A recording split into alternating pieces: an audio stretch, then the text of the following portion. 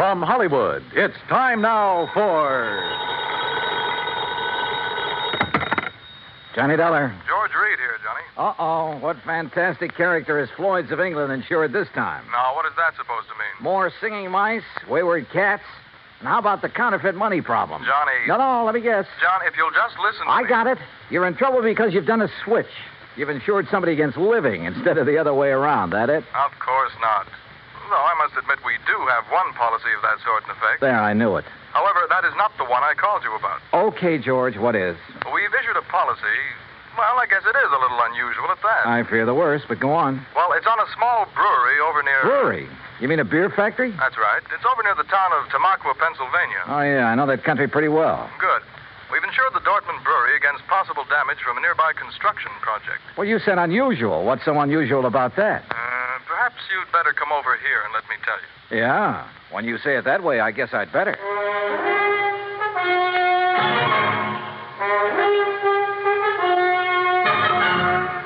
Bob Bailey in the exciting adventures of the man with the action-packed expense account. America's fabulous freelance insurance investigator. Yours truly, Johnny Dollar.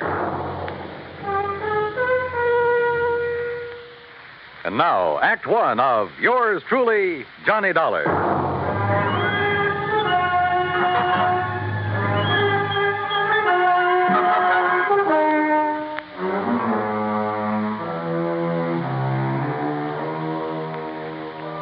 Expense account submitted by Special Investigator Johnny Dollar to Floyd's of England, North American Office, Hartford, Connecticut. Following is an account of expenses incurred during my investigation of the J.P.D. matter.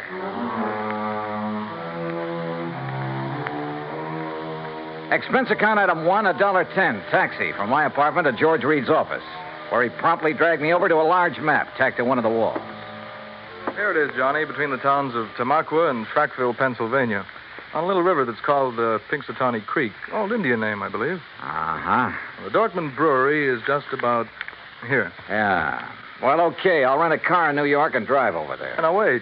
By making a couple of train changes, you can get most of the way over there by rail. Anything to save the company a buck, is that it? Why not? When that freewheeling expense account of yours gets into operation. Okay. What's the face value of the policy? Coverage for the whole plant, $820,000. Wow-wee. So I'll rent a car in New York. All right. Now, as I told you, we've insured the Dortmund Brewery against possible damage from the building of a plant right next to it. What kind of a plant? Competition. Another brewery. Oh, I see. Possible malicious damage. Is that what they're thinking of? That's what J.P. seems to be worried about. J.P.? J.P. Dortmund. Owner, manager, president, brewmeister, and anything else you can think of. Has anything happened yet? No, but I want you to go there and be sure that nothing does. Is this J.P. my contact? Yes. Okay, George, I'm on my way.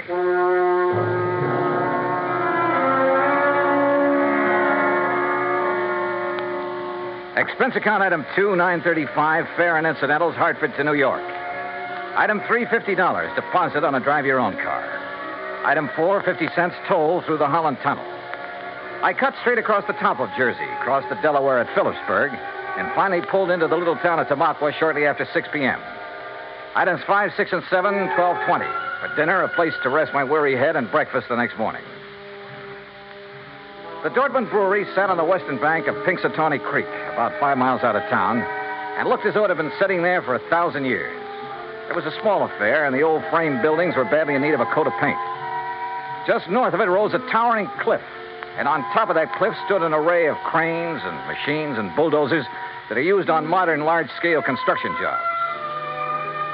I parked my car at the entrance of the office building and was greeted at the door by a large, raw-boned woman of about 50 with straggly yellow hair and wearing a faded blue cotton dress that looked as though it hadn't been ironed in years. Something I can do for you? Oh, why, I'm looking for Mr. J.P. Dortmund. Mister. That's a laugh. Is it? Why? Because I'm J.P. What? That's right. Anything wrong with it? Well, Hey, wait a minute. You another of those lawyers from that job up on the cliff come to fancy talk me about not having to worry in the world about what they're doing to me up there? No, and how I'd better mind my own business. What do you mean, no? My name is Dollar, Johnny Dollar. I'm here on behalf of Floyd's of England. The insurance company? Well, now, that's different. You come on into my private office, Johnny. Her private office was furnished with a battered walnut desk, some ancient filing cabinets, and a couple of straight wooden chairs. Nothing else. Hardly the kind of an office you'd expect for the president of a company worth $820,000. There's nothing fancy about it, Johnny, because there's nothing fancy about any part of my brewery. But that isn't what counts. We've been here ever since my great-great-grandfather built it up. And all we've cared about is making the finest beer in the country. Gretchen? And we do make it, too. Gretchen, can't you hear me out? Yes, J.P.D. Gretchen, I want you to bring Mr. Dollar a pitcher full and a glass. Yes, ma'am. Well, look, I'm afraid I'm not much of a beer You man. will be when you've tasted this. It's the creek that does it, you know, Pinxatawney Creek.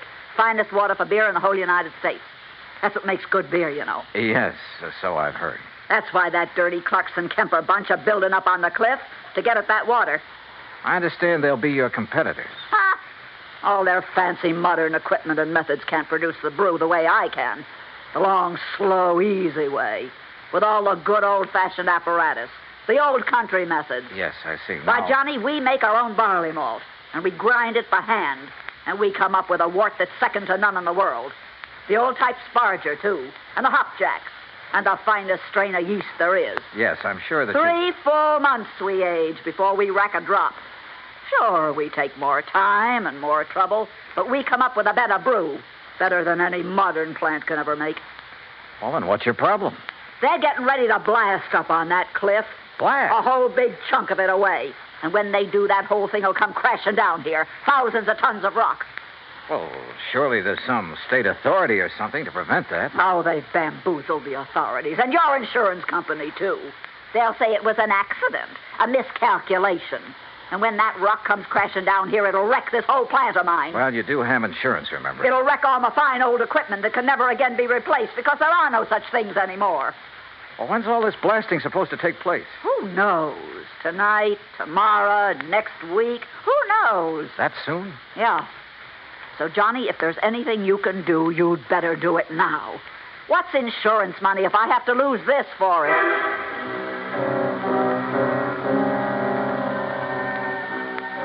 Who knows?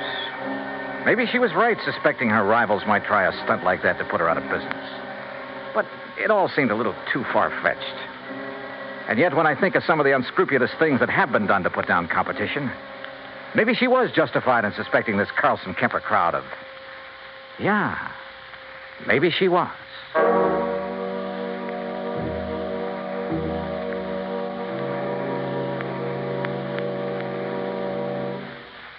Act 2 of yours truly, Johnny Dollar, in a moment.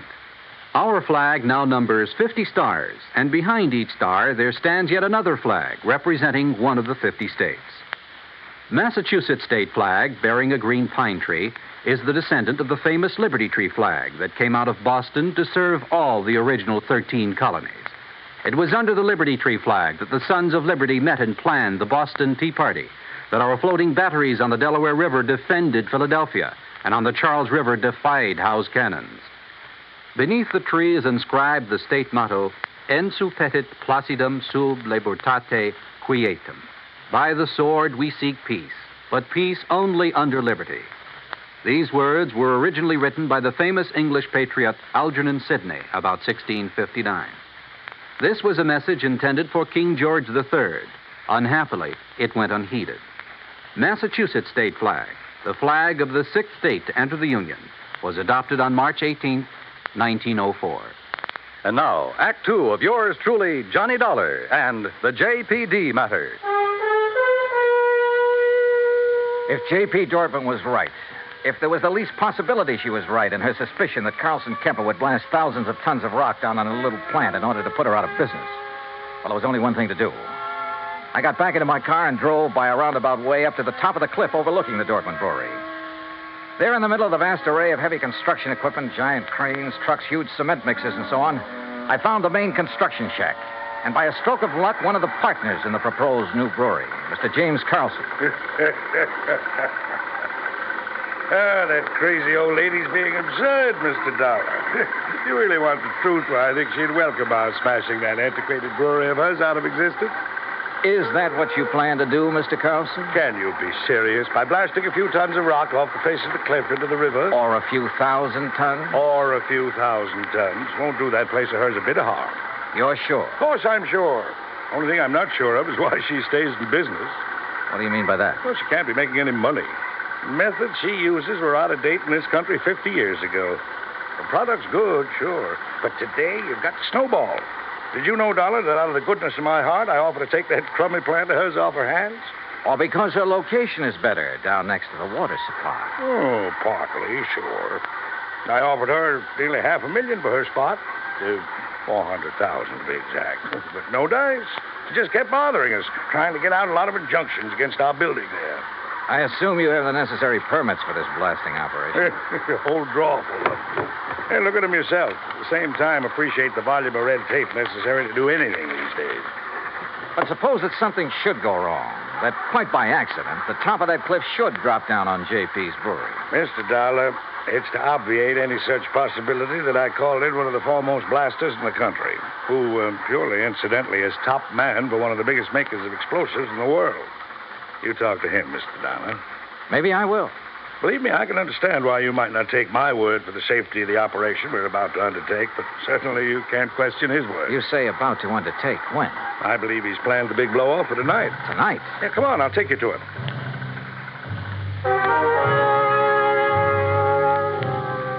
We found this expert, Mr. Sidney Crutchfield, in a small, tidy shack set out near the edge of the cliff, working over a series of complicated diagrams with a busy slide rule in his hand. And I must confess, he turned out to be one of the most interesting men I've ever met. Tall, slim, and gray-haired, he had a quiet, easy, yet confident manner that completely belied his hazardous occupation. This was the man who had done the dynamiting for some of the biggest jobs in this country, had moved mountains and rivers in the construction of huge dams, had blasted the way for some of our vast highway networks. As you can see by the dates on these sheets, I finished planning this blast over 2 weeks ago. But I find that constant checking and rechecking never does any harm. Mr. Carlson tells me you plan to set off this blast tonight. Yes. Actually, I shall push the plunger at exactly 2 o'clock tomorrow morning. If Mr. Carlson is ready. Don't you worry about it, Mr. Crutchfield. We're moving the equipment and the shack's away right now. Excellent. And at the time of the blast, no one is to be here but me. That's what your contract says. And that's the way it must be. For safety, Mr. Crutchfield? Well, call it a fetish of mine. Uh-huh. And there'll be no damage to the brewery plant down below? I'll stake my reputation on it. Come, Mr. Dollar. If you like, I'll show you how I've made the sets for this blast. We spent the rest of the day inspecting every tunnel, shaft, and drill hole into which the explosives had been packed and fused. And the artistry of this man was evident from the word go.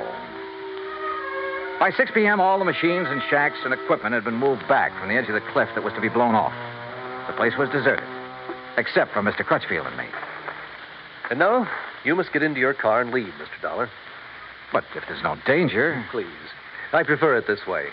Surely you're not still concerned about the blast? To be honest about it, no. Not one bit. And I wasn't, at the moment. Yeah, this amazing man simply couldn't do anything wrong. I would have staked my life on it. But by the time I'd driven the long, curving road to the Dortmund Brewery below, had found the place not only deserted, but completely shut down, a funny little hunch began to grow in the back of my head. Even the office building was dark as far as I could see. With the help of a business card, I slipped the lock on the front door. And then I saw the thin streak of light under the door of J.P.'s private office. I thought I heard something in there.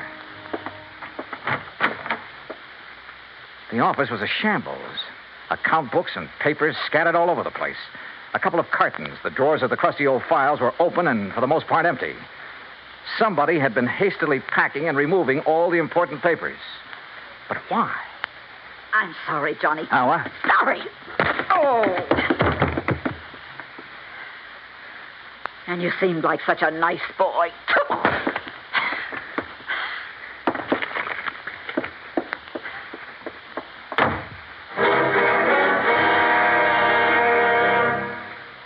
Act 3 of yours truly, Johnny Dollar, in a moment.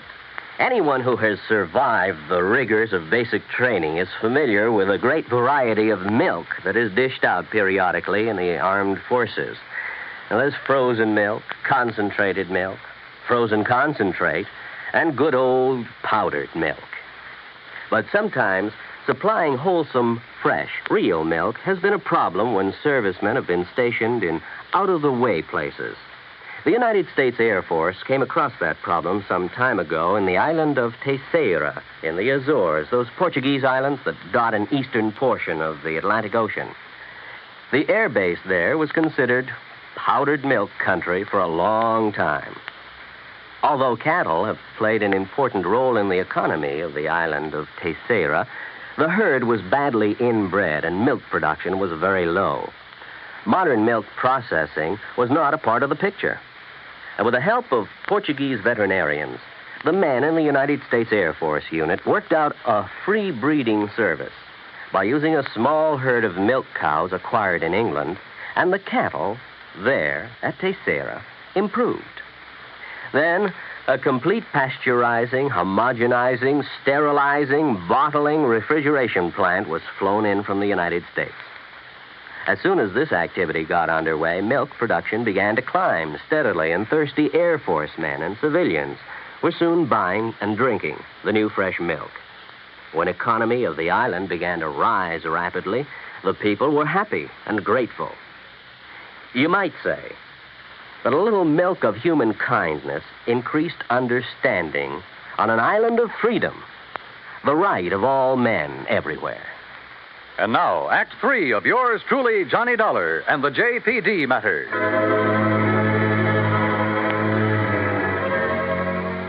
When I came to in the office of the Dortmund Brewery, my head felt as though it had been split wide open. The sash weight that had been used on it lay beside me. But why had J.P. struck me down from behind the door where she'd been waiting for me? And why, before that, had she been hastily packing a lot of business papers, bills, and so on to take away? A couple of them still lay under me where I'd fallen. It was several minutes before I found strength enough to roll over and try to push myself to my feet. As I did so, I saw two things. One was a bill she'd overlooked in her haste to get away. A bill from Frank Line Powder Company addressed to her personally. A bill for 21 cases of dynamite and some other explosives. The other was my watch. I'd been out for hours, too many hours. For according to my watch, it was 1:52 a.m., exactly 8 minutes before the tremendous dynamite blast on the cliff above was to be set off. And suddenly I knew where, somehow, by her plan, those thousands of tons of rock would land, and not harmlessly in the river below. And I knew why J.P. had left me here, so I'd be crushed by them.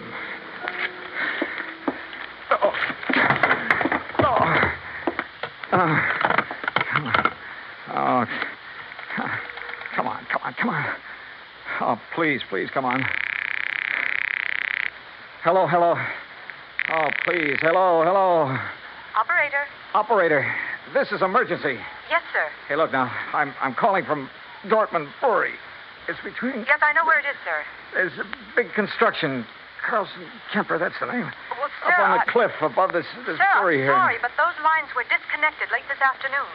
What? But look, surely there's some way to... Operator. I'm sorry, sir, but there's no way to ring them. Oh, no. Oh, I've got to get out. I just got to get out of here. Somehow I got to get out there and get the thing. Oh, no. Please. I got to get in. I got to get in.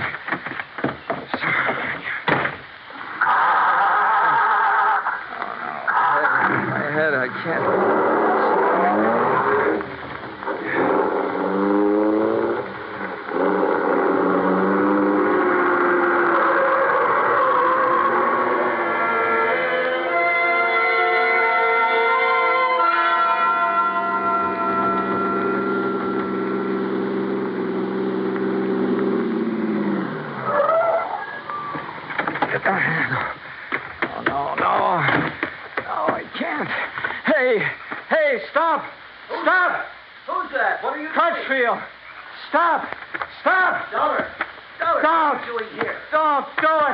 I told you. Don't push that plunger. I'm sorry, Don't set off that blast. That's no. exactly what I'm going to do right now. No, you're not. No. I'm sorry, Mr. Dollar. You have no right to interfere. You now stand back. Hear what I said. Dollar, put down that gun. You touch that plunger, and so help me, I'll pull this trigger. Now, wait a minute.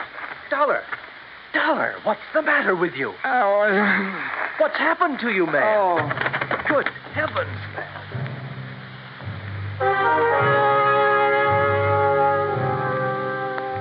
I guess it was just luck that I was still hanging on to that bill for the dynamite that I'd found. I guess it was luck that made Crutchfield grab it when he tried to keep me from falling. Made him look at it carefully by the light of his flashlight. But it was his good sense that kept him from going ahead and setting off that charge. When daylight came, he found the spot on the face of the cliff where J.P. had another charge planted. It was set to go off by concussion from the blast that Crutchfield had set. It would have diverted the rock from Crutchfield's blast to smack dab on top of her little beer factory. Nobody would ever have known who'd really done it. And J.P. would have collected $820,000 insurance for it. Incidentally, when the police caught up with her, which wasn't hard, they also found the book she'd taken from her office. Yeah, J.P. Dortmund was broke. Stony. Expense account total, including a handful of doctor bills for my aching head and all the incidentals I could think of, $204.80. Yours truly, Johnny Dollar.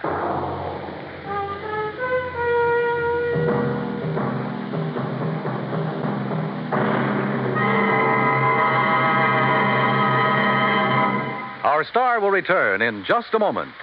Our flag now numbers 50 stars, and behind each star there stands yet another flag representing one of the 50 states. The origin of Hawaii's state flag has been the subject of much debate. It is now believed that it was the work of foreign advisors to King Kamehameha. Legend also has it that it was designed at the request of King Kamehameha by George Beckley, an English sea captain. The flag consists of 8 horizontal and alternating stripes of white, red, and blue, representing the 8 major islands in the chain. Also represented is the British Union Jack, a reminder of Captain Vancouver, who on his voyage around the world in 1794 gave King Kamehameha a British flag and the promise of British protection. The Union Jack is also a reminder of Captain James Cook, who discovered the Hawaiian Islands in 1778. Hawaii's state flag, the flag of the 50th state to enter the Union, was adopted in 1845. Now, here is our star to tell you about next week's story. Next week, the ideal vacation matter. But believe me, it turns out to be neither ideal nor a vacation. Join us, won't you? Yours truly, Johnny Dollar. Yours truly, Johnny Dollar, starring Bob Bailey, originates in Hollywood. It is produced and directed by Jack Johnstone, who also wrote tonight's story. Heard in our cast were Eleanor Audley, Gene Bates, G. Stanley Jones, Alan Reed, and Austin Green. Be sure to join us next week, same time and station, for another exciting story of yours truly, Johnny Dollar. This is Dan Cumberly speaking.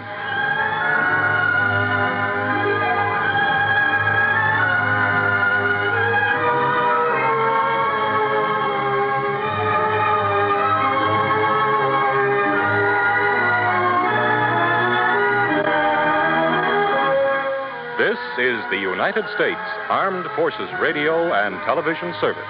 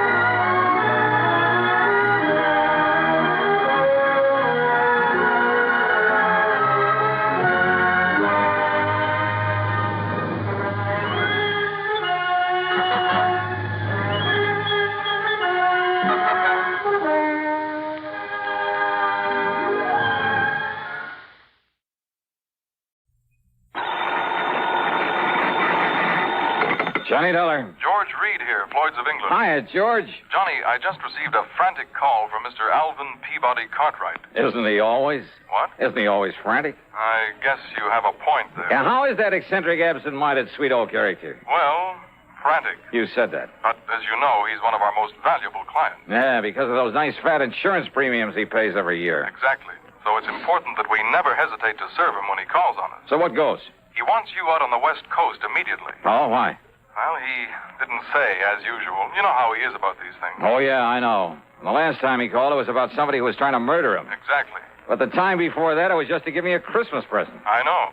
Okay, George. His place in Beverly Hills? No, he's up in Santa Barbara at the home of a Mr. Rockland Rockwell. Rockwell. Also a client of ours, also extremely wealthy. Well, good. Maybe I can drag down a nice big fee on this one. Also, Johnny. Yeah? If this thing involves Mr. Rockwell rather than Cartwright, well, believe me, it may be plenty serious. Oh? Okay, George. I'll be in touch.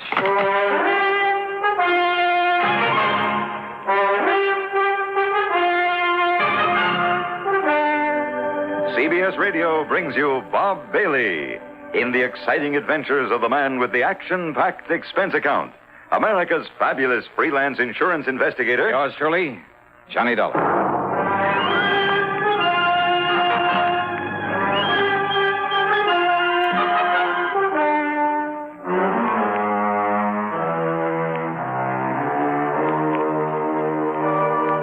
Expense account submitted by Special Investigator Johnny Dollar.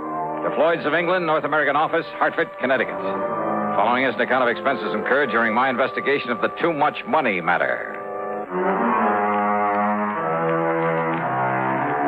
Expense account item 1, $171.40 for a plane that got me to Los Angeles early the next morning. Item 2, $50 deposit on a rental car. And the drive up the coast to Santa Barbara took me a little under 2 hours. A gas station attendant who gave me directions to the Rockwell place seemed quite impressed that I was going there. I found out why about 20 minutes later after driving up to the top of a high, densely wooded hill. Yeah, there must have been 10 acres, all of it beautifully landscaped. Broad, sweeping lawns. And on the wide, winding road up to the main house, I must have passed at least a dozen gardeners and nurserymen, tending not only the vast lawns, but the well-ordered shrubbery and the magnificent trees, the myriad flower beds. As for the house itself, well, to call it a castle would almost be an understatement. All of it, built of native stone, with towers, turrets, and parapets. And purely incidentally, there must have been 7 or 8 expensive cars parked in the driveway. Yeah, I felt almost timid about raising the heavy iron knocker. Yeah, real impressive. But Johnny! I knew you wouldn't let me down. Yeah, hi, Mr. Cartwright. You're a good boy, Johnny. Only, I expected nothing less than 3 or 4 uniformed butlers to let me into a joint like this. Isn't it a lovely little place? You call this little? Well, if Rocky Rockwell ever gives in to me and sells me this house, yeah, or if anything happens to him... Oh, you think something may? Oh, now that's a silly question. Why else do you think I'd send all the way to Hartford for you? Oh, this is a terrible situation, Johnny. It's well, you terrible. Better tell me all about it, then. Well, then don't just stand here at the door letting in the flies. Oh. Come on inside and I will. Yeah, sure. Johnny, I've thought that I've had reason to think that maybe my life might have been in danger now and then. Oh, I know. But always, thanks to you, that danger's been removed. But in the case of Rocky here, oh, and he's an old friend... Well, Johnny, I honestly don't know what you can do about this whole terrible thing. But you will, won't you? I mean, you'll do everything you can. Well, where is Mr. Rockwell? Brave, brave man that he is. Rocky is going right ahead with his parties, his entertaining, just as though nothing was wrong. Entertaining of whom, Mr. Cartwright? Of anybody, everything. Huh? Now, don't you understand, Johnny? That's all he does. Oh. He gives hunts and balls and parties and entertains people. Well, what would you do if you had all his money in this beautiful place and all the time in the world to do it? Well, I don't know. Well, of course you would. So, right now, Rocky and his guests are out riding on a fox hunt. You know, yoinks and tally-ho and suey and all the rest of it. You know. Oh, yeah? Yeah, just as though everything was all right. But it isn't. Oh, no, it certainly isn't. And if this thing, this terrible, this tragic... This what, Mr. Cartwright? What? Well, you still haven't told me just what you're so worried about. What's the matter with you, boy? I'm worried about my friend, Rocky Rockwell. But why? Huh? Oh. Well? Yes. Well, of course. Well, because he's going to be murdered. You're sure of that? Yes, Johnny. Murdered.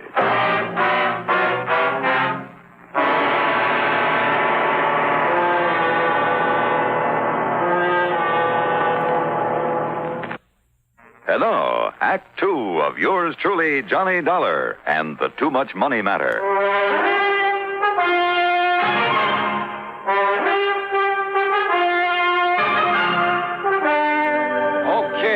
Okay, now, Mr. Cartwright, you'd better tell me exactly what reason you have for thinking Mr. Rockwell may be murdered. Maybe he will be it. Unless you can do something about it. Why?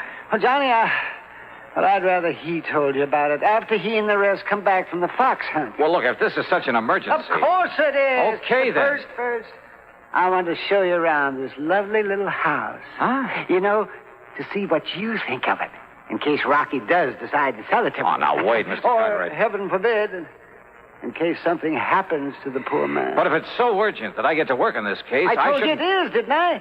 Now come along, and I'll show you the house. Mr. Cartwright. Not another word, Johnny. Come along. Well, I suppose a description of the Rockwell mansion seems out of place in a report of this kind. But it's just too fabulous to pass up with only a word. The reception hall where we started was floored with polished marble. There was heavy oak furniture and huge gilded mirrors, a wrought iron chandelier.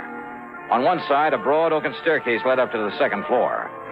The living room, the main salon, well, it must have been 80 feet long with a 15 or 16-foot ceiling, full-length French windows, and a tremendous granite fireplace with a slab of finished oak for a mantelpiece.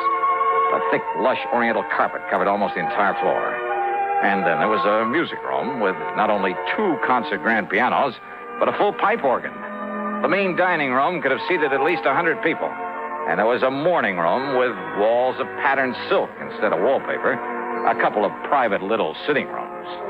The library must have held literally thousands of leather-bound books on mahogany shelves that reached from floor to ceiling. The den, in addition to a study, was paneled in richly green walnut. So was the billiard room in the huge basement. As for the bedrooms, I mean the 5- and 6-room suites on the second floor. Well, why go on? We ended up back in the den. Or maybe it was only one of the dens. Well, do you like it, Johnny? Wow. Well, now, what does that mean? After all, I may be able to buy it for only $2 or $3 million. Unless, as I said, Johnny. But why, Mr. Cartwright? Why do you think he's in danger? How should I know why? And why should I be bothered with trifles like that when they... Oh, look. Huh? Look. I see. Here they come. They're riding gaily over hill and dale. They're returning from the hunt. Oh, Mr. Rockwell's with them? Of course he is. So, Johnny, you stay right here. Well, now, look. And I'll go out and fetch him to come in and tell you everything. Well, Mr. Cartwright...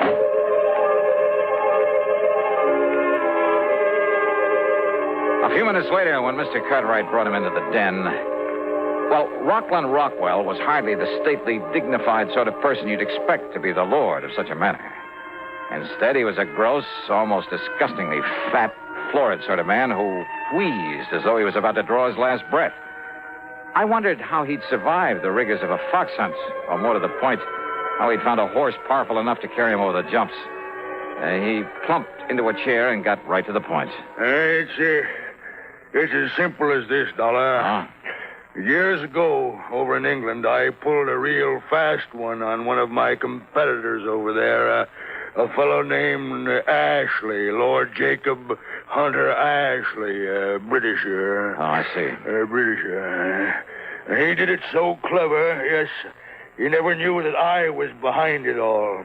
He thought that I was still his friend, especially when I gave him a couple of thousand of those British pounds to keep him and his wife and kid from starving. I put him out of business, ruined him.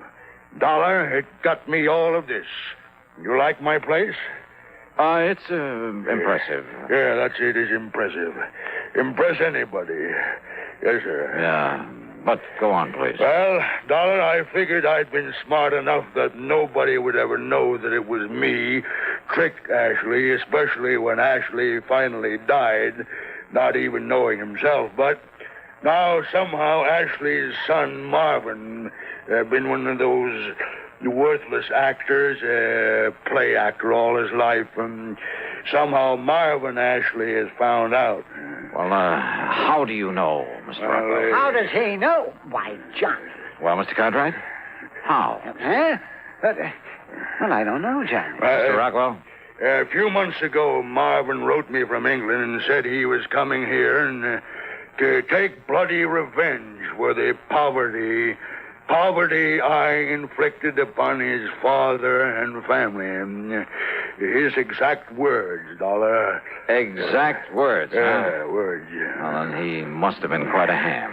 Yes, and then a few days ago, a telephone call, that silly British accent, just like his father. Young Ashley. Yes, Marvin Ashley, to say that he was here in the States. I see. And I told him that I'm a changed man, Dollar. Well, I hope so, Rocky. Yes, I told him that I'd make it up to him and give him anything he wants. Told him it's been on my conscience, and it has, Dollar. Yeah, I'm sure it has. But he told me that he's coming here, that he's going to kill me. Rocky, for what you did, I don't blame him. I know. Yes, well, if I'd have known such a thing about you... I know. But I'm sorry now. I'm sorry. Why? Because you're scared? I say I'm sorry. Isn't that enough? All right. Don't you see, Dollar? Unless you can somehow find him, he'll murder me. Murder me.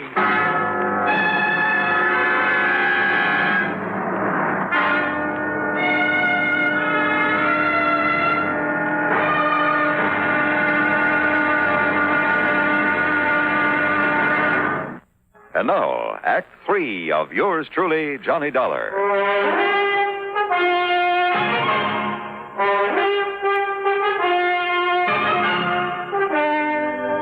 Rocky Rockwell, if I'd known this about you, and I thought you'd earned all your money honestly. Who are you to talk, Alvin?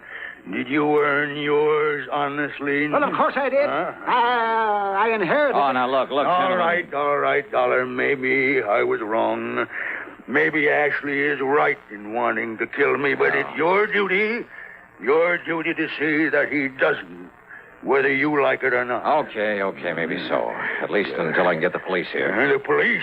And expose me for what I am? I mean for what I once was? Maybe you were right the first time. Attaboy, Johnny. I'm with you. Why, Rocky... You shut up, Alvin. Now, listen, Dollar. Marvin Ashley could even be one of the people here in my home right now.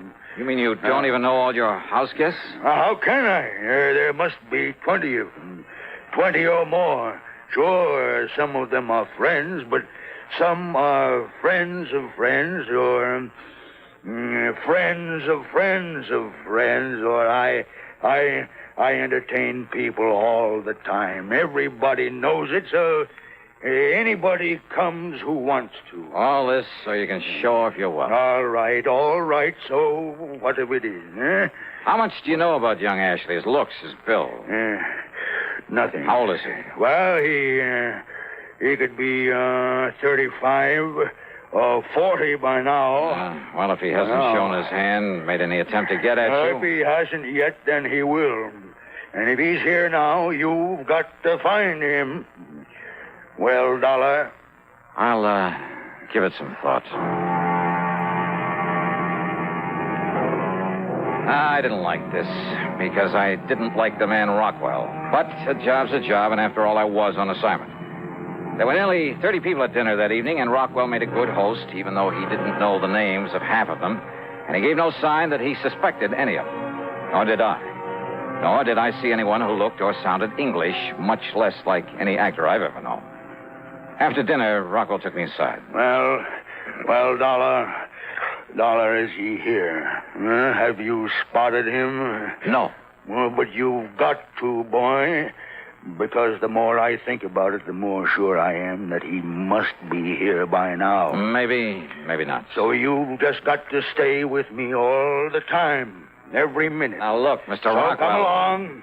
Gibson, Stratton, Edwards, and Peterson want to play some pool down in the billiard room. Gibson, Stratton? Yeah, you met them at dinner, so we'll play some pool and get better acquainted with them. Well, look, I'm afraid I'm a little rusty. Come along, Dollar, because don't forget, if Ashley is here under some other name, he's going to stay close to me, too. So I went along with him to the billiard room where the four he'd mentioned were waiting to play. After being reintroduced to them, I was satisfied none of them was an English actor by the name of Marvin Ashley. Needless to say, none of them called himself by that name. Yeah, good shot there, huh?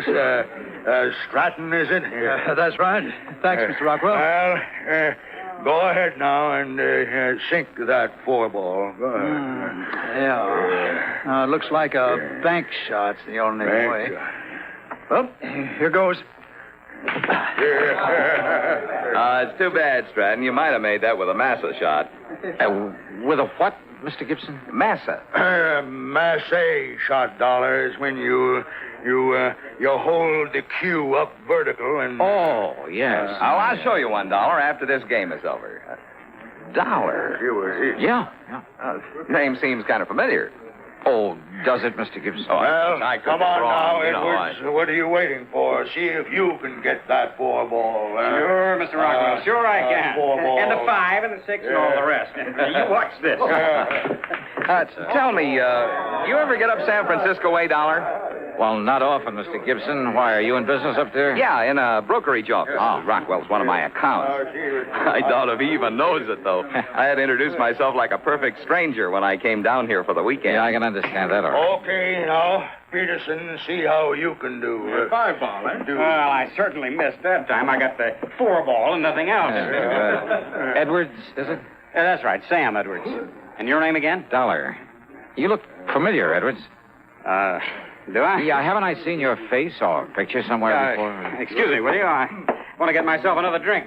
Yeah, sure. That was funny. Oh, but as I was about to say, Dollar, when you come up to San Francisco again, look me up. I'll show you the town, give you the grand tour. Fine, good. Drive you down the coast to Cliff House, perhaps, for lunch.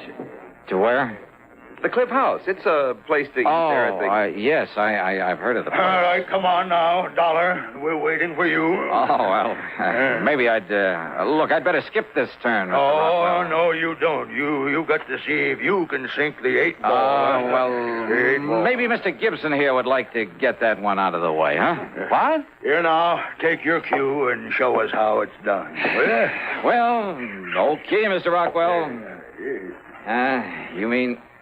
like this? Well, now that's just fine, Dollar. You ripped the cover, and that's the end of this game. Yeah, the game is over. It sure is. And I guess I could be corny and say the play is over, too. The play, Dollar? For Mr. Gibson here. Only that isn't his name. What was that, Dollar? Well, a couple of minutes ago, you talked about making a massa shot. Well, only a Britisher calls it that. We call it masse. Dollar. Well, I'm afraid I don't understand. But I suppose even an actor might make that slip. Actor? Yeah, your real slip, though, Ashley, was in naming that restaurant up the coast. Ashley? Are you addressing me said as... Cliff House, didn't you? Are you talking about Cliff House, this side of Frisco? Oh, now, look, yeah, that's here. right, Mr. Edwards. Cliff House. But you said Cliff House, didn't you, Ashley? The way only an Englishman would. Did you say Ashley again? That's right. Marvin Ashley, the actor who came here to murder Mr. Rockwell. Gibson, broker from San Francisco, huh? Well, not a bad act, Marvin, but I'm afraid your acting days are over. Well, I'm sorry, old boy. But that's where you are quite wrong. Wait a minute. That's a gun. Because I assure you that I am not finished until I kill this despicable... He has a gun! And I have a pool cue.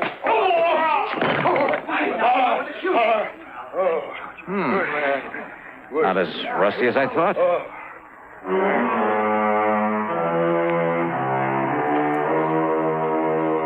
You know something? Dear old Alvin P. Cartwright furnished the high-powered legal talent that got Ashley off with nothing more than deportation. And needless to say, Cartwright is really through with Rockwell, as who wouldn't be. Expense account total? Forget it. Alvin P. handed me a check big enough for 3 expense accounts. Yours truly, Johnny Dollar.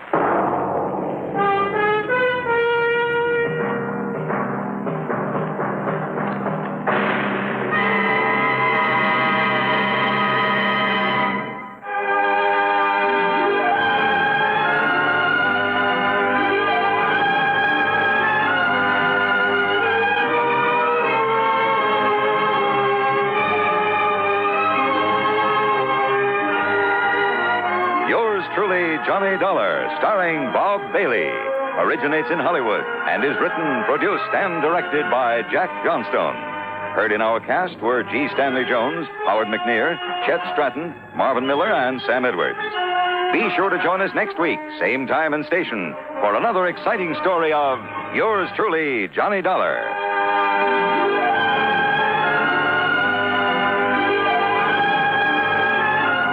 This is Hugh Douglas speaking. Johnny Dollar has come to you through the worldwide facilities of the United States Armed Forces Radio and Television Service.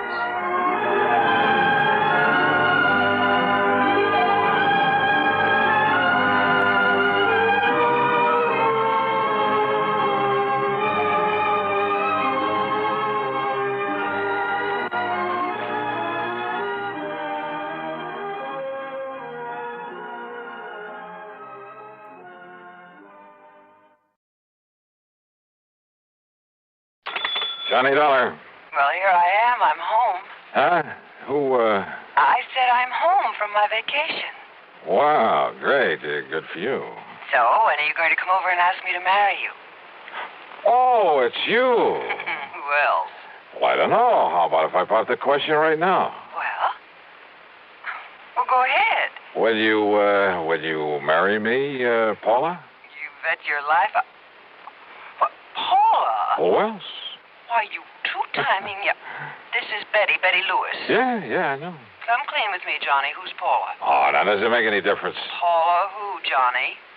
Johnny? Oh, Smith, Jones, Brown, you pick one. You rascal, I could... You were kidding me, weren't you? Weren't you kidding me? Yeah, sure, I guess so. Oh, sure, honey. With this crazy business of mine getting slugged and shot at all the time, why, you know as well as I do, it wouldn't be conducive to a happy married life.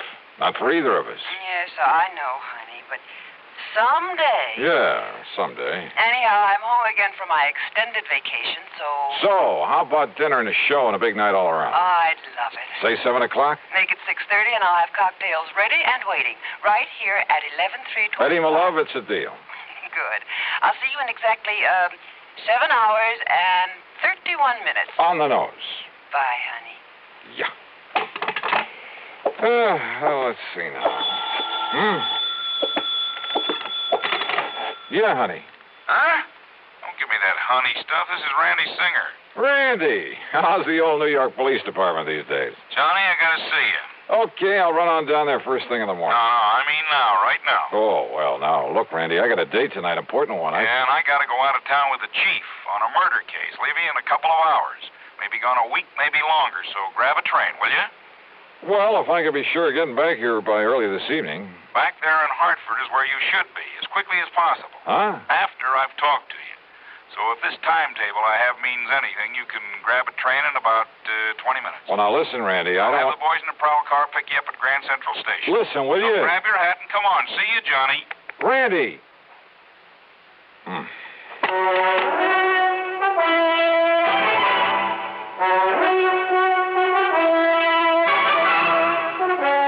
CBS Radio brings you Bob Bailey in the exciting adventures of the man with the action-packed expense account, America's fabulous freelance insurance investigator. Yours truly, Johnny Dollar.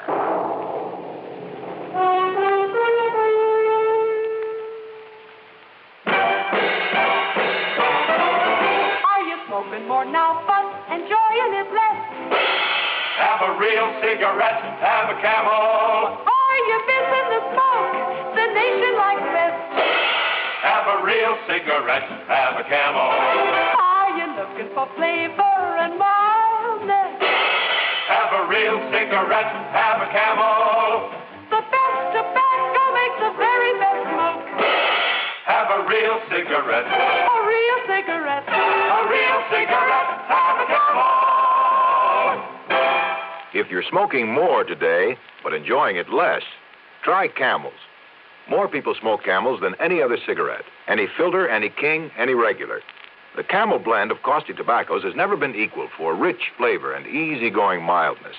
The best tobacco makes the best smoke. Have a real cigarette. A real cigarette. A real cigarette, have a Camel. And now, Act One of yours truly, Johnny Dollar.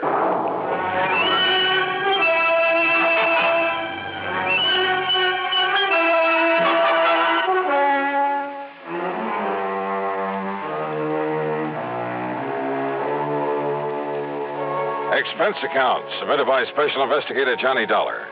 To the Universal Adjustment Bureau, Hartford, Connecticut. Attention, Mr. Pat McCracken. Following is an account of expenses incurred during my investigation of the double identity matter. Pat, you haven't assigned me to this case, but it does concern some of the insurance companies that Universal Adjustment Bureau services. And if there's any question about reimbursing me for whatever charges I may run up, well, read on. Expense account item 1, $495, taxi to the station and a train down to New York. As promised, Lieutenant Randy Singer had a prowl car waiting for me at Grand Central, and a few minutes later I barged into his office in the Homicide Division of the 18th Precinct. Okay, Conroy, okay. Just go tell the chief I'll be ready to leave by the time he is. Now, go ahead. Yes, sir, Lieutenant. Sit down, Johnny. Glad you can make it. All right. Tell me one thing, Randy. Is this an insurance matter? It sure is, or rather, they are. They? Maybe you weren't called in on them, but, brother, you should have been. Here, look here. Fall 1956. John R.V. Brownfield. Lived in a small apartment over on the east side, but the old boy had a lot of money. So what happened? Somebody knock him off? His death was pronounced a suicide, overdose of sleeping pills. Yeah, happens all the time. Does it? The insurance company that paid off was Eastern Casualty and Trust. Oh? How much? $41,000. Beneficiary? His wife. He'd only been married to her a couple of months. And after she collected, well, she just sort of dropped out of sight. Ask me, a lot of those companies of yours pay off too fast. Now, what do you mean by that? Listen, September 1957. Franklin P. Ogborn died the same way. Insurance paid to his widow was $30,000. Tri-Mutual Insurance Company. Well, now, Randy, the mere fact that he also died from an overdose... Listen, will you? August 1958. Peter William Gerhardt. Same thing. His widow collected $50,000. Are you trying to say you don't think they were suicides, Randy? I'd bet my bottom dollar on it. Why? Now, here's the last one, middle of last month. William Earl Chadwick. $25,000 to the widow. I said, why? Johnny, in every case, the marriage was only a few weeks old. A good-looking young girl and a wealthy old man. Also, circumstances of death were exactly the same. Exactly. You investigate them all yourself? No, they all occurred in different precincts. So until I started digging through these files, until I realized that all these men had been married, and for only a short time, mind you, had all been married to the same girl. What? Yes, sir. You're sure of that? She used a different name every time, and we have no pictures of her, but, Johnny, according to the description by all the people who'd seen her, well, Johnny, it's one and the same gal. Okay, Randy, as long as there was insurance paid by some of the companies I work for. Right. Now, so far, I've been running this down alone on my own hook until I could really spot her. So what happens when I finally do locate this dame? I'll bite. What happens? She turns up outside my bailiwick. Also, I suddenly got to go out of town for a week, maybe longer. But you, being right there. Yeah, right where? Hartford. That's where I've traced her to. Oh? Do you know her name? Sure do. So I'm handing it over to you, Johnny. You've done me a lot of favors over the years, so... Well, maybe you can collect yourself a nice commission. Oh, what is her name, Randy? She lives at 11325 East Maple Drive. 11325. That's right, and she goes by the name of Lewis. What? Yep, Betty Lewis. What's the matter, Johnny?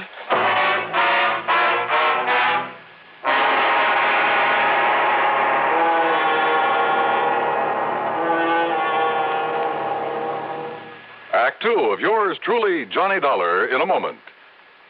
Are you looking for a career with a lot of bright job opportunities and a chance to be someone? Then by all means, look into professional nursing. Young women between 18 and 35 who are high school graduates in good physical condition can qualify for nurses' training. There are many fascinating outlets for nurses' talents. They can work in hospitals, private homes, doctors' offices, in research, industry, or the armed forces. There's a great need for women to teach nursing, too. Women under 50 are also needed as practical nurses. Practical nurses require less training than professional nurses. They assist in hospitals and perform countless valuable services in private practice. This message is also addressed to men because there's an increasing number of men going into both professional and practical nursing. So, find out if you can qualify for a nurse's career. Inquire at your nearest hospital or inquire at your nearest school of nursing. And now, Act Two of yours truly, Johnny Dollar and the Double Identity Matter.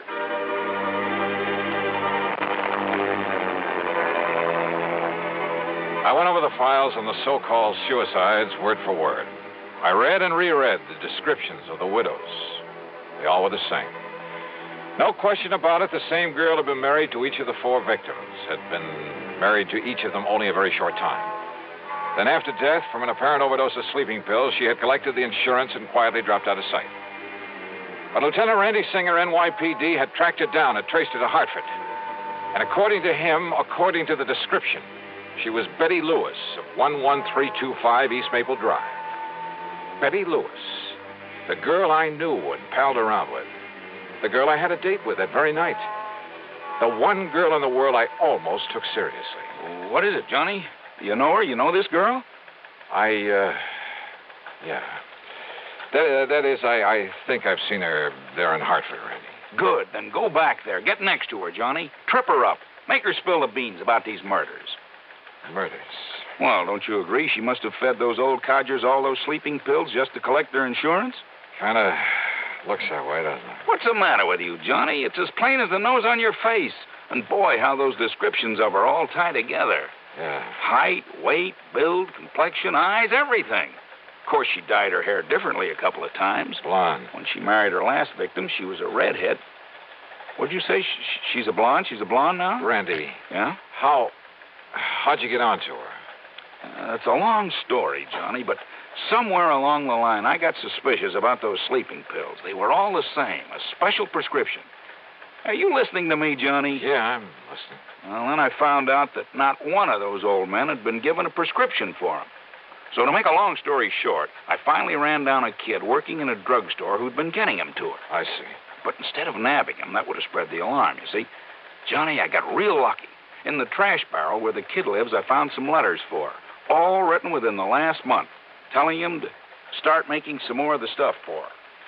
In other words, Johnny, as soon as she can trick some other guy into wedding bells, somebody up there in Hartford.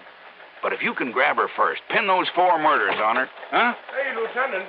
Yeah, Conroy, what do you want? That newspaper reporter that was here to see you. Ah, what newspaper reporter? I told him you was tied up with Johnny Dollar on that suicide run. You what? Well, I seen them files there on your desk. Conroy, you dope, when the chief and I get back from this trip, That's another thing, Lieutenant. Huh? The chief said if you don't want to start pounding a beat again, well, you see, he's been waiting out front for you for about 5 minutes. Conroy, you crazy? Why didn't you say so? Tell him I'm coming. I'm coming right away. Yes, sir, I'll tell you. Johnny, will you take it from here? Down. Sure, Randy. Attaboy. It's truly Johnny Dollar in a moment. Meet star Stuart Irwin. Nothing's worse for an actor than a nasty cold. To feel better quickly, I take wonderful 4-way cold tablets. A fast way to relieve cold distress. Right. Tests of all the leading cold tablets proved 4-way fastest acting. 4-way starts in minutes to relieve muscular pains, headache, reduce fever, calm upset stomach, also overcomes irregularity. Take my advice. For your next cold, take 4-way cold tablets. The fast way to relieve those cold miseries. 4-way, only 29 cents. And now here's a word about another fine product of Grove Laboratories. To get rid of embarrassing dandruff in 3 minutes, change to Fitch Dandruff Remover Shampoo. 3 minutes with Fitch regularly is guaranteed to keep unsightly dandruff away forever. Apply Fitch before wetting hair, rub in 1 minute. Add water, lather 1 minute. Then rinse 1 minute. Every trace of dandruff goes down the drain. 3 minutes with Fitch and embarrassing dandruff's gone. At the same time, Fitch can brighten hair up to 35%. Get Fitch Dandruff Remover Shampoo today. And now, Act 3 of yours truly, Johnny Dollar. Hi, Johnny. Betty, what are you... what are you doing here? Hey, don't I even get a kiss after being away for a solid month? Betty, tell me. And don't you think I'm the one who's entitled to ask the questions? After all, honey, you stood me up. Or did you completely forget about our date for this evening? Listen, will you? Much as I hate to admit it, I guess maybe you were right, darling. Yeah? About what? No decent kind of a married life, that sort of thing. You were out on some case, I suppose. Yeah. But you know something? I'm just not going to give up on you, Johnny Dollar. One of these days... Yeah, Betty. Now, listen.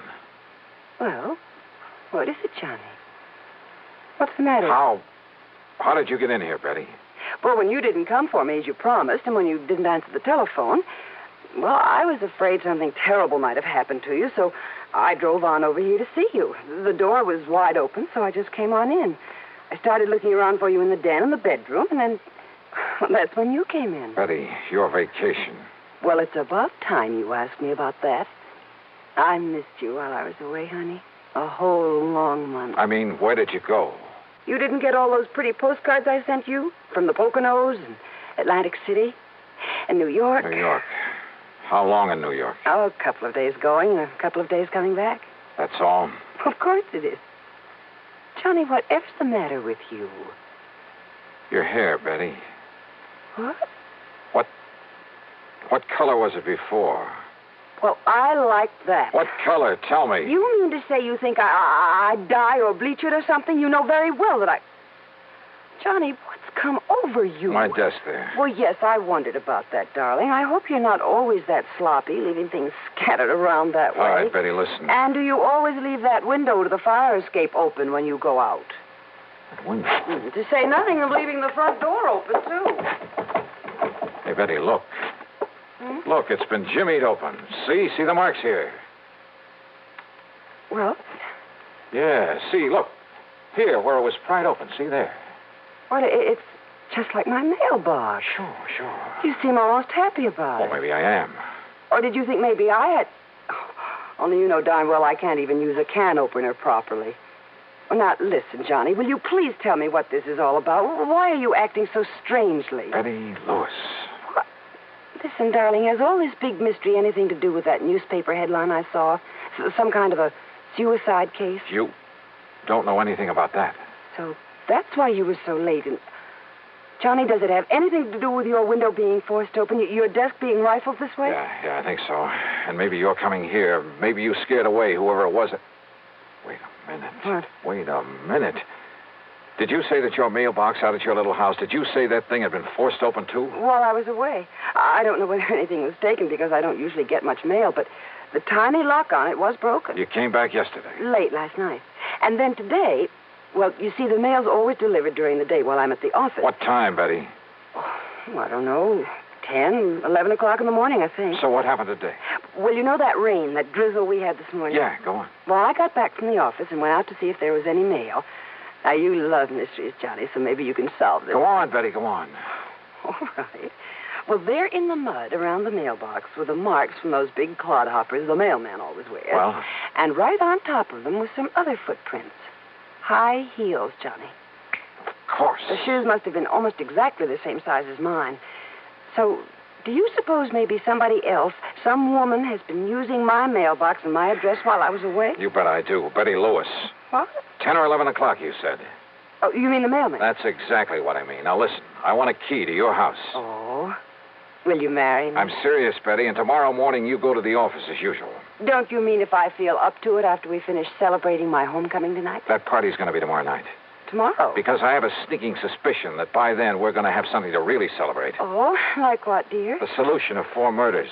Oh, Johnny. Shortly after Betty left for the office the next morning, I established myself in a little house on East Maple Drive. I parked myself behind the filmy curtains at one of the front windows. Then I waited. At 10:31, the mailman walked up. In addition to a couple of letters, he left a small package in the mailbox. It didn't take much to guess what was in it. I waited some more. An hour. An hour and a half. Did whoever that package was intended for, and I was sure it wasn't Betty, did they know the mailbox was being watched? After all, they knew from the newspapers that I was on the case. But unless they appeared to collect this package, I had no case. Then it suddenly occurred to me the important thing was to be sure of having that package myself as evidence.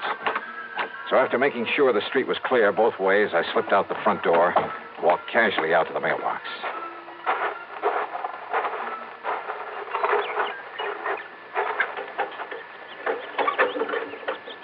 Aha.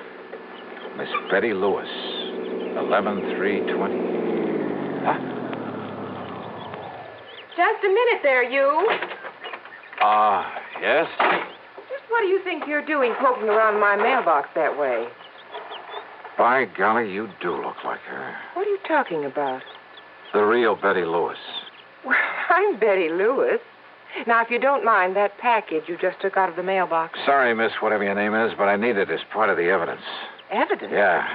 That'll pin the murders of 4 husbands on you. Johnny Dollar. That's right.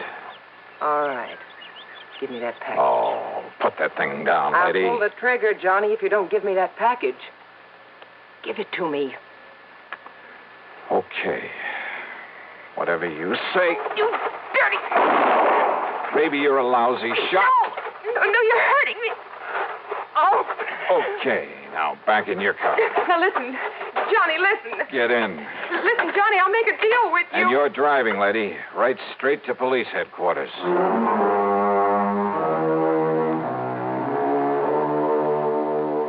Sure, there's a lot more to be done, only by the police, both in Hartford and down in New York. But there's not much doubt about the outcome, especially since the kid who supplied the drugs broke down and said plenty. The insurance companies, well, the money she had left can be prorated among them, and that'll be that. My problem, of course, will be explaining things to Betty. But you know something? That may have its pleasant aspects, too. So expense account total, well, call it $20, provided there's also a fee on this one. Yours truly, Johnny Dollar.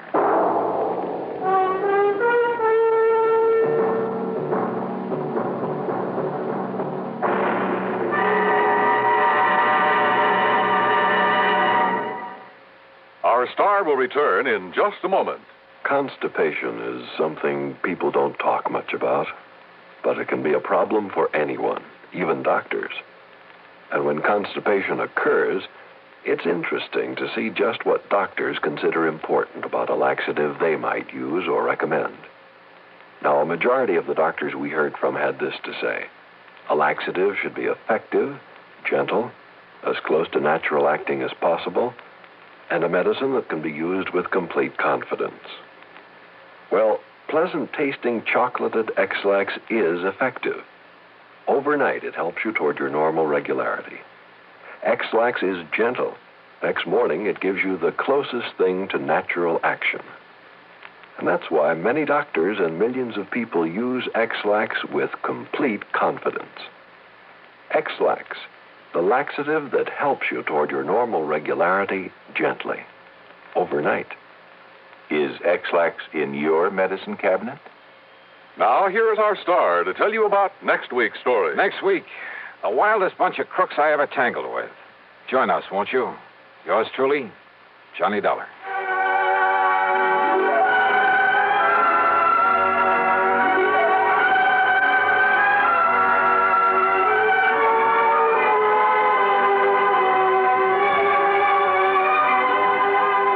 Yours truly, Johnny Dollar, starring Bob Bailey, originates in Hollywood and is written, produced, and directed by Jack Johnstone. Heard in our cast were Joan Banks, Lillian Baeff, Herb Vigran, and G. Stanley Jones. Be sure to join us next week, same time and station, for another exciting story of yours truly, Johnny Dollar. This is Dan Cumberly speaking.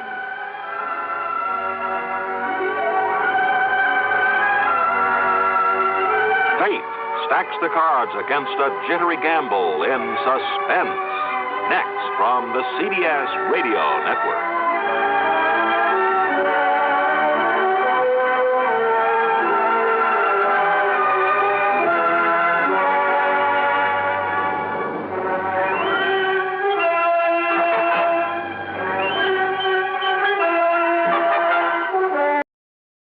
From Hollywood, it's time now for...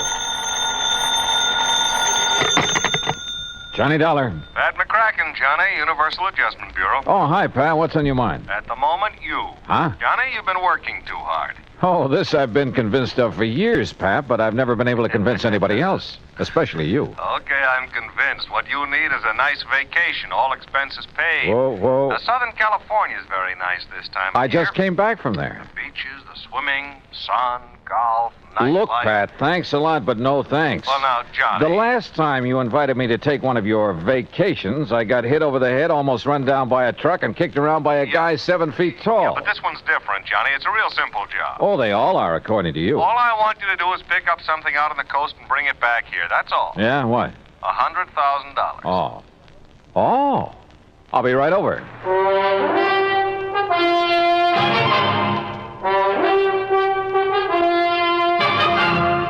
Bob Bailey in the exciting adventures of the man with the action-packed expense account, America's fabulous freelance insurance investigator. Yours truly, Johnny Dollar.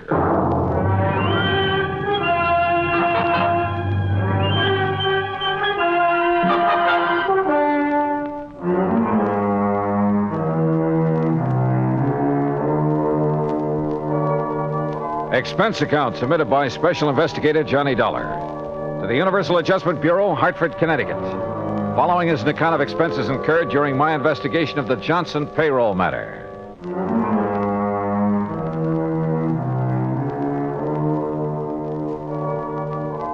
Expense account item 1, $1.25 cab fare from my apartment to the office of Universal Adjustment Bureau and Pat McCracken.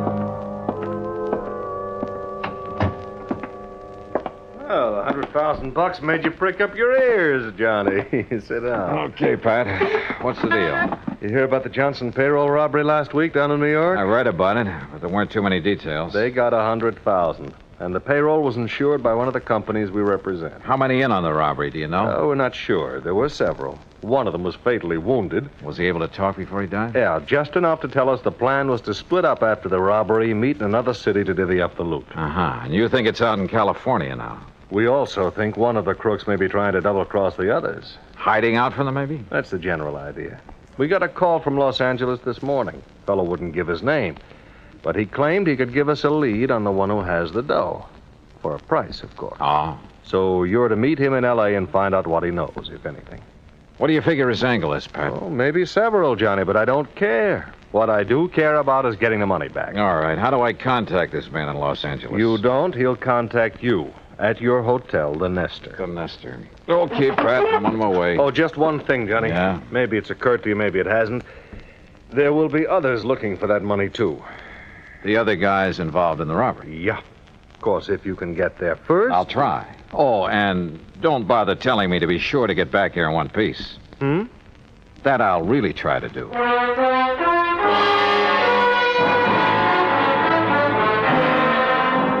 Expense account item 2, $187 even, air transportation and incidentals to Los Angeles. I've been told to stay at the Hotel Nestor, so I took a cab. That's item 3, $5.50 from the airport. It was just getting dark as my cab pulled up in front of the place. Before I could get out, somebody got in. Oh, I'm sorry. I didn't know this cab was occupied. Well, that's okay. Welcome aboard. Here, I'll get out. It's okay. I've got you. Sorry, I lost my balance. Must have got my heel. You may be sorry, but I'm not. I can't think of a better way to arrive in a strange city than with a beautiful girl in your arms. If you'll let go of me. Oh, yeah, well, if you insist. Thanks. I'm sorry. Oh, wait a minute. You can have this cab as soon as I get my stuff out. Oh, that's all right. I'm in a hurry. I'll get another one. Goodbye. Oh, wait a second. I mean, after all... Oh, well.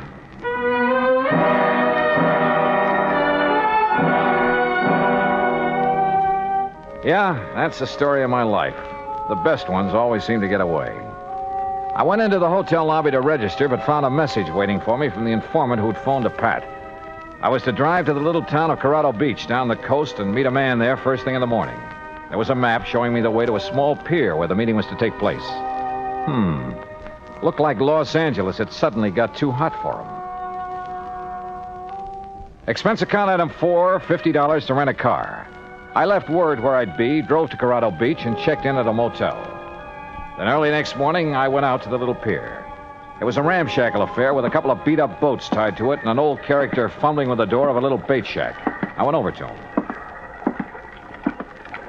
Hi. Morning. Having trouble? Yeah, some kid's been monkeying with this lot. You want some bait? No. This is one trip I didn't come to fish. How is it, by the way? Fishing? Yeah. Fine. Oh, just my luck. No, I'm supposed to meet somebody here. Oh, it must be that fellow out there.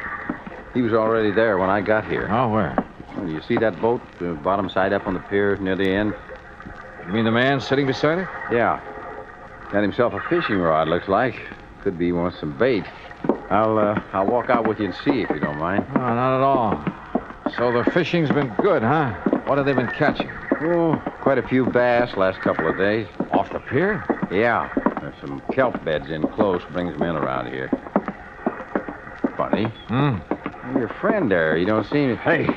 Asleep, I guess. Hey, watch out. He's slipping. Drive him. I got him. But... Hey, mister. Mister, he isn't sleeping. That's right. He's dead.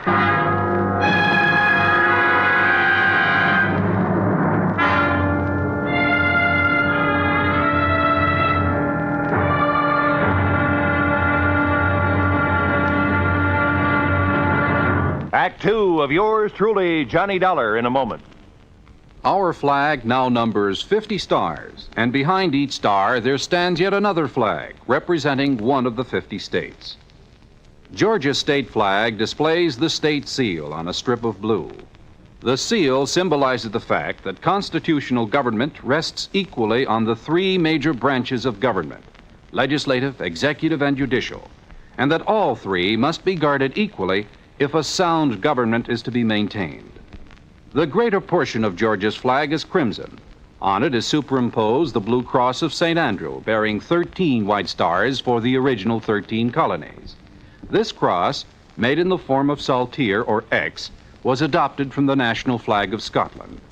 Georgia's state flag, the flag of the fourth state to enter the Union, was adopted in 1956. And now, Act 2 of yours truly, Johnny Dollar, and the Johnson payroll matter.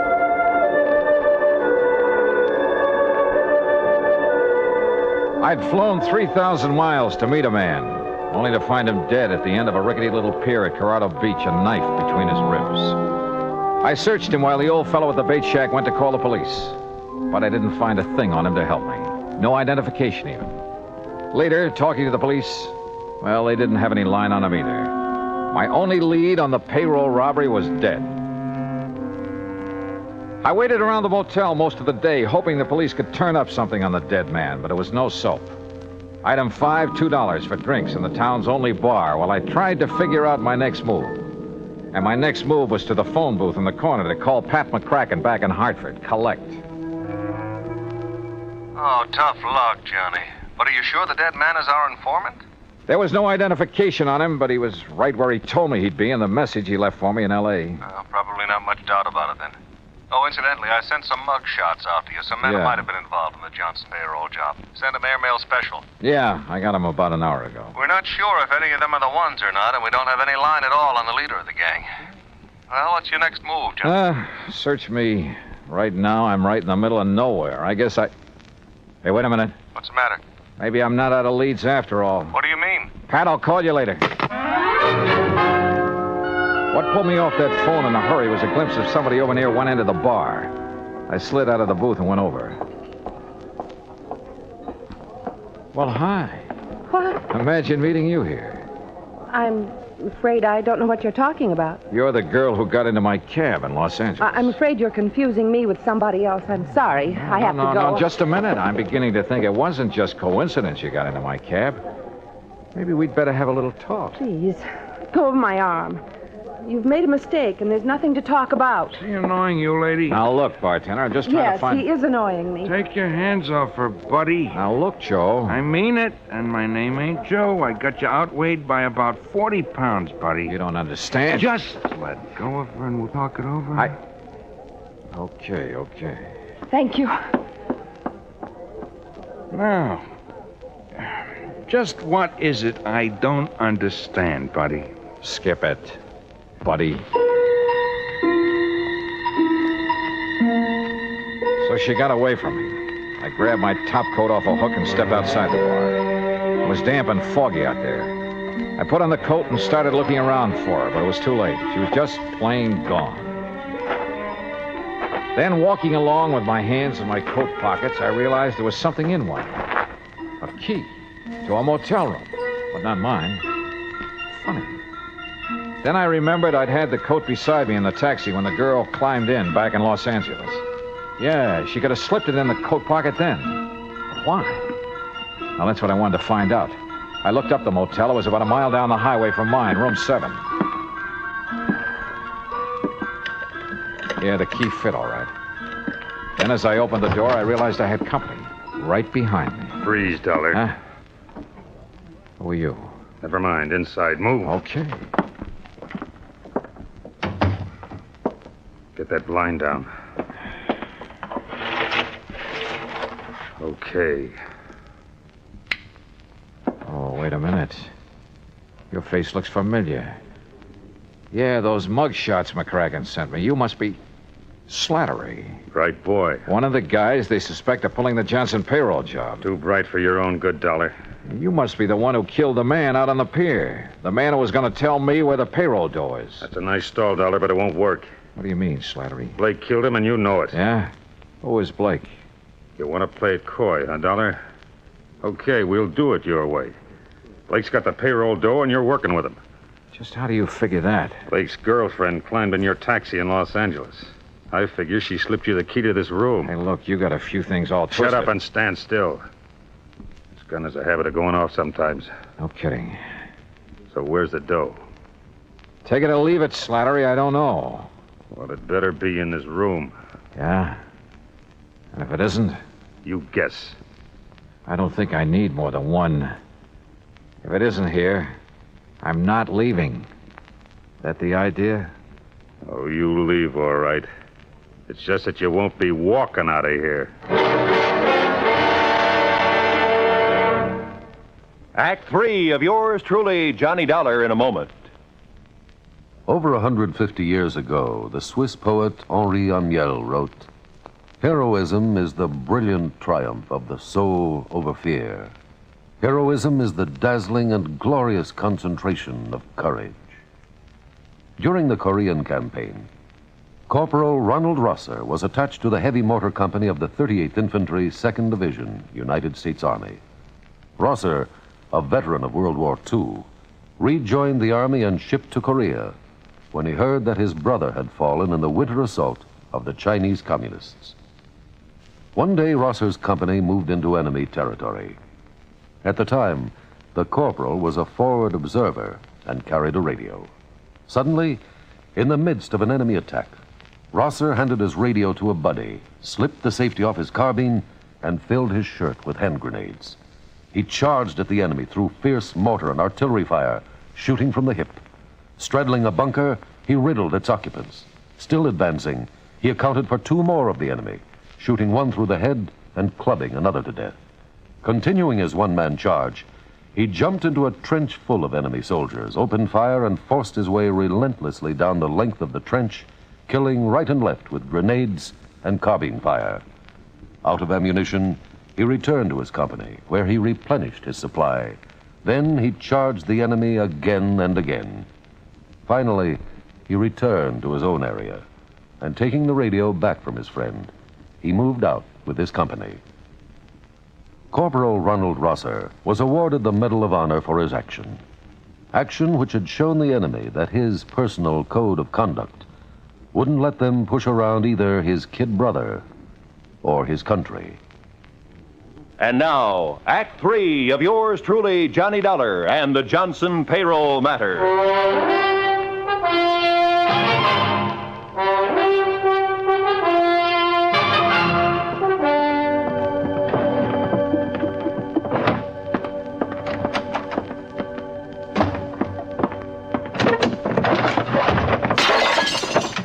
look, Slattery, you've torn this motel room completely apart. Obviously, that payroll money isn't here. That's right, Dollar. So now you're going to tell me where it is. Oh, brother, you take a lot of convincing. I told you I don't know. So why don't you put that gun away and listen? You're the one takes the convincing, Dollar, so I start convincing. Oh, that's not going to do you any good. No? Well, for sure it's not going to do you any good, so... Now, wait a minute, look. Look, I'll give you the whole story. And I'm supposed to believe it, huh? Staring down that gun barrel, I'm not about to lie. Let's have it. All right. A guy called us from Los Angeles, said he could give us a lead on who had the dough from the Johnson payroll job. It was Hollis. He was hoping you'd lead him to it. Hollis? Yeah, the guy you found out in the pier dead. And you said a man named Blake killed him. You know Blake killed him. You know Blake engineered the holdup and then ran out on Hollis and me. Do I? Sure, because you're in with him. I seen his girl get in your cab in Los Angeles. Okay, so she got in my cab, but I didn't know her. I'd never seen her before. She slipped you the key to this motel room, didn't she? Yeah, now I think I know why. She was trying to sidetrack us. Lead us to think the dough was here so it would take the pressure off Blake and her. That part of your story I don't buy, Dollar.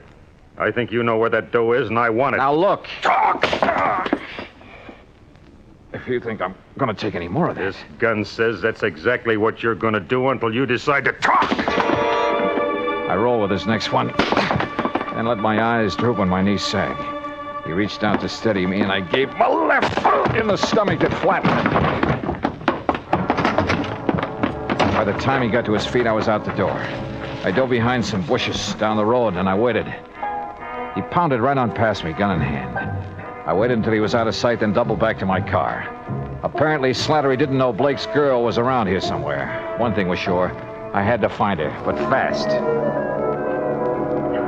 There were only 3 motels in town. The one I was staying at, the one where Slattery had been playing patty cake on my jaw, and a third off the highway near the beach. I drove to that one and checked the register.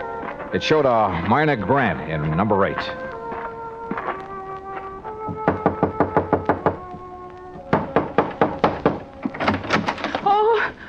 Hello, Myrna. No, please get out. Oh, no, sorry. But we're going to have that talk right now.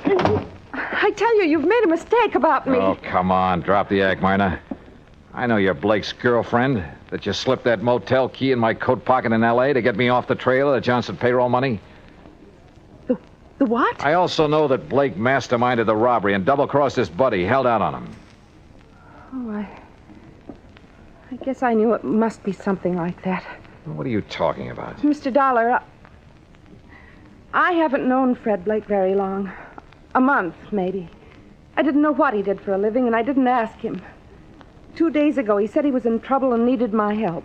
He wanted me to slip that key into your coat pocket in the taxi in Los Angeles. To take Slattery off his trail. Then he told me to meet him here at the beach. When I saw you in the bar a while ago, I got panicky. I didn't know what to do.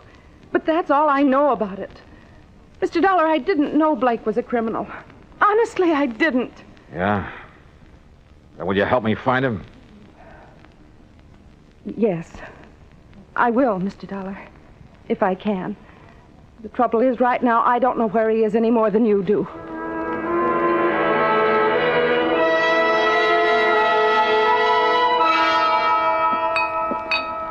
What'll it be, folks? Hey, wait a minute, buddy. Ain't you the one that was molesting this young lady an hour ago? Oh, Tarzan, buddy, my molesting days are over. Oh, it's all right, bartender. I'm sorry I caused you the trouble. No trouble, ma'am. Just glad it turned out all right.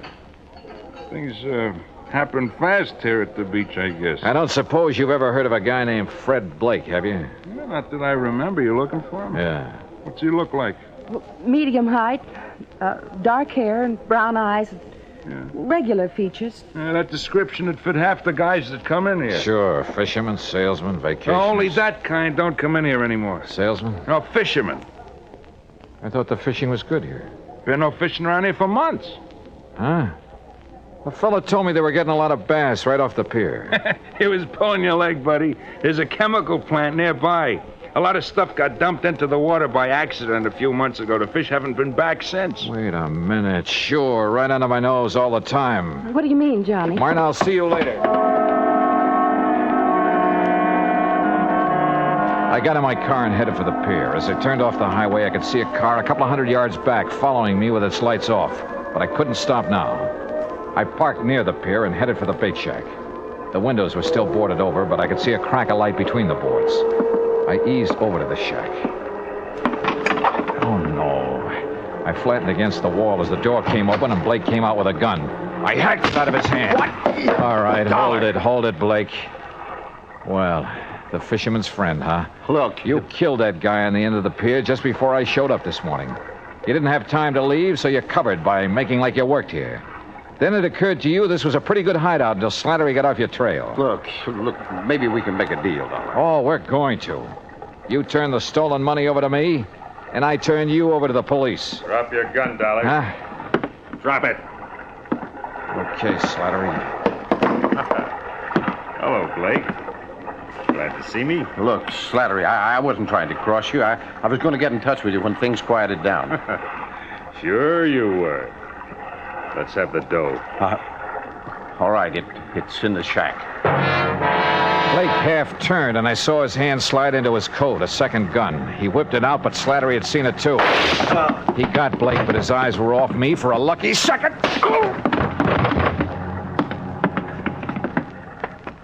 I checked Blake. He was still alive. Yeah, they'd both keep. For a long time.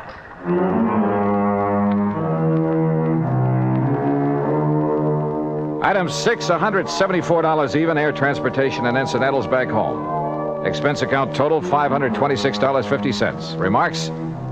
The payroll money is back where it belongs, and Slattery and Blake are back where they belong, with Blake facing a murder rap to boot.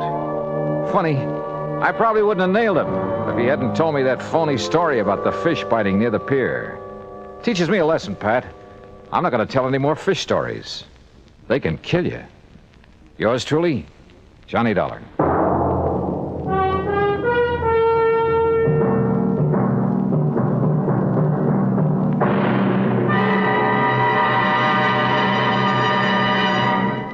Our star will return in just a moment. Our flag now numbers 50 stars, and behind each star there stands yet another flag representing one of the 50 states. Ohio's state flag is the only pennant-shaped flag, or burgee, as it is correctly called. The Buckeye banner is the creation of an engineer who created a blue triangle for the hills and valleys, red and white stripes for the roads and waterways of the state. There are 13 stars for the original 13 colonies, and 4 extra stars to indicate that Ohio was the 17th state admitted to the Union. A white circle with a red center represents the initial letter of Ohio and suggests its nickname, the Buckeye State. Ohio's state flag, the flag of the 17th state to enter the Union, was adopted on May 9th, 1902. Now, here's our star to tell you about next week's story. Next week, a pair of common, ordinary glasses solve a case for us. The gruesome spectacle matter. Join us, won't you? Yours truly, Johnny Dollar.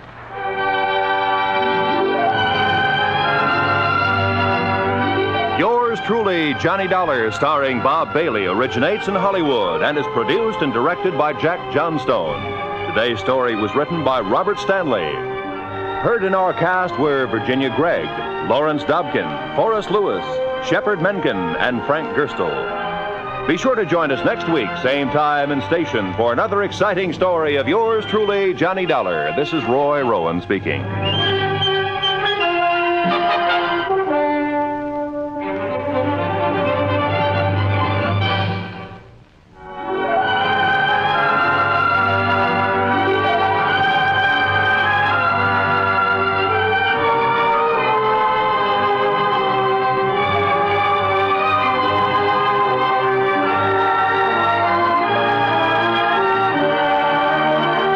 This is the United States Armed Forces Radio and Television Service.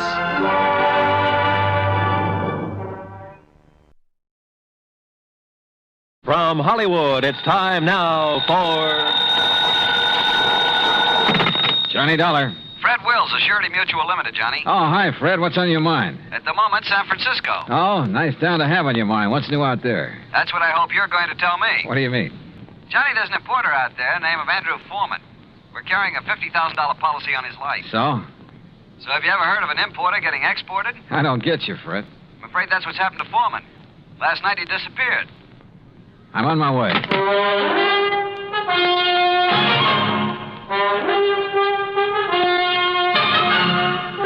Bob Bailey in the exciting adventures of the man with the action-packed expense account, America's fabulous freelance insurance investigator. Yours truly, Johnny Dollar. And now, Act One of yours truly, Johnny Dollar.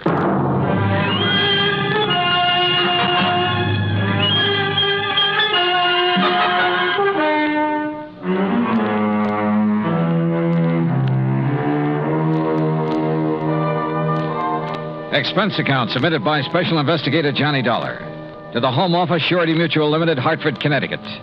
Following is an account of expenses incurred during my investigation of the Blinker matter.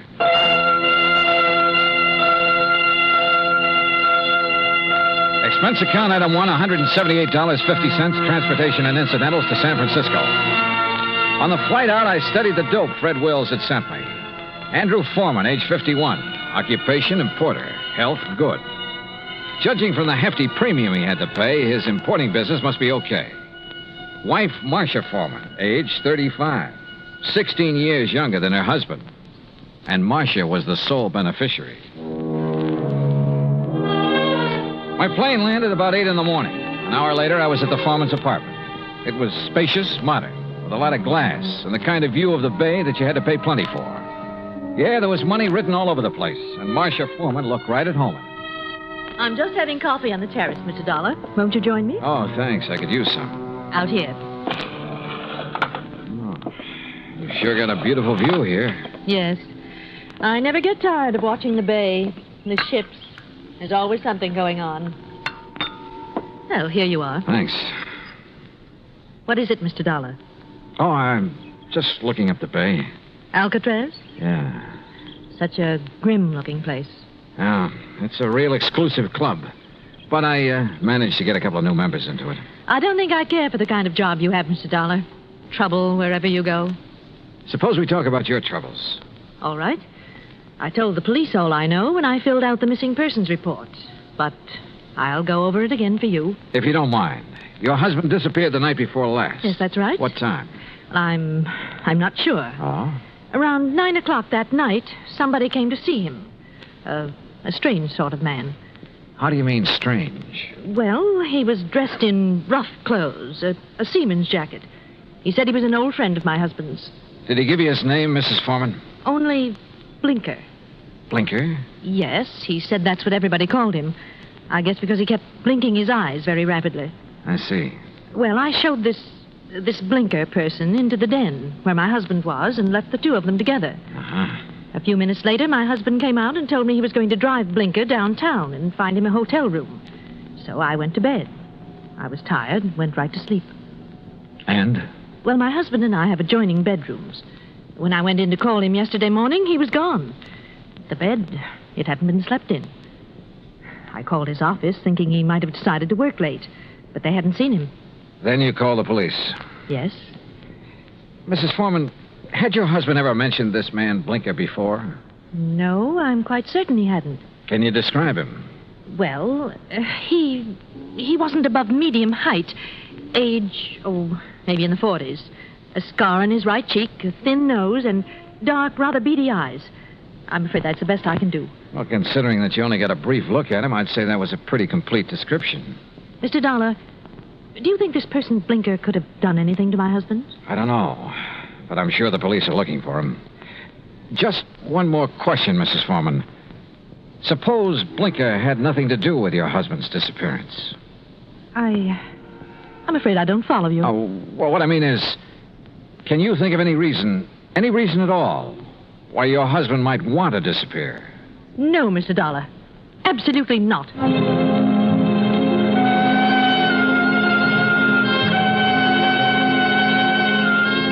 Marcia Foreman sounded pretty certain of that last answer. Maybe just a little bit too certain. Expense account item 2, $1.80 cab fare to the office of an old friend of mine, Detective Lieutenant Scapella. Jono, if Foreman took this character Blinker to a hotel, it's no hotel we ever heard of. We've covered them all. You think Blinker could have killed Foreman? It's a possibility. What's another? Maybe there is no Blinker. Yeah, Scapella, I thought about that, too. Jono, didn't it hit you there was something strange about Mrs. Foreman's story? She said she let Blinker in the apartment. She showed him to the den. Now, she could have only seen him a couple of minutes. Yet she rattled off a complete description of him. Yep. Sure is, Miss Capella, right between the eyes. And the way she described it. Yeah, I know. Seaman's jacket, beady, blinking eyes, scar on the right cheek. Oh, he sounds real distinctive. Real distinctive. Or real faked. Well, the trouble is, smelling a fake's one thing. Proving it's another. What have we got for a motive? For one thing, $50,000. She was Foreman's sole beneficiary. That's interesting. That's real interesting. Excuse me, John. Capella. Oh? Oh, yes. What? I see. Yes, okay. Yes. All right, thanks, Mr. Arnold. John, it looks like we better back up and start all over. What do you mean? That was Wayne Arnold. That's Foreman's attorney. He had a telephone call this morning. From Foreman? No, but from somebody just as interesting. Blinker. Yeah, Blinker.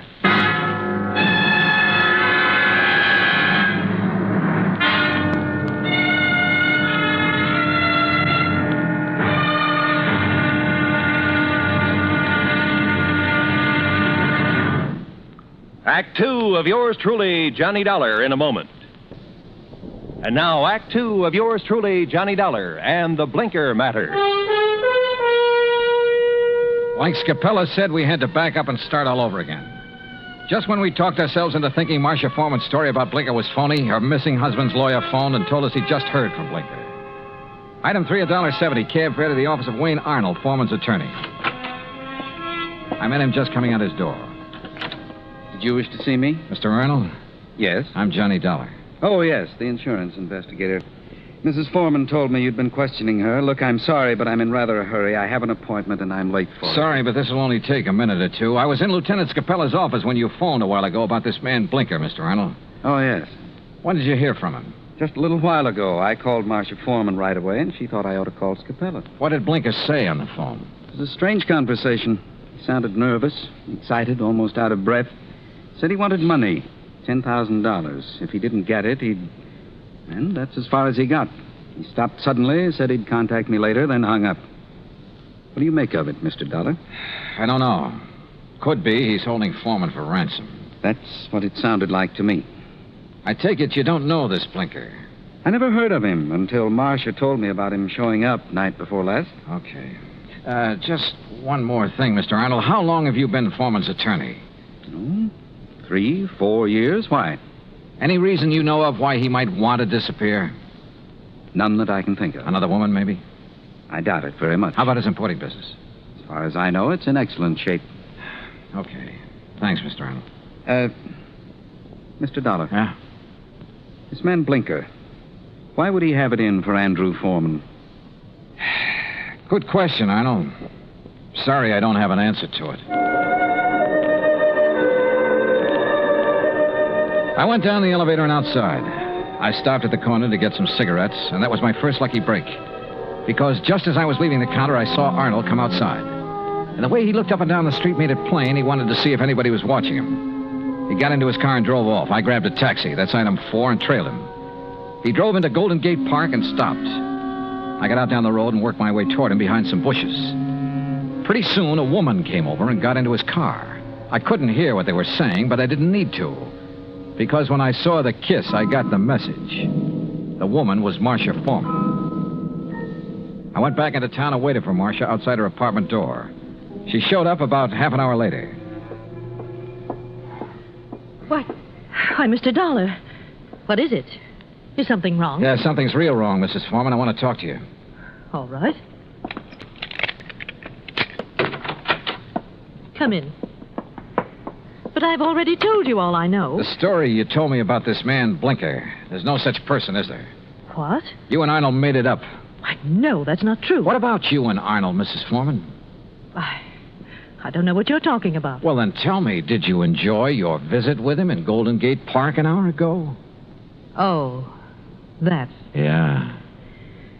Well, all right, Mr. Dollar. Wayne Arnold and I have... Well, we've been in love for some time. Did your husband know? I'm not sure. We were trying to find the right time to tell him. I don't think he'd really have cared very much. Oh. My husband and I haven't gotten along very well the last year or two. I guess I really didn't know him when I married him. Mr. Dollar, this has nothing to do with my husband's disappearance. You must believe that. That's so. I didn't make up the story about Blinker. I didn't kill my husband, if that's what you're thinking. Has he been killed? I don't know. You've got me confused. If you didn't do it, how about Arnold? No. He'd have no reason. Besides, he wasn't even in town the night before last. I can check that. I know you can. Mrs. Foreman, maybe you're telling me the truth and maybe you're not. Sooner or later, I'm going to find out which. I am telling you the truth. Then can you give me any reason at all why your husband has disappeared? There's one possibility, Mr. Dollar. It might have something to do with his importing business. What's that mean? My husband, well, he seems to have made a lot of money out of his importing business. More than the kind of thing he usually imports would warrant. What does he import? Oh, trinkets, curios. From the Orient, mostly. Have you a key to your husband's office? Yes. Let me have it. I want to take a look around. I went over the papers in Foreman's office and found out his last shipment had come in 3 days ago on the Indian Princess. Mrs. Foreman had said Blinker was wearing a seaman's jacket. I headed for the waterfront, but the ship was gone. Near the pier was a beat-up eating place called Gus's Cafe. A woman with an apron came over. She was about 6 feet tall and almost that wide. What can I do for you, buddy? I want to talk to the owner, Gus.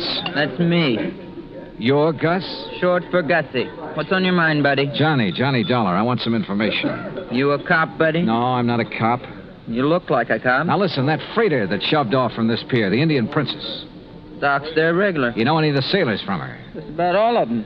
They all come in here. Hey, look, Gussie. Gus. Okay, Gus. You ever happen to hear of a sailor named Blinker? Sure. You know him? Sure. About medium height, scar on the right cheek, blinks his eyes all the time? I said I know him. What do you want, an affidavit? Oh, Gussie, you're the most beautiful thing that's happened to me all day. That's what they all tell me, buddy. But flattery don't get 'em a thing. Might help you, though. You're kind of cute. Yeah. Look, did Blinker sail on the Indian Princess? Nope. Then where is he? Fact is, I don't know. Blinker's disappeared. Act 3 of yours truly, Johnny Dollar, in a moment. And now, Act 3 of yours truly, Johnny Dollar and the Blinker Matter. And you don't have any idea where Blinker is now, Gus? Not the slightest, buddy. Oh, great. Then I'm right back where I started from. Blinker was mixed up in something, all right. What do you mean? The Indian Princess docked the other night. Blinker come in here for a cup of coffee. That's one thing the sailors around here all miss when they're out to sea. My coffee. There's no one makes coffee like me. Why, there's nobody on the whole coast. Yeah, I know. About Blinker now. Well, he seemed pretty pleased with himself. Said he was onto something good. Did he say what he meant by that? No. Just sat there looking pleased with himself. Oh, yeah. He showed me the elephant. Said it was going to make him a lot of money. What elephant? He had a carved elephant about 6 inches high. Must have picked it up somewhere. Maybe he was going to sell it. I don't know. Foreman imported curios from the Orient. His last shipment came in on the Indian Princess. That elephant could have been part of it. Foreman? Who's he? Never mind. Well, I wonder where I go from here. I wonder what I'm going to do with all Blinker's stuff if he don't show up for it. Maybe I'm... What did you say about Blinker's stuff? What stuff? I got a back room where I let the boys keep their gear when they're ashore. You've got Blinker's things there now? Sure have. Why didn't you tell me? You never asked me. In the back room, I went through Blinker's sea bag. Near the bottom, I found a carved elephant. An ordinary-looking elephant, until I twisted one of the legs loose. It was hollow, and inside a little paper packet full of white powder. Suddenly, the whole deal slid into place, and just as suddenly, the whole deal made me slightly sick. Now I wanted to see the rest of those elephants real bad. According to the records in Foreman's office, the shipment was in a warehouse. I went outside and over to the pier. Johnny. What? Oh, Gus. Come here a minute, Johnny. Look, I'm in a hurry. Thanks for everything. I'll see you later. You got time to see this? Over here, near the pier. Wait a minute. Yep. It's a body, all right. One of the boys just fished it out of the water. I sent him to call the cops. Looks like it's been in the water quite a few hours. Gus? Yep. It's Blinker, all right. I knew I had to work fast now. I headed out on the pier for the warehouse. Once I thought I heard footsteps somewhere behind me. I stopped and listened. There was no sound.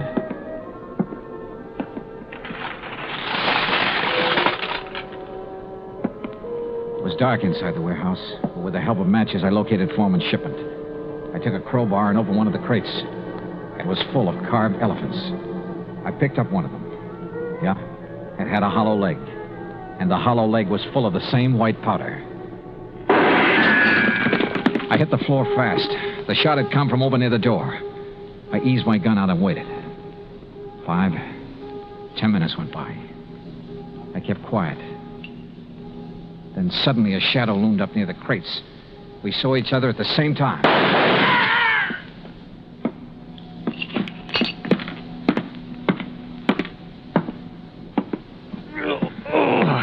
My shoulder. Well. The missing man himself, Andrew Foreman. Look, Blinker found out what you were importing in those carved elephants. He tried to blackmail me. I don't know what you're talking about. Oh, sure. You probably told him you'd pay off. That's when you drove him downtown night before last. Then you tried to kill him, but he must have got away. I tell you... You called your lawyer, tried to put the squeeze on through him. But he had to hang up in a hurry. You were probably getting close. You finally caught up with him, didn't you, Foreman? Look, you've got no proof of anything.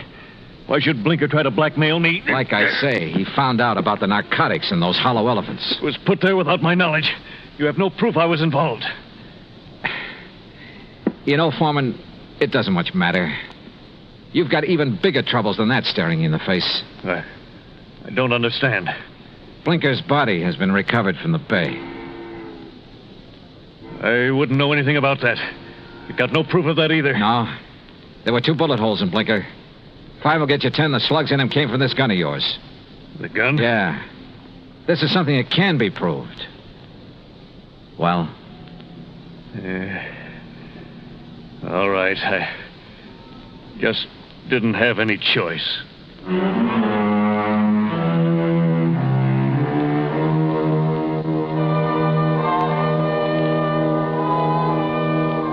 Item 5, $183 even, transportation and incidentals home.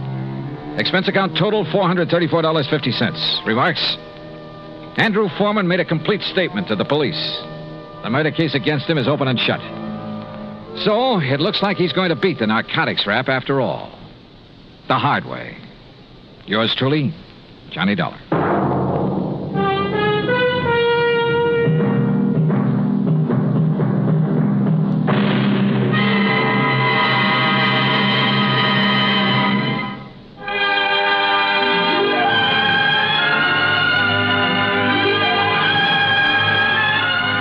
Truly, Johnny Dollar, starring Bob Bailey, originates in Hollywood and is produced and directed by Jack Johnstone. Today's story was written by Robert Stanley. Heard in our cast were Paula Winslow, D.J. Thompson, Harry Bartell, Stacey Harris, Vic Perrin, and Bob Bruce. Be sure to join us next week, same time and station, for another exciting story of yours truly, Johnny Dollar. This is Roy Rowan speaking.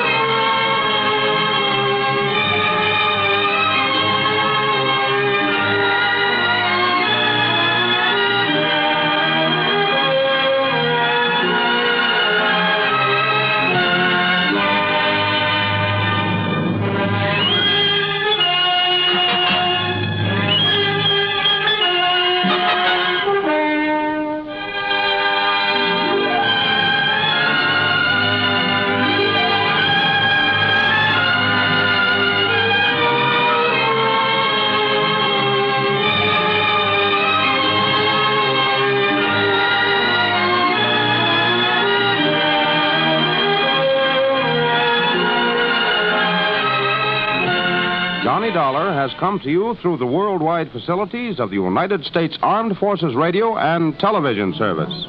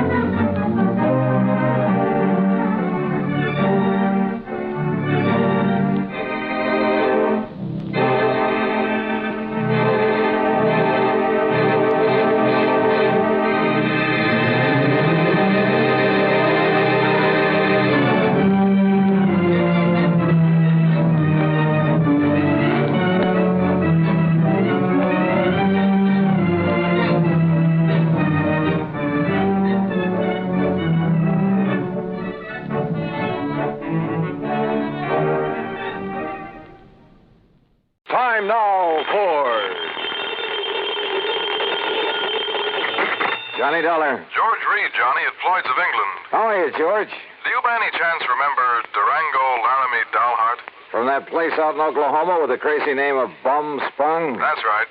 Now, Johnny... How could I ever forget him? And more to the point, has he ever forgiven you? Forgiven me? After all, you were the one who accused him of passing counterfeit money. Well, I know. All he did was wash and starch and iron a few $100 bills to make him look nice and new and crisp. Well, I'm quite frank to admit I was entirely wrong about him that time. Hey, tell me, does he still pay his premiums in brand new money and in person? Yes, and that's what has me worried. How do you mean?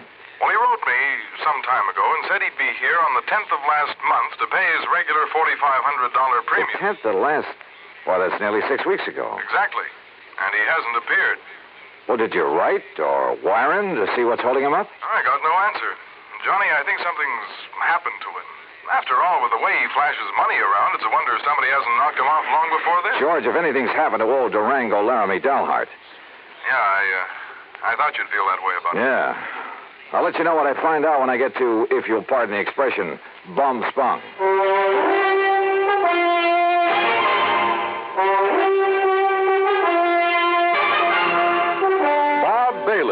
In the exciting adventures of the man with the action-packed expense account, America's fabulous freelance insurance investigator. Yours truly, Johnny Dollar. And now, Act One of yours truly, Johnny Dollar.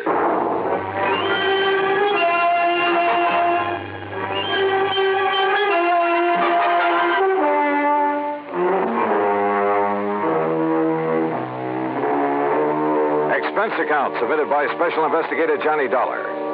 To Floyd's of England, American Office, Hartford, Connecticut. Following is the account of expenses incurred during my investigation of the Durango Laramie matter. George Reed has quite a penchant for handing me really offbeat cases. But for once, this looked like serious business. Expense account item 1, 9420, transportation. I arrived in Enid, Oklahoma shortly after 4 a.m. Item 2, $1.85 for breakfast. Item 3, $50 deposit on a rental car. I headed due north on Highway 81, across some of the flattest plains country I've ever seen, that I hadn't expected to see again so soon. About 26 or 7 miles further on, after crossing what remains of the Salt Fork of the Arkansas, I spotted the familiar weather-beaten sign indicating that Bum Spung was somewhere up a rough dirt road to the left. Bum Spung, named by the Indians. It means bad water. And finally, there it was, the same old broken wooden fence surrounding a couple of acres of poor sandy ground. The same ramshackle house, the broken-down barn, propped up in spots with timbers. And in the yard were the same 2 sad-looking cows I'd seen on my previous visit. The swayback horse and the friendly, mangy, toothless hound, some decrepit-looking chickens. Bum Spung, so-called ranch of Durango, Laramie, Dalhart, who'd made it in oil and who chose to settle down in this lonely, desolate spot. And standing there looking at it, it was hard to believe that the inside of the huge, unpainted house was clean, modern, well-furnished. Thanks to his niece Carol, who occasionally came up to see the old man. As I swung aside the sagging wire gate, I wondered if she was here now. I wondered if anyone was here, but not for long. Durango! Durango, it's Johnny Dollar. Stay outside that fence, you meddling young varmint. This here now is private property. Wait a minute. You're not Durango. I came here to see Durango, Laramie, Dalhart. Oh, you did, eh? Well, Durango ain't here. Now, look, you. Oh, you shut up that gate and drive away from here. You see this here now, 30-30? Drive away? After you've blown a hole in one of my tires? I did, eh? Well, I guess that wasn't very sociable, now was it? Hey, look, lower that gun for a minute, will you? Oh, no, you don't. No, you don't. You try anything funny and I'll let you have it. Only, I guess it is up to me to fix that there tire for you, ain't it? Huh? After all, as long as I done it, let me take a look and make sure you just ain't up to some trick here. Yeah, but I am. Hey! Just give me that gun now. Oh, no, you don't. No, you... Okay. Now, who are you and what are you doing here and where's Durango? By Hofford, sonny. You sure pack a punch. Start talking, mister. Who are you? Who am I? Cy Widener Wilson, that's who I am. Who'd you think? And who are you? Johnny Dollar, insurance investigator. What are you doing here? What am I doing here? Why, old Durango sent me a telegram, that's why. Oh, yeah? Sure. Here now. Read it for yourself. to Mr. Sidewinder Wilson, Gunsight Oil Field, somewheres near the Petterdale River, Texas. Yeah, that's where the field is, and that's where I got this telegram. Get yourself up here to Bumspung. That's what he says. Take care of my ranch for a while and get here fast, signed Durango. Yeah. Now, you satisfied? Just who are you, Sidewinder? Who am I? Durango's oldest, bestest friend is all. Known him since we rigged together in the oil fields before he made his gold strike up in Colorado, that's who. So when he tells me to come up here and take care of things, I come, that's all. What'd you expect? But now look here, Johnny, is what you say your name is? Johnny Dollar. Yeah, well, there's something I don't like about Durango's going away this time. What do you mean? What I mean? Well, I mean the way he must have left in a powerful hurry, that's what. You know Durango pretty good? Pretty good. Well, can you see him leaving this nice house of his'n with all the doors and windows unlocked? He wasn't here when you arrived? No, sir. He'd already went away. And can you see him leaving no food around for the cattle and Methuselah and Primrose? Methuselah and Primrose? What is this? The horse and this nice old dog here. And what about the tractor? Just sitting out there in the field, plows down halfway up a furrow. What are you getting at, Sidewinder? What am I getting at? I'm saying he must have left in an awful hurry, that's all. And if you ask me, there's something funny about it, and I don't mean funny, ha-ha. Yeah, I think you got something there. You see, he was due in Hartford, Connecticut over 6 weeks ago. Pay up on his insurance, huh? That's right. All loaded down with brand new money, I bet. Probably. Yeah, I've told that crazy old coyote 1,000 times that he oughtn't to go traipsing all over the country with all that money in his kick. Johnny, if he ain't showed up the way he was supposed, it just means one solitary single thing. Like what, Sidewinder? Like what? Well, like somebody's waylaid and bushwhacked him for his money, that's what. Yeah. Yeah, I'm afraid so. But, Sidewinder, I sure hope you're wrong. Johnny, I sure hope I'm wrong. Act 2 of yours truly, Johnny Dollar, in a moment. And now for another episode in the life of Sergeant Donald Bellwether, my husband.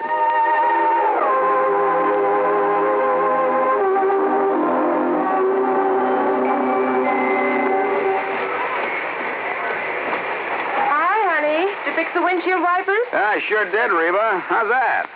Oh, you fixed them. Good for you, Donald. Thank you, my dear. Well, that's that. Now, if it rains, we're prepared for it, huh? I feel better now. Oh, me too. A driver has to see the danger if he expects to avoid it. That's right. And also keep the back and side windows clear in rain and snowy weather. That's right. Oh, how about the horn? The horn? The horn doesn't work, Sergeant. Aren't you going to fix it? No, I don't think so. Frankly, Reba, I hate horns. Whenever there's a traffic jam, the first thing some guys do is blow their horn. Which does absolutely no good. Of course not. All it does is jar everyone's nerves. No, I don't think I'll fix the horn. Oh, but now wait a minute, Don. Look, supposing we're driving along and suddenly we see a youngster on his bicycle headed right out into the street. Sounding that horn will warn him and possibly avoid a tragic accident. Yes, that's true, but... Or supposing we're driving on the highway, and just as we're about to pass a car, that car decides to pull out into our lane and pass the car ahead of him. He obviously doesn't see us, and he won't hear us shout.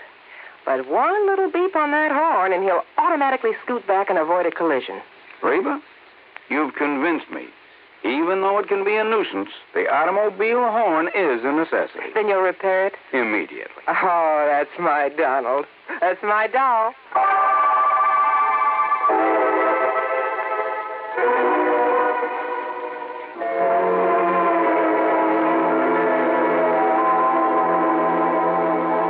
And now, Act 2 of yours truly, Johnny Dollar, and the Durango Laramie matter. Durango Laramie Delharts, cradle character from Bumspung, Oklahoma, gone, disappeared. His pal, Sidewinder Wilson, a bit of a character himself, had no idea what might have happened to him, but feared the worst. And I had to agree that his fears were justified.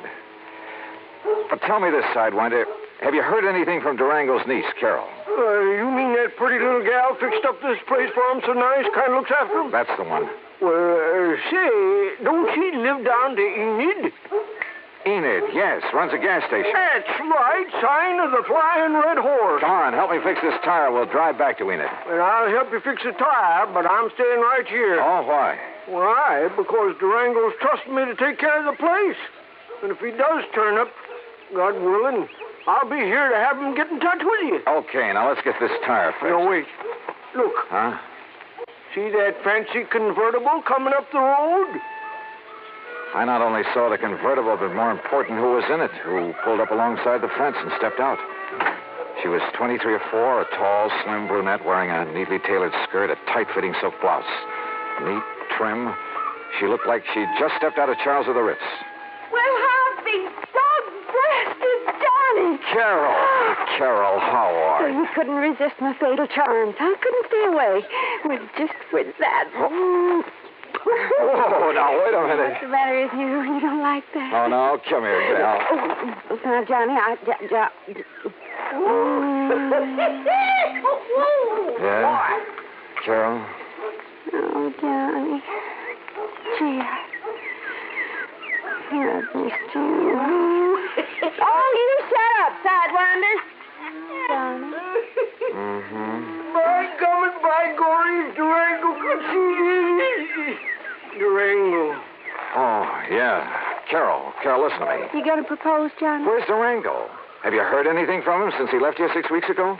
He went to Hartford. But he hasn't arrived there. Oh, now don't you start worrying none about old Uncle Durango or anything.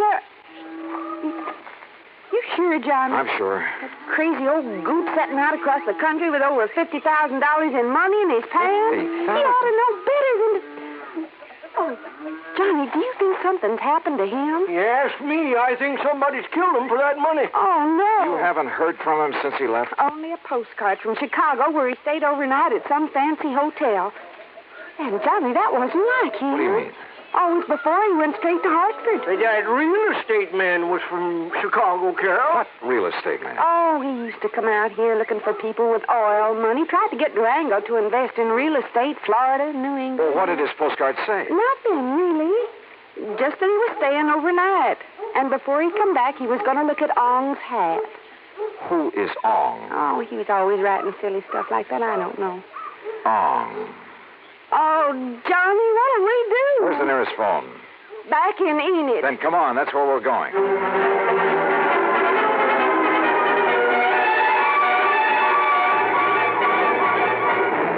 In Enid, I put in a long-distance call to Phil Avery, an old friend at International Press Service, in the hope that if Durango's body had been picked up anywhere in the country, the news files would have some note of it.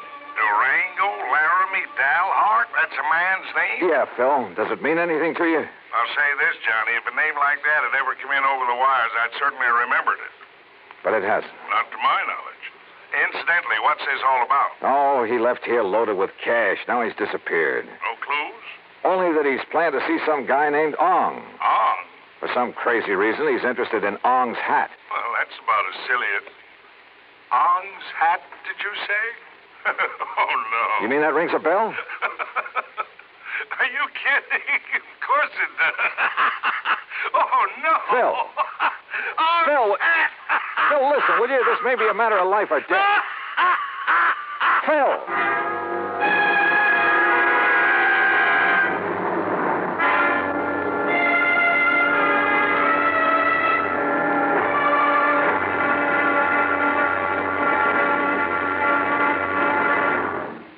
Act 3 of yours truly, Johnny Dollar, in a moment. And now for another episode in the life of Sergeant Donald Bellwether, my husband.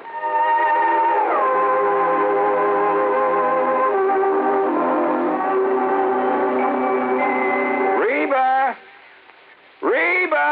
What is it, Donald? Confounded Reba, I can't find the fountain pen. I've looked all through this desk. Here it is, dear. Here it is. You must have used it as a marker when you were reading this book. Let's see, this great literary classic, Six Gun Showdown at Powder River Gulch. All right, never mind about my reading habits. Just look at the coverage we're going to get with this new auto accident policy. Let's see. We have collision. $50 deductible. Fire, theft, public liability, property damage, medical benefits. In other words, we have complete coverage. That's right. Of course, it's going to cost us money. I'm sending the company a check right now. Gee, it's too bad we don't live in Rhode Island. Rhode Island? Why? Oh, because then our rates would be lower. Rhode Island has less accidents per capita than any other state. Oh. Well, which state has the highest? Let me see. Here it is, Nevada. No, by golly, Nevada's second highest. Alaska has the most. Really? I didn't know that. Mm-hmm. You know, it's just too bad we can't eliminate traffic accidents completely. Not only would it save life and limb, but it'd be a lot less strain on the pocketbook. Yeah, that's for sure. These automobile accident policies get more expensive every year just because there's so many costly accidents. Well, I'm glad we've got some good insurance coverage, Donald, but just remember one thing. Oh, what's that, honey? Well, some auto accidents ruin a fender, and some ruin a family. Yeah, that's true. Very true. But as far as I'm concerned, I don't want any of your old insurance money. I want you here at home, safe and sound. You'll always drive carefully, won't you? Yes, I will, dear. Oh, that's my Donald. That's my doll.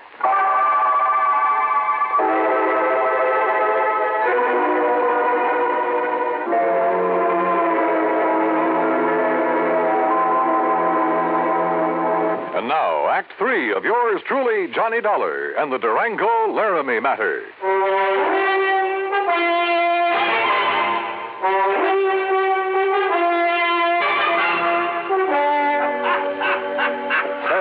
Will you stop that howling and make some sense? This could be a matter of life or death.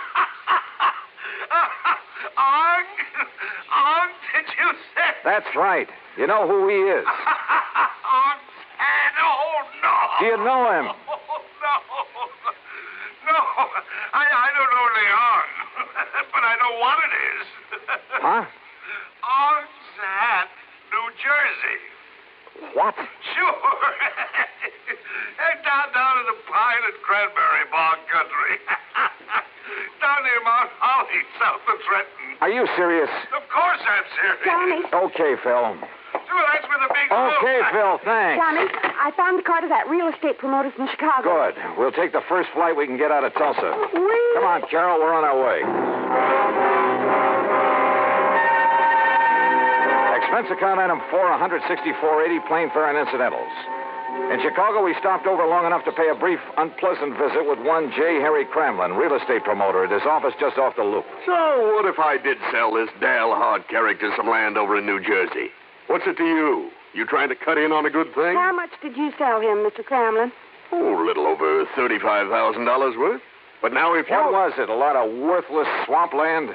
He didn't seem to think so, after the glowing report I gave him. But why did he buy it? Because the old fool thinks there's oil on it. Cramlin, if you've taken Durango... Now, ain't that a name? Durango Laramie Dalhart. If he's been chipped in this deal, well, you better duck the next time you see me coming.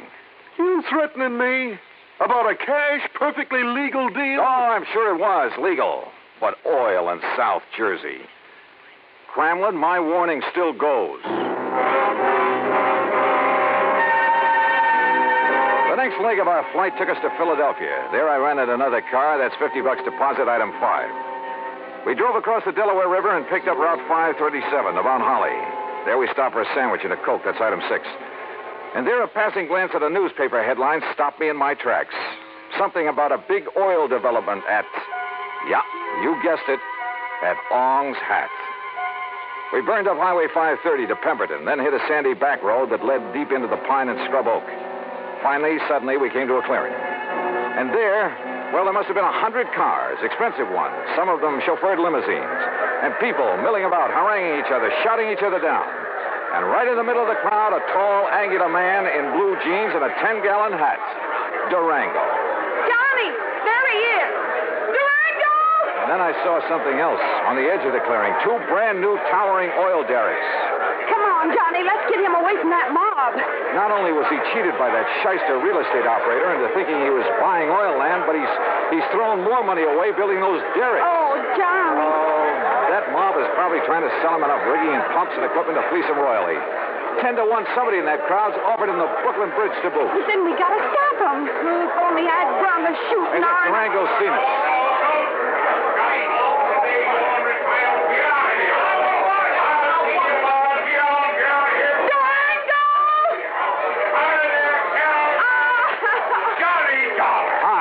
Well, what's the dog-blasted tarnation ever rung you out for this godforsaken country, huh? Oh, Durango, you old skunks, you're all okay. Why, sure I am. Come on in this shack here so we can get away from this blasted crowd. Come on.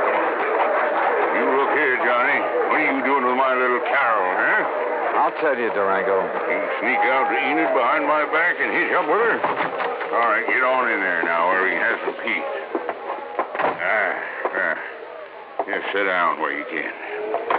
All right, now, you young rascals. Is that what you done? Gone and got married? Well, of course not, you old goot. Oh, well, doggone it, that's what I was hoping for. Oh, goot. Well, don't you give me that, gal. I know how you was talking ever since Johnny come out to Bum Spung last year. Durango, you What'd shut you up. say? I'm afraid this trip is on business, Durango. Business? With a pretty gal like Carol here? And how'd you two get here, anyway? Johnny brought me on the plane, but what difference does that... Oh, he did, eh? Transported you across state line, huh? A whole lot of them. And there ain't no law about that. Why, Jake, you two are going to have to get married. Durango. And I'm just the one to see that you do. Durango!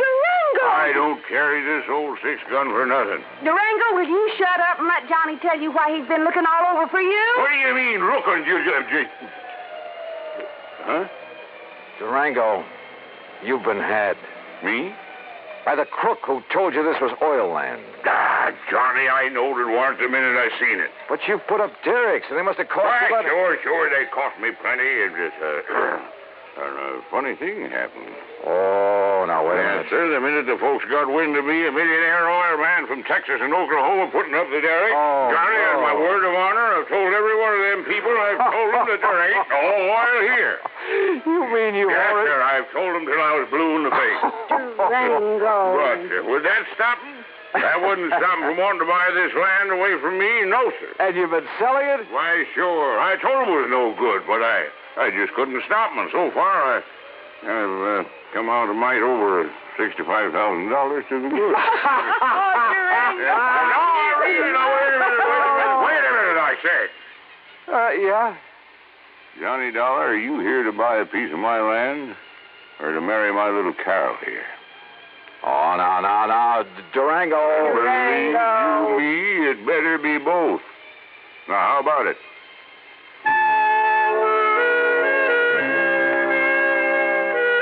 Expense account item 7, $1,000 even. The company now owns a small hunk of land in Ong's Hat, New Jersey.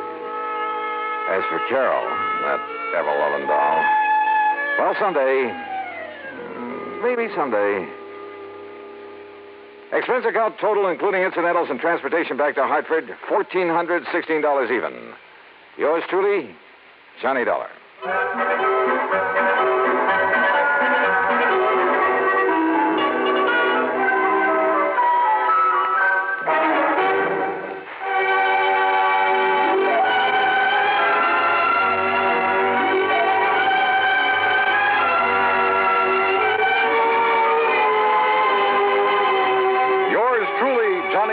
Starring Bob Bailey, originates in Hollywood and is produced and directed by Jack Johnstone, who also wrote today's story.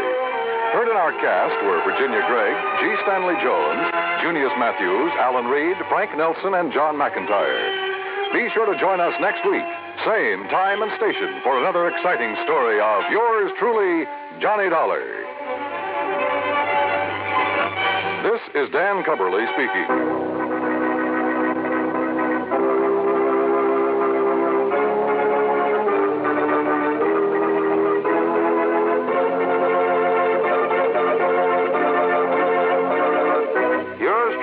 Johnny Dollar has been a presentation of the United States Armed Forces Radio and Television Service.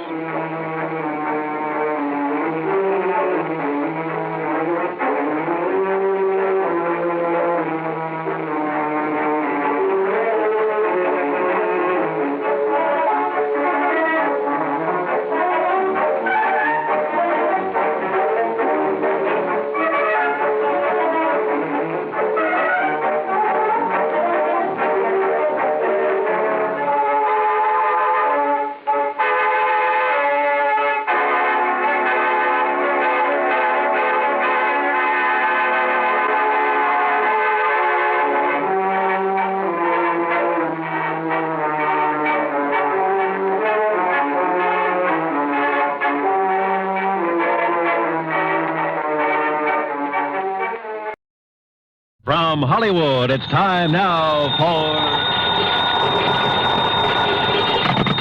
Johnny Dollar. This is Barry Winters at Masters Insurance and Trust. Oh, hi, Barry. It's been years. Sure, Johnny, because we don't usually have trouble with our accounts. You mean you didn't? Huh? Until now. Well, yeah, I'm afraid that's about the size of it. And this time it's bad trouble. Tell me all. Simplex Tackle Company, Johnny, over in Danbury. Fishing tackle? That's right. Oh, how come I never heard of them? Well, they're a small outfit, a kind of glorified partnership. What's that mean? Well, it's owned by 9 men. One of them, Hanley Thomas, is president. The others are secretary, treasurer, and a flock of vice presidents. So what's happened? Well, the 9 of them, plus the 20 or 30 workers at the plant, are all covered by a group life insurance deal. And listen. Yeah? We've just had to pay off on 3 policies in a row. Well, that's too bad, but why call on me? Because, Johnny. Why? Those 3 deaths were all murders.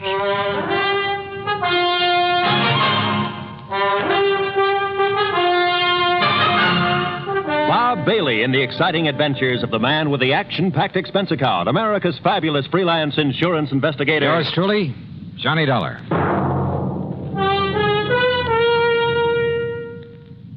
And now, Act One of yours truly, Johnny Dollar.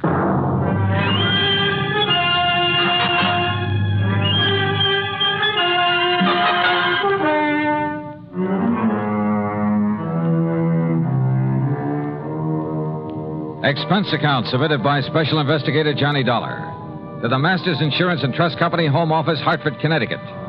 Following is an account of expenses incurred during my investigation of the ugly pattern matter.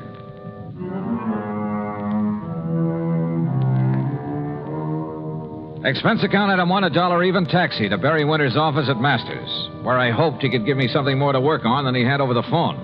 And you know something? As it turned out, he gave me a lot more than he thought he did. Police? Sure, they've been working on these murders, Johnny, but they haven't come up with anything, except a theory that one man is behind them all. Why, Barry? Because the victims have all been members of the Simplex Tackle Company. Well, but I don't... Because they've all occurred within a month. Because each of them occurred on a Wednesday. Pattern, huh? That's right. And also, Johnny, because there's been no apparent reason for any of them. Uh-huh. Have the police found anything? Nothing. Same kind of weapon used in each case? No. The first was a VP named Adams, run over by a car. Sure it wasn't accidental? The police say no. The second, John Bowers, was strangled, and Frank Dalvers was shot in his own home. No pattern there. I mean, in the way they occurred. Apparently not. But Hanley Thomas and the police don't agree. Thomas is president of Simplex, you said. And a real financial wizard. Used to be a promoter. Not much ethics, but a sharp businessman. As a friend or partner, I imagine he's a fine man. Here. I'll give you a complete list of the officers of the company, their rank and their salary. Well, I don't know exactly what good that'll do. Here you are. And this is a list of the employees. Have those employees all been checked out? Sergeant Dennis over there at Homicide made quite a point of it. So did Mr. Thomas. Well, look, why don't I run over there and talk with him? And to the Danbury police. Yeah, I think you'd better. And, Johnny, the sooner the better. Why do you say that? The pattern. There are still 6 officers left in that company. That is, 6 who are still alive. Item 2, another $1 for a cab back to my apartment. There I picked up my own car, and from here on in, the charge will be for mileage. Except for item 3, $4 1/4 for a tank of mobile gas. It was almost noon by the time I'd covered the 60-odd miles to the Simplex factory on the far edge of Danbury. To my surprise, it was quite a plant, new and modern in every way. A receptionist took my card, and a few minutes later, I was ushered into the office of Hanley Thomas, president. Oh, this is a terrible thing. Adams, Bowers, Frank Dalvers, all within a few weeks. Barry Winters back in Hartford seems to think these murders have all been the work of one man. Police and I concur in that theory. There's been a sort of pattern followed by the crazy killer. But not an actual method, Mr. Thomas. No, I'll grant you that's true. Car accident, strangling, pistol shot. But they were done by someone who must have been very familiar with his victims. How do you mean? Well, someone who knew, for instance, that Ben Adams took a long walk alone each night. He knew the route that he took. Same thing applied to the second victim? John Bowers always drove to work through a little woods. It was there he was stopped and strangled.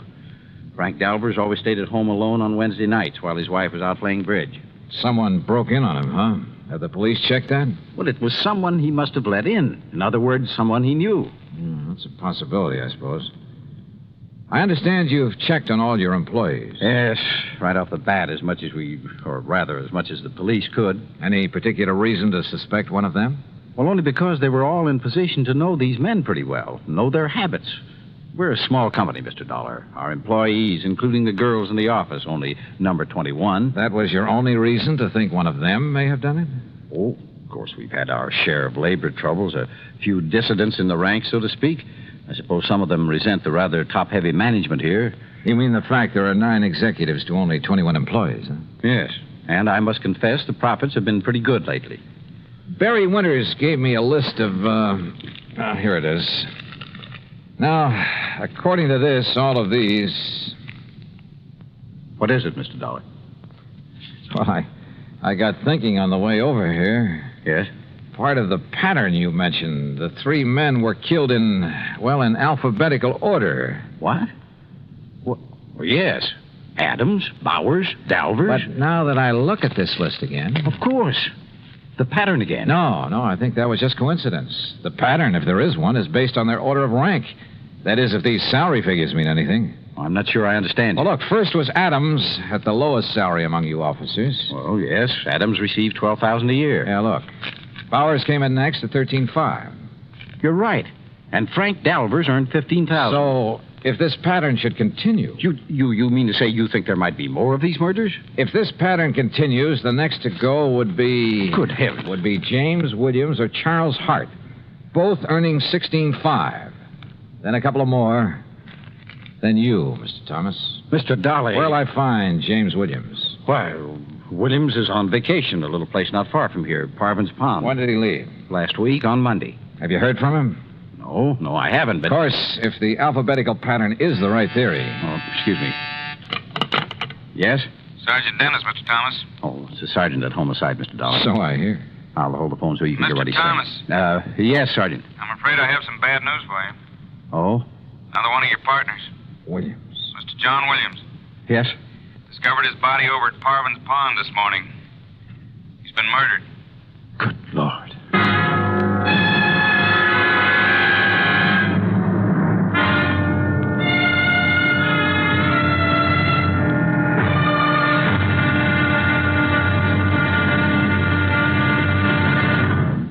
Act 2 of yours truly, Johnny Dollar, in a moment. And now, Act 2 of yours truly, Johnny Dollar, and the ugly pattern matter.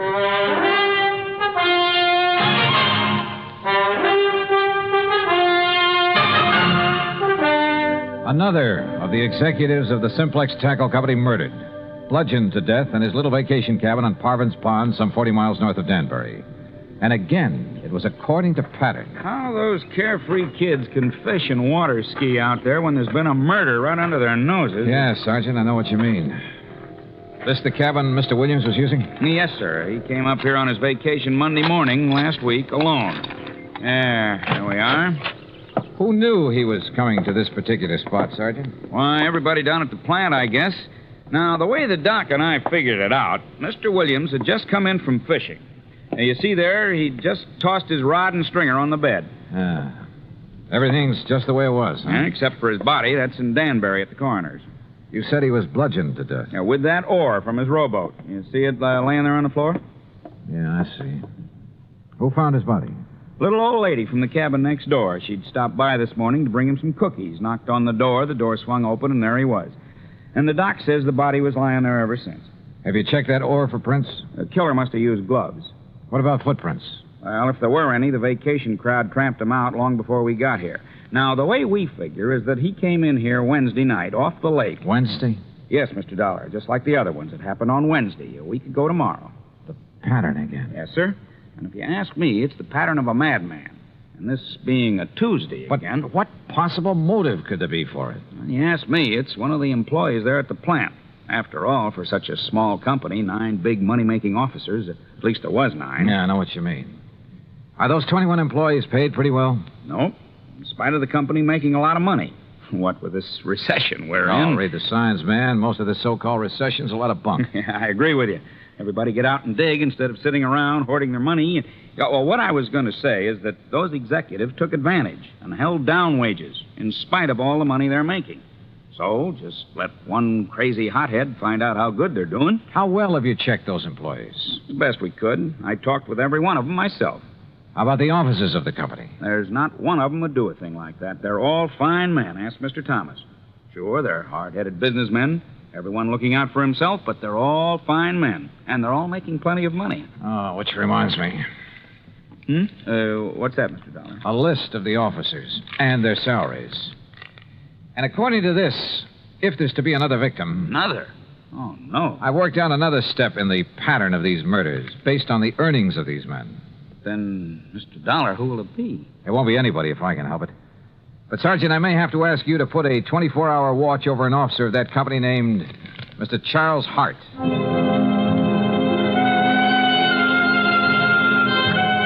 I didn't bother explaining my own idea of the pattern to Sergeant Dennis. After all, my theory could be wrong. But I drove back to the Simplex factory, to the office of Charles Hart. I found only a secretary there. No, he isn't here, Mr. Dollar. Well, where is he? To be perfectly honest about it, I don't know. Hasn't he been in at all today? No, sir. Hasn't been in since about last Wednesday. Look, Miss, whatever your name is, have you called his home, his wife? He's a bachelor, Mr. Dollar, and lives in a little apartment in Danbury. Have you tried to call him? Well, no, sir. You see, there was Does Mr. Thomas know about his not being here? There's nothing unusual about Charlie's leaving without telling us, Mr. Dollar. Oh, Mr. Thomas. He often goes off on sales trips like this. He was last seen the day Mr. Williams was killed. Well, surely you don't think Charlie Hart had anything to do with Jim Williams being... Oh, no. Did you find out anything over at Parvin's Pond? No, not much, I'm afraid. Could this Charlie Hart have had any reason for wanting Williams out of the organization? And Adams and Bowers and Dalvers? Of course not. Yes. Yes, he could. What? Miss Gregg. What do you mean by that? Mr. Hart was the one who built up this company. The one who developed the products, put all his money in it. Now, just a minute. He's the one who sold all the product that made all the money. He and Mr. Adams were the ones who started the business. Is that true, Mr. Thomas? Yes, of course. And when Mr. Thomas and his relatives came along... Miss Gregg. What she says is true, Mr. Dollar. Charlie Hart and Ben Adams did start this business. They took on a couple of partners, Al Bowers and Frank Dalvers. They were the ones who decided on the expansion program, who came to us for the financing. With the others gone, it should have been Mr. Hart's company. Wait, Miss Gregg. Our financing made this present operation possible. But to imply that Charlie could have been driven by jealousy or any other motive to commit these crimes, that's absurd. How could you suggest such a thing, Miss Gregg? I didn't say he did it. I only tried We know what you said, and you've said enough. Tell me one thing, Mr. Thomas. Yes? What happens to his share of the business when one of the partners dies? Or in this case, when he's murdered? Well, the other partners absorb his share. Then, if Charlie Hart eliminated one of you, it would add to his holdings. That's true. Okay, I'll see you later. But, Mr. Dollar, if you believe for one moment that Charlie Hart... Why, I've known him for years. Yeah? Well, I think I want to know him a little better.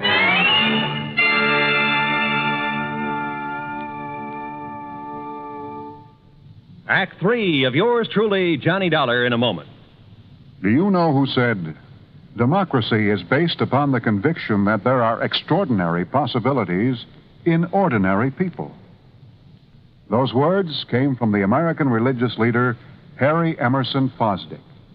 From the earliest days of the United States of America, there has been the sentiment that the average person can achieve an important goal if he is given an environment in which he can develop his capabilities to the fullest extent. An environment in which the individual is given the rights and privileges that he needs for development. It is the duty of every American to protect and stimulate this environment. Remember the words of Harry Emerson Fosdick. They are part of your American heritage. The extraordinary possibilities of ordinary people are inherent in American democracy.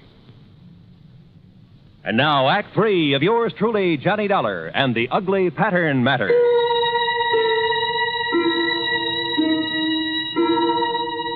It was pretty plain that Charlie Hart, supposedly next on the list of victims, had plenty of motive for eliminating some of his partners in the Simplex Tackle Company. I guess the same applied to any other member of the company. But he, having started the business, knew all about the others, their plans, their habits. And he'd been last seen just prior to the murder of James Williams. I got his address, hopped into my car, and drove back to Danbury. But ringing his bell and pounding on his door got me nothing. Here, young man. You want Mr. Hart, you'll probably find him at the factory. Are you the building superintendent? That's right. Then I want you to let me into Mr. Hart's apartment. Well, now... All right, just a here minute. are my credentials. I'm an insurance investigator. Investigator? Yeah, here, see? Johnny Dollar, special... And if that isn't enough, here's a 5 spot for your trouble. 10. Well... But now don't you let on that Okay, Dad, thanks.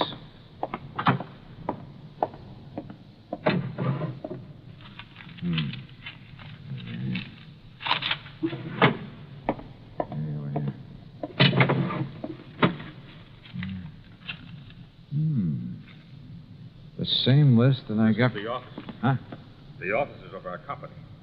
Mr. Hart. That's right, Charlie Hart. Should have looked behind the door when you barged in here. Yeah, well, look, would you like to point that thing the other way, please? I'm sorry, Mr. Dollar, of course. Well, you know who I am. Yes, I heard you through the door. All right, is that the gun that killed one of your partners? That killed one of my... No. But listen. Tomorrow's another Wednesday. Wednesday, Mr. Dollar. I know. And look at that list you're holding.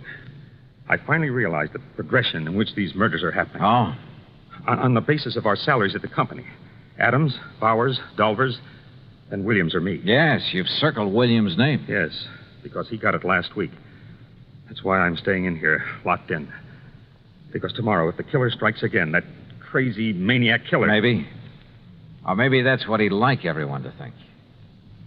Charlie, a couple of questions. Anything if I can help you stop this. That company was once yours. Yes, that's right. You were the boss, the head man, until Hanley Thomas came along. Yes, Hanley and his brothers and his brother-in-law. And they took over as first in rank. Well, they were entitled to, Dollar. What? It was their money made the company what it is. I'm not an administrator, a man who knows and plays all the angles. I'm just a worker and a salesman. Now, wait a minute. You mean you're content with the present setup? Yes, of course. In spite of the prodding of a sweet old secretary who thinks that Wait a minute. But these murders, Mr. Dollar. You stay put.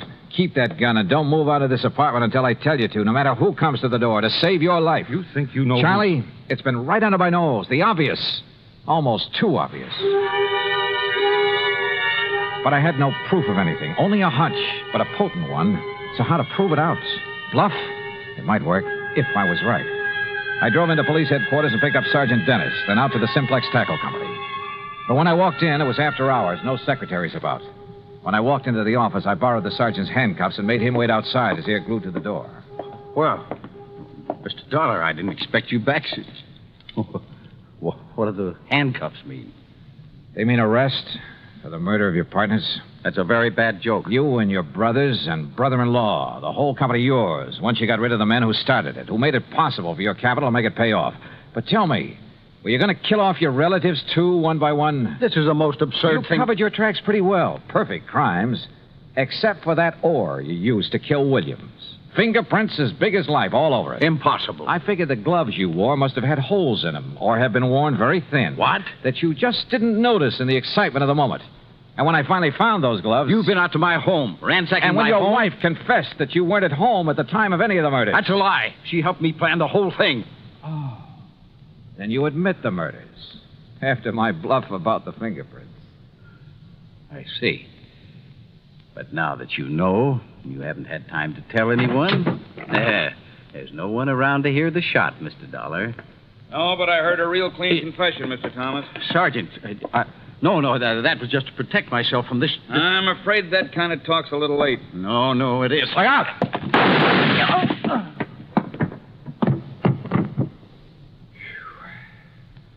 Sergeant, I haven't seen that fast a draw except on TV. That's where I learned it.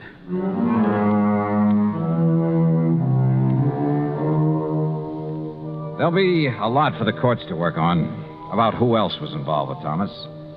The sergeant's bullet killed him, by the way, and I'd call it good riddance. Or at least quick justice.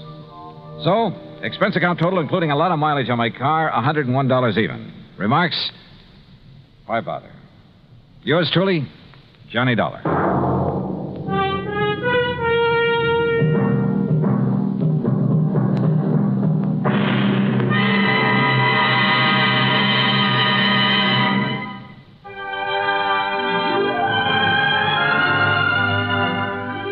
truly, Johnny Dollar, starring Bob Bailey, originates in Hollywood and is produced and directed by Jack Johnstone, who also wrote today's story.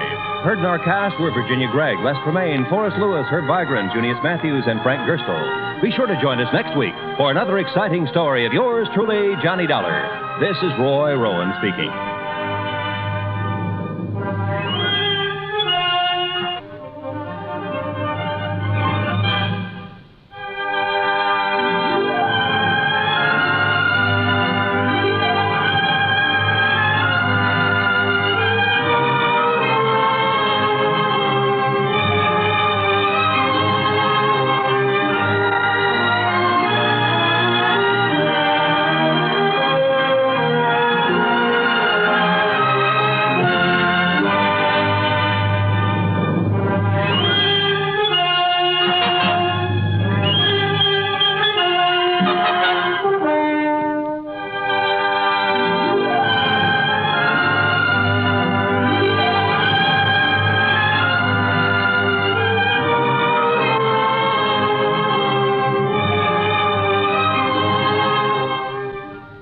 Johnny Dollar has come to you through the worldwide facilities of the United States Armed Forces Radio and Television Service.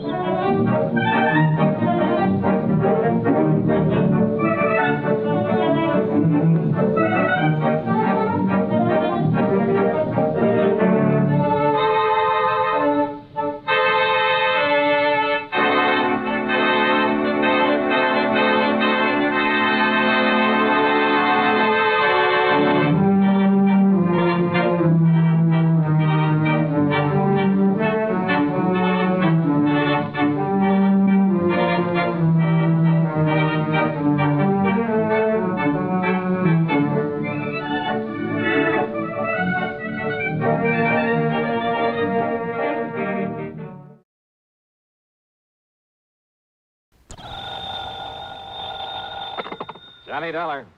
Dollar, the investigator? That's right, insurance investigator. Then you're the man I want, the man I need, immediately. Well, it just happens I'm late for an appointment, Mr. What did you say your name is? I didn't, but it's Lynch. Walter E. Lynch. And you must come out here right away, Mr. Dollar. Protect me. Protect you? Yes. I live over here in Manchester. Manchester, Connecticut? Yes, that's right. My address is 13421 Peachtree Lane. 13421 Now, can you come out here right away? Well, I told you I have an appointment to keep. Then I hope it's a brief one. You'll come here as soon as you're through with it? Well, that depends, Mr. Lynch. What seems to be the trouble? Well, I thought I made it clear to you, Dollar. My life has been threatened. Well, isn't that something for the police to handle? The police? After all, unless there's insurance involved. Why, of course there is. My own. Oh, what company, Mr. Lynch? Company? Yeah, that's right. Well? Now, what is the matter with you? What difference does it make? If my life is in danger, I need your protection. Okay. Who made this threat against your life, and why? Oh, good heavens, man, do I have to go to that sort of detail on the telephone? Well, unless I know what this is all about, and, look, you didn't answer my question, Mr. Lynch. Have you told the police about this? Do you think I'd call on you if I had? But if your life has been threatened, the thing And I tell you it has. What is the matter with you? All right, then. Call in the police. Now, you listen to me, Dollar. Meantime, if I find any legitimate reason why I should make an investigation, Don't you understand? I'm not asking for investigation. I'm asking for protection. And I tell you, the people for But you now, to look, call... you have my name, you have my address. Now, you get on over here. But don't you see? I I shall can't be just... waiting for you. Mr. Lynch. Okay, mister, go ahead and wait. Of all the crackpots. I wonder, though. Yeah? Johnny? Yeah, that's right. Pat McCracken, Johnny, Universal Adjustment. Oh, say, Pat, will you find out for me what company, if any, holds a policy on a Walter E. Lynch over in Manchester? Sure, Johnny. But listen, I thought you were going to be here in my office at 10 o'clock sharp. Pat, I'm sorry, but this I need your signature on a deposition for that arson matter you covered last I week. know. And I've got to have it right away. See, one of our men will take it with him out to the coast on the 10:30 plane. And, Johnny, it's 8 minutes after right now. Yeah, I see it is. Pat, I'll be there in 3 minutes flat. Okay. Meantime, look up that Walter Lynch for me, will you? Okay, just get on over here. Right.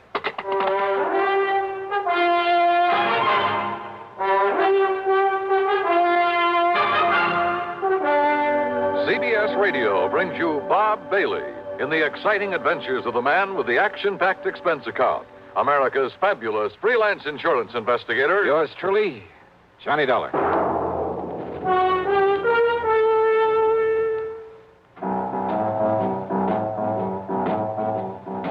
about best-selling records, here's a familiar tune about America's best-selling filter cigarette, Winston.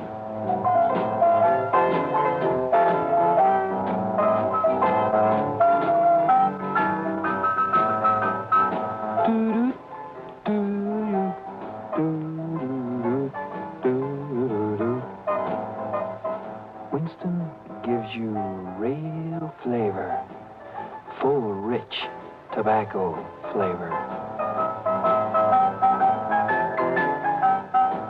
And you know, that's because only Winston has filter blend up front. Choice, flavorful tobaccos, specially selected and specially processed for filter smoking. No wonder Winston tastes good, like a cigarette should. Smoke Winston. And now, Act One of yours truly, Johnny Dollar.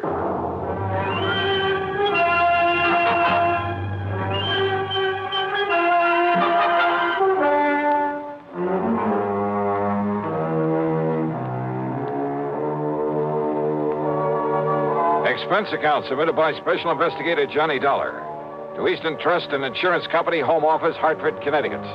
Following is an account of expenses incurred during my investigation of the Hapless ham matter. Expense account, item one, $1.20 plus another $1 for the cab driver who got me from my apartment to Universal Adjustment Bureau in record time. I barged in on Pat McCracken without being announced. Put my John Hancock on the deposition, after which he witnessed my signature. All right, there we are. Now, here you are, Miss Delsey. Give these to Mr. Peterson and tell him happy plane trip. Yes, sir, right away. Oh, and see if Bartell has found any of that lynch information I asked him about. There's been a lynching, Mr. McCracken? No. Just do as I say. Now, go ahead. But I thought I heard you... Yes, sir. Hey, what is the worry on this man Lynch, Johnny? Well, Pat, he sounded like a crackpot. He called me on the phone just before you did, said his life is being threatened. Oh, another one of those things, huh? Yeah. Who was threatening him? Oh, I don't know. He was a bit evasive about it, same as he was about naming his insurance company. Well, I know I never heard of him. What did you tell him? I told him to call the police, that unless there was some insurance angle that required investigation, you know. Right, exactly right. Although, of course, if Bartell does find something on him, if he is a client of one of the companies... It's still a police matter. Why call on me to play bodyguard? Well, you know, Johnny, if you would have your telephone number unlisted, you'd save yourself a lot of these nuisance calls. Yeah, I know. Oh, yes? Here's a photostat of the lynch policy Mr. Martell said you asked him for. Oh, then there is one. Thank you. And I thought you were talking about some kind of a lynching somewhere, Mr. McCracken. Isn't that funny? Yes. Thank you. Thank you, Miss Delsey. That'll be all. Oh, I was only... Yes, sir. Now, let's see, Johnny. Walter E. Lynch. Policy issued 1954, Eastern Trust and Insurance. Face value is... Yeah, I see. 50,000 smackers. Yes, a lot of money. Let's see the name of the beneficiary. Oh, well, a nephew, Fred Lynch, New York City address. I wonder, Johnny. So do I. How well Freddie and his uncle get along. Named him as beneficiary. 5 or 6 years ago, things can change, Pat. There's one way to find out. And with $50,000 to be paid out if anything does happen to him. Yes. Go ahead, Johnny. Go ahead and pay Mr. Walter Lynch a little visit. At company expense? Well, now, Well? Oh, sure, why not? I'll notify Eastern that we've assigned you to this, but that you'll send your expense account directly to them. Okay? Okay.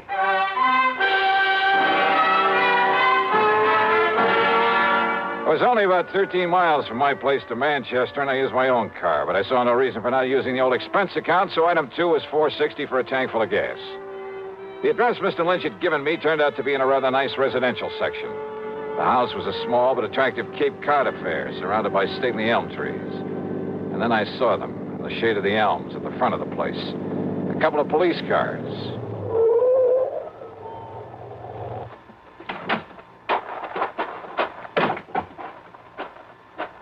Just a minute there, mister. Huh? Oh, hi, officer. Who are you and what do you want around here? Oh, my name is Dollar, Sergeant Johnny Dollar, insurance investigator. I came here to see Mr. Lynch. Insurance investigator, huh? Any credentials? Better let me see them. Oh, sure, you're okay. Here you are. Hey, what's happened around here? Okay, Dollar. You boys act pretty fast, don't you? What do you mean? Is Mr. Lynch in some kind of trouble? I'd call it worse than trouble, Dollar. He's dead. He's what? That's right. Murdered. Well, then I'd better get inside there and see what's what. Yeah, Dollar. Sure, maybe you better.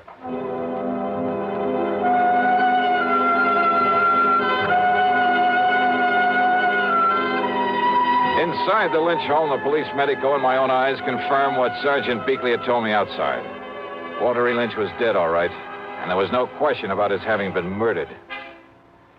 As you can see, Mr. Dollar, the knife, obviously a long, very sharp one, plunged into his body here, directly back of the heart. Yeah, Doctor, I see. No doubt penetrated that organ.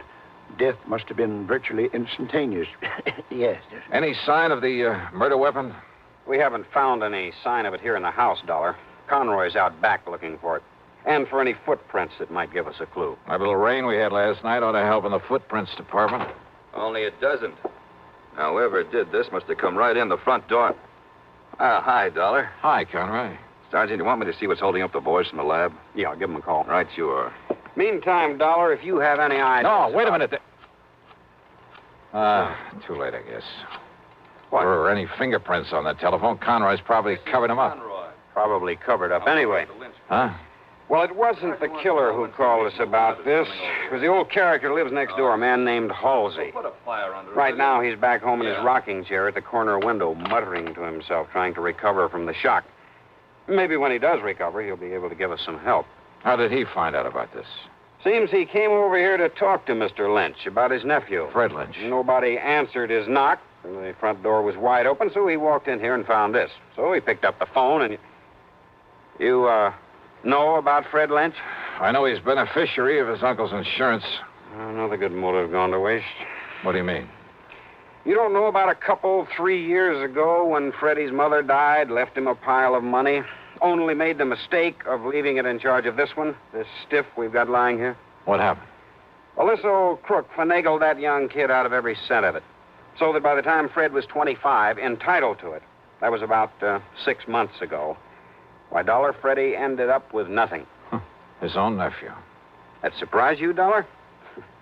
It's because you don't live here in Manchester. Don't know anything about the Lynch family, what's left of them, which is only Freddie now. What's that supposed to mean? Not one of the Lynch tribe was any good.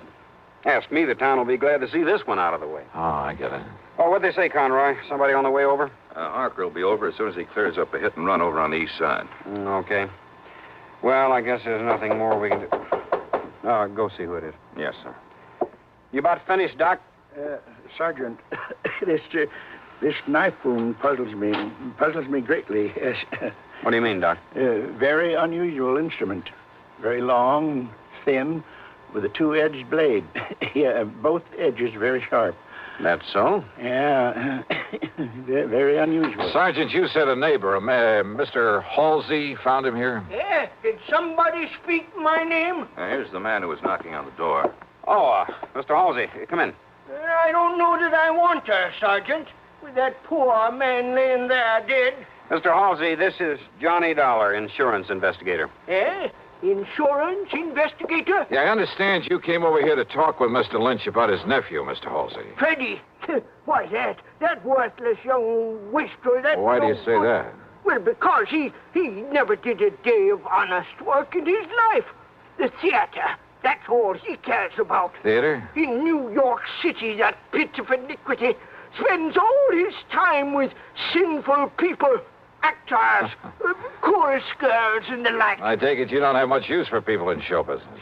Scum of the earth. That's what they are. That's all they are. Yeah, and well, he's one of them. Now, Mr. Halsey, And when I saw him here this morning... What?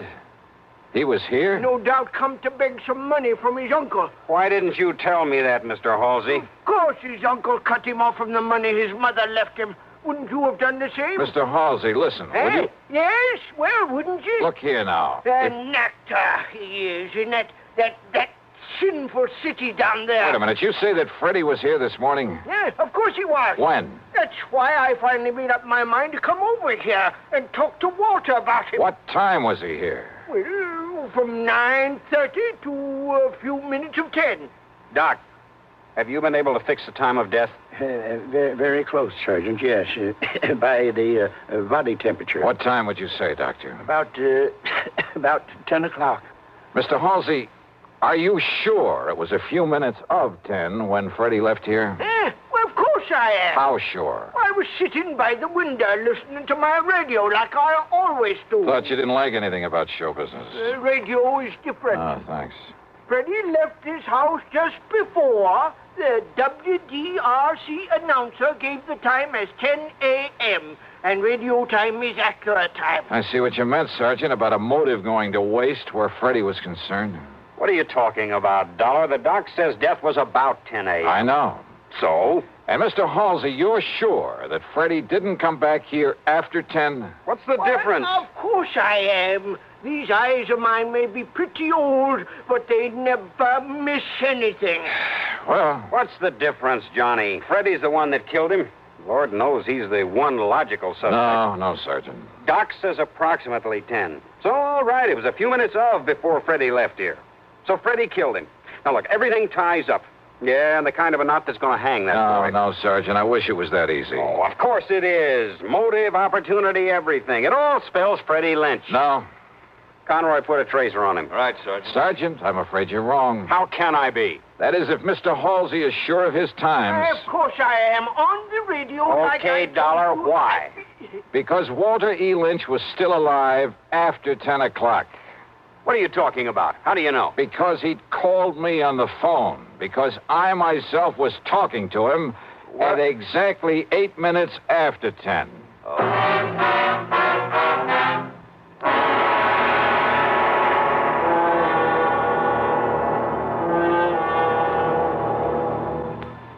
We'll continue with Act Two of yours truly, Johnny Dollar, in exactly 1 minute.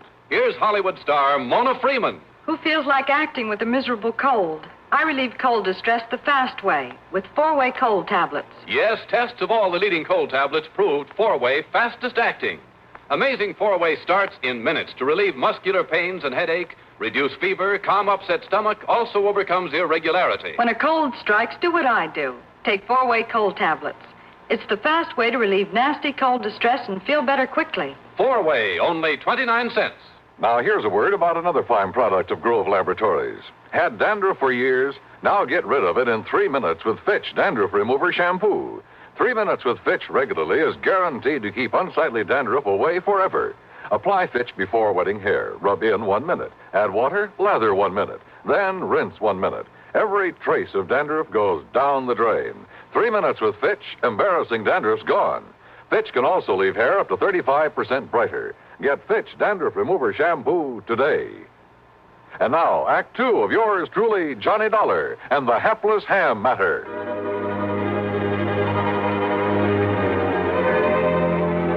No question about it. I was the perfect alibi for Freddie Lynch. Freddie had left his uncle's house a few minutes before 10. I had talked with his uncle at 8 minutes after 10. Yeah, and when the police checked up, they learned that Freddie had taken a bus to New York at 10:15. On foot, and he was on foot. Old man Halsey had seen that. He had to leave the house before 10 to make that bus. I told you, young man, these eyes of mine may be old, but they never miss a thing. He was on foot, all right, and he left this house before 10 o'clock, and he didn't come But now back. wait a minute. If someone else came in here to commit the murder after Freddie left, why hadn't old man Halsey seen that person? You're right, Dollar. Nobody else came here, so it must have been Freddie killed his uncle. All right, now look, Sergeant. Only how could he?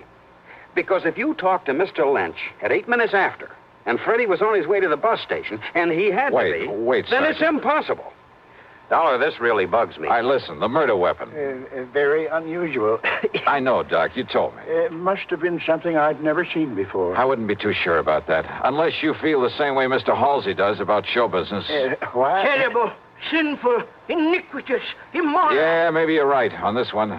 What are you getting at, Dollar? Getting out. Was that an express, that bus that Freddie took to New York? No, it was a local.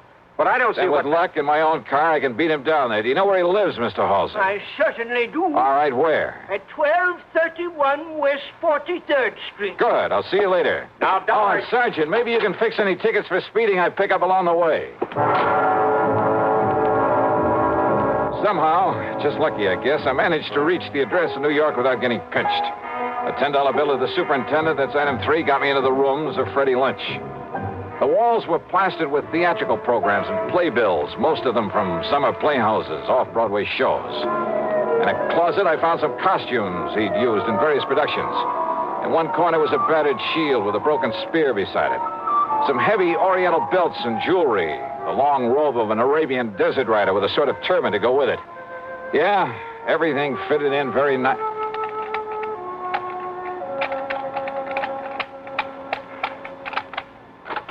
Hey, yeah, wide open, Freddie, wide open, just the way you left it. Come in, kid. I beg your pardon? Kind of careless, but it's all right. It's okay. Hey, who are you? You kidding? Jerry Allen, the agent, you know. Agent? Yeah, where you been, Freddie? When you didn't answer the letter and the telegram I sent you, where you been, huh, kid? Oh, you're a theatrical agent? What else? Listen, look, hey, kid, get this. I got a part for you, great part, a great one, a good salary, too. Of course, you got to let me represent you in the deal, but all I want's the usual 10%. Well, how about it, huh, kid? Jerry Allen, you say? Yeah, sure, that's right. Oh, we never been introduced, but I caught you in half a dozen things, and you're good, boy, good, real good. Well, I like to think so. Sure you are. And being it's my business, I got to keep adding to my stable of actors, see what I mean? So if you want this part, well... I don't think so, What? Mr. Allen. What are you talking about? Well, I'm thinking of giving up the theater. Oh, now, wait a minute. Wait a minute, kid. You fallen heir to a fortune or something? Why do you say that? Huh? Of course, if you don't want the part. No, wait. Perhaps I'd better do another play or two. Good. And you'll let me represent you? Well, Freddie? Oh, why not? Well, if the part is good. Is the part good? It's great, kid. It's great. And if this thing doesn't hit Broadway the first time out... Hey, listen. It's a new play written by Johnstone. You get that? Johnstone? No, I'm afraid I don't recall ever... Well, sure you've heard of him. Why, man, he's had more hits. Oh, and listen, Freddie, listen to this part. All right. I'm listening. Okay, starts out a young man, just about your age. Second act is 20 years later. Hey, you think you can do it? Why? Of course, my good man. Good. And the third act, well, now that part may be a little tough. You got to kind of make like you're about 60. Why, there's no problem at all, Mr. Allen. No problem at all. Oh, only it's a shaky old man, like he's scared to death all the time. All right, listen. All fear has clutched me by the throat. The overpowering terror, willing up. Oh, hey, that's great. Come on, keep it up, Freddie boy, keep it up. Well, you see, of course, if I had a script, Scared, remember? Scared. Say something like, you must come here right away to protect me. You must come here right away to protect me. Oh, that's great. Now, say my life is in danger. I've been threatened, Mr. Dollar. My very life is in danger. What? Dollar? That's right. Johnny Dollar. Why, this was all a trick. Yeah, and you fell for it like a ton of bricks. The same voice you faked over the telephone to sound like your uncle. Oh, no, listen. Killed him, left his home knowing that nosy old neighbor would swear as to when you left. Then ran to the bus depot and called me up with that phony voice to make an airtight alibi. To make me ready to swear your uncle was still alive after you left him there dead. But, Dollar, listen. See, I'm his only kin. I'll be coming into a lot of money. His insurance and whatever money or property there is. Oh, why don't you drop dead? I see. But do you see this? So that's what you did it with. Yeah, that's right. Arabian, isn't it? I stand back. Long, thin blade with a double edge. From one of your costume plays? I'll stand back, I say. Sure. I don't need to be close to you to use this. Whoa! Oh, my hand. You've broken my hand. Funny. I didn't think I was that good a shot.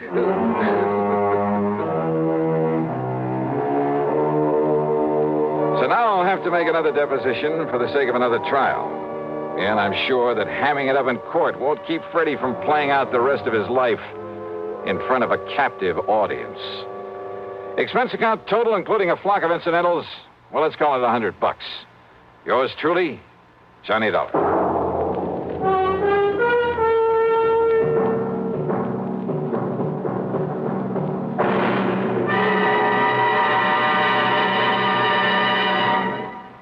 Now, here's a word from our star about the case he'll investigate on next week's program. Thanks, Daniel. It's called the Unholy 2 matter and involves a pair of characters who fit that description perfectly. One of them a killer. And if you're at all curious about what to do when you've got the situation well in hand and then suddenly a gun is shoved into the middle of your back, well, join us, won't you? Right here on your favorite station at the usual time on Sunday. Yours truly, Johnny Dollar.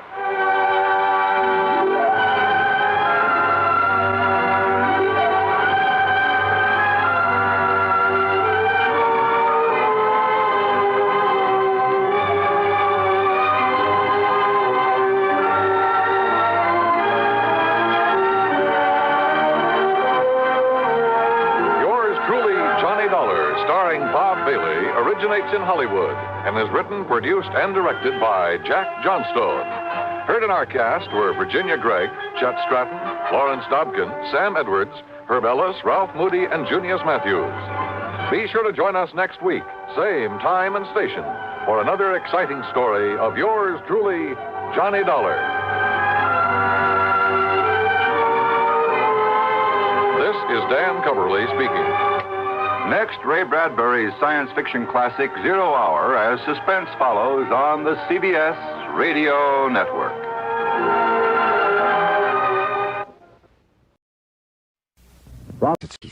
It's time now for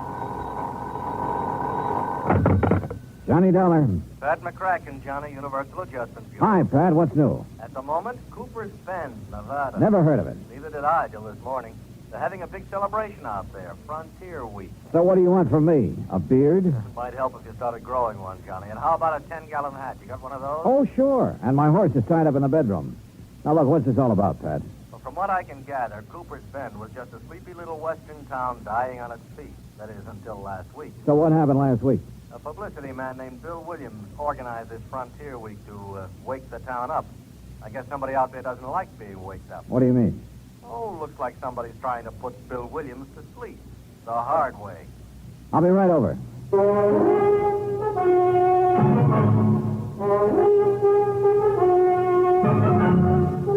Bob Bailey in the exciting adventures of the man with the action-packed expense account. America's fabulous freelance insurance investigator. Yours truly, Johnny Dollar.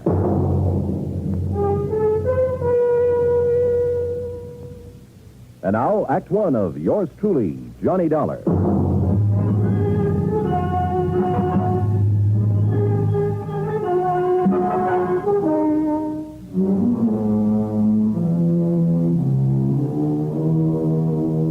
Expense account submitted by Special Investigator Johnny Dollar to the Home Office, Universal Adjustment Bureau, Hartford, Connecticut.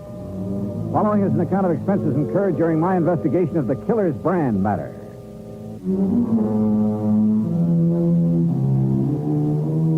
Expense account item 1, $1.20, cab fare from my apartment to the office of Universal Adjustment Bureau. Pat McCracken was waiting for me. Not too much to go on, actually, Johnny, but I figure it's worth your taking a trip out to Cooper's Bend to see what's what. One of the companies we represent has a hefty policy on Bill Williams' life. Who is this Bill Williams? What's he do? Little of this, little of that, I guess. Sort of a fly-by-night type. Freelance publicity, that sort of thing. Hey, you suggested over the phone that there'd been an attempt on his life out there. Well, at least somebody took a shot at him. Oh? You have any idea who? No. That's what I want you to find out. Could have been an accident, Pat. Maybe somebody got carried away during one of the at celebrations. 2 o'clock in the morning, Johnny. Even during Frontier Week, people in Cooper's Bend don't stay up that late. Okay. Where do I find Williams? There's only one hotel. You look for him there. And, Johnny? Yeah? Watch yourself. Some of those characters out there can shoot pretty straight. And one of them is pretty riled up about something. Shoot straight? He missed Williams, didn't he? Oh, yeah. The first time. Expense account item 2, $187.50, incidentals and transportation by plane and a rented car to Cooper's Bend, Nevada.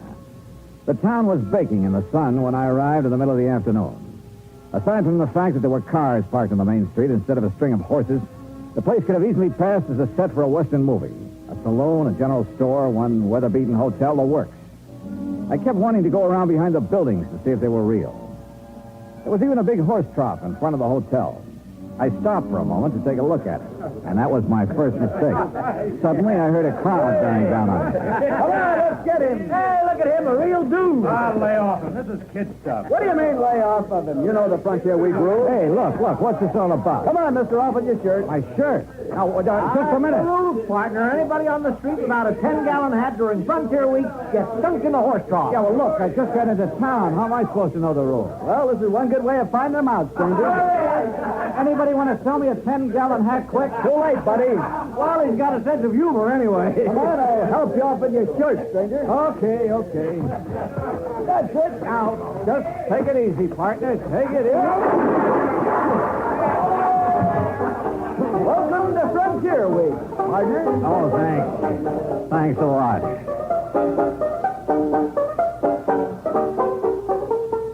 Item 3, 50 cents. Replacement of 3 buttons on my shirt. I bid a fond farewell to the Horse Trough Committee and went to the hotel to find Bill Williams, the publicity man. He wasn't there at the moment, but the clerk told me I might find him at the newspaper office. That was 3 doors down the street, the Cooper's Bend Sentinel, no less. Bill Williams wasn't there, but for the moment I didn't miss him at all.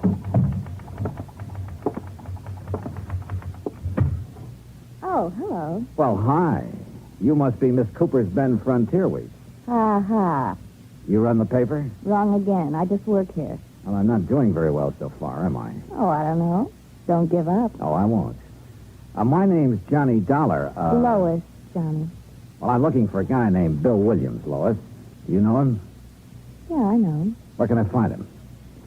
Well, this is as good a place as any. He ought to be here soon. Last I saw him, he was with Fred Kirby. Kirby? The editor of this paper. The two of them were all wrapped up in further plans for our glorious Frontier Week. I gather Frontier Week doesn't appeal to you. It's a 2-bit idea, like everything else about this plan. Oh, here's Fred. This is Johnny Dollar, Fred Kirby. Well, thanks, but we've already met. Mr. Kirby was one of the boys who helped me take a swim in the horse trough a couple of minutes ago. All in fun, Mr. Dollar. Part of Frontier Week. Yeah, sure. Kirby, I'm looking for Bill Williams. Oh, he's out making some final arrangements for the rodeo this afternoon. He ought to be back in a few minutes. Okay. Any place I can get a cup of coffee while I'm waiting? Oh, sure. 4 doors down the street. You can't miss it. I'll show you where it is, Johnny. Fine, thanks. I thought you had some work to get out, Lois. It'll keep. You don't mind, do you, Fred? Oh, no, of course not. Well, take your time. As we left, I could sense an undercurrent between Lois and Fred Kirby. And I could see his point. Matter of fact, though, undercurrent was too mild a word for Lois. Item 3, 20 cents. Coffee for Lois and me. You going to be in town long, Johnny? Oh, depends. How long does Frontier Week last? This is the last day. Oh? Rodeo this afternoon, dance tonight. That ends it. Then the town goes back to sleep, huh? Probably. I won't be here to watch it, though. Oh, where are you going? Away.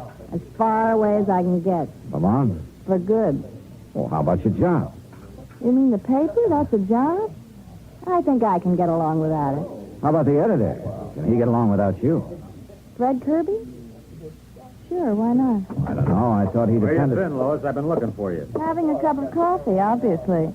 This is Johnny Dollar, Dan. Dan Biggers, Johnny, owns a ranch near here. Dollar? Hi. Look, Lois, about the dance tonight. What time will I pick you up? Oh, I don't know about the dance, Dan. I don't know if I'm going or not. We're gonna go, Lois. Look, Dan. I said we're gonna go. Oh, for heaven's sake. Thanks for the coffee, Johnny. Lois! You know, Biggers, if you don't mind my saying so, that approach doesn't seem to go over so well with her. Yeah? Well, I do mind your saying so. I don't need any advice from you. Okay. And just for the record, Lois and I are engaged. Oh, congratulations. Don't get funny with me. Oh, now, easy, Biggers. Simmer down. You simmer down, Dollar. What do you mean? I mean, stay away from Lois. Are you kidding? So I bought her a cup of coffee. Anything wrong with that? You heard me. Stay away from her. One thing about Lois, she sure had the knack of stirring people up.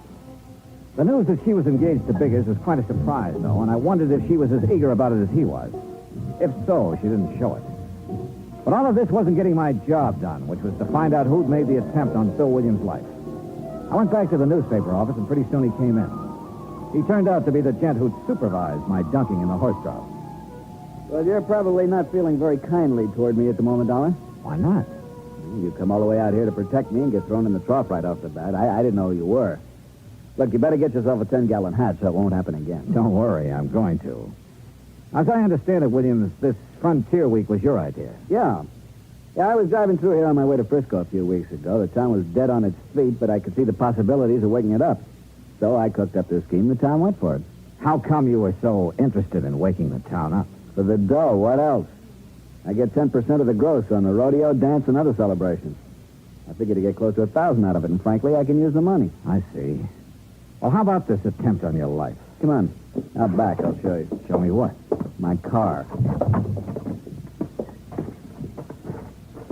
There it is. Take a look at the windshield. Yeah. Bullet hole. Mm-hmm. How did it happen? I was driving along the road just outside of town the other night, and all of a sudden, whammo. And I got a pretty good idea who did it. Oh. The rancher, Dan Biggers. Oh? Why? I smiled at Lloyd. Oh, now look. Touchy as big as is about Lois, that's not enough reason for Oh, wait. She smiled back at me. Is that all there was to it? Of course it was. You think I'm crazy or something?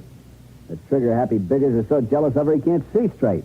I'm not stupid enough to get mixed up in anything like that. Yeah, he's jealous, all right. Lois and I worked together at the newspaper office on some of the publicity for Frontier Week. Biggers didn't like that. Speaking of the newspaper, do you know the editor very well? Oh, Fred Kirby? I met him when I first came here, is all. Why? He's been keeping an eye on us through the window ever since we've been standing here. Oh? You think he might be interested in Lois? It wouldn't surprise me. He makes that job of hers on the paper pretty easy for her. After all, it wouldn't be hard to be interested in Lois. No, I'm sure it wouldn't. Well, you'd better quit driving around the roads at night, Williams. Don't worry. Ever since it happened, I've been staying right here in town at night with the bright lights.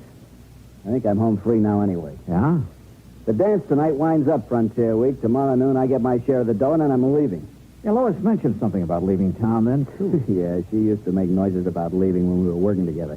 I doubt if she means it, though. I think she's just trying to get Biggers riled up. That isn't hard. Now, wait a minute. Remember now, she said it once in the office when Fred Kirby was around. What was his reaction? He didn't say anything at all, but he gave her a real funny look. I see.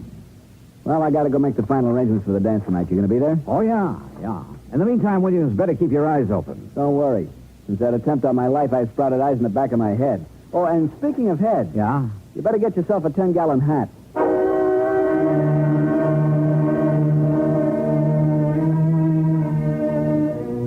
Very good advice. I had no desire to get dunked again. I started across the street toward the general store, then realized my mistake. There was the reception committee again at the horse shop. I had to get to that store fast. I almost made it, too. Sorry, fellas. Oh, well. Expense, item 6, $15 for a too-late 10-gallon hat.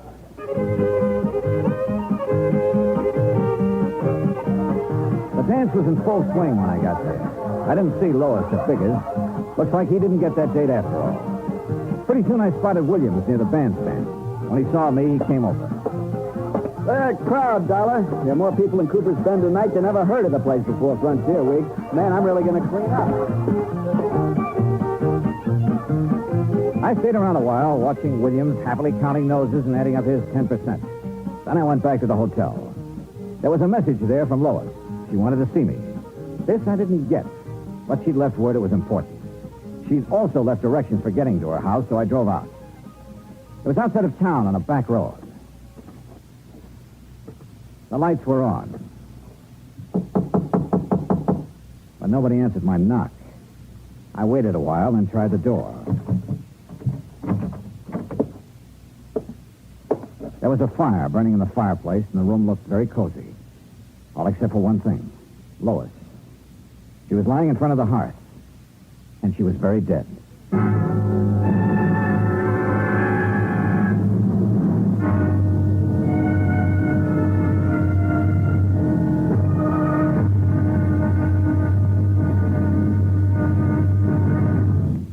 Act 2 of yours truly, Johnny Dollar, in a moment.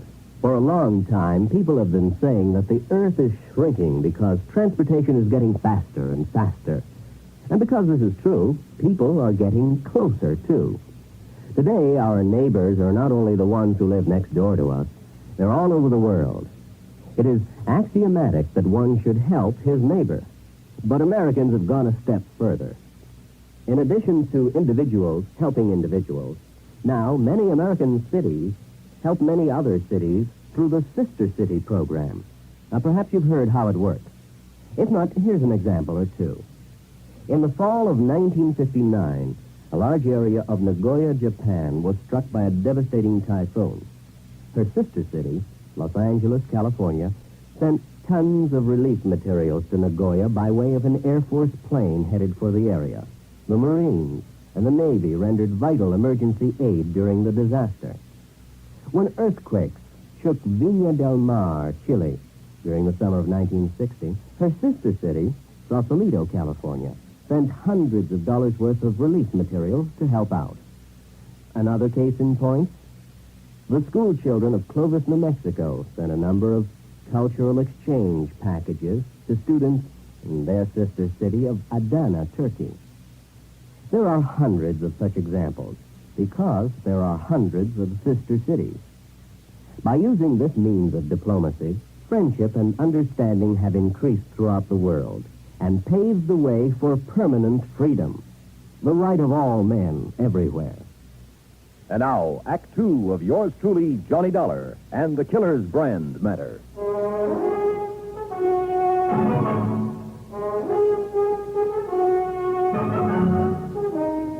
Lois, dead, lying on the floor of her living room in front of the fireplace.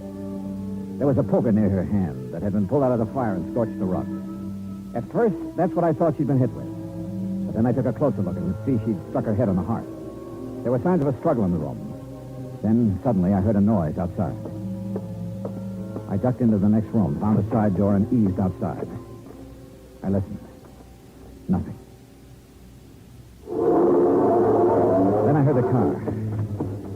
By the time I got around in front of the house, it was just disappearing around a bend in the road, running without lights. It looked like a station wagon, but that's about all I could make out. I went back into the house and put in a call to the sheriff. He arrived about 20 minutes later. Okay. Looks like there was a fight. She got thrown down, hit her head on the hearth. Yeah, that's the way I sized it up. Now let's size you up for a minute, Dollar. Me? Mind telling me what you were doing here tonight? I don't know. Ah, come on. No, I mean it. Lois left a message at my hotel that she wanted to see me. You don't know what about? No. Except it's a good bet this killing ties in somehow with that attempt on Bill Williams' life. Williams thinks it was Dan Biggers took that shot at him. Yeah, that's right. Well, it could be. Dan's always been awful jealous. I had trouble with him once before for the same reason. Oh? A month ago, he beat up a guy pretty bad. On account of Lois? Yeah.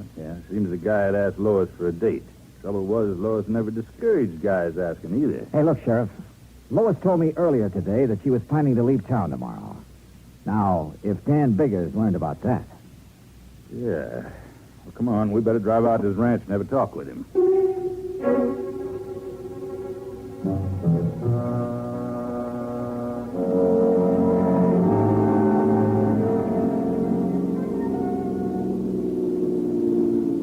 There's the gate, Johnny. Ranch house is up on the rise. Yeah. No lights on up there. You think Dan might have cleared out? Hey! Came from that clump of brush over there. Hold it right where you are, Sheriff. I've got you covered. Now, don't be a fool, Dan. You drop that gun and come out of there. I said hold it. Came to take me in, huh? Well, I'm not going just now, Sheriff. Look, Dan. First, I'm going to find out who killed Lois and take care of him. Then you can question me all you want. Very interesting you should know about the killing already, Dan. I can think of one reason you might. Guess again, Dollar. I was in town when the call came in. One of the deputies told me about it. I figure it differently, Dan. You found out Lois was going to leave town tomorrow. Lois, leave? You're crazy. That's what she told me. She'd never do that. She'd never leave me. You tried to stop her. She grabbed a poker and swung at you. You threw her down on the hearth. That's a lie, you hear me? Dan, you're acting like a fool. Now give me that gun, man. I'm not coming in now, Sheriff. I can put these shots where I want to. Don't make me put them in you. Okay, Dan. You got the drop on us now, but I'm coming back. And I'm going to take you one way or another.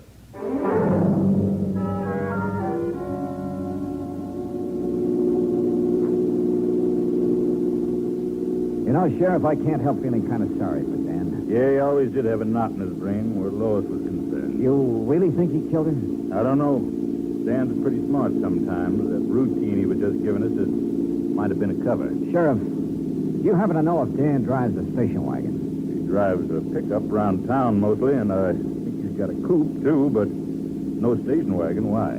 That's what I spotted pulling away from Lois's house. You didn't get the license number? No, it was running without lights. Not much help, Johnny. There's a lot of station wagons in this part of the country.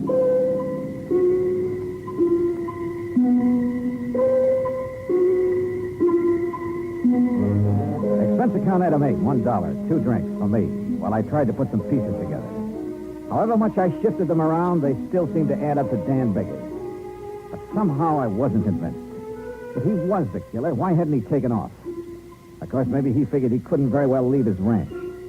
So I went round and round again and ended up nowhere. I started thinking of other possibilities. Bill Williams, for instance. I'd seen him at the dance, but he could have left for half an hour and nobody'd have missed him in the crowd. But why? I couldn't figure any motive for him. And then I thought of Fred Kirby, the editor. Yeah, he might be worth talking to. So I went to the newspaper office. Kirby and Bill Williams were there. Any idea who killed her, Johnny? I don't know, Williams. That's what I want to talk to the two of you about. I'll bet anything it was Dan Biggers. What makes you so sure, Kirby? You saw him around Lois. You know the way he was. Question is, if he did it, why? Lois said she was leaving. Maybe he couldn't stand the idea. He claims he didn't know she was planning to leave. That's a lie. Oh, is it? I heard her tell him once right here in this office. You know, it's quite a coincidence. What's that? Lois was going to leave town tomorrow, Williams. So were you. You weren't by any chance going to leave together now, were you? Now, look, G-Man, I told you there was nothing between us. You think I'm a jerk to go fooling around with her knowing what Biggers was like?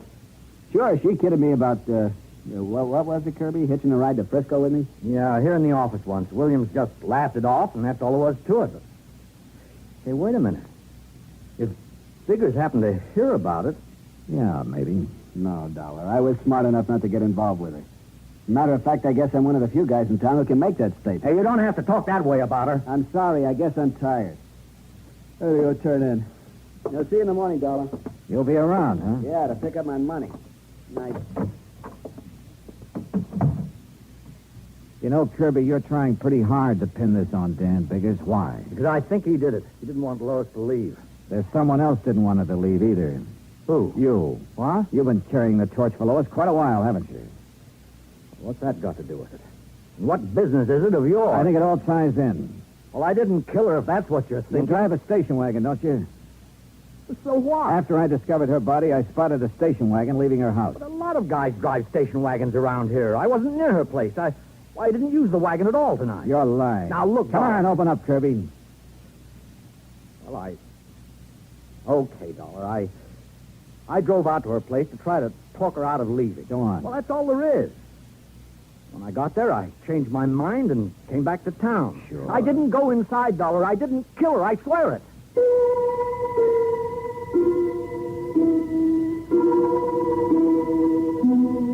I called the sheriff, and he took Kirby in for further questioning. But by morning, he hadn't changed his story. Oh, he admitted being at the scene of the murder, but that's all he'd admit. He was still a big question mark, and we were still nowhere. The sheriff went out to Biggers' ranch again, hoping Dan would give himself up peaceably if he knew Kirby was in custody. I had a cup of coffee and went outside. Bill Williams was in front of the hotel. Anything new on the killing, Johnny? Well, you know Kirby was being questioned. Yeah. Surprised me at first, but then I got to thinking, he's a strange guy. He doesn't say much, but there's a lot going on inside, particularly about Lois. Yeah. Did you get your cut of the dough from Frontier Week all right? Yeah. Well, I'm sure glad it's over. That killing last night turned the whole deal sour. I'll be glad to get the taste of this town out of my mouth. Uh-huh. When are you leaving? I told the sheriff I'd be around in case he wants me for further questioning. I'll leave when he says the word. There he is. What's with the crowd heading this way? I don't know. Okay, Williams, we got it last. What are you talking about? You ain't wearing your 10-gallon hat, and that sure looks like a horse, so I hope you're standing next to me. Right. Now, look, Frontier Week is over. You thought the idea in the first place. We thought you'd like to die. I'm in no mood for jokes this morning. I'll lay off. Can't you take a joke? No, not this morning. I'm sick of the whole idea. I said lay off, and I mean it. Let him away.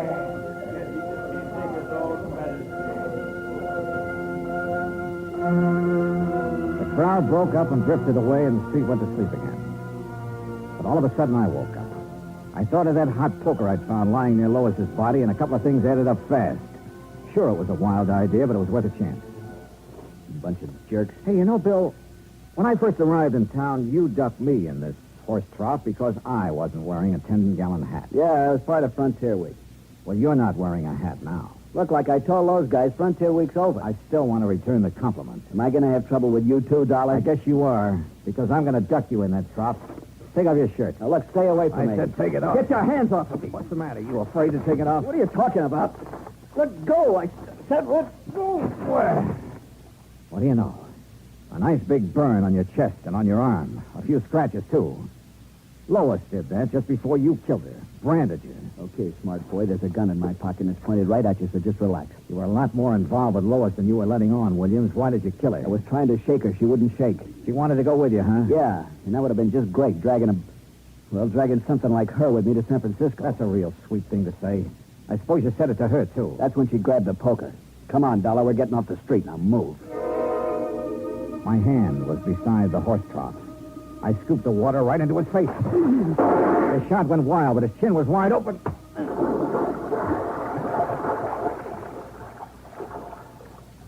Yeah, Bill Williams got ducked after all.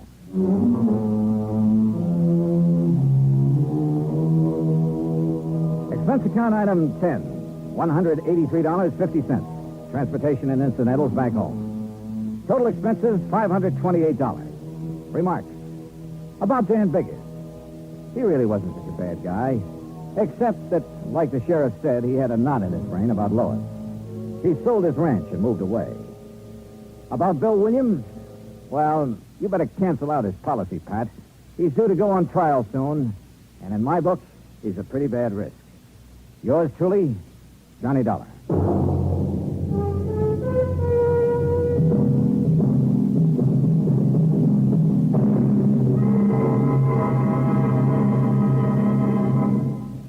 Our star will return in just a moment. Our flag now numbers 50 stars, and behind each star there stands yet another flag representing one of the 50 states. Oklahoma's state flag depicts an Osage warrior's circular buckskin shield from which hang 7 eagle feathers. Across the shield is the Indian's calumet, or pipe of peace, crossed with the white man's peace symbol, the olive branch.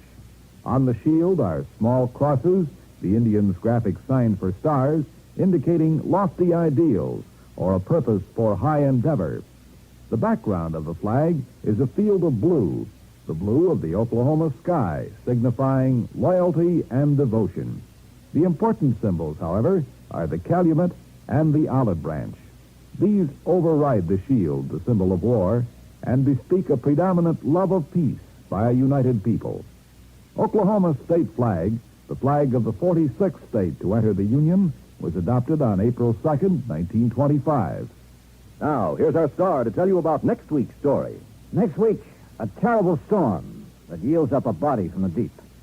Join us, won't you? Yours truly, Johnny Dollar.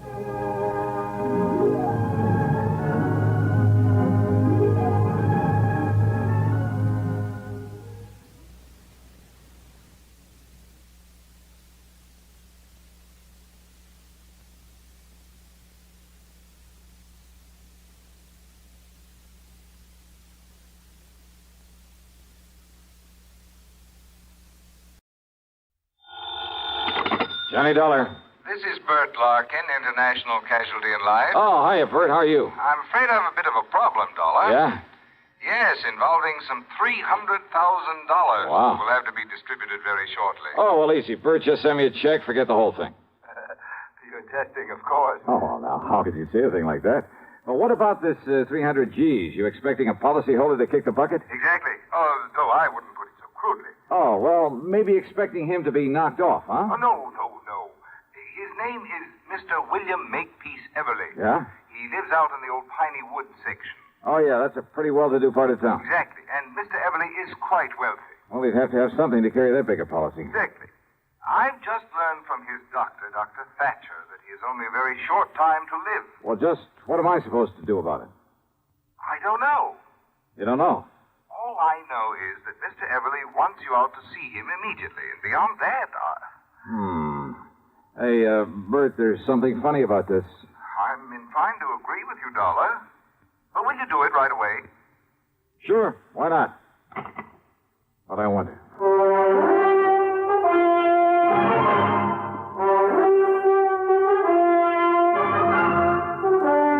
CBS Radio brings you Bob Bailey in the exciting adventures of the man with the action-packed expense account, America's fabulous freelance insurance investigator. Yours truly, Johnny Dollar. Get the really light refreshment. This is where I talk, Kay. Get the really light refreshment. That's Pepsi-Cola, of course. I just wanted to say be sociable, Charlie. Of course, Kay. Be sociable. Have a Pepsi on the road or at home. It always refreshes without filling. Charlie. Pick up extra cartons now. Pepsi is so delicious it goes fast. That's why you should keep plenty of Pepsi on hand. Oops. Maybe I'd better sing. Be sure to say keep Pepsi handy. Yes, Charlie. But the song says it sociably. Be sociable, look smart, keep up to date with Pepsi. Drink light, refreshing Pepsi. Stay young and fair, debonair. Be sociable, have a Pepsi. What Kay means is get plenty of Pepsi next time you shop. Well, yes. And now, Act One of yours truly, Johnny Dollar.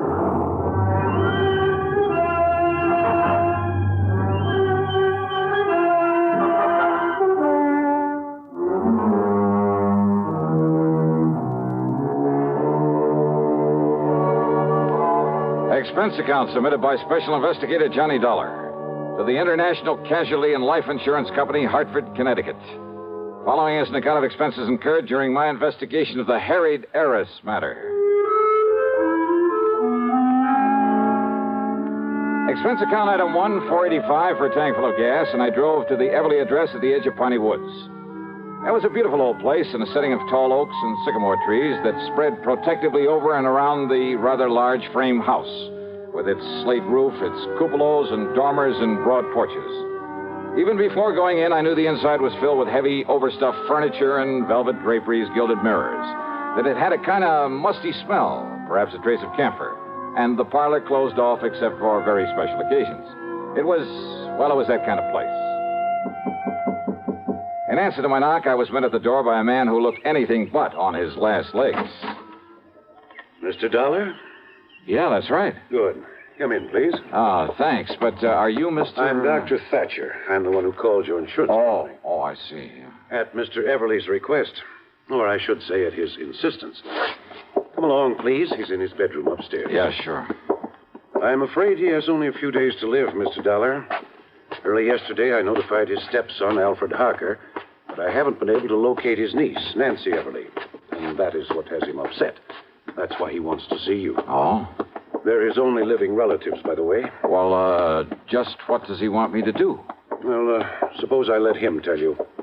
Oh, and although he realizes he hasn't long to live, he has no idea how short his time really is. All right. Please bear that in mind when you talk to him. Yes, sure. And above all, try not to excite him. Now, in here, please. Oh, okay, thanks. Mr. Everly, I have brought Mr. Johnny Dollar. Oh, isn't that nice? Well, sit down here beside my bed, Mr. Dollar. Let me tell you why I've sent for you. Yes, certainly, sir. Well, young Thatcher here doesn't really know what he's talking about, but he seems to think I have only a few months to live. A few months? Of course, I don't believe him. Mr. Dollar, I'll probably end up outliving both of you youngsters. That's the spirit. Well, I hope you do, sir. But he's given me something to think about. My estate. What about it, sir? I've willed everything to my niece, Nancy. And my insurance automatically goes to her in the will. Or did you tell him that, Thatcher? I thought it better if you did. Yes.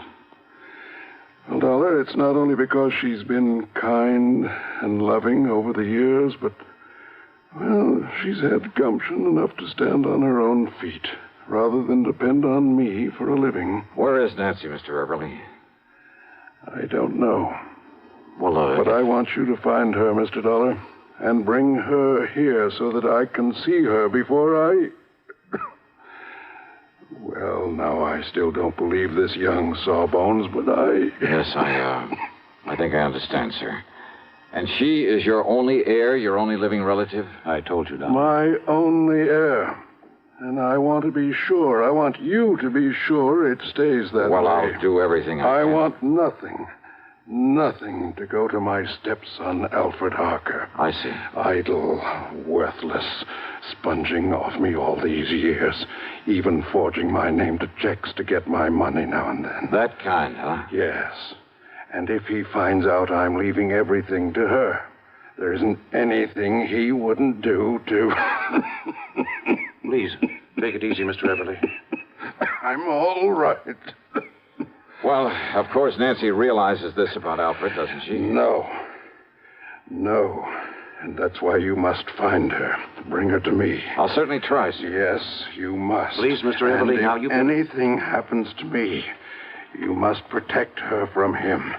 You must. You... Dollar, hand me that hypo there on the tray. Yeah, sure, Doc.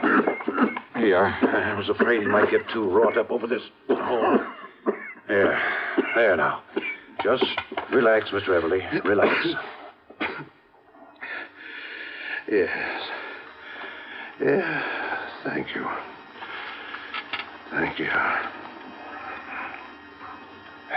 Well, Now he'll sleep for a while. I was afraid he might get too excited. Yeah. And it sure looks like I got my work cut out for me. I'm afraid so.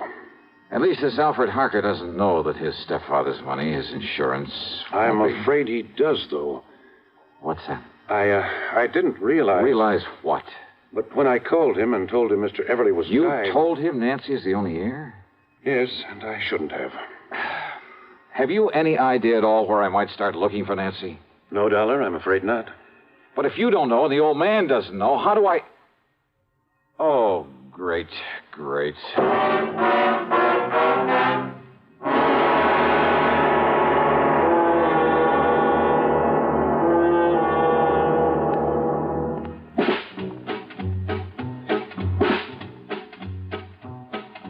Have a real cigarette.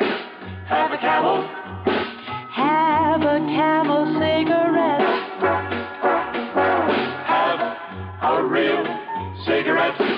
Have a Camel. Have a Camel cigarette. Best tobacco makes the best smoke. Have a Camel cigarette. Best tobacco makes the best smoke. Have a Camel cigarette. If you're smoking more these days, but enjoying it less, change to Camels. The Camel blend of caustic tobaccos has never been equaled for real smoking satisfaction. Have a real cigarette. Have a Camel. Start to really enjoy smoking again. And now, Act Two of yours truly, Johnny Dollar.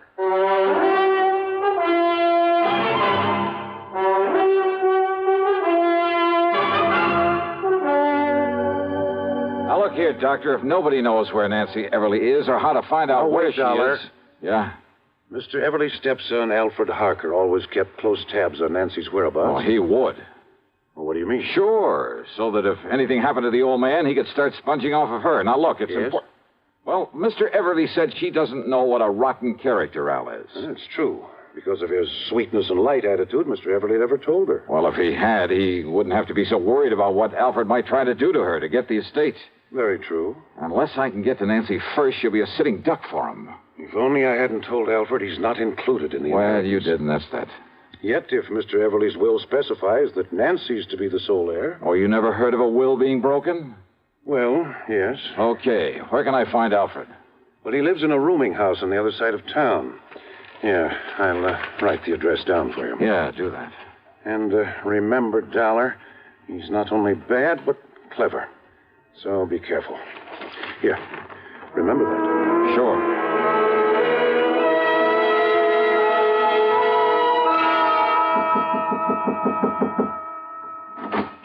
You looking for that young Mr. Harker, mister? Yeah, that's right. Yeah, well, he ain't there. I'm the building super. Now, where can I find him? Don't ask me. All I know is he packed a couple of bags yesterday morning and left. All right, look here. I'm a private investigator. My credentials. Okay. If you'll just let me get into Harker's apartment. Oh, here. Here, this 5-spot be of any use to you? Oh, now, you know better than to ask that, young fella.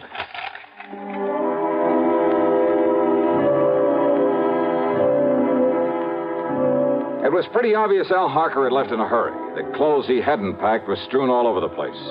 But luck was with me. On a desk, I found an airline timetable. One of the flights to Los Angeles had a check mark beside it. More important, I found the address of Nancy Everly, an address in Philadelphia, PA. I drove to the airport and spent item 2, $12.55 on a plane to Philadelphia. Then item 3, $6.25 for a cab to Nancy's address. It was a neat little apartment in the section they call Upper Darby. But instead of finding Nancy there... Why, no, Johnny Dollar. I'm Marianne Hooper. Oh, yeah. Now, Miss Hooper... But I know Nancy Everly from the office where we work together. Well, where can I find her, Miss So when she moved out of town, I agreed to take over the lease on this nice apartment. Won't you come in? She moved out of town, you say? Mm-hmm. Where? Oh, she was transferred. She was a copywriter, you know. For whom? The name of the company you work for? Hardin, Carmen, and Fisher. Oh, yeah, the ad agency. Mm-hmm. And they sent Nancy out to their Los Angeles office just a few weeks ago. Then Alfred must have found that out. Why don't you come in just a minute, Johnny? It's awful chilly out here. Hey, listen, do you have her address in L.A.? Well, no, but maybe at the office. All right, okay, thanks. Thanks Johnny, very much. has she done something wrong? No, she hasn't. What?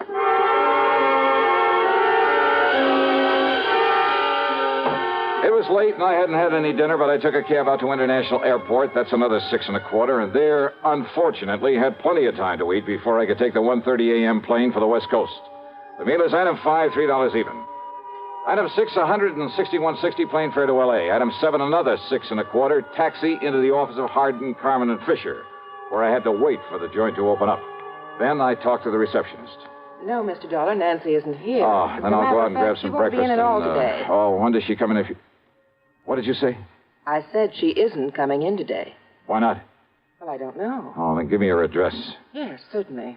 It's 1308 Pandora Avenue out in West Los Angeles. Okay, thanks a lot.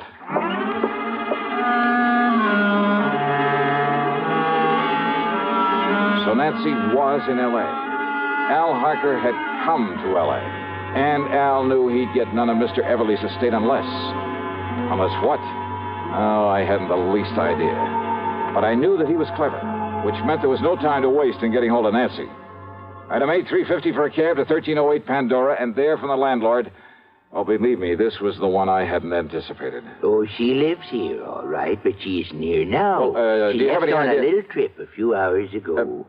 Trip, did you say? That's right. She and a real nice-looking young man. Do you know his name, who he is? No, I can't say that I do, but a real charming, nice-looking Well, look, do you know where they went? man. Oh, I sure do. Well, where? She said they were going over to Las Vegas. Vegas? And you know something? I think they're going over there to get married. Ouch.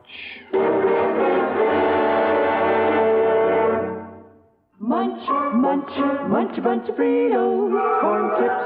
It's not polite to smack your lips, but you can't help it with Fritos, corn chips. Munch, munch, munch a bunch of Fritos, corn chips. That's right, Fritos corn chips. So crisp and light, there's contentment in every munch. Serve them at outdoor parties, as a snack or with dips. Fritos corn chips are so good with cold drinks, everyone will want to munch a bunch. Fritos have a flavor no other kind of chip can match. Munch, munch, munch a bunch of Fritos, corn chips. Fritos are golden chips of corn just made to munch. Keep Fritos corn chips on hand for the perfect warm weather between meal treat. Tuck a bag in every lunch, picnic or otherwise. Serve them with sandwiches, salads, all summer meals. Fritos corn chips are full of good, crisp, refreshing flavor. Fritos, Fritos corn chips. Munch, munch, munch a bunch of Fritos, corn chips. Now, back to yours truly, Johnny Dollar, and the Harried Heiress matter.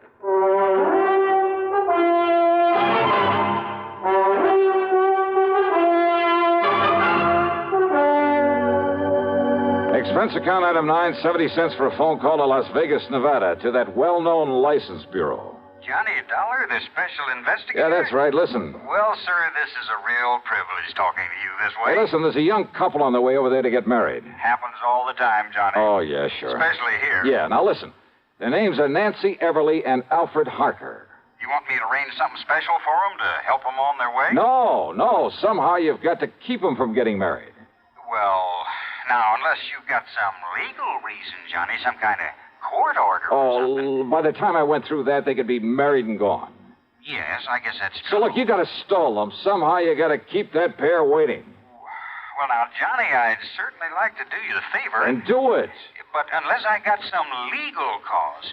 You see, it works like Well, look, this. just you stall them off until I get there. I'll make it worth your while. Now, Johnny, that sounds like bribery. All right, call it anything you like. Just hold them up until I can get over there to Vegas. But on what excuse, Johnny? Anything you can think of, but do it. I'm on my way.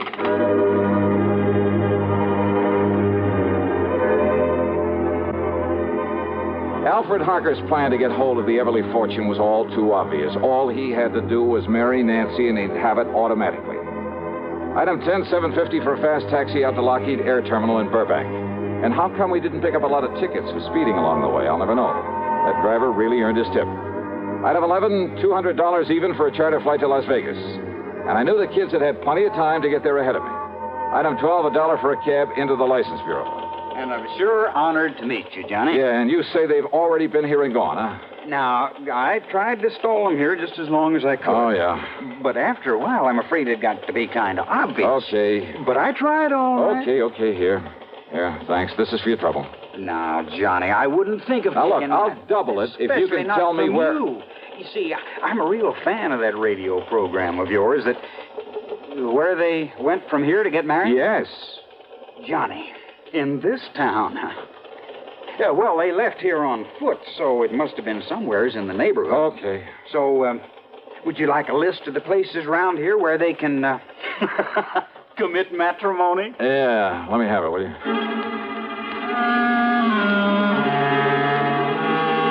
Item 13 is the 10 spot I accidentally left on the counter for him. Then I started checking every place in the area, every person who could seal the bonds of matrimony. Churches, marriage chapels, justices of the peace, even ordinary-looking private homes that were on the list. Hey, you know something? A lot of weddings take place in Vegas. I almost got thrown out of a couple I barged in on, and then finally... Why these excuse me, folks. Holy matrimony. Speak now or forever hold your peace. Excuse me, please. Just wait, young man. I'll take care of your wedding in just a minute. Yeah, well, Yes, look... let us finish the ceremony, please. Yes, of course.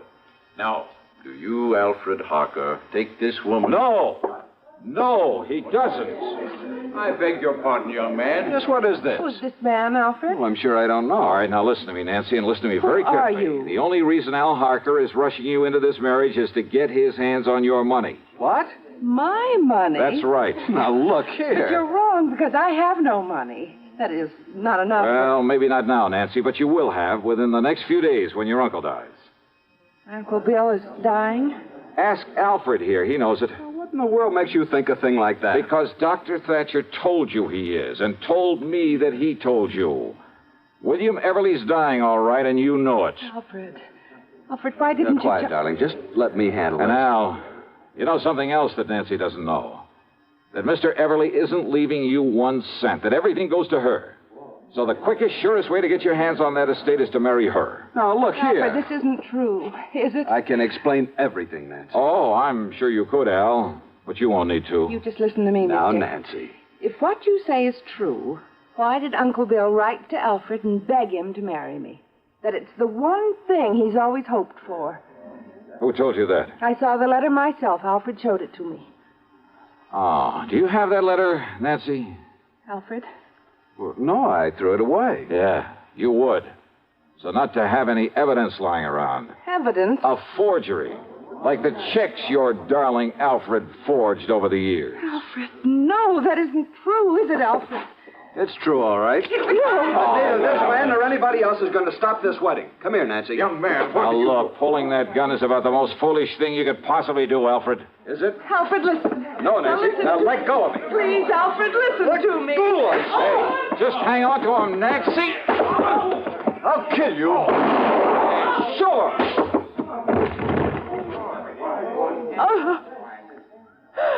Oh, I'm sorry, Nancy. Terribly sorry.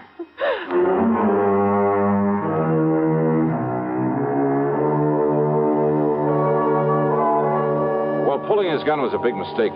Yeah, the people there in Vegas, the police, just don't go for that sort of thing. As for any charges the company may care to make against him, well, that's up to the legal department. The main thing is to keep him away from her permanently. Incidentally, I managed to get her home to see her uncle before he died. Expense account total, including the trip back to Hartford, and for Nancy, too, of course, $76,425. Yours truly, Johnny Dollar.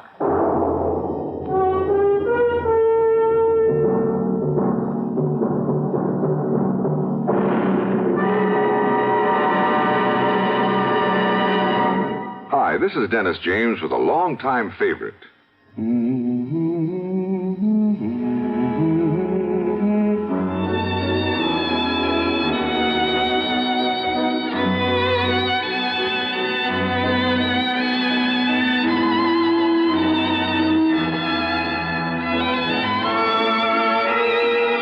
Yes, the longtime favorites are usually the best, aren't they?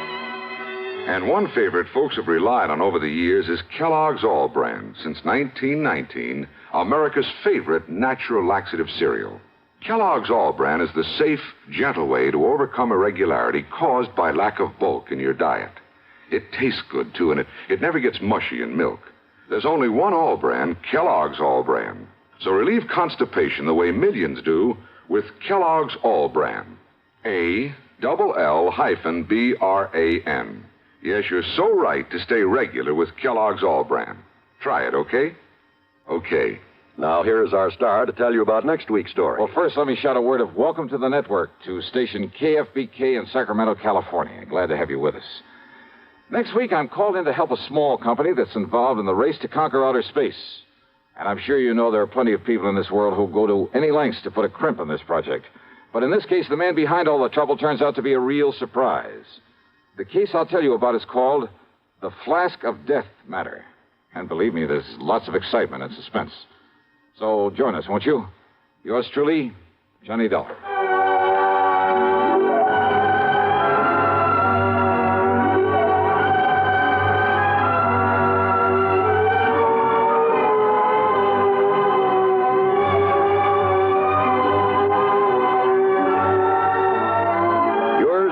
Johnny Dollar, starring Bob Bailey, originates in Hollywood and is written, produced, and directed by Jack Johnstone. Heard in our cast were Virginia Gregg, Gene Tatum, Lillian Baeff, Marvin Miller, Russell Thorson, Bart Robinson, Forrest Lewis, Sam Edwards, and Harry Bartell. Be sure to join us next week, same time and station, for another exciting story of yours truly, Johnny Dollar.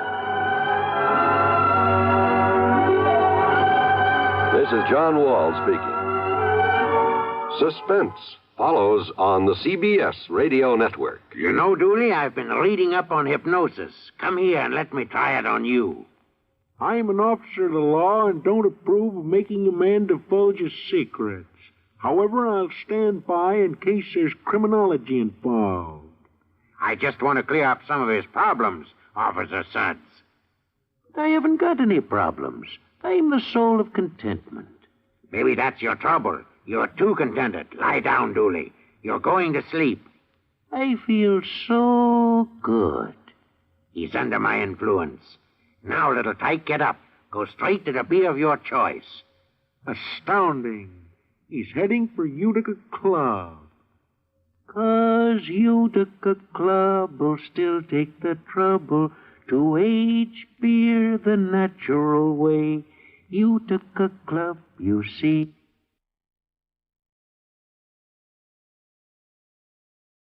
From Hollywood, it's time now for Johnny Dollar. Perry Jameson, the Paramount Insurance Adjuster, Johnny. Hi, Perry. It's been a long time. I'd begun to think you're neglecting me. Oh, how you talk. Matter of fact, I've just been waiting for a nasty enough case to come along for you. Yeah, you do have a habit of handing me the dirty ones. What is it this time?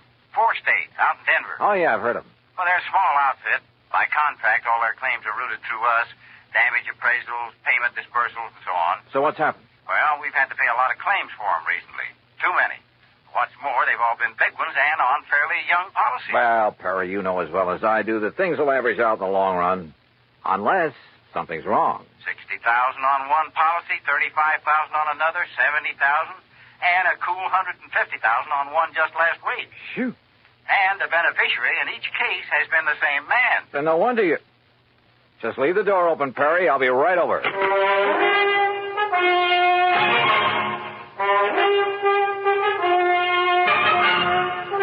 Bob Bailey in the exciting adventures of the man with the action-packed expense account. America's fabulous freelance insurance investigator. Yours truly, Johnny Dollar.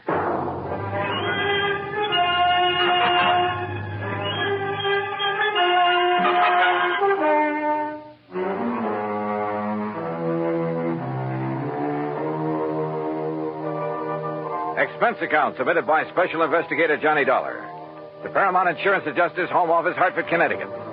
Following is an account of expenses incurred during my investigation of the Denver dispersal matter.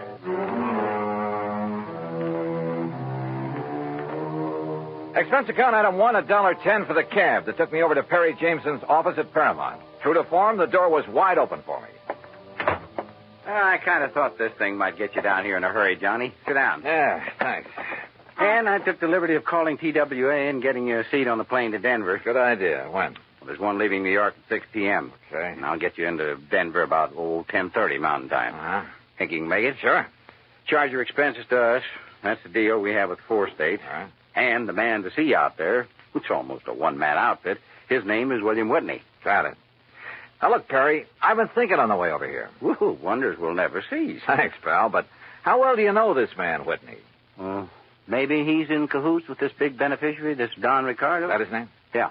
Such things have happened. No, Johnny, you're wrong. Poor old Willie Whitney's a mild, timid milquetoast.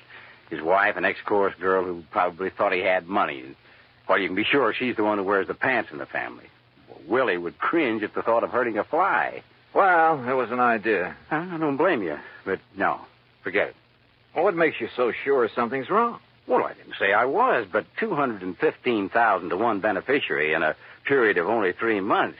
Well, I just want to be sure it's okay. And I called you in because I am willing to pay to make sure. No, don't worry, Perry. You will.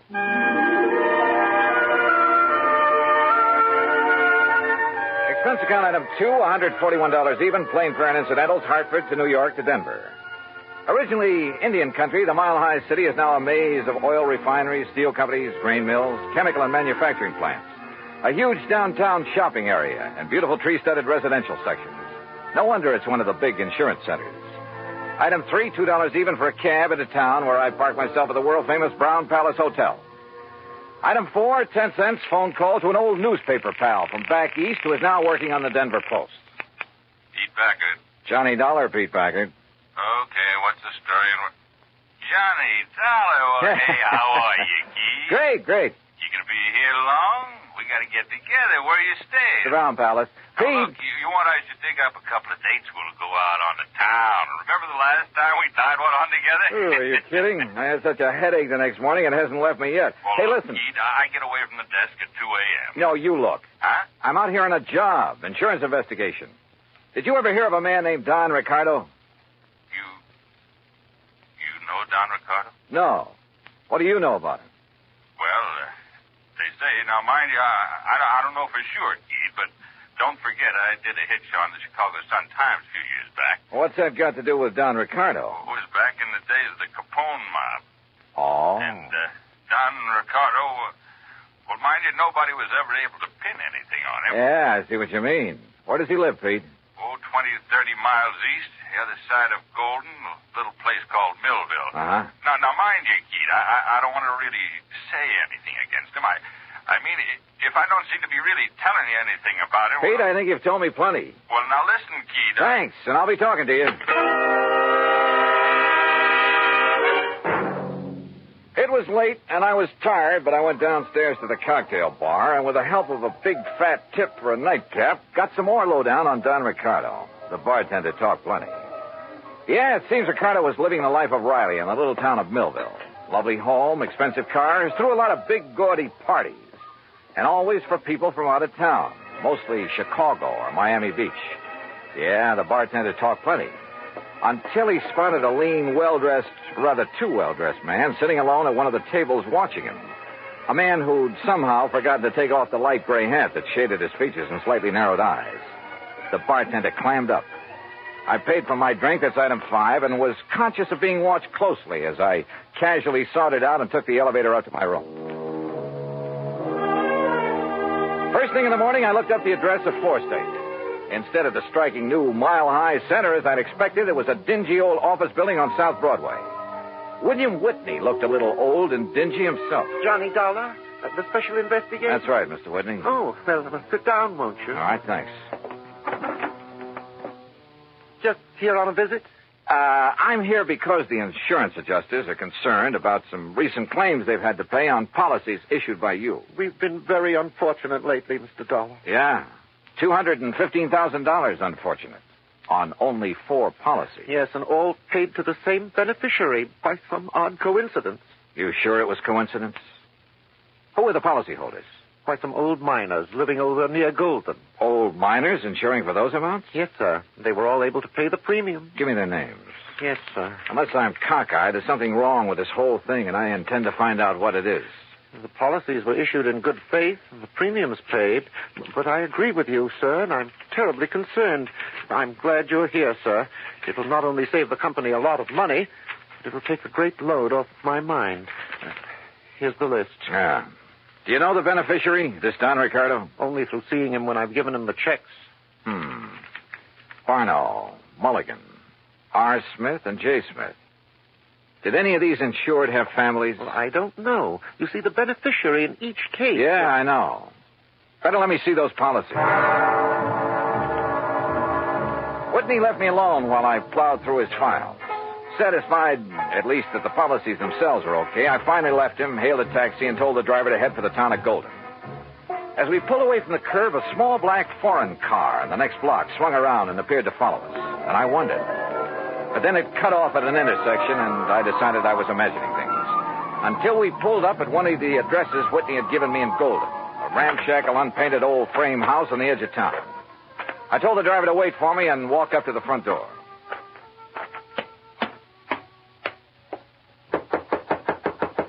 It looks to me like that house is empty, mister. You sure you give me the right address? Yeah, this is the address, all right. But I guess that... Huh? Hey, that door open by itself? I don't know. Hello? Hello? Anybody? No! Mister! Act 2 of yours truly, Johnny Dollar, in a moment. Our flag now numbers 50 stars.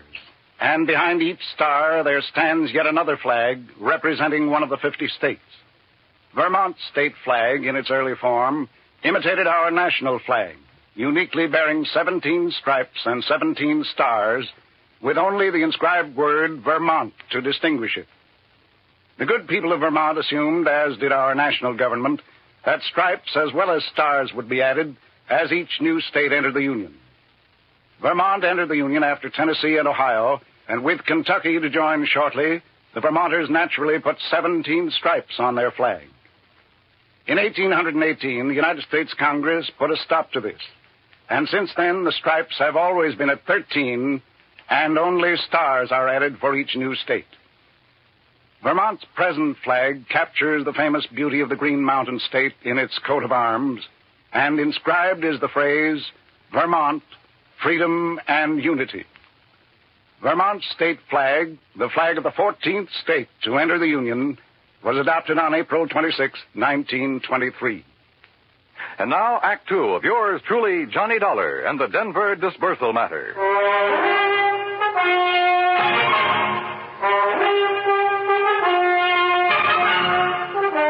The old house at the edge of Golden, Colorado looked empty, but I knocked anyway. You sure you give me the right address, mister? Yeah, driver, this is the address, all right. But I guess that... Huh? Hey, that door open by itself? I don't know. Hello? Hello? Anybody? Oh! Mister! Go back. Get away from this open door. But you're hurt. Your neck, you're bleeding to death. Stay down. Barely nicked me. I'm all right. Holy cow.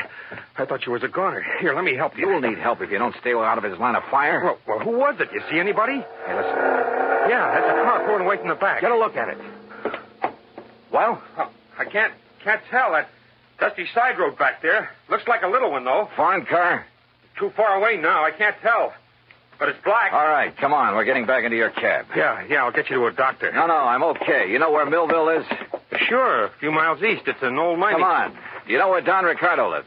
For sure. You want to go there? Does he own a small black foreign car? Yeah, real expensive job. I've seen him in town. But, mister, Come on, because I'll lay odds he's the one who fired those shots. You mind if I drop you off a few blocks away from his place? The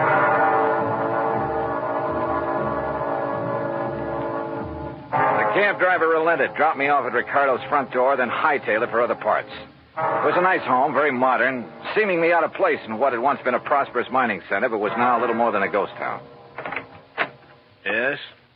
Mr. Ricardo? That's right. Who are you? I think you know, but I'll tell you anyhow. I'm Johnny Dollar, insurance investigator. Oh, come in, Mr. Dollar. We can sit in the den. Would you like a drink? No, thanks. Well, what happened to your neck there? It's been bleeding. We'll get to that later. I've been rather expecting someone like you to call in view of my good fortune in insurance money lately. Sit down. You sure you wouldn't like a drink? Tell me one thing. Yes. Who paid the premiums on those 4 policies that netted you a couple of $100,000?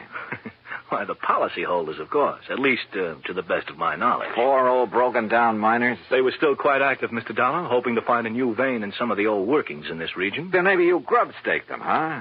Well, as a matter of fact, I did. And they promised me a share of whatever they might find. In return, they named me in their insurance policy. Oh, you must have given them plenty. More than a worked-out mine could ever yield. How do you mean? To afford the premiums on those hefty policies. Now, look, Dollar, it was all perfectly legal on the up and up. How old were they? Barno? About 68, I believe. Mulligan and Smith and the other Smith? About the same. So what? Oh, the company was crazy. How did they die, Ricardo? By some strange coincidence, the poor old fellows all went the same way. Accidents there in the mine they were working. Did the police investigate those accidents? I imagine so. Now, look, Ricardo, as you know very well, I was shot at a few minutes ago. Shot at? At a little isolated house on the edge of Golden. You were a lousy shot. Now, look here. Also, you should have known better than to park that little foreign job of yours in the driveway, at least without washing it down. What are you talking about? That kind of purplish dust it's covered with. Dust? Yeah, I'm talking about the side road back of that house where you tried to plug me. Well? Okay, Dollar. Maybe you're right about the whole thing. So what if I did try to knock you off? Oh, you admit it, huh? Yeah, why not? But since I didn't kill you then... Oh, no, you're not.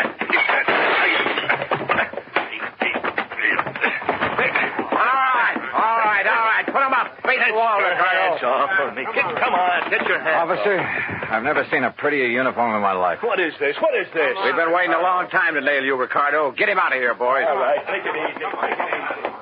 Pete! So help me, Keith, I knew if anybody'd bring Ricardo out in the open, you would. You mean to say that... Yeah, I figured I'd better bring these state police out here. Oh, Pete, you're a doll. Now let you and me go out and tear the town apart, huh? Later. After I finish this job.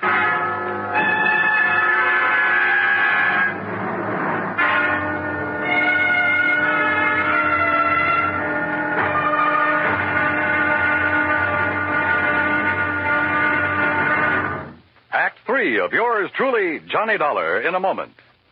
Over 150 years ago, the Swiss poet Henri Amiel wrote, "Heroism is the brilliant triumph of the soul over fear. Heroism is the dazzling and glorious concentration of courage." During the Korean campaign, Corporal Ronald Rosser was attached to the heavy motor company of the 38th Infantry, 2nd Division, United States Army. Rosser, a veteran of World War II, rejoined the Army and shipped to Korea when he heard that his brother had fallen in the winter assault of the Chinese Communists. One day, Rosser's company moved into enemy territory. At the time, the corporal was a forward observer and carried a radio.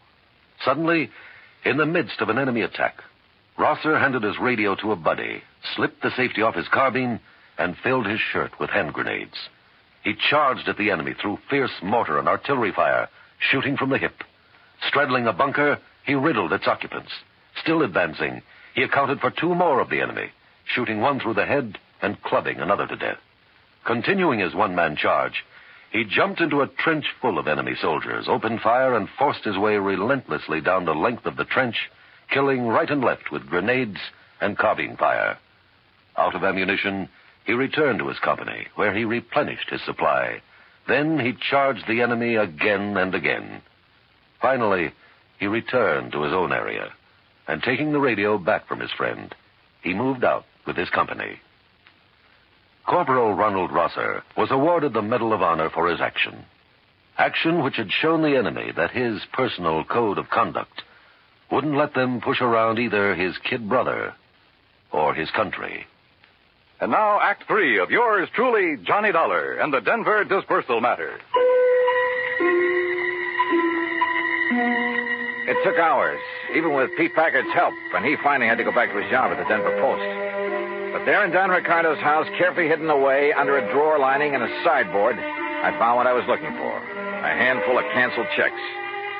It was well after dark when I appropriated one of Ricardo's fancy cars and drove back to Denver, to a little house in the south end of town, not far from the office of 4 State Insurance Company. As I pulled to a stop, a big passing truck nearly sideswiped me. Good. It covered the sound of my stopping there.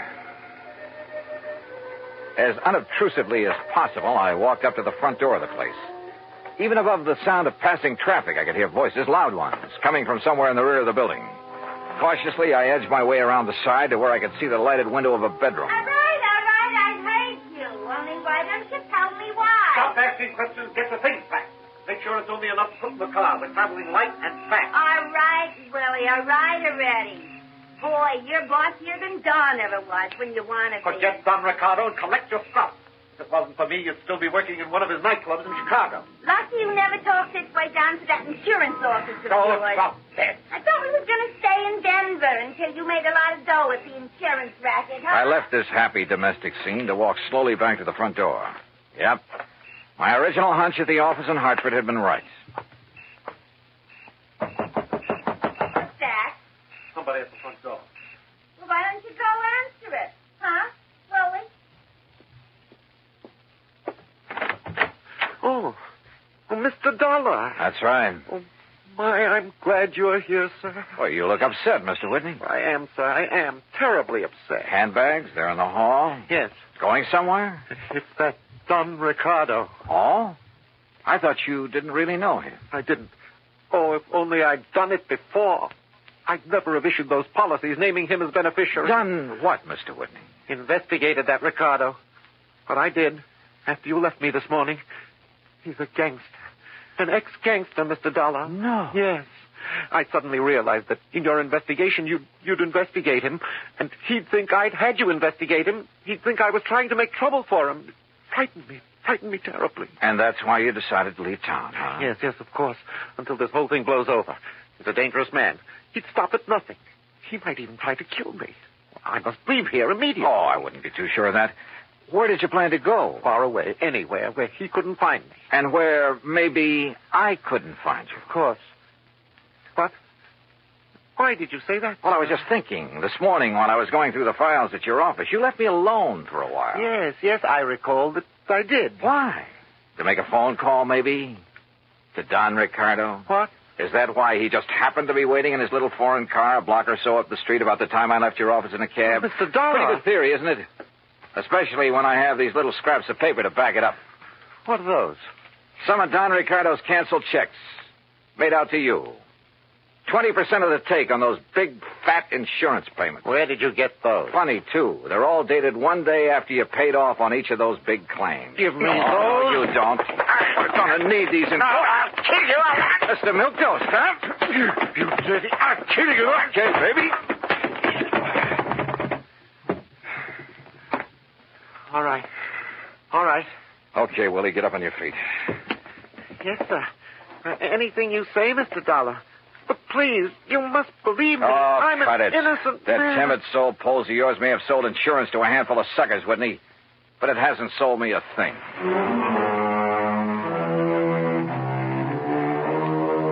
Oh, I suppose you find them in every trade. That still doesn't justify their even being alive, though. Fortunately, in the insurance business, they never get away with it for long. Even a team like Whitney and Ricardo. I wonder if they're sharing the same cell. Expense account, item 6, $10 to the doctor who sewed up my neck. Item 7, $84 for a night on the town with Pete Packard. Strangely enough, I still have a bit of a headache from it.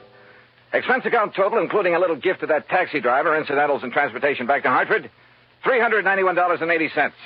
Yours truly, Johnny Dollar.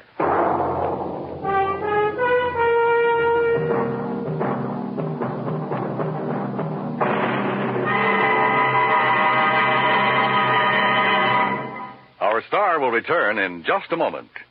Our flag now numbers 50 stars, and behind each star there stands yet another flag representing one of the 50 states. Idaho's state flag depicts the prime industrial pursuit of its citizens, mining. Balanced against this image is a female figure combining the virtues of the goddess of liberty, for she carries the spear and cap of liberty, and the goddess of justice, represented by the scales in her hand. A bright shining star in the heavens is an indication that Idaho has joined the nation. Overall is the motto, Esto Perpetua, may she endure forever. Idaho's state flag, the flag of the 43rd state to enter the Union, was adopted on March 12, 1907. Now, here is our star to tell you about next week's story. Next week, a killer's list. That's right, a list of victims. And guess who's on it? Join us, won't you? Yours truly, Johnny Dollar.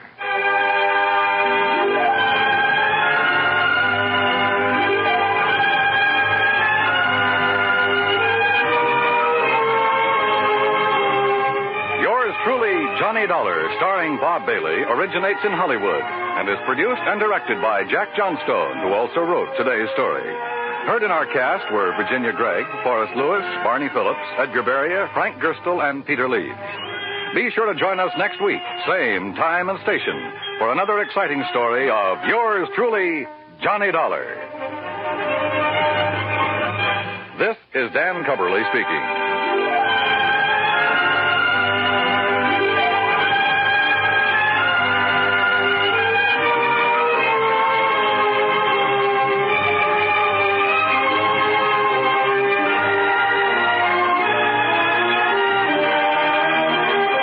This is the United States Armed Forces Radio and Television Service.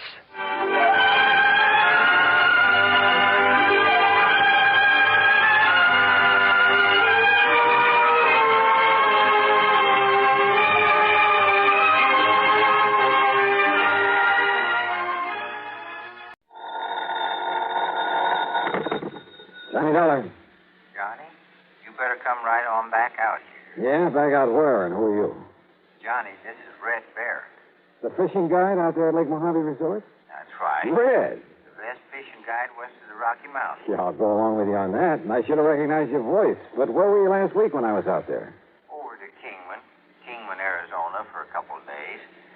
And that's where I ran into some trouble, Johnny. Bad trouble. Oh, what kind, Red? Well, when Avery Nicolette died... Avery Nicolette? Yes, sir. Well, I went over to bury him on account I was the only real friend he had. Yeah? And also to attend to his money and things. He left them to you, Red, huh? Well, you see, Avery showed me his will a couple of months ago. He wrote it all out himself, real legal, from some kind of a book he bought. Yeah? And he said he was leaving everything to me. Insurance and money and everything. So? But when I dug that will out of its hiding place, well, Johnny, somebody changed it. Well, weren't the police and the insurance company able to see that? They claim that I'm all wrong, Johnny, but I know better. You're sure? Only trouble is, well, Johnny, if you ever expect to see me again... You mean that somebody's threatening you? If you ever expect to see me again, you better come out here. Red. And if I was you, I wouldn't waste any time. Johnny. Okay, Red, I'm on my way.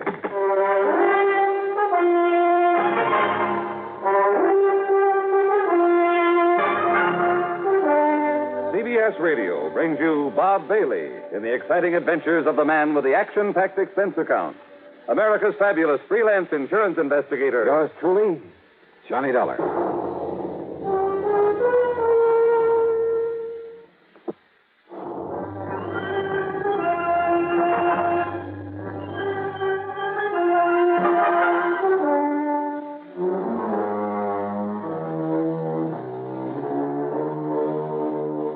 Expense account submitted by Special Investigator Johnny Dollar. To the Greater Southwest Insurance Company, attention of Jake Hessler, Kingman, Arizona office. Following is an account of expenses incurred during my investigation of the will and away matter. Expense account item 1, $154.50 plane transportation from Hartford to New York to Las Vegas, Nevada. Item 2, $50 deposit on a rental car. Instead of driving directly south to Lake Mojave Resort, I took Highway 93 to Kingman, Arizona. I went straight to Jake Hessler's insurance office on East Palm Drive. Johnny Dollar. Well, sit down, Johnny. Tell me all about you. Thanks, Jake. Well, I suppose you're here on account of Avery Nicolette's insurance. That's right. Wrote his policy himself. 10,000 straight line. And the beneficiary? To be named in his will. That's the way the policy read. Well, isn't that rather unusual? It's highly irregular. Took a bit of doing with the company, but that was what he wanted, and that's what he got. And it's made us a lot of trouble. How, Jake? First of all, after he died, nobody knew whether he'd even made out a will. All right, then. That is, until some old character from old Lake Mojave come along and showed us where he'd hidden it, there in that house he was renting. That was Red Barrett. That's right, Lloyd Barrett. He called himself Red. I understand he was a very good friend of Nicolette's. Only real friend he ever had, I guess. They used to do some prospecting or cattle raising or something together. And Red was named to get everything Avery had except insurance. Well, what was there besides the insurance? Avery's clothes, money. How much money? A couple of $1,000 he had in the bank. Now, look, about that will. Johnny, we was glad enough to have him find it for us, and it was okay. A holographic will, but okay. But when Red claimed that Avery was leaving everything to him, only the will said otherwise. Red called me on the phone, Jake. Yeah, he threatened to do that. And he told me that will has been tampered with. That's what he told us, only it wasn't done. And if you don't believe me, you can ask the police and the lawyer about it, only ask them gentle. Well, what do you mean by that? Well, they got so fed up with Red having no grounds to substantiate his claim that... Well, they told him if he didn't stop lying about it and bothering them, they'd throw him clean. Oh, Jake, I know Red. I know him well. I know that now and then he might stretch the truth a bit about some of his experiences, the places he's been, about the big fish over there in Mojave that he knows by their first name. Johnny, that's the very reason. But there isn't a malicious bone in this whole body. And I refuse to believe that he'd ever lie or try to pull a fast one for $10,000 or $10 million. Yeah, but Johnny... Now, who is supposed to get his insurance? A fellow named Louis Marino. Who's Louis Marino? Well, according to Mrs. Turner... Who's she? Mrs. Mary Turner. She was a kind of a nurse and housekeeper for Avery the past few months. A real nice woman. And according to her? Well, she didn't know much about this Marino, but she'd heard Avery mention him once or twice, that he lived up in Vegas. And, of course, she saw his name in the will when she witnessed it. Who else witnessed that will? Old Tim Hansen. Well, what does he say about it? Well, Tim got killed about 3 months back one night in April. Got drunk and run his car off the highway down towards Needles. Well, he's no help. Where will I find this Mrs. Turner? Still at the house Avery was renting. And she swears that Marino was mentioned in the will right from the beginning, huh? Yeah, but your friend Red Barrett... Okay, Jake, I'll see you later. You going over to see her? First, I think I'd better talk to Red over at Lake Mojave Resort and get myself a room for the night. Ask me, Johnny. You're just wasting your time and your money. Oh? My money? Hmm? I'm on an insurance case, remember? So, I'm on expense account. What? Sure, with your company footing the bill. Now, Johnny... See you later, Jake.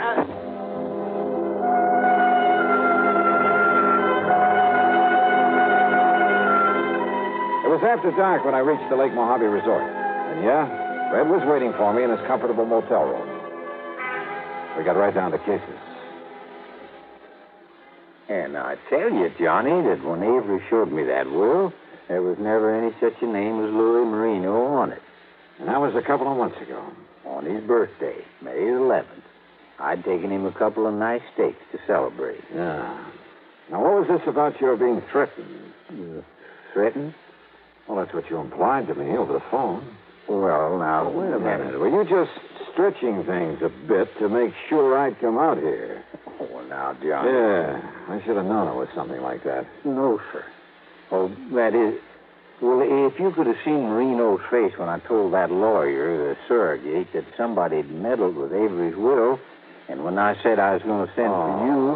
Red, you old reprobate. You're in about as much danger. Huh? Now, who'll be out there practicing with a gun this time? And... Get down. Douse the lights. Sure will.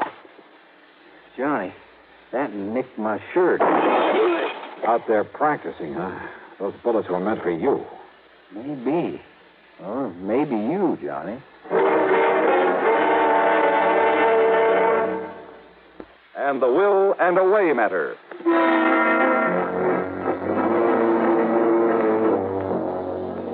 I thought Red Barrett there at the Lake Mojave Resort was spinning another one of his yarns when he told me he was being threatened by the beneficiary of the insurance he felt that he was entitled to. That is, until a couple of gunshots crashed in through the window of his motel room. Yes, sir, Johnny.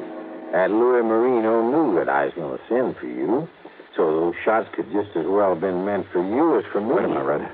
Somebody... Stay low. Leave the lights out. Hey, Red. It's Buster. Buster Fabian. Yeah. Johnny. Hi. Red said you were coming out here to help him. Yeah, Buster. Pull down the blinds, Red, and turn the lights on again. Sure, Johnny. Those shots, Johnny, and I heard this window break. They came from a car up on the old mine road above here. And the car took off and went over the hill. So it looks like Red was right. Red, how much do you know about this Louis Marino? I tell you, Johnny, I never even heard of him until I dug Avery's will out of the linen closet there at his house, and I saw Marino's name on it. Only thing I know about him is that he's been living up there in Vegas, working in a garage, about 3.5 months now. Then he must have arrived there shortly before old Tim Hansen died, which probably doesn't mean a thing. Well, old Tim was the other witness to Avery's will. Johnny, I knew old Tim pretty well. He was kind of a general handyman over there in Kingman. I used to have him come over here and give us a hand now and then. So? Well, did you hear about how he died? Sure. Got drunk one night and ran his car off the road. Only Tim never touched the stuff. You're sure of that, Buster? Yes, sir. Well, did you tell the police and coroner? Yeah, and I guess they changed their report. Not that it means anything. I wonder. Let me get some dates straight. Dates, Johnny? Yeah, how long was Avery Nicolette living over there in Cayman? Since January. And before that? California, working in the oil field. But the doctor told him if he didn't get over here in the desert, that his lungs wouldn't hold out more than a couple of months. When did Mrs. Turner take over as his nurse and housekeeper? Oh, Mary started working for him in March when he took real sick. That's when he made out his will, too. And Mary and Tim were the witnesses. That's also about the time Louis Marino arrived in Vegas. Well, yeah. Johnny. No, let's not try to tie these things up until we have good reason to. Well, you ask me. Then it was back in April that Tim Hansen died. Yes, sir. And when did you see the will? In May. That was the time I almost got killed. What? Oh, coming over the pass that night on the way back here, the steering on my car gave out. Wait a minute. Did anyone examine it after that happened? Well, I had it fixed, if that's what you mean. No, that isn't what I mean. What are you thinking of, Johnny? Plenty, Buster. Red, where is that will now? Well, it's still with Lawyer Robbins, I guess. Over in Kingman? Yes, sir. He's the surrogate on it. And he lives right over his office on North Poplar. Good. Then I'm going over there to see him.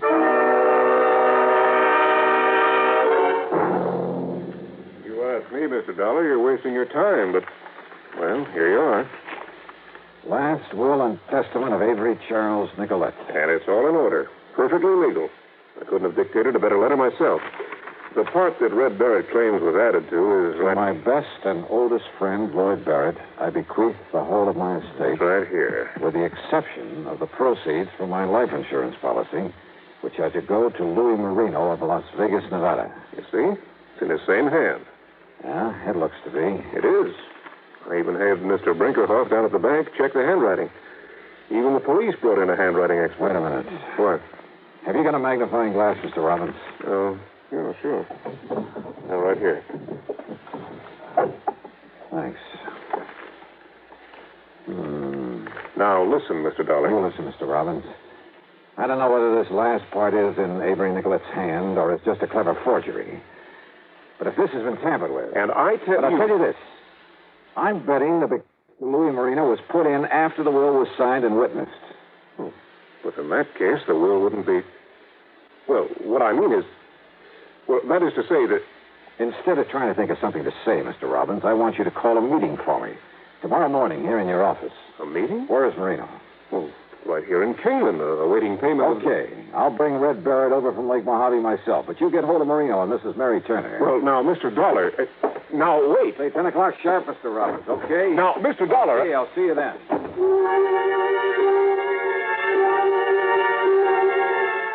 As it turned out, I didn't go back and pick up Red after all.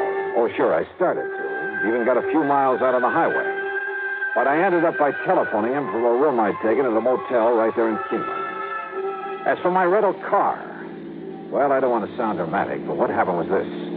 About 2 or 3 miles out of town as I was driving along, a funny buzzing noise in the motor. And it stayed real constant even when I slowed down.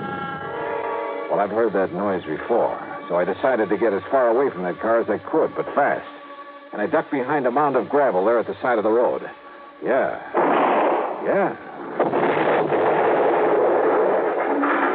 You know something? As the sordid parts and pieces came sailing down around me, I was kind of glad that I had got out of that car.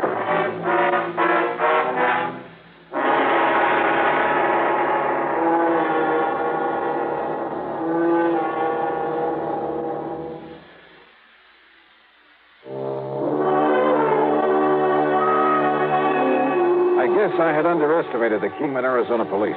When I called them after having my car blown to bits, I learned from Sergeant Tommy Parker that they, too, had been suspicious of Avery Nicolet's will, and particularly of the main beneficiary, Louis Marino. First thing in the morning at police headquarters, Parker laid out the facts for me. Well, it was the police up in Vegas who first ran a make on him, Dollar. Why, Sergeant? Because he'd gotten thrown out of a couple of gambling joints up there when he tried to get a job. Before he worked in the garage? Yeah.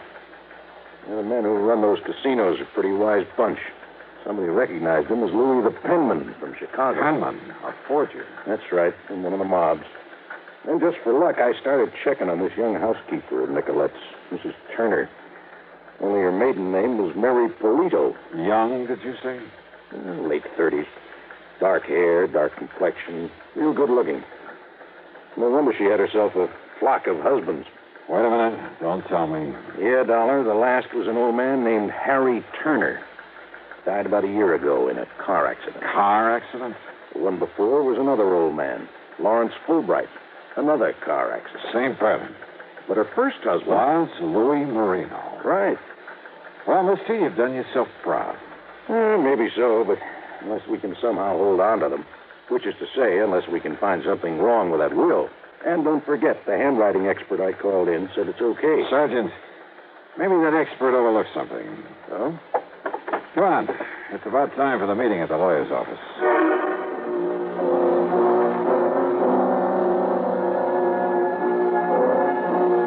Wisely enough, Sergeant Parker decided to stick around outside while I went into the meeting. Present were Mr. Robbins, the lawyer, Red Barrett, Louis Marino. I couldn't blame Red for not liking his looks. And Mrs. Mary Turner. At the moment, Red had the floor. And I tell you, I don't want the money. I'll give it to charity. But I don't want it going to somebody that Avery never even heard of. What do you mean he never heard of me, you crazy old bum? Because he would have told me. That's why. Because he told me everything. Yeah? Well, I'm sorry, Mr. Barrett, but I'm sure I heard Mr. Nicolette mention Louis Marino many times. And when I saw his name in the will... Somebody put it there after I saw it. You're crazy. All right, now, folks. Listen, old man, if you think you can break this... Maybe I can, Louis. Huh? Who's this gentleman, Mr. Robbins? This is Johnny Dollar, Mrs. Turner, investigator for the insurance company. Well, good. Not that it makes any difference to me whether Mr. Marino gets that insurance money. Oh, I think it does, Mrs. Turner. Mrs. Mary Polito, Marino, Fulbright, Turner. What? Did you toss in a Marino somewhere along there, Johnny? No, Mr. Dollar. Listen here, Dollar. Marino, it may be tough proving that you caused the death of the other witness to that will, poor old Tim Hanson. It was a car accident. He was drunk. They found the bottle right beside him. He never took a drink in his life. I suspect that bottle, if there was one, was planted in his car by the mechanic who tampered with his steering. Who says? And come to think of it, you are a mechanic, aren't you, Louis? Sure I am, but that doesn't mean it might be hard to prove you planted that bomb in my car. Now listen, Dollar. You tampered with the steering on Reds and tried to kill him off after you realized he'd seen the original will. But sooner or later, I think these Kingman police will be able to pin these things on you. The only thing I have to prove, though, is that this will was tampered with. And I think I can. Yeah? How? Well, I'm sorry, Mr. Dollar, but that will is exactly as it was in the beginning. Mrs. Turner, did you actually see it written? Mr. Hanson and I both saw him write it. Then Mr. Nicolette signed it, we signed it, and he folded it up and put it in the envelope. Oh? This paper wasn't folded before? No. It was some new stationery he just got himself. You're sure? Of course. Why do you ask a thing like that? The paper has a coating on it, like most papers of this kind. Some of that coating cracks a little bit when it's folded. It takes a magnifying glass to see it. So what? So when something's written on it after it's been folded, the ink will spread a bit over the tiny cracks made in the coating. What? Yeah. Like it has on this part. It was added later to give the insurance to Louis Marino after Mrs. Turner found the will in the linen closet. How do you know? I know. Added after the other witness died, after Red Barrett saw it. Take a look with your magnifying glass, Mr. Robbins. Yes, I certainly shall. So, Louis, despite your excellent copy of Avery Nicolette's handwriting, by writing yourself in over the fold in that paper, you pulled up boo-boo. You're right, Mr. Dollar. Absolutely right. Well, Mary, Louis? All right, Dollar. You see this gun? Yeah. Louis pulled a gun and started to make even more of a fool of himself. But then Sergeant Parker quietly walked in and took over. And you know something? I think that given time with Mary and Louis in the clink for this forgery, he'll probably pin those other things I mentioned on him. He's a good man. Expense account total, including the blown-up rental car, $3,280. Yours truly, Johnny Dollar.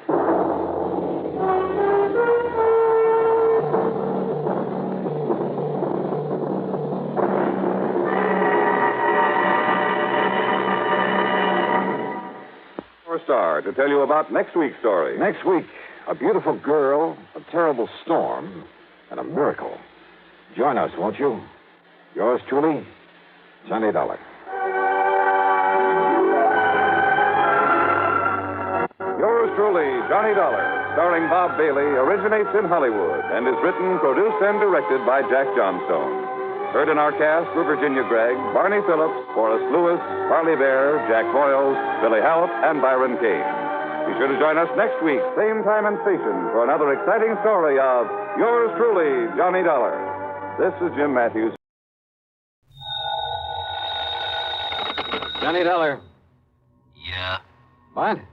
I said, yeah. Oh, what's that supposed to mean, and who are you? Oh, Johnny, this is Pat McCracken at Universal Adjustment Bureau. Well, hi, Pat, but what's with the crazy dialogue? Oh, that word, that yeah, was most of the conversation I got from some crazy character who just called in. I'm afraid I don't dig you. Oh, he called about 5 minutes ago. Said he'd been trying to reach you, but he got no answer. I was out picking up a morning paper. Who was he, Pat? He wouldn't say. He just gave his phone number. Wait a minute. There's only one man in the world talks like that. Yeah. Yeah. Was the call from San Francisco? No. Oh. Los Angeles. Well, then maybe I was, Well, because the man I was thinking of... Now, wait a minute. Yes, I'm waiting, John. Tell me just one thing, Pat. Well? Have any of your insurance companies been having to pay off on any big fires lately? I mean, out in Los Angeles? On any fires? You'd better start checking with those companies out there. No, wait a minute. Do it, Pat. And I'll lay odds that you get a handful of arson reports. Arson? Yes. Johnny, just because some silly guy calls up and all he says is, yeah. Hey, let me have that phone number he gave you. Now, Johnny. Come on, Pat. What is it? Hollywood 8, 3142. Okay, now you go ahead and check with your West Coast insurance company. And get ready to pay my expense account to Los Angeles. Are you kidding? Are you trying to tell me that the way some jerk says yeah means arson on the West Coast? Now, don't be silly. You, want to bet? Oh, John. Pat, I'll call you back.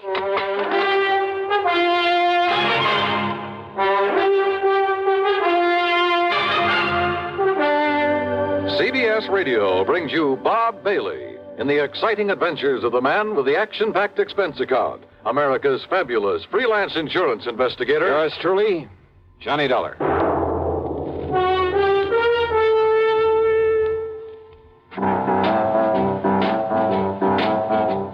Talk about best-selling records. Here's a familiar tune about America's best-selling filter cigarette, Winston.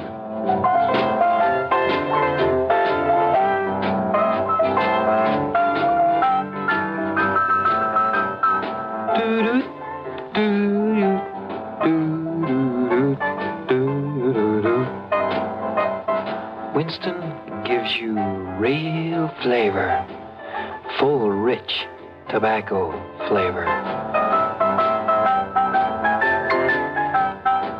And you know, that's because only Winston has filter blend up front. Choice, flavorful tobaccos, specially selected and specially processed for filter smoking. No wonder Winston tastes good, like a cigarette should. Smoke Winston. And now, Act One of yours truly, Johnny Dollar.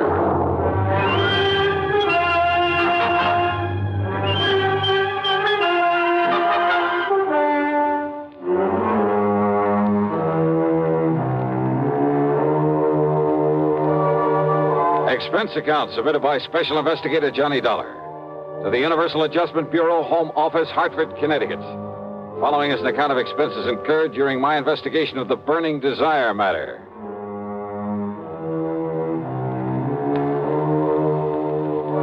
Yeah, as I told Pat McCracken, there was only one person I knew whose conversation might consist mostly of that one word. So, expense account item 1, $250 for a phone call to Hollywood 8, 3142.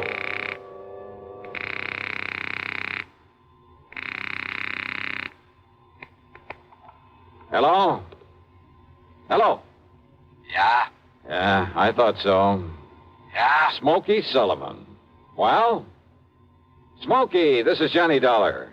Yeah? Hey, you tried to call me here in Hartford. I was out. You called Universal Adjustment Bureau. I got the message. Here I am. Yeah, Johnny. Only what are you doing in L.A.? Last time I saw you was in San Francisco. Got a job here, Johnny. Legit. Hey, that's the stuff. Pays off, too, doesn't it? Yeah. You're my friend, Johnny. You've done a lot for me. So, when I got a chance to help you... Well, is something doing out there, Smokey, that I ought to know about? A bunch of fires, Johnny. Arson, huh? Yeah. Is there insurance involved? Why else anybody use a torch? Yeah, you got a point there. But do you have any lead on whoever is behind the fires? Yeah. So you better come out here, Johnny. Okay. The first plane I can get. Where'll I find you? 322 South Equity Avenue. South Equity. Okay, Smokey, I'll be there. Yeah. Uh-huh. Now I'll call to Pat McCracken, pack my bag, and... Johnny Dollar. Oh, Johnny, thank goodness. Pat? Yes. I was just about to pack up and No, call don't you ever get off that phone of yours? I was talking to the guy who Listen to me. Johnny, you were right. Only reason that nobody smelled a rat is because a different insurance company was stuck with each of those fires out there. So until I called them to give me a report. Oh, and listen. I'm listening, Pat. According to the L.A. police, every one of them could have been arson. Okay, I'll grab the first 7 one. of them in a row, Johnny, that we know about so far. I mean, I haven't got the reports in yet from all the companies, and I'm also waiting for another report from the police. Now, Johnny, your best contact out there. That I've already got. What? Yeah. Oh, you mean that character who called us up? Yeah. Look, will you please tell me, who is he? What does he know about this? Universal Adjustment putting the old expense account on this? Yes, of course. Then I'll give it all to you in the usual report. See ya. Oh, now, Johnny, listen. Sorry, Pat, I gotta catch a plane. Expense account item 2, $162.85 plane ticket from Hartford to Los Angeles. Thanks to the time differential, it was only shortly after dark when the big mainliner set down at the L.A. International Airport. Item 3, $750 for a cab to Smokey's address. It was hardly Beverly Hills or Bel Air, believe me. 322 South Equity was in a beat-up part of a downtown industrial section. A weather-beaten 3-story house with a sign out front that said Boarders by the week a month.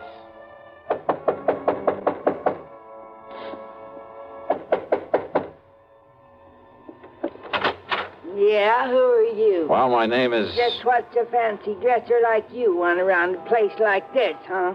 Well... I'm looking for a man by the name of Smokey Sullivan. I understand he lives here. That's right. Are you the man he said he was expecting? That's right. My name is Johnny Dollar. Well, he didn't tell me what the name was, but if you're sure he was expecting... I'm sure. Now, where is his room? And I don't know. Where is his room, please? Well, it's up on the second floor. It's just to the right after you get up the stairs. Okay, thank you very much. Well, now maybe you'd better... It's all right, I'll find it. Thanks a lot. No, what I mean is, I thought you'd already come. What I mean is...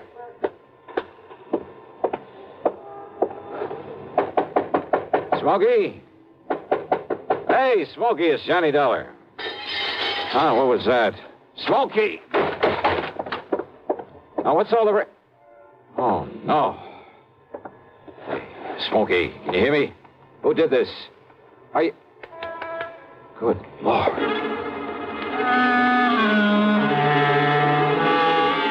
Smokey had really had it.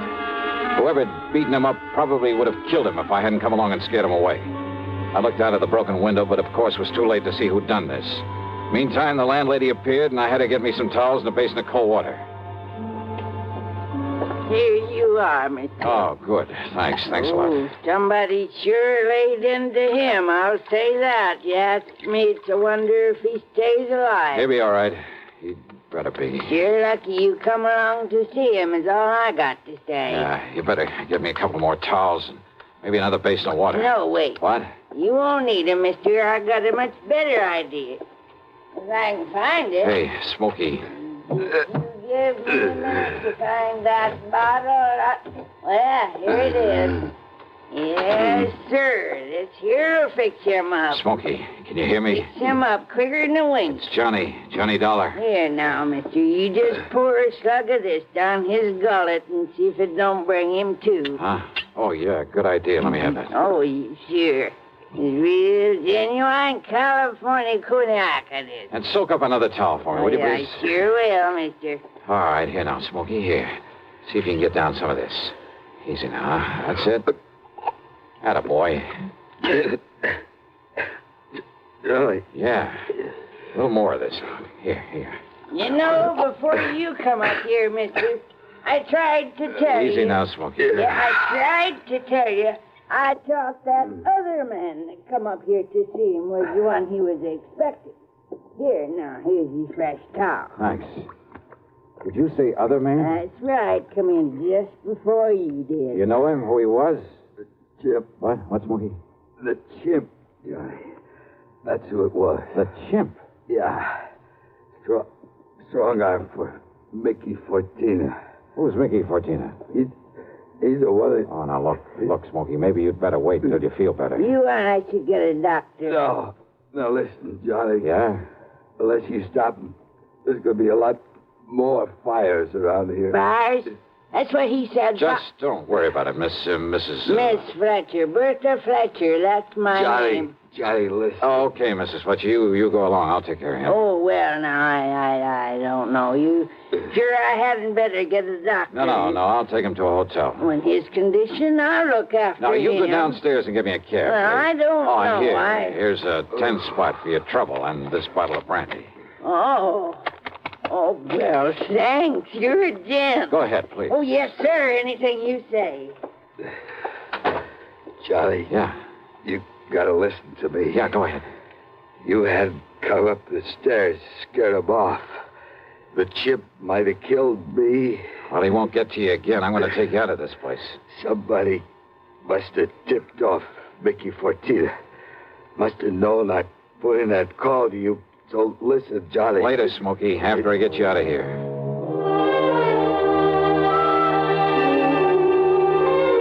Item 4, the $10 to Miss Fletcher. Item 5, a bucket and a half for a cab to the Statler Hotel, where I had to show my credentials to the room clerk to get a bed for the somewhat mangled Smokey Sullivan. Item 6, $15 to the doctor who came up to the room, and I must admit got him back into pretty good shape. Then, when the doctor had left us... Yeah, Johnny, all those fires, big insurance, all of them set. 7 of them in a row. So that means by one firebug, this Mickey Fortina you mentioned, huh? No, Johnny, Mickey's too smart for that. What? All set by different guys. I don't know who they are, but I see no remains. And the police ain't sure, but I know there was arson. Who's Mickey Fortina? He's a go-between. I seen this happen before. Yeah? Frisco, Seattle, and Denver, a lot of places. He brings in a lot of boys of his own. Everyone got a different way of setting a blaze. So the cops can't tie it up with any local boy whose methods they know? Yeah. Fortina's a go-between? He makes the deal with whoever wants a fire. And the police aren't onto him? What for? He never set a fire himself. Well, I know, but he's the guy that... By the time the arson squad is in, the guy who done it is far away. So there's no witness can prove Fortina set up the deal. And the police have never been able to put the squeeze on whoever made the deal for a fire? And get sent up for it? For being accessory or whatever you call it? Oh, yeah, I see what you mean. Yeah. Fortina sent for me when he found out I was here in L.A. I used to know him, Johnny. Wanted you to be a torch for him, huh? He just asked if I wanted to work for him, and he knew that I knew what he meant. But if you knew that Fortina was operating here... Smokey. How could I prove it? How can I prove it now? Well, maybe I can. But if he finds out I sent for you, Johnny... It looks to me like he already has. Oh, yeah. All right, then. If somebody who wants a fire can get to Mickey Fortina, there must be some way I can. At his office. His what? At his office every night. 1025 South Spring. He has an office for a racket like this? Why, you'd never know it. You'll see. Yeah, I think I'd better see. Hey, Smokey, you... Who's that? You got a gun, Johnny? Right here and ready. Open up in there. This is the police. Police, huh? Well, surprise. It is the police. The room clerk reported a man was brought in here who... Johnny! Yeah, Pat Nichols. Sergeant Nichols now, Johnny. Good. How are you, boy? Now, wait a minute. Is this the man you brought in here? Smokey Sullivan? Listen, officer, Johnny, you think maybe Smokey is tied in with this string of fires out here? No, tell him, Johnny. No. You tell him, Smokey, anything you want. Well, now, look. You know I'm no good at talking to a cop, Yeah, well, Johnny. give it a try. And, Pat, be sure you stick around to keep an eye on him. What? Smokey may need a bodyguard. You. Huh? Yeah. Until after I've made a little business call. Johnny. Now, look, if you're out here because of those fires... Did I say I was? I didn't tell him anything like that, did I, Smokey? No, Johnny. And I see what you mean. Now listen, Just you two. stick around, Pat. I'll see you later. If I had told Pat where I was going, he might have wanted to come along. And a man in the uniform would hardly have helped in the plan I had for trapping Mickey Fortina. But you know something? Going over to see him alone was a big mistake. One I almost didn't live to regret.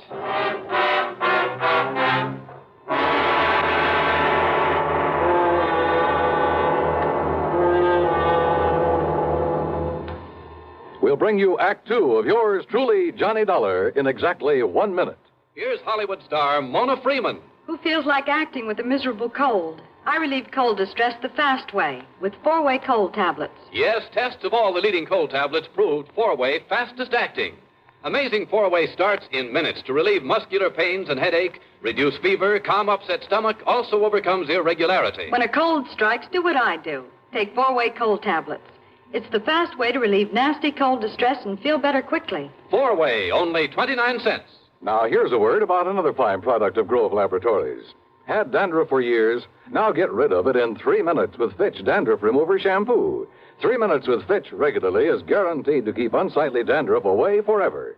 Apply Fitch before wetting hair, rub in 1 minute. Add water, lather 1 minute, then rinse 1 minute. Every trace of dandruff goes down the drain. 3 minutes with Fitch, embarrassing dandruff's gone. Fitch can also leave hair up to 35% brighter. Get Fitch Dandruff Remover Shampoo today. And now, Act Two of yours truly, Johnny Dollar and the Burning Desire Matter.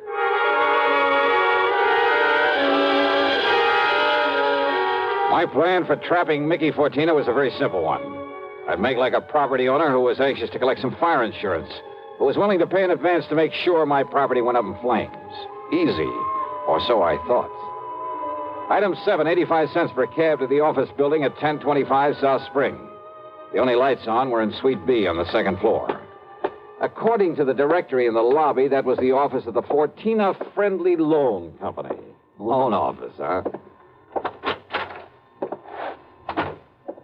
Yes, sir. Can I help you?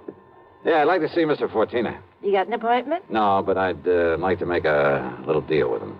Well, can I have your name, mister? It's Morris, Theodore Morris. Just a minute, huh? Excuse me. Yeah, sure. Man says his name is Morris, wants to see you, Mick. Oh? Hey, listen, has the chimp come back yet?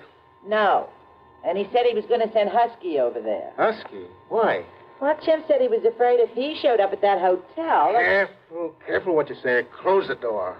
Sure. The chimp. And somebody was going over to the hotel. That can mean only for one thing, to get Smokey Sullivan. I carefully edged over closer to the door of Mickey's office, hoping I could hear more. It was too thick.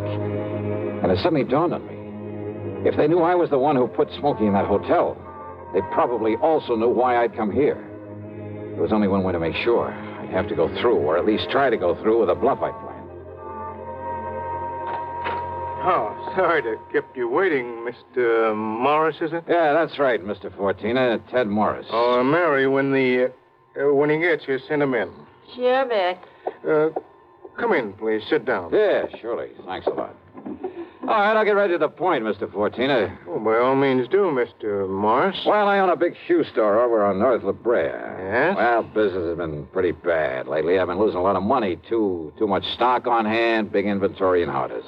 Well, if it's good merchandise, I see no reason why we can't arrange a loan for you. Yeah, well, a loan? Of course. What else? Well, listen, I carry a lot of insurance on not only the stock, but the building, too. Oh? How much, Mr. Morris? Well, it adds up to over $185,000. I see. It's very commendable. But why do you tell me about this insurance? Well, I said I'd get to the point. Now, listen. If that place was to burn up some night, the whole works, I'd collect a lot of money on it, all the insurance. And, of course, be in a position to repay whatever loan I advance to you. All right, stop beating around the bush, 14. I want that place burned out. Can you fix it? Mr. Morris, if you want a loan, possibly even a sizable... Well, you know what I want. Come on, how about it? As I said, possibly we can advance it to you. Now, look, I didn't come up here to... However, as evidence of your good faith, your, shall we say, good intentions, are you prepared to make a down payment on such a loan, say, $10,000 cash in advance? What are you talking about? Set the fire, burn the place up so I can collect the insurance, and I'll give you $15,000. Now, just a minute. Who said anything about setting a fire? I did. Well? Who sent you here? If you said it was a former client, I won't believe Oh, it. look, does it make any difference? Do you by any chance know a man by the name of Smokey Sullivan? Sullivan? He knows him all right, Mick. Well, the chimp? Shut up. Sure, Mick, this is the guy I told you about. I come to see Smokey at his rooming house. What I left of him. Very interesting. After I ducked out, I hung around there. I seen him take Smokey in a cab. I followed him to that hotel. Did you send Husky over to take care of him? Sure. And listen. Yeah? I don't know what name this guy gives you, but when he knocks on Smokey's door, he says it's Johnny Dollar. Dollar? Insurance ticket? Yeah, that's right, Mickey. All right. So maybe I do arrange another fire with you in it, Dollar. Mickey! There's a police car just pulled up in front! Go ahead, Jim. Yeah, I'll kill this dirty... All right, now, Fortina, your turn. Don't move, Dollar. Reach for a gun and I pull this trigger. I see. Yeah. How are your eyes, Mickey? Can you see in the dark? What? Without this lamp in here? Baby!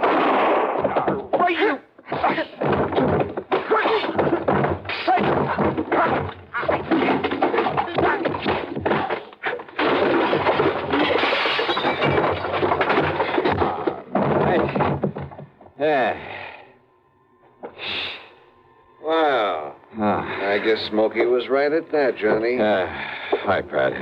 He seemed to think you wouldn't need any help around here. You all right, Johnny? Yeah. When that strong arm, that husky Castellini, came up to the hotel room after him, well... I had to tell him, Johnny. I had to tell him what it was all about. Yeah, it's okay, Smokey. It's okay. So we threw Husky in the clink and came over here. Well, I got an admission out of him, Pat, but unless you can get these goons of his to talk, I don't know what you're going to hold them on. After what just happened in here? Johnny, we'll hold him and his goons just as long as we need to. And unless they want to take the whole rap for him, I think they'll talk. Yeah, they talked all right. And as a result, the police in a couple of nearby states should have no trouble at all in picking up some of the other of Fortina's boys, his hired torches. Funny, isn't it? These stupid jerks just never seem to learn. Expense account total, including hotel bill, plane ticket back to Hartford, and the sizable bit of folding money for Smokey Sullivan, $874.20. Yours truly, Johnny Dollar.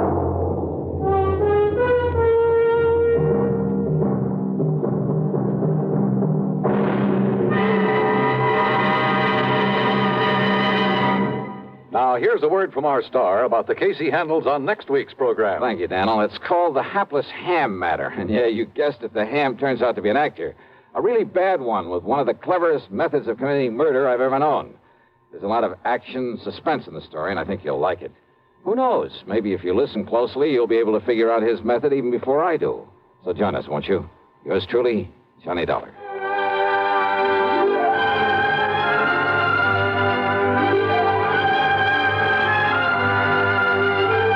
Yours truly, Johnny Dollar, starring Bob Bailey, originates in Hollywood and is written, produced, and directed by Jack Johnstone. Heard in our cast were Virginia Gregg, Gene Tatum, Lawrence Dobkin, Vic Perrin, Paul Duboff, Don Diamond, and Frank Gerstle. Be sure to join us next week, same time and station, for another exciting story of yours truly, Johnny Dollar.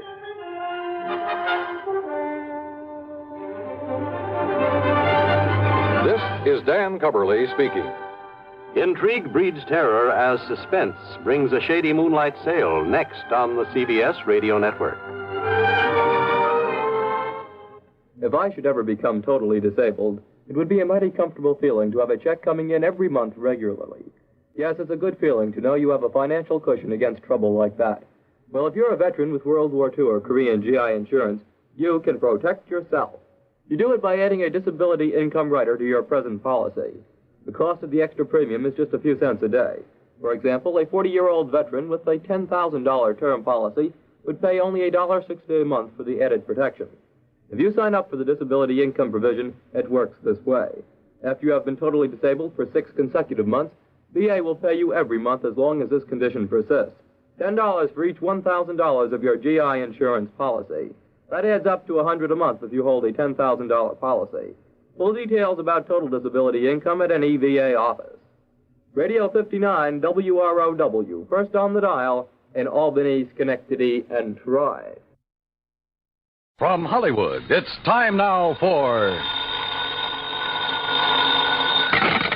Johnny Dollar. Pat McCracken, Johnny, Universal Adjustment. Oh, hi, Pat. What's on your mind? The sleek, lovely, beautiful Ellen Deer. On the strength of that description, I'll take her. And she's loaded. $325,000 worth of jewelry. Hey, that girl needs a bodyguard. Sweet. Yeah, Johnny. Needs a guard of some kind, only she isn't a girl. She's a boat. I've just lost my enthusiasm. What's the matter with the old tub? That's what I want you to find out, Johnny. That last crack suddenly got me interested again. Okay, Pat, I'll be right over.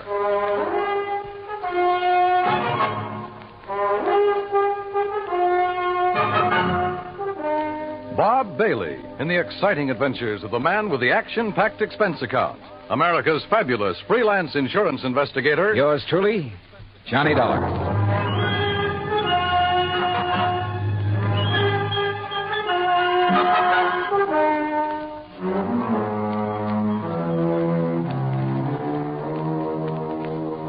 Expense account submitted by Special Investigator Johnny Dollar to the Western Maritime and Property Insurance Company, Los Angeles, California. Following is an account of expenses incurred during my investigation of the Ellen Deer matter. Expense account item 1, 90 cents taxi from my apartment to the offices of Universal Adjustment Bureau in Hartford. Pat McCracken's usual smile was noticeably missing when I walked in on him. Come in, Johnny, and sit down. Thanks. Oh, and you're to bill Western Maritime and Property on this one instead of us. Okay, but how are you involved? We handle all their claims that are of any size. Story. You ever hear of Randolph Berman? I know of a jeweler down in New York. That's the one.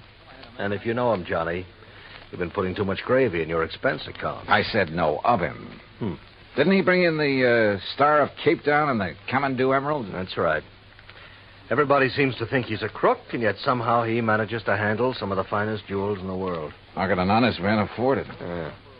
This time it's the Bettenhaus collection. It's out of Hungary. Oh, yeah, I read about that. Only I thought somebody down in Mexico owned it. Yeah, a fellow named Rigo Mariani down in Guadalajara. He's the one who sold it to Randolph Berman. Okay, now. Is this Ellen Deere you mentioned Berman's wife? No. Former wife. He's on about his 5th. All beautiful, dumb dolls. But more important, it's the name of his 72-foot motor cruiser. Mm-hmm. And the Bermans have been traveling around in it, down the coast, through the canal, along the coast of Central America, and so on. Anyhow, when he got word that the Bettenhaus collection could be had, he wasted no time in getting to Guadalajara. And that's where Western Maritime and Property comes in. Right. They had already written a policy on the boat for $52,000. Their main office in Los Angeles was close at hand, so he had them write the policy on the jewels. Is that where Berman is now, in Los Angeles? Oh, no. He's still in Mexico. Didn't want to move with those priceless rocks until he was certain of the insurance. And before Western would write it, of course, they wanted the collection appraised. Naturally. But who in Mexico? Jacques Jean-Pierre, the famous gemologist, was right there in Guadalajara, to look over the collection himself. So he made the appraisal. The policy has been issued. $325,000. I still don't see anything wrong with the whole deal, Pat. There isn't anything wrong with it yet. But in spite of Berman's standing in the profession, his reputation, it isn't everything it might be. Yeah, come to think of it, wasn't there a killing or two involved in this acquisition of the Star of Cape Town? There have been several things like that. He's been involved in attempts to smuggle in some valuable pieces. He always managed somehow to come out smelling like a rose. Legally, perfectly clean, you understand? But you still don't trust him? Oh, no. And with his planning to carry that load of stuff around in his yacht. Yeah, I see what you mean. If anything happened to those rocks or the boat, over $300,000 right out the window. Exactly. Now, belatedly, Western is worried about it. And they'll pay good money to have you assuage their worries. You have a Mexican tourist card? Sure, for my last fishing trip down there. And I think you better go down and guard that collection until Berman gets it safely up into the States. He's considered quite the host. He'll probably be perfectly willing to have you aboard. Now, this is the kind of assignment I like. Yachting in the Blue Pacific. But surely he hasn't got his boat parked in Guadalajara. That's over 100 miles inland. No, it's at Mazatlan. And from what I've been able to learn, it's surrounded by armed guards day and night while he has some engine work done. But as soon as that's finished, he'll head north to the States. So he says. Got a branch office in Los Angeles. He'll probably deliver the collection there. I just want to be sure he gets there, Johnny. Okay, Pat. You can wire the boys at Weston that I'm on my way. Item 2, $191.40, plane fare and incidentals, Hartford to Mazatlan via Los Angeles. The first leg of the flight to L.A. was uneventful, except for a good-looking young blonde from Santa Barbara, whom I promised to look up as soon as his case is... Well, that's not for the expense account. When we arrived at the Los Angeles International Airport, I learned that I'd have a three-quarter-hour wait for my plane to Mazatlan. So I grabbed a magazine, that's item 3, 35 cents, when I heard my name being called on the PA system. Johnny, $1. Report to Pan American Airways desk. With the thought in mind that perhaps my little friend from the plane might have decided to stay over in L.A. Her name was Rita, by the way. I lost no time in getting over to the Pan Am desk. Mr. Dollar? Yeah? Johnny Dollar? That's right. I'm Arthur, Western Maritime and Property Insurance Company. Oh, yeah. How do, Mr. Arthur? Planning to go on down to Mazatlan with me? No. But meet Monsieur Jacques Jean-Pierre. Monsieur Dollar, I am honored. How are you, Mr. Jean-Pierre? This is the gentleman who appraised the Bettenhaus collection for us. Oh, yes. I am an expert. So that we could issue the policy on it to Mr. Berman. Oh, yes. Yes, he's done this sort of thing for us many times. Oh, I don't know how many. I'm afraid that he's brought us rather bad news. Something's already happened to the collection? Well, not exactly. Not for the whole collection. No, I mean. not the whole... Please. That is, I'm not quite sure. What I mean is... Yeah, just what do you mean, Mr. Arthur? Perhaps I should explain to Monsieur Dollar, eh? Well, I think somebody better. Yes, you go ahead, John. Yeah, very well. And while you're doing it, I'll cancel the rest of Mr. Dollar's reservation to Mazatlan. Yes, I'll do that. Oh, Claire... Oh, no, wait a minute. First, let me find out what this is all about. Oui. Oh, very well. Jacques here was in Guadalajara when the Bettenhouse collection became available for purchase. Yes, Monsieur Dollar. I had gone there in the hope that some of the pieces might be purchased separately. So? Alas, such was not the case. The Mariani firm decided to dispose of the collection only as a whole. I see. Well, what's this bad news you have? I am getting to that. Yes, you see, it's this way. Please. Well, then go ahead, John. Thank you. Monsieur Dollar, interested as I was, I looked over the collection very carefully, each individual piece. You must believe me, to an expert like myself, every facet of every gem has a character all its own. A precious stone is like a face to me, always to be remembered. Yeah. Well, go on, please. I simply wish to make it clear to you, monsieur, that every item in the Bettenhouse collection is completely familiar to me. Oh, it is? As are many other important gems throughout the world. You know, each is like a friend. And each stone in them is like a face to you. Precisely. Always to be remembered. Yes.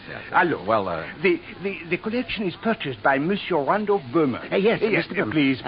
He wishes to insure it in Monsieur Arthur's company. Yeah, I know all that. Well, Monsieur Arthur requests by telephone that I appraise it. $325,000. Then you know. I know. So I stay at Guadalajara a few days to wait Monsieur Arthur's check for my service. You want to be sure the check please. I visit some of my old friends among the jewel setters. And then, on the third day, what do you think happens? You tell me. Johnny, this is it. In the shop... No, please, Monsieur I'm sorry. In the shop of my friend Garcia Hernandez, I watch him work on the mount for a beautiful diamond. And suddenly, I see that the stone is an old friend. One from the Bettenhouse collection? Oui. The Calabar diamond that was supposedly in the possession of Monsieur Berman. You're sure of the identity of that stone, Mr. Jean-Pierre? Oh, please. As I told you, monsieur, a precious stone to me. Yeah, it's like a face to you. So what you figure, Arthur, is that you've insured a boatload of $300,000 worth of gems on the way to the USA, and maybe they're not on board. Exactly. Unless, of course... Mr. Jean-Pierre, did you tell Mr. Berman about this one stone? Oh, I went immediately to Mazatlan, where I knew he had his boat, the LMD. Well, what did he say? Alas, he had sailed away. Did you learn his destination? Oh, yes. Los Angeles, Johnny, right here. He has a branch office. Well, has he had time to get here yet? I don't think so. Have you tried radioing to his yacht? No, I've done nothing. You see, I didn't learn about this until Mr. Jean-Pierre arrived just a few hours ago. Yes, I came up on the aeroplane, the better to arrive and speak with Monsieur Arthur before Monsieur Berman would arrive. Do you know where Berman plans to dock his boat? Well, I'll tell you. Probably the port in San Pedro, if he is coming here. But who can be sure? Usually on vacation trips, he docks down the coast at Balboa, the yacht club. Or, who knows, he might even... Yeah. He might have no intention of coming up to the States at all. He might not even have the jewels with him. Arthur, do you know where his branch office is? Yes, it's in Los Angeles. Well, actually, it's in Beverly Hills. Got a car? Yeah. Then let's go. Though he couldn't quite put his finger on it, Arthur was convinced that Randolph Berman was up to something and that his insurance company was going to have to take the rap. On the way into Berman's Beverly Hills office, we dropped Jean-Pierre at the Beverly Hilton and told him to sit tight in case we needed him again. Berman's office was in a nice modern building on South Beverly Drive, tastefully furnished with pictures of various famous jewels on the walls, but with nothing of particular value in evidence. However, I did notice that one wall held a built-in vault big enough for a reasonably sized bank. We were approached by a hand-rubbing, obsequious little character dressed in striped pants and cutaway coat and wearing thick glasses. Good morning, gentlemen. Is there any way I may be of service to you? Yeah, I think there is. Are you the... Mr. Arthur, forgive me. I didn't recognize you for a moment. Mr. Corello, this is Mr. Johnny Dollar. Hi. How do you do? Is there something I may show you, Mr. Dollar? Some little bauble, perhaps, for a charming lady? Well, not at the moment, Mr. Corello. Oh, Mr. Arthur, there's no reason to mail this to you. Let me see now. Oh, yes, here it is. Here is a request for slight revision of the policy on the Bettenhouse collection. Oh? What's this? Well, the wire was sent by Mr. Berman just before he embarked for Mazatlan. I was going to put it into letter form to be more proper. What's it say? But well, now here I'll read this. Please request Arthur revise Bettenhouse policy. Exclude Calabar diamonds. Value $4,000, which I have sold private party in Guadalajara. Oh, well, we kind of guessed wrong, didn't we, Johnny? Mr. Corello. Yes? Has Mr. Berman wired you whether he's coming here? Oh, of course he is, with that collection. When? When is he going to arrive? Now, his lovely yacht, the Ellendeer, should reach San Pedro Harbor late tonight. But that's what he wired me, and I intend to meet him there. Then I'm sure you won't mind if I go with you. Oh? Mr. Dollar is a special investigator. Investigator? Well, actually, I'm here just to help Mr. Berman protect that collection. Oh, excellent. Then you can arrange for the police escort. Yes, and alert the harbor police to guard the Ellendeer, as Mr. Berman requested. Did he request that? Oh, indeed. But apparently he hasn't been worried about anything happening to the collection while he's at sea. At sea? Oh, surely you don't mean pirates or anything like that in this modern day and age. You know something? At this point, I'm not quite sure what I mean, or even why I'm here. Well, of course, Well, of course what, Arthur? Oh, excuse me while I answer that. well, I mean... Berman Jewels. that is... What? Well, at least I'll feel better when the stuff is here in the vault. Wait a minute. Oh, no.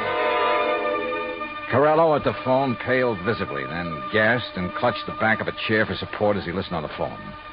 His jaw dropped, his eyes widened, and he shook his head once or twice in horrified disbelief. Finally, slowly, he hung up and came unsteadily toward us. Mr. Corello. Yeah, what is it, Mr. Corello? The Coast Guard. Yes? They said the Ellendeer, the yacht. Yes? Sunk. What? In 600 feet of water. In the outer channel.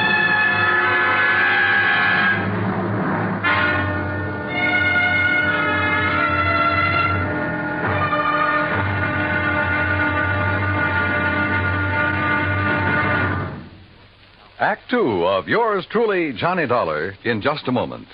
Democracy. What has it to do with money, the medium of exchange of mankind? A couple of thousand years ago, it was said that money alone sets the world in motion. That's one way of saying that money and economy are virtually one and the same thing. The economy of a nation depends on its commerce. Commerce depends on manufacturing and services. It has been proven that those nations which practice democracy have the greatest economics. That means money, more money for more people, and a greater freedom of opportunity to earn a higher standard of living. That's why democracy provides mankind with its richest legacy of freedom. Now, Act Two of yours truly, Johnny Dollar, and the Ellendeer matter.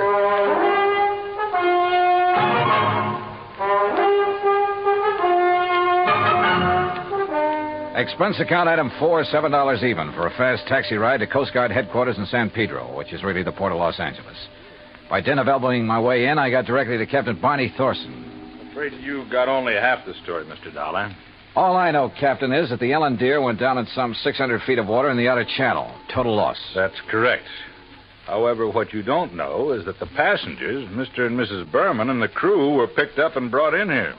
Oh? Outside of a little soaking and a little scare, they were perfectly all right. You see, the Ellendeer had apparently had some engine trouble before she left Mazatlan. Yes, so I understand. Mexican authorities, with whom we fully cooperate, notified us we'd better keep an eye out for her. So when she reached the channel, we weren't surprised to get a radio call from her asking us to stand by that Universal joint was kicking up. Is that what happened? By the time one of our cutters got within hailing distance, she was on the way down. That propeller shaft had whipped loose, torn through the hull, and the Ellendeer was sinking fast. Ask me, that boat was overpowered, Dolly. How do you mean? Well, it must have been, because sheer torque tore the whole engine loose from its mountings. And it plowed through the bottom along with everything else on board that was heavy. There was a big safe, for instance, anchored amidships. There was a what? A safe, you know, a small, heavy steel vault. Yeah, I know. That went down, too? Yeah, with the engine. It was all our boys could do to keep the owner from diving over after it. It was crying like a baby. You'd think he'd had the crown jewels in it. Maybe you're not too wrong at that. What? Not the crown jewels, perhaps, but a collection worth something over $300,000. Now, what about salvage? Salvage operations in 600 feet of water in that channel? Oh, yeah. No, Dolly. Salvage, even if it were possible, would cost a couple of times the worth of that stuff at least. The only passengers were the Bermans, huh? That's right. Prove 3. And they weren't able to save anything? Nothing. Not of any consequence, that is. One of the crew didn't even have his shoes and shirt on. What about Berman and his wife? It's funny what people will do in an emergency sometimes. What do you mean? Well, you've heard about the man whose house catches fire. He gets panicky, throws all the china and the glassware out the window, and carries out the mattress. What are you getting at, Captain? The only thing that Berman saved in his excitement was 2 beat-up old hats and a fishing rod. Oh, yeah, I see what you mean. And all his wife brought along was a handful of nylon stockings. She was hanging on to them for dear life. Oh, yeah, a big hat box with an evening dress half hanging out of it. And that's all? That's all. Hey, you know, that Mrs. Berman's quite a dish. Not too bright, but a real looker. Where are they now, Captain? They're headed for Beverly Hills. Beverly, Wilshire was the hotel, I think. In any event, Dollar, I'm afraid your company is going to have a big, fat claim to pay. On the yacht, yes. What's that mean? What do you think? Item 5, 320, long-distance call to the police in Mazatlan. I wanted to be sure that the Bettenhouse collection had been on board the Ellendeer when she left port down there. Inspector Romulo assured me it had, that he'd checked the safe on the boat himself before allowing it to sail. Furthermore, he had insisted his own maritime service keep tabs on it up to the point where it made contact with the U.S. Coast Guard. In other words, the loot couldn't very well have been passed to someone else at sea. Item 6, 580 cab fare to Beverly Hills, where I dropped in at Berman's office. No, Mr. Dollar. He and Mrs. Berman are at the Beverly Wilshire. I'm sure you understand it's been necessary for them to buy a lot of clothes and things. Yeah, but he will come here. Oh, yes, indeed. From his last phone call, I'd say he'll be here within the hour. All right, then I'll come back. Please ask him to stick around and wait for me if he doesn't mind. Of course, Mr. Dollar, I shall be glad to. Oh, incidentally, he has had me phone Mr. Arthur and ask that claim forms for both the Bettenhouse collection and the loss of the cruiser be brought here to the office just as quickly as possible. Yeah, I'd figured as much.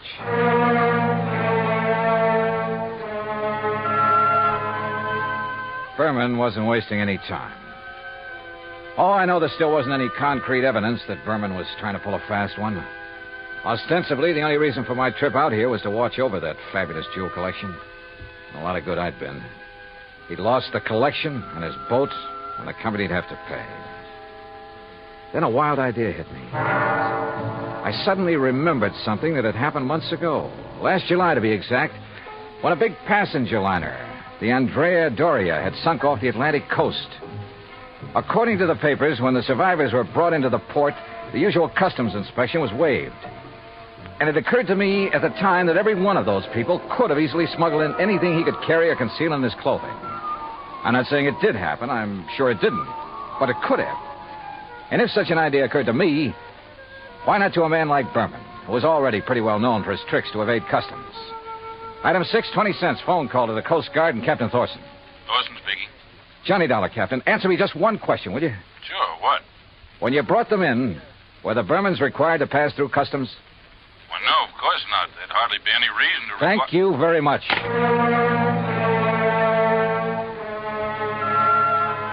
Item 7, 10 cents, another call. This time to Arthur at Western Maritime and Property Insurance. You caught me in the nick of time, Johnny. I was just walking out the door. On your way to Berman's office? Why, yes. With a handful of claims forms? Yes. Now listen, get there as fast as you can. Get there ahead of him. What? So that you can see if he brings anything into the office, like the Bettenhouse collection. What? Though I doubt if he'd be that foolish. Foolish or not, how could he, Johnny? That collection, unfortunately, is at the bottom of the ocean. Listen to me. Keep him there. Maybe on the pretext of having to wait for me. Any reason you can think of. I'm afraid I don't understand. Just hold him until I get there, understand? Very well, Johnny. But what are you going to do? Arthur, I may have to break in and rob a hotel room. I went out and stationed myself across the street from the Beverly Wilshire. 5 minutes later, I saw Randolph Berman walk out the front door and head east on Wilshire Boulevard in the direction of his office on Beverly Drive. I waited a few minutes to make sure he didn't turn back, then entered the hotel. At the desk, I learned the number of Berman's suite on the 9th floor. Break in? It would have taken a battering ram. So I tried knocking.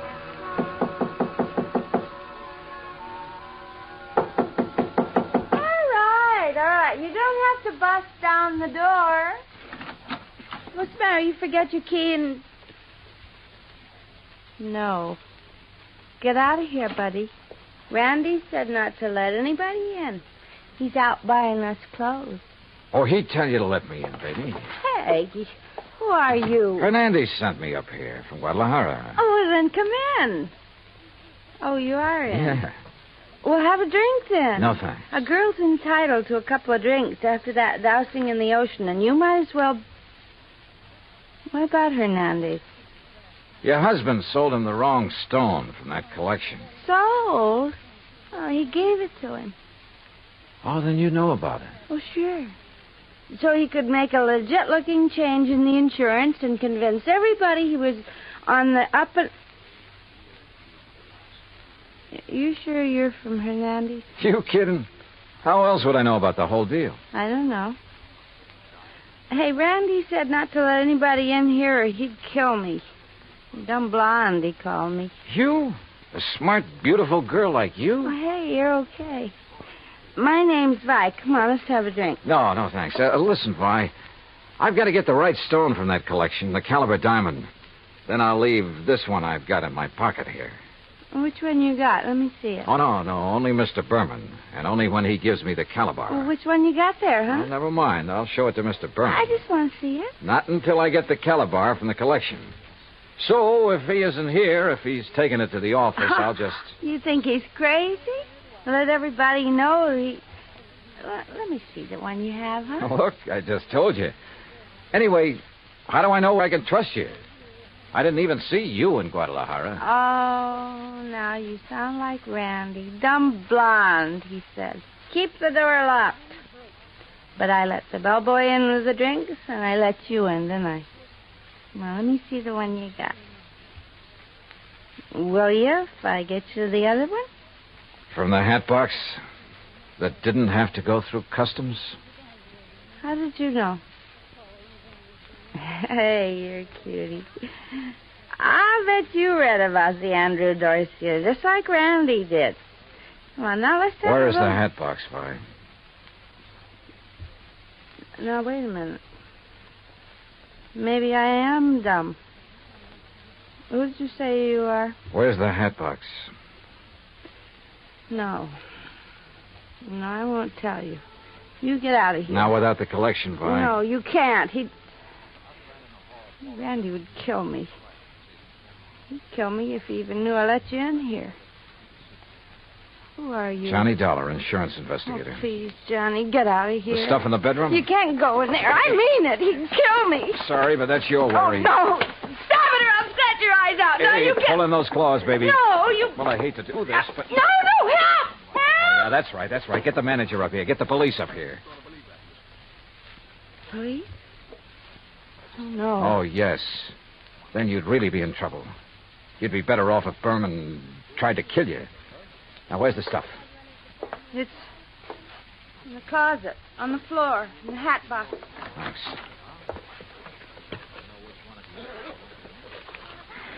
Well. Just a handful, but worth a fortune. Well. Oh, now, wait a minute, girl. Put down that bottle. I gotta stop you. He'd kill me, don't you understand? Just for letting you in here. You don't know him. Look, baby, you're in this thing deep enough as it is. Don't try to make it any worse for yourself. But when he finds out that I... Yeah, he's come back. I open up. Get my hands full. What'll I do? Where'll I go? Right here, behind this closet door. Quick. Johnny, Just stay there. Hang on to that bottle and think over what I told you about getting in deep. Hi, where'd you get these drinks? You let somebody in here. Bellboy? Why, you half-witted bird brain, I told you. Who are you? The name is Dollar, Mr. Berman. Insurance Dick? I just dropped by to pick up the Bettenhouse collection. Put it down, Dollar. I'm a good shot with this thing. Yeah. And it wouldn't be the first time you killed over a handful of jewelry, would it? That's right. Won't be the last. But you'll never know about it. Now, where's Vi? How should I know? She let you in here? I'll murder that dizzy blonde. That dizzy blonde is a lot smarter than you think. Where is she? What do you mean? By helping me, she has a chance of getting out of this mess you've involved her in, of getting out clean. That dirty two-timing... Dollar, I'm going to kill you. You'd even like to involve her in that, too, wouldn't you? Thanks for the idea.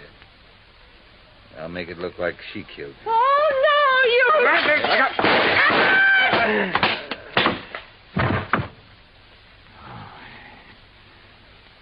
Nice work with that bottle, Vi. Well, he missed you. Please, you won't let him... No, don't worry, baby. He won't bother anybody. Not for a long, long time.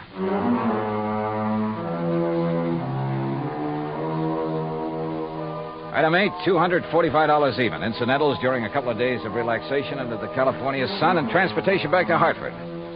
Expense account total, $453.95. Remarks? By way of getting off as easily as possible, Vi sang like a canary, and incidentally cleared up a couple of other of his shady deals. Result? By the time his prison term runs out, he'll be too long dead to collect the insurance on his yacht. End of remarks, end of report. Yours truly, Johnny Dollar.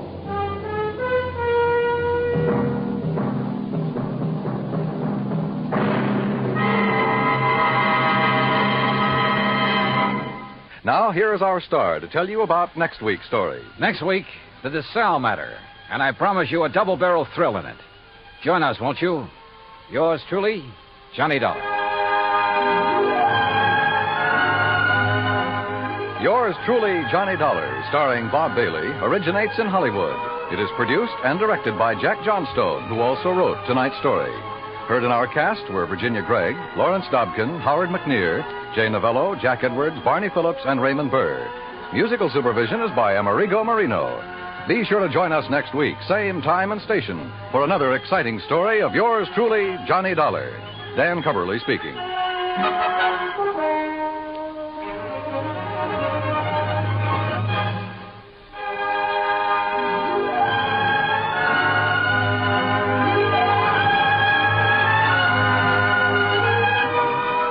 Johnny Dollar has come to you through the worldwide facilities of the United States Armed Forces Radio and Television Service.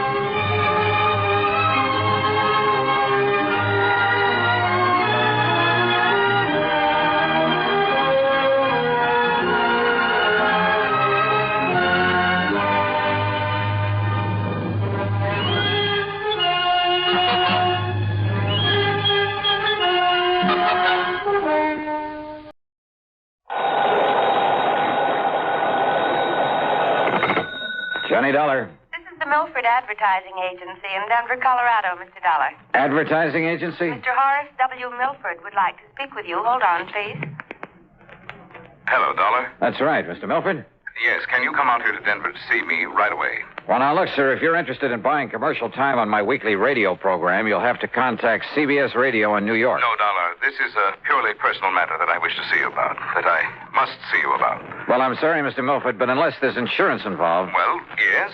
Yes, there is. The same company that's insured my life. One of the outfits I work with? Tri-Western Life Insurance Company? Yeah, that's one of my clients. Well, then, please, come out here right away. Well, I'd better check first with the company and get their authorization to... What was that? No, by all means, do not contact the insurance company. Not yet. Well, there's a little matter of my expense account. That will be taken care of, most adequately. Okay, whatever you say. Now, what's this all about, Mr. Milford? Mr. Dollar, here on the phone, I can only tell you it's a matter of preventing... Yeah? Yes? Of preventing a murder.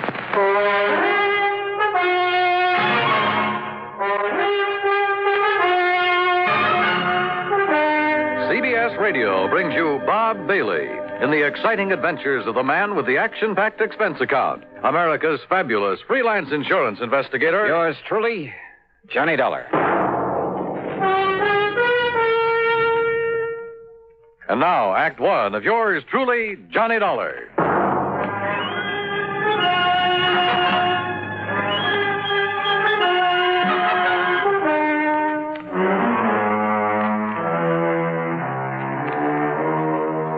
Expense account submitted by Special Investigator Johnny Dollar to Mr. Horace W. No, to the Tri-Western Life Insurance Company. You'll see why later on. And following is an account of expenses incurred during my investigation of the Hired homicide matter. Expense account item 1, $77 plane fare.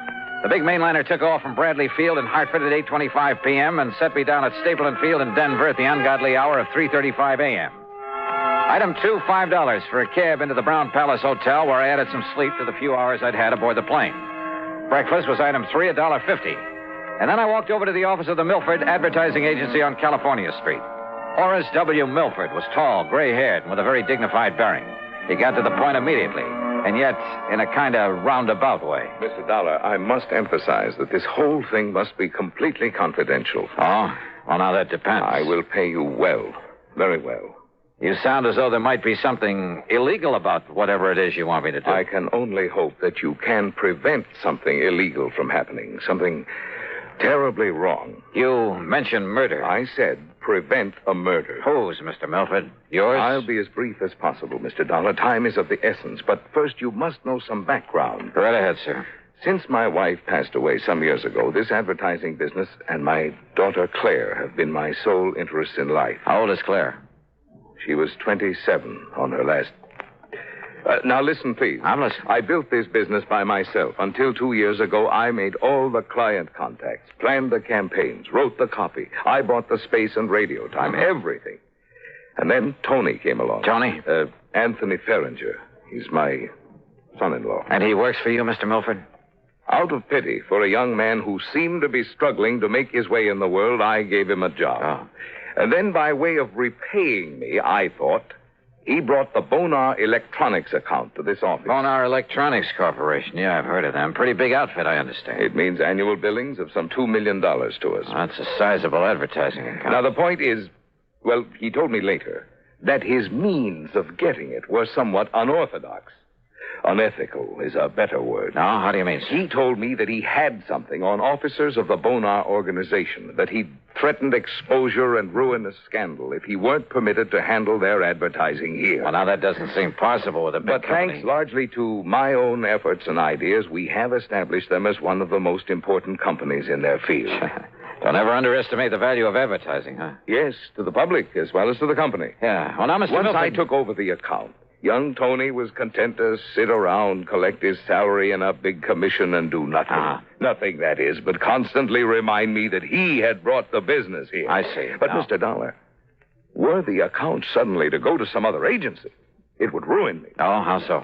Buying this building, setting up the organization adequately to service such an account cost me everything I had. I'm not a young man anymore. Well, is somebody else gunning for Bonar Electronics? Oh, far worse than that. Mr. Dollar. Now, wait a minute, please. I'm afraid we've got far away from the subject of murder that you talked about. Mr. Dollar, far worse than his simply falling down on the job is the fact that Tony Ferringer, against my will, mind you, because I knew him well enough not to trust him, courted and eloped with my daughter. Well, now, and Mr. it wasn't because he loved her, believe me. It was only a further step in a plan to get his hands on this advertising business of mine. You're sure of that? He had the nerve, the audacity to say so himself. I can see him now, sitting right there where you are, with a smirk on his face, blandly telling me that now that he'd lost her, he'd have to resort to other tactics. Oh, wait a minute. That he'd have to take this important account away from me by opening his own agency, and that I couldn't stop him. Wait a minute, please. You said lost her. What did you mean by that? Because of his duplicity, what he'd done to me. Because of the miserable way he treated and tortured her. Claire, my daughter, my only child. Claire took her own life. Oh, I'm sorry. Oh, the shock of it almost killed me, Dollar. Tony Ferringer was bringing my whole life crashing and crushing down upon my head. I hated him. with every fiber of my being. I was beside myself. I could see only one thing left for me to Mr. do. Milford, please, But if then, you're leading up to then what my I think clients you at are. Bonar came to me 2 days ago, and they told me they realized what had happened and why. And they assured me there was nothing Tony could do or say that would hurt them and that they would stand by me. Well, that straightened me out, Mr. Dollar. It made me realize that killing Tony, there was no point, no use in it. Well, I'm glad of that, sir. But then I'm afraid I don't see why you sent for me. Because it was too late. What? Because I had already hired a man, a professional killer. To murder him? Yes. Well, then, good heavens, man, call him off. I can't. Sure, get in touch with him and... What do you mean you can't? There's no possible way for me to reach him, contact him, until after he's murdered Tony Ferringer.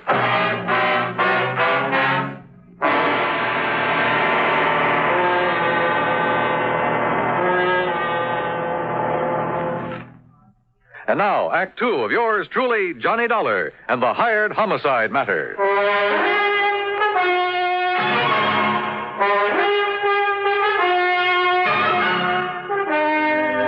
Now, wait a minute, Mr. Milford. You mean there's no way to reach this hired killer to call him off, to tell him not to murder Tony Ferringer? No, none whatever. But look here, you can't just Mr. stand... Dollar, when the only thing I wanted in life was to see him dead for all the terrible things he did to me and to my daughter, I went about arranging it very carefully. How?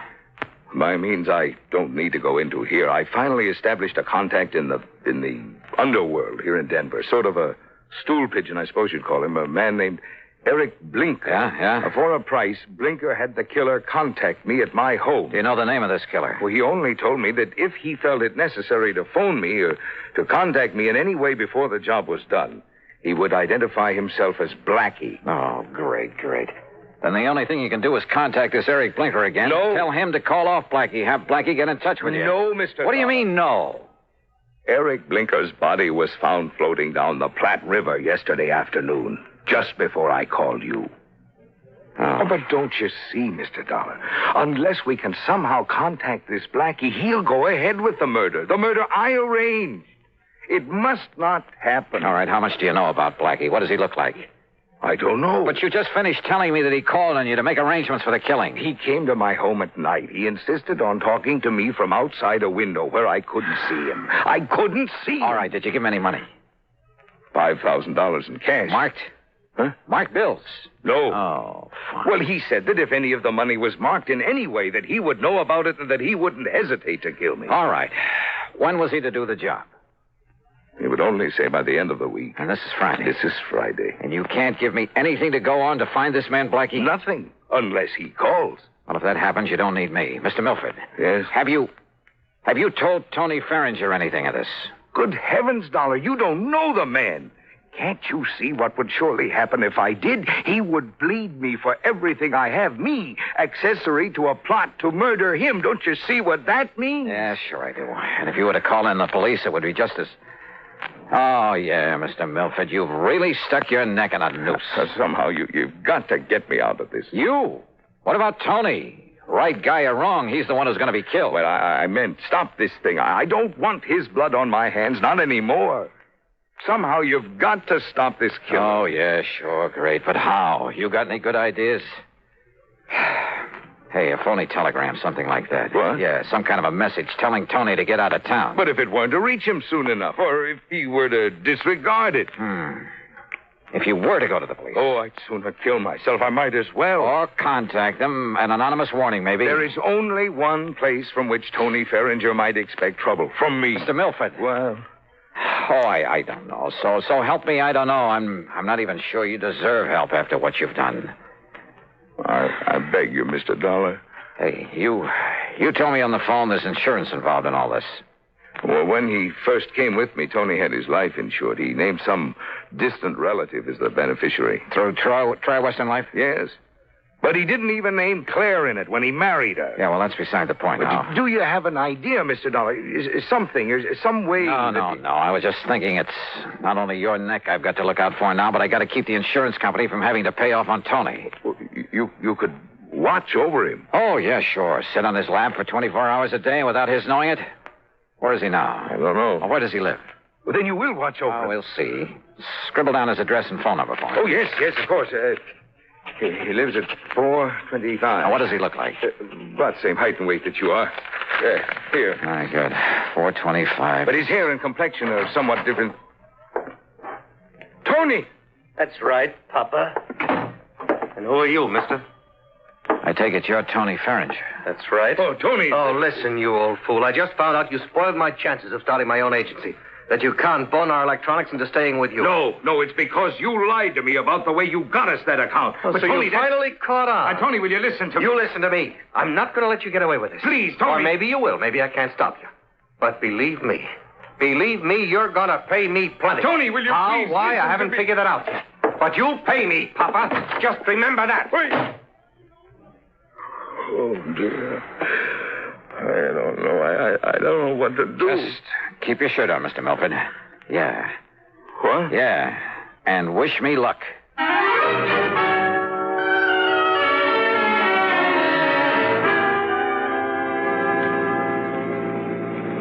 Item 2, $5 for a taxi that followed Tony Farringer's car to a residential section east of town.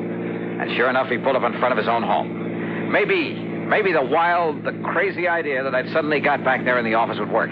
Driver. Yeah? End of the line. Pull around this corner and stop.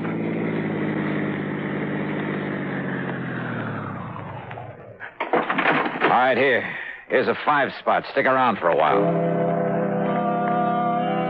Instead of walking up to Tony's front door, I sneaked around to the back, half hidden by a hedge at the side. I hoped that none of the neighbors would see me, raise a fuss, or report me as a prowler. I rang the buzzer at the back door, then stood aside, flat against the wall, so that whoever opened it wouldn't see me. I hoped. Yes? Yes? Hello, somebody ring this door buzzer? Yeah. And now,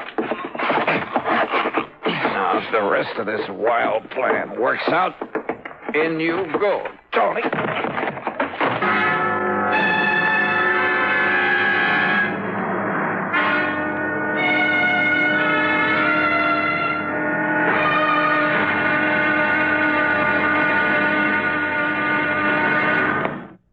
And now, Act 3 of yours truly, Johnny Dollar.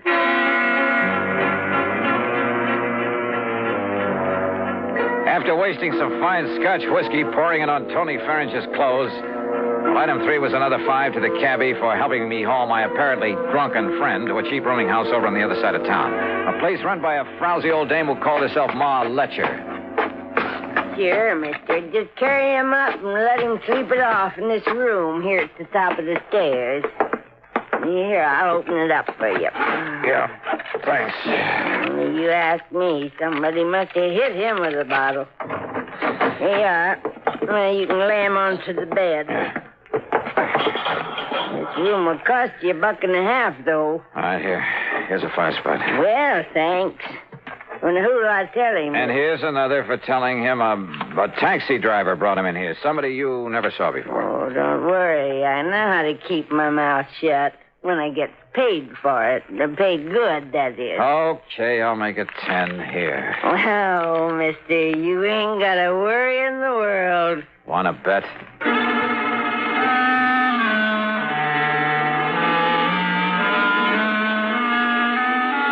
Item 4, $1.10 for another cab back to Tony Farringer's house.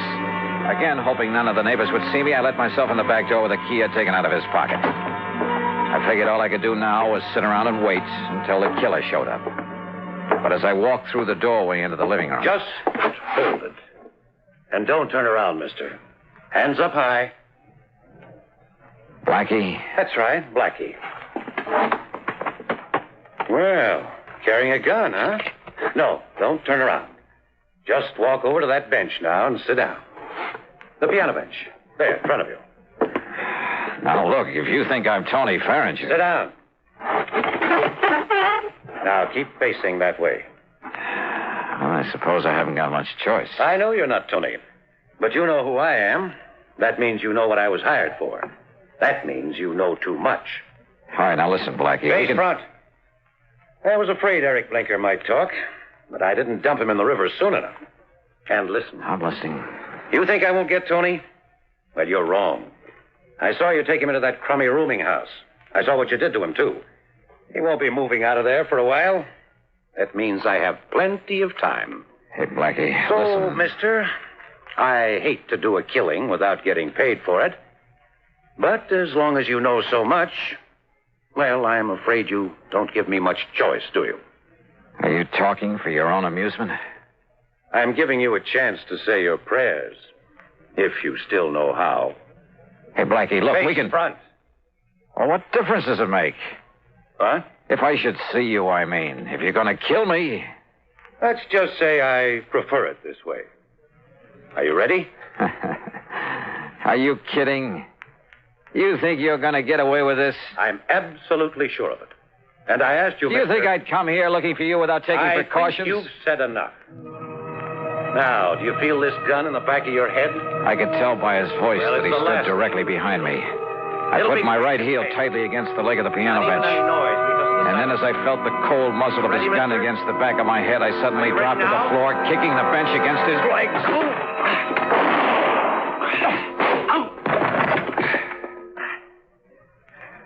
Well, Blackie, I'm afraid your rather unique career has finally come to an end. Listen, if you... Down, boy, down!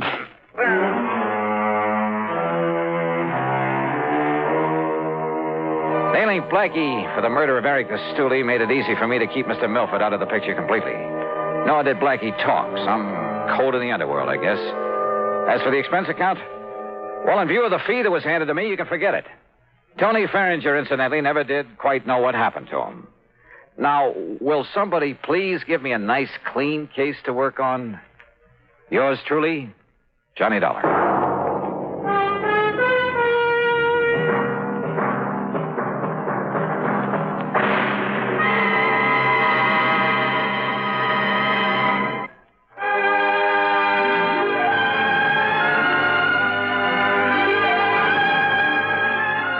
Yours truly, Johnny Dollar, starring Bob Bailey, originates in Hollywood and is written, produced, and directed by Jack Johnstone. Heard in our cast were Virginia Gregg, Marvin Miller, Lawrence Dobkin, and Russell Thorson. Be sure to join us next week, same time and station, for another exciting story of yours truly, Johnny Dollar. This is Dan Cumberly speaking. Johnny Dollar has come to you through the worldwide facilities of the United States Armed Forces Radio and Television Service.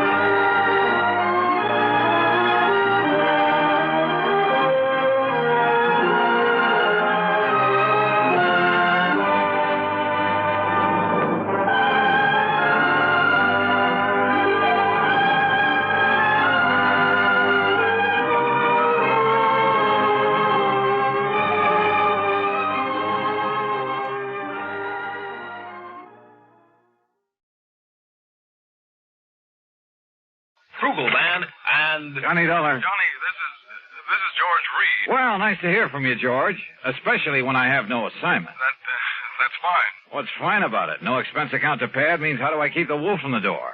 Unless, of course, Floyd's of England has a case for me. Huh? Well? Johnny. Yeah? Well, a few weeks ago, you were kidding at the time. Oh, now, George, how could I ever kid you? I'll let that one go. Yeah, you better. The point is, you rather jestingly asked me if instead of selling life insurance... Oh, no. Don't tell me. I'm afraid so. I'm afraid the company is saddled with what you might call a death insurance policy. You mean instead of insuring somebody against dying, you've insured him against living? Yes, John. Okay, Georgie. Say no more. I'll be right over.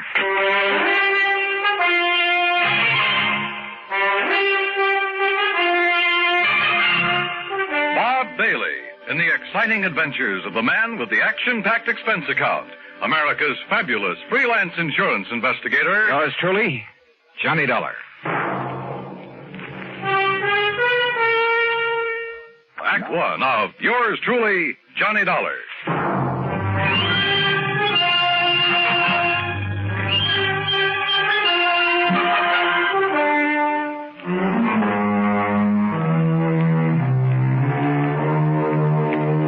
Expense account submitted by Special Investigator Johnny Dollar to Floyd's of England, American Office, Hartford, Connecticut.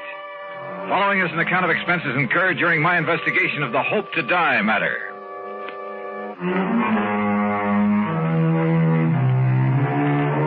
Expense account item 1, $1.10 taxi from my apartment to George Reed's office, where I found him pacing the floor and wearing an even more worried expression than usual. And believe me, that's something. This thing has me so riled up, Johnny, I can hardly see straight. Well, you should have known better than to issue a policy like that, George. It was Harry Baxter. Baxter? He filled in here for me while I was on vacation. I should have known better. What'd he do, sell a lot of policies that you shouldn't have to handle? No, just this one. And I swear I don't understand it. He, of all people. All right, you said on the phone that it was kind of life insurance in reverse. That's exactly what it is. Explain, please. Well, usually, of course, we pay the face value of a policy when the insured dies. Right. In this case, however, the company will have to pay the $250,000 if the insured doesn't die. $250,000? Yes. How under the sun could a man be crazy enough to issue a policy like that? John, you know how it is. The company prides itself on the fact we'll insure anything. Not only life and property and health and so on, but the voice of a singer, the feet of a dancer, hands of a pianist, even the dimples on the knees of a chorus girl. Yeah, and singing mice, an old alley cat, a sick whale. Of course, I can't say that Harry wasn't in position to do it, but... Johnny, you've got to help me. First, you better tell me who and why and what it's all about. That's just the trouble. I don't know. Well, in that case... You don't know? I only got back here to the office this morning. I found our copy of the policy lying here on my desk. But if you don't even... Oh, look, I've handled some pretty screwy cases for you, George. Yes, but they've all finally made sense one way or the other. And, Johnny, we have paid you some very nice fees. You can't deny that. George. Tell me, have I ever questioned your expense accounts? But death insurance, it doesn't make sense. Have I? Insuring somebody against living. Have I? I'm sorry, but this time the answer is no. Listen, if you take this on, I'll okay your expense account without even reading it. Death insurance. Expense account unlimited. Johnny? George, there are some things even a conniving, chiseling, unprincipled rascal like myself won't even... Unlimited? Johnny? Okay, George, I'll take it. Act two of yours truly, Johnny Dollar, in a moment. And now, Act two of yours truly, Johnny Dollar, and the Hope to Die matter. Floyd's of England insure anything. At least that was their boast. And now it looked as though it had finally backfired on them. Because somebody in the organization, some character named Harry Baxter, had issued not life, but death insurance. If it hadn't been for my friendship for George Reed, well, plus his promise of unlimited expense account, I'd have thrown the whole problem right back into his face, as it was. Thanks, Johnny, from the bottom of my heart. I'll never forget you for this. Believe me, George, I'll never forget you for this. And if you can get us off the hook... All I can do is try, so come on, give me the dope on it. Yes. Now, here. The name of the insured is Miss Mary Ellen Markham. Yeah, I got it. Where does she live? 514 East 52nd Street, New York City. Pretty fancy address. Yes. Okay. Now tell me why this Mary Ellen has insured herself against living. Well, that's the point, Johnny. She hasn't. Well, now, wait a minute. Albert Schwinner has. You mean somebody else took out this policy on her life? Or rather death? Yes. Holy. Well, what is this guy, a professional gunsel who's going to wipe her out and then collect? I suppose he's the beneficiary, too. Yes, he is. Oh, fine. Well, come on, who is it? I don't know. As I told you, the policy was lying here on my desk when I got back this morning.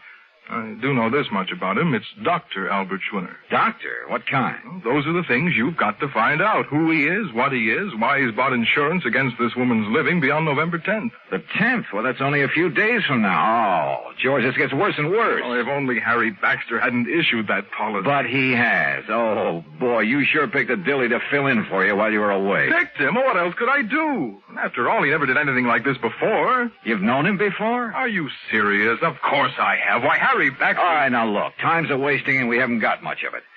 I take it you want me to see if I can find some legal grounds for canceling this policy. Yes, immediately. Now, have you got an address on the beneficiary, this Dr. Schwinner? No, I've been so upset about this whole thing, I haven't even looked. And let me see. According to this, he lives at... What's the matter? Dr. Albert W. Schwinner, C.L. C.L.? What kind of a doctor is that? I don't know. The address is 14327 E Street, Union City, New Jersey. C.L. Well, I'll soon find out. We're going to reach this Harry Baxter who sold the policy. In New York at the... here, I'll jot down the address. I still don't see how Baxter could get away with this. After all, when you consider his position... Here. He offered no explanation at all. Well, I'm afraid I didn't give him much chance. I practically threw him out of here. Oh, can't say that I blame you. And that's another thing. Look, Johnny, perhaps you can reason with... Oh, don't worry, George. He's number one on my calling list. I'll be talking to you. Expense account item 2, $785, fare to New York and taxi to Harry Baxter's address. A real snooty one over near Sutton Place. And people don't live in that joint unless they've earned or chiseled a lot of money from somewhere. In the case of Baxter, I suspected a big chisel. My suspicion was considerably heightened when he opened the door. His apartment was luxury from stem to stern. As for Baxter himself... Dollar?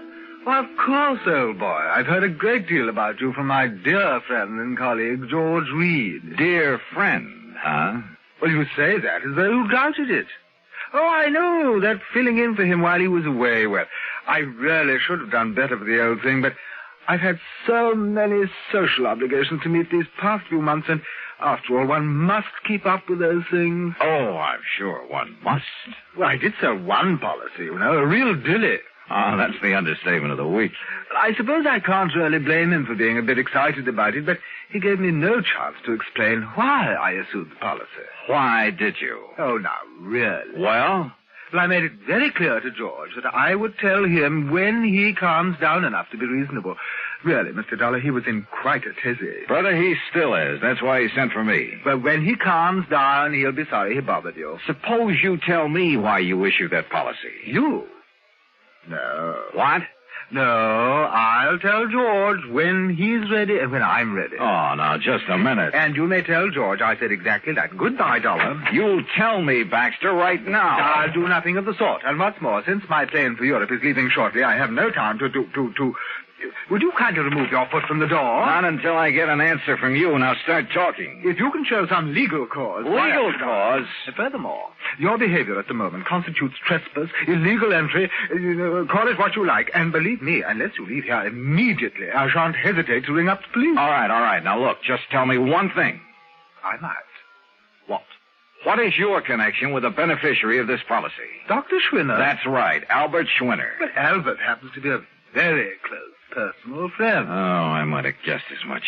All right, then tell me this. No, I'm sorry, just one question. I've given the answer. Goodbye. Baxter. Are you hard of hearing? Look here now. Goodbye.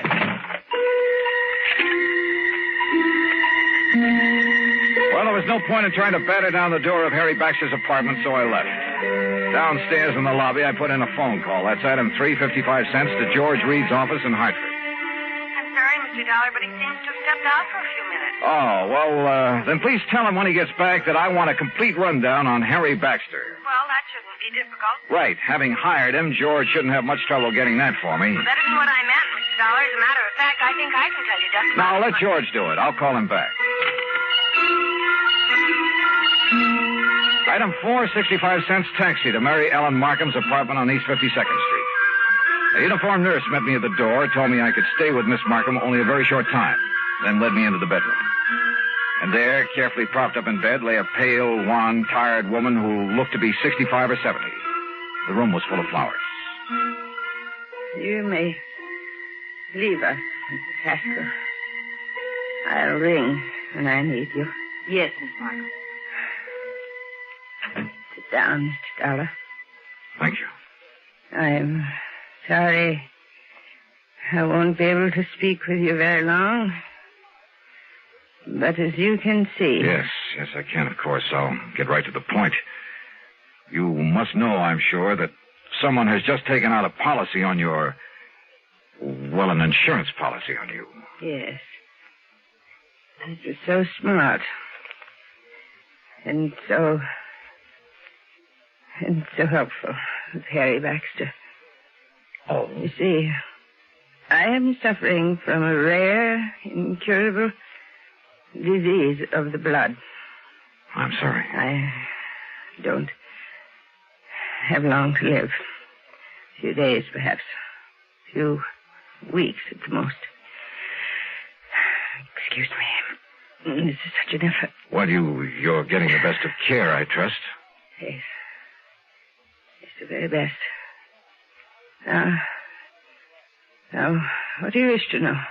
You know a Dr. Albert Schwinner, don't you? I've known Albert for many years. We've been great friends. Then why does he take out a policy that indicates he hopes that you'll die? Hopes? I'll die? Yes. What else could it be? Oh, you don't understand. Don't you see? Schwinner has bought insurance against your living beyond November 10th. Yes. Yes. My 50th birthday. You mean to say you're... The reason so. Yes? I'm sorry. You mustn't. Oh, I know. I'm tiring you. Yes. But just one more thing. Your doctor, the doctor who's taking care of you. Albert. Albert? This same Dr. Schwinner? Yes. Now you must leave.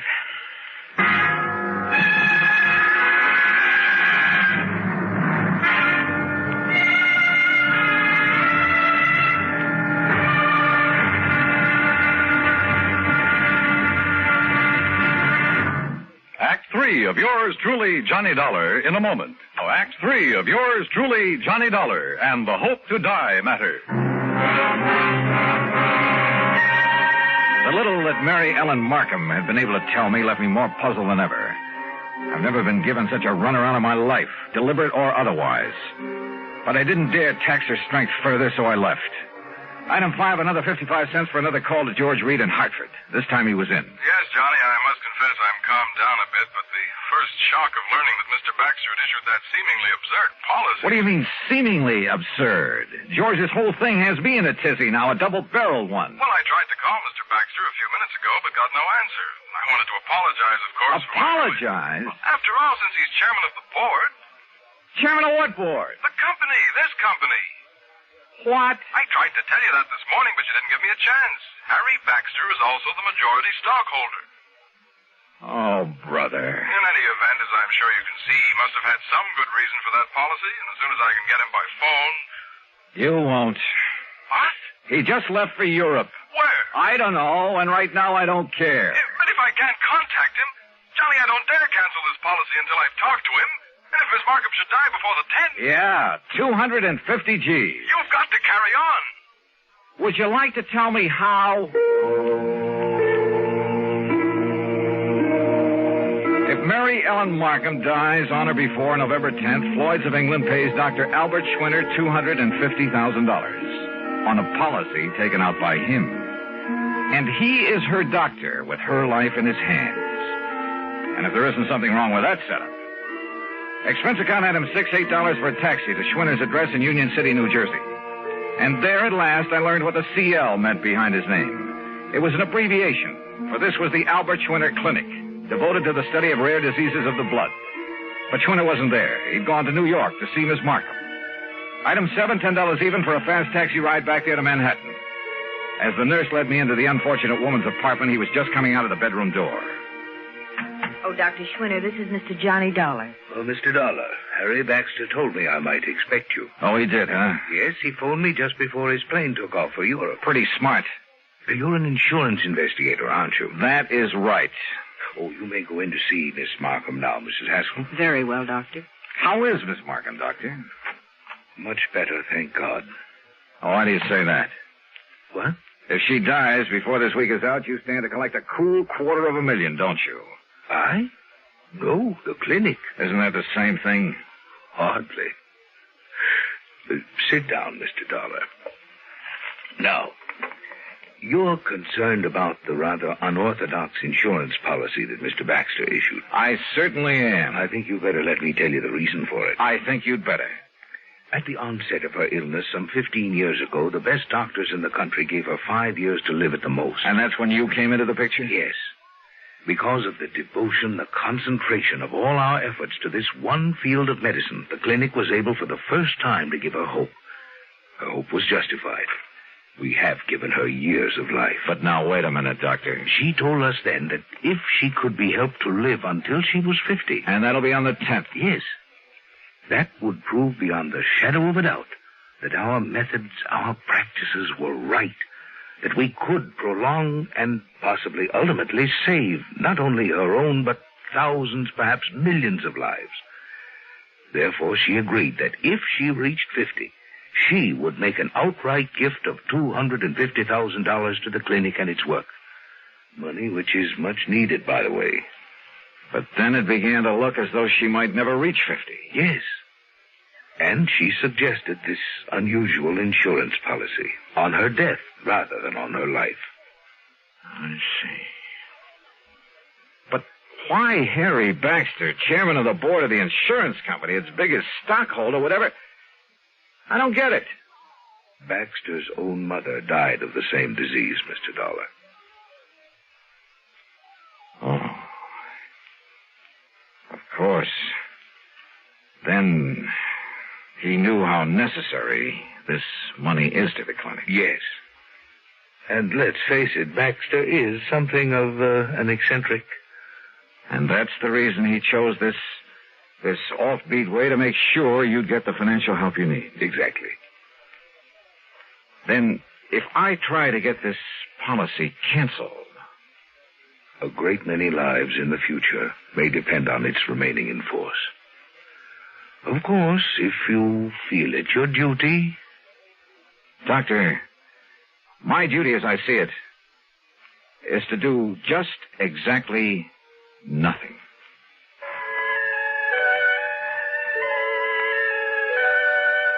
Mary Ellen Markham did live to see 50, but only for a few days. Just long enough to make her gift to the clinic. Harry Baxter and the company? Well, Harry came back from Europe, and he said he found some, quote, mistake, unquote, in the policy that requires the company to pay off on it anyway. Eccentric? We should have more of them like that. Expense account total? Are you kidding? Yours truly, Johnny Dollar.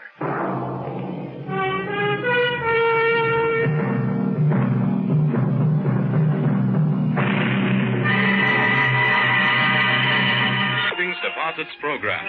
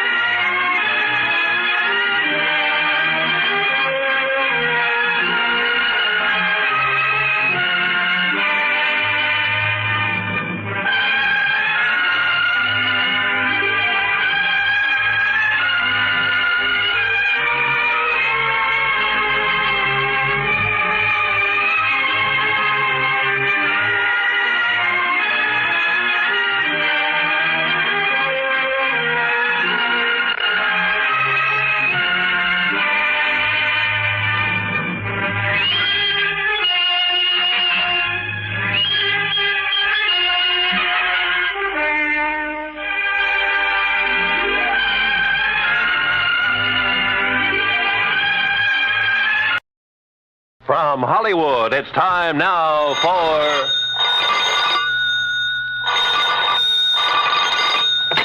Johnny Dollar. Here's your number in Kingman, Mr. Dollar. Oh, thank you, operator. One moment.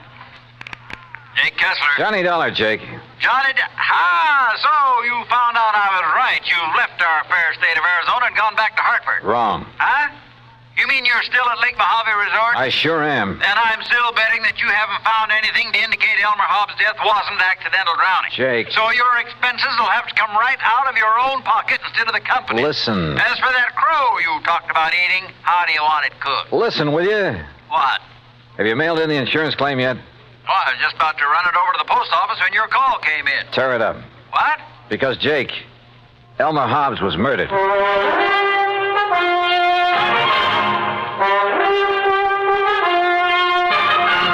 Bob Bailey in the exciting adventures of the man with the action-packed expense account, America's fabulous freelance insurance investigator. Yours truly, Johnny Dollar.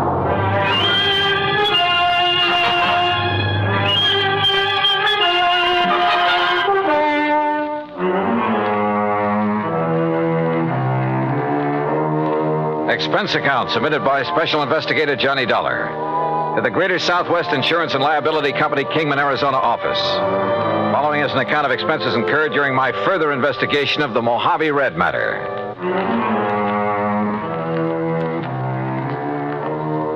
Expense account item 1, 20 cents for the phone call to Jake Kessler in Kingman. I made that call in the office there at Lake Mojave Resort. And needless to say, Jake didn't quite believe me at first. Murdered? Elmer Hobbs was murdered? Jake, I'd bet my last buck on it. Yeah, but Johnny, the police spent 2 or 3 days over there investigating. The coroner, too, and they all reported no evidence of foul play. That's simply because they didn't know where to look. What do you mean? You know Red Barrett, the old fishing guide over here? I've heard of him. Well, Red found the boat that Hobbs used that day. It was lying on the bottom of one of the coves up in the big basin. Sure, because of the storm that drowned Elmer Hobbs. Because somebody sank it. That boat had a couple of air tanks on it that would keep it afloat even if it was swamped. Oh? But, Jake, those tanks were cut open by whoever killed Hobbs. Good Lord. Yeah. But who did it, Johnny? That's what I'm going to find out. I'll call you later. I hung up on Jake Kessler, then walked on back to the dock where I found Red Barrett and Buster Favor waiting for me. Did you get your call to Kingman through all right, Johnny? Yeah, Red. Jake Kessler's holding up the claim on Elmer Hobbs' insurance. Good. That's good. Did you, tell Buster what we found up the lake? Yes, sir. Yeah, Johnny, he did. It's like I said in the beginning. I just didn't see how a man like Mr. Hobbs could ever get himself capsized up in the big basin, no matter how bad a wind came up. Buster was the only one that agreed with me, Johnny. Well, quite frankly, I don't see why everybody wasn't suspicious when Hobbs' boat wasn't found after the storm. Right, Johnny. But now that you and Red found it, sunk in the bottom of that cove and with the flotation tanks cut open, yeah, it sure looks like murder. Oh, that's what I thought from the first, Buster. That's why I telephoned all the way to Hartford to get Johnny out here. But who could have wanted to kill him? Any ideas, Buster? No, sir, Johnny, I certainly haven't. You sure there was nobody here at the resort who might have wanted him out of the way? Johnny, the other folks who were here at the time it happened, why, they didn't even know Mr. Hobbs. You're sure of that? Absolutely. See, he wasn't much of a mixer. He stayed by himself all the time. That's right, Johnny. Elmer used to go out fishing first thing in the morning, and he'd be the last to come in at night. He'd go to his room, cook his supper, and then go to bed. All right, listen. He was killed just before or during the big storm you had. That's right. Who else was out on the lake at that time? Nobody. Nobody from here, that is. All our people, all our boats were back here at the landing. They'd got the storm warning. So don't you see, Johnny, it must have been somebody from up the lake. What do you mean? From one of the other landings. What other landings? Cottonwood, Emery's, any one of them. Yes, sir. Somebody sank his boat and tried to sink his body with it. But we found his body washed up on the Nevada shore. You found it, Red. Yes, I did. My best friend. I dove down to that boat, Buster. And I found not only the bashed-in flotation tanks, but where the anchor line had apparently been lashed around the body to hold it there. And you remember, Buster, the rope marks we found on Elmer's body? Yeah, but the police, sheriff, and coroner, and the rest... What did they say? He probably just got tangled up in that rope when he was fighting the storm. But they were wrong. Yeah, apparently. Well, why do you say that, Johnny? Well, because so far this evidence of murder is, well, it's all circumstantial. As for motive... Motive? Well, I hadn't thought of that. Red. Well, the main thing is that That cutting open the flotation tanks was done with some kind of an axe. I was asking about motive. And I know that Elmer didn't have any axe on that boat.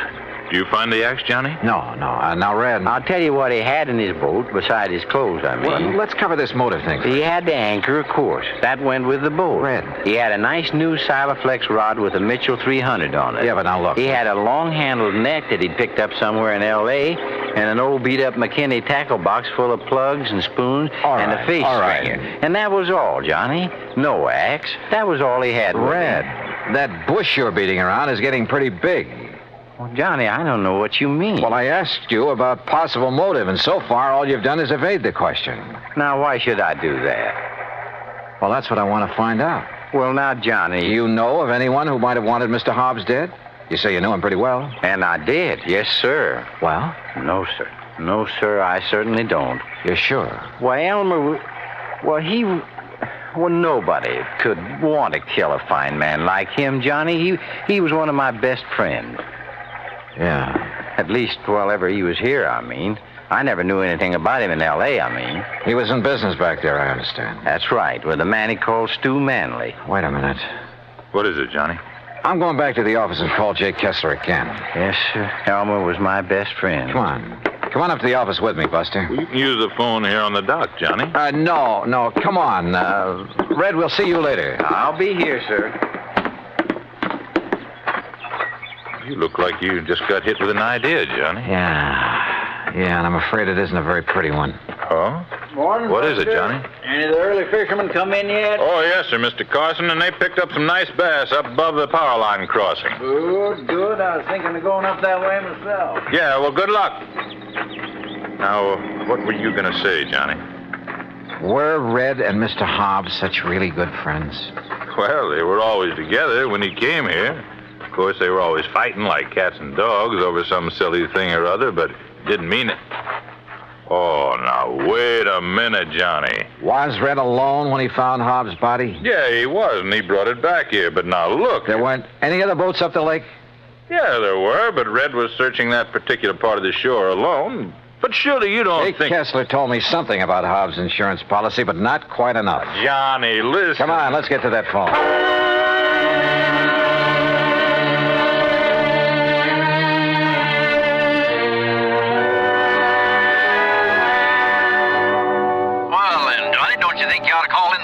No. If you're right, that is. No, let me handle this alone for the moment. Now listen, Jake. Yeah? Didn't you tell me that the insurance claim was filed by one of Hobbs' beneficiaries, plural? That's right, by his business partner in L.A. Who were the others? Just one other. If you'd taken time to listen to me. Who is it? You were so all fired up when I drove you down Who there. is this other beneficiary, Jake? You're still sure Hobbs was murdered, huh? I'll bet on it. So now you're looking for somebody with a motive, huh? The beneficiary, Jake. Like I told you. One of them was his business partner, J. Stuart Manley. And the other? Red. Red. Yeah, Red Barrett. Act 2 of yours truly, Johnny Dollar, in a moment.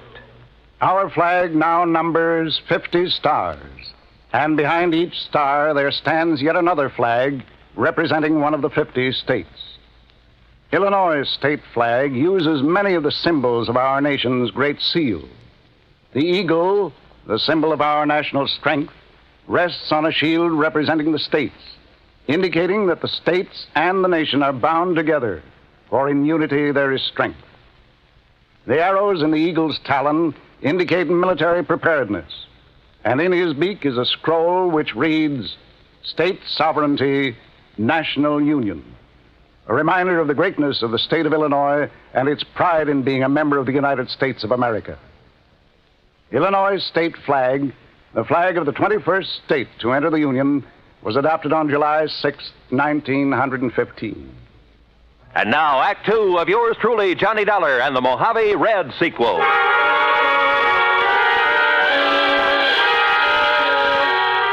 Two people who I knew stood to gain by the death of Elmer Hobbs. One, his business partner, J. Stuart Manley in Los Angeles. The other, Red Barrett, fishing guide at Lake Mojave Resort, who said he'd found his body, who professed to have been his best friend. I wondered. I said as much to Buster Favors, who sat there in the office of the resort. Red do a thing like that, I won't believe it, Johnny. But he's the one person who could have engineered the whole thing, Buster. But why, then, would he lead us to the place where Mr. Hobbs' boat was sunk? And point up the fact it was deliberately sunk, and an attempt made to sink Hobbs' body with it? Oh, there's a cover-up? To make him look clean? Oh, no, Johnny. Well, the boat would have been found in that cove sooner or later anyway. I tell you, you're wrong if you suspect Red. Look, if Hobbs' business partner is a beneficiary, too, why don't you look him up? I fully intend to, unless Red did do it. No. And I can prove it. No, Johnny. Let's go back to the dock so I can talk to him again and see... Buster, Oh, hello, Johnny. I suppose you've heard, Ham? Yes, Red told me. You're quite sure it was murder? Yeah. I'm sorry.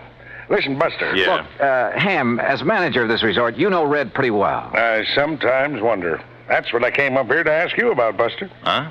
Did you send him skiting out of here? What?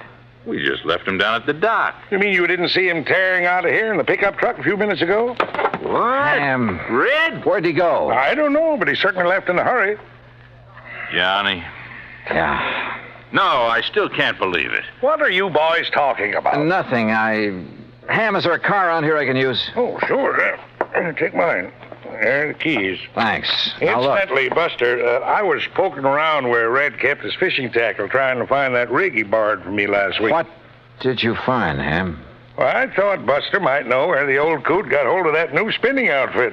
Silaflex rod. What? Yeah, and a brand spanking new... Mitchell Reel. Oh, yes. Oh, no. All right, Ham, Buster, you just sit tight.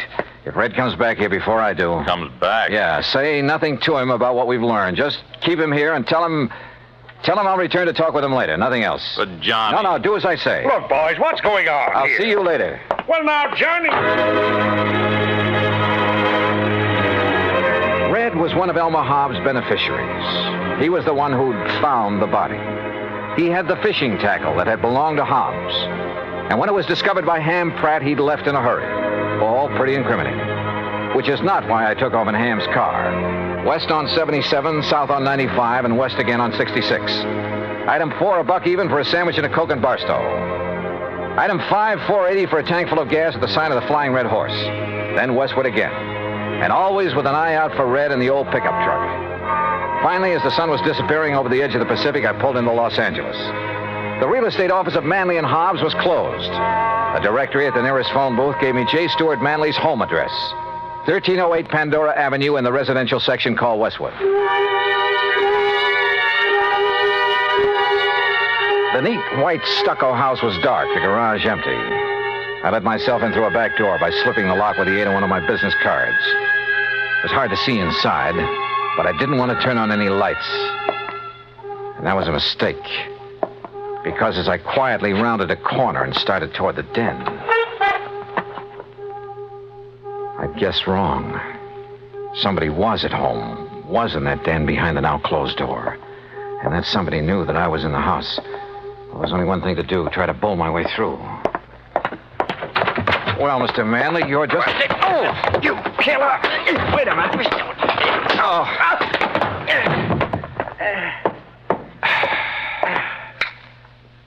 Red. Johnny Dollar. Well, it kind of looks like I made a mistake, doesn't it? Yeah, Red. The biggest mistake of your life.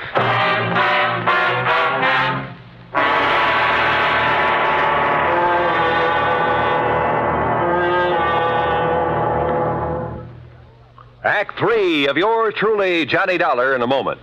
A question that has been asked many times is, at what age does a boy become a man?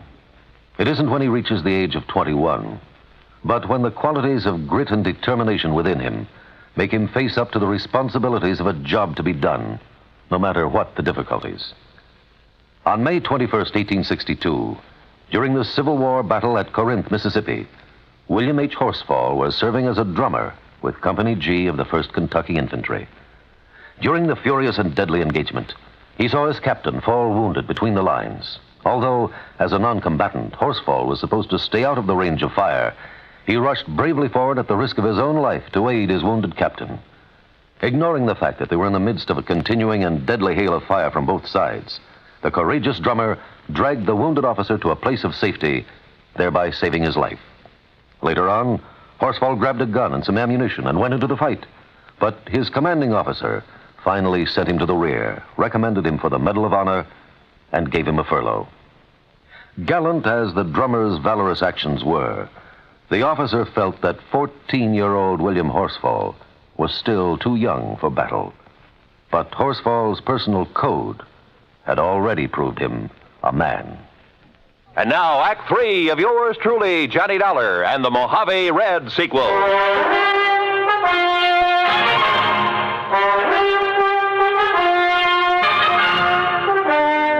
You know what common sense tells me, Red? What, Johnny? That you and J. Stuart Manley were in cahoots in the murder of Elmer Hobbs. Oh, no, sir. You can't believe that. You told us that Hobbs had a Silaflex rod, a Mitchell reel in his boat. Yes, sir, he did. Just like the We rig. found him, Red, among your things back at the lake. Oh, you found mine, Johnny, that Elmer gave me to match his. Look. Now, look what I found here in Manley's closet. This was Elmer's rod and reel, Johnny. What? All strung up with a wobble right spoon on it, just the way he fished with it. And he could cast so accurate. You're sure this was his? Well, here's his initials right on the butt, and scratched on the reel, too. E.H. Yes, if you'd have looked, you would have found my initials on the rod there at the lake. But look here. Look what I found in the corner of this closet, all wrapped up, like to hide it. The axe. And I'm no detective, Johnny, but just look at these marks, like it was used to hack at some kind of thin metal. The flotation tanks on that boat. Maybe you are a detective, Red, and a good one. But why did you come tearing in here to L.A.? In the hopes, Johnny, I'd find these things. I thought from the first that Manley might be the one. Elmer never did really trust him. He told me that many a time. But you didn't accuse him when I talked to you at the lake. I wanted some proof. Manley'd not only get a hunk of Hobbs' insurance, but a share of the business. That's right, sir. I pulled a little trick on him, too. What do you mean? Well, I stopped along the way and I phoned him to make sure that he wouldn't be here for a while. Well, what did you tell him? I disguised my voice, Johnny, real good. That voice of yours? I told him that this was a friend, I said. That I thought he ought to know that you were working on the case. Oh. That if he'd left any evidence at Lake Mojave, he'd better get there and steer you away from it. Red. And that's the way I got him away from here so I could find this stuff. But if he's gone to Lake Mojave... Oh, I knew you could take care of him. And if I did find these things like I did, I was going to phone you there to be ready for him. Well, then why did you attack me when I came in here? Sorry, Johnny, but I thought maybe he'd got wise and come back and maybe recognized my voice after all. Exactly what happened, Red. Mr. Manley? Sir? That's right, J. Stuart Manley. And this is my wife, Mr. Dollar. Red. Shoot them. Kill them, Stuart. They're burglars, don't you see? And we caught them robbing the house. Quiet, Mary.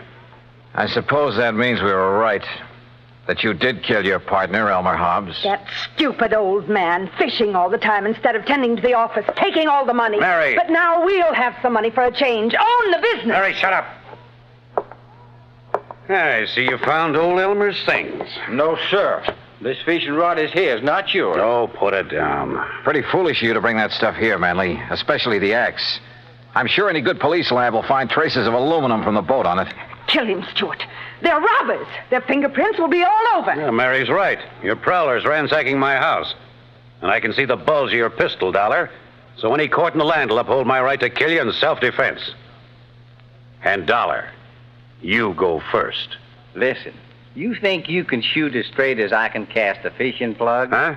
Like this? Oh, no.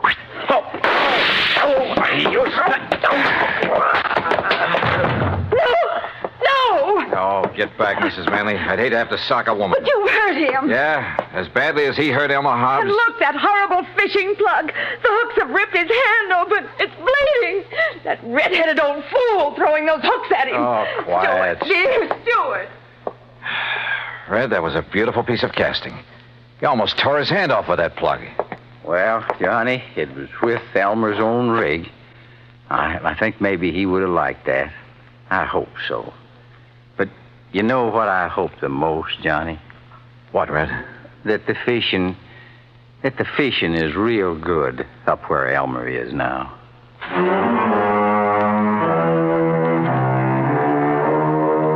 Manley and his wife. Yeah, Red had figured right. The morning of the day that Hobbs was killed, they'd rented a boat out of Cottonwood Landing, a few miles up the lake, then ambushed him there in the Big Basin. Bob Cole at Cottonwood had noticed the new rod and reel when they'd come back off the lake, just before the big storm. Had noticed the axe, too, when he'd wondered about it. Now he knows. So, from here on in, it's up to the sheriff's office and the courts.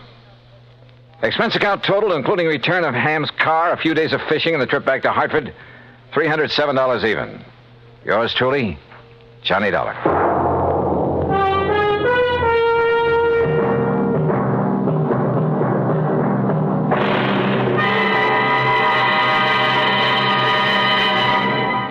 Our star will return in just a moment. Our flag now numbers 50 stars, and behind each star there stands yet another flag for each of the 50 states. New Mexico's flag is an ancient Zia sun symbol, a red circle on a field of yellow. Radiating from 4 points, which we might indicate as north, east, south, and west, are 4 parallel lines. 4 was a sacred number of Zia, the number most often used by the giver of all good gifts. The earth had 4 main directions, each with its own gifts. The year had 4 seasons, each with a different offering for mankind. The day had 4 phases: sunrise, noontime, evening, and night. Life had its 4 divisions: childhood, youth, manhood, and old age. Everything in life and nature was bound together in a circle, the circle of life and love, without beginning and without end. And in this great brotherhood of all things, man had 4 obligations. He must develop a strong body, a clear mind, and a pure spirit. 4th, and most sacred, he must devote unselfishly body, mind, and spirit to the welfare of his people. From this simple symbol, the Zia sun, we read the legend of a wonderful philosophy. The flag's colors of flaming red and golden orange represent the banners of Ferdinand and Isabella, which were carried by Columbus across the Atlantic.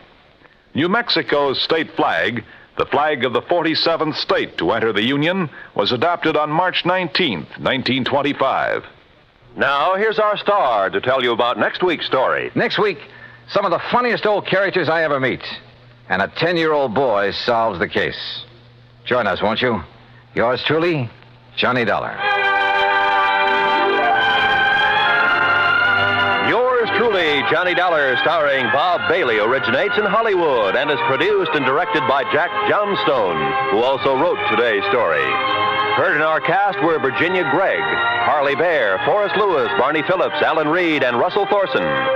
Be sure to join us next week, same time and station, for another exciting story of yours truly, Johnny Dollar. This is Roy Rowan speaking.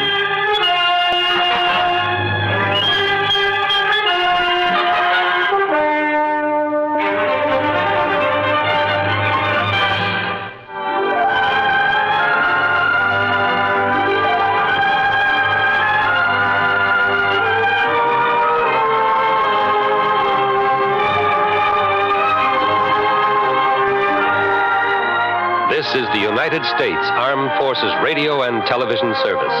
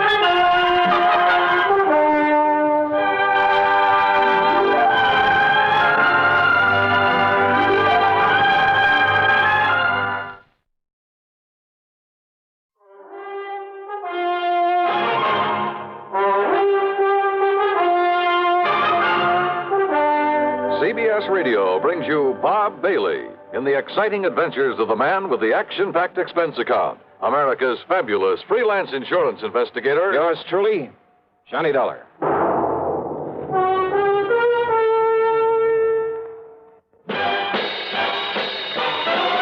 Are you smoking more now, but enjoying it less? Have a real cigarette, have a Camel. The best tobacco makes the very best smoke. Have a real cigarette, have a Camel. Are you looking for flavor and mildness? Have a real cigarette, have a Camel. The best tobacco makes the very best smoke. Have a real cigarette, a real cigarette, a real cigarette, have a Camel. Again, for the 11th straight year, Camel outsold every other cigarette, filter, king size, and regular. The best tobacco makes the best smoke. So if you're smoking more now but enjoying it less, change to Camels. Get more real satisfaction every time. Start to really enjoy smoking again. Have a real cigarette, a real cigarette, a real cigarette, have a Camel. And now, Act One of yours truly, Johnny Dollar.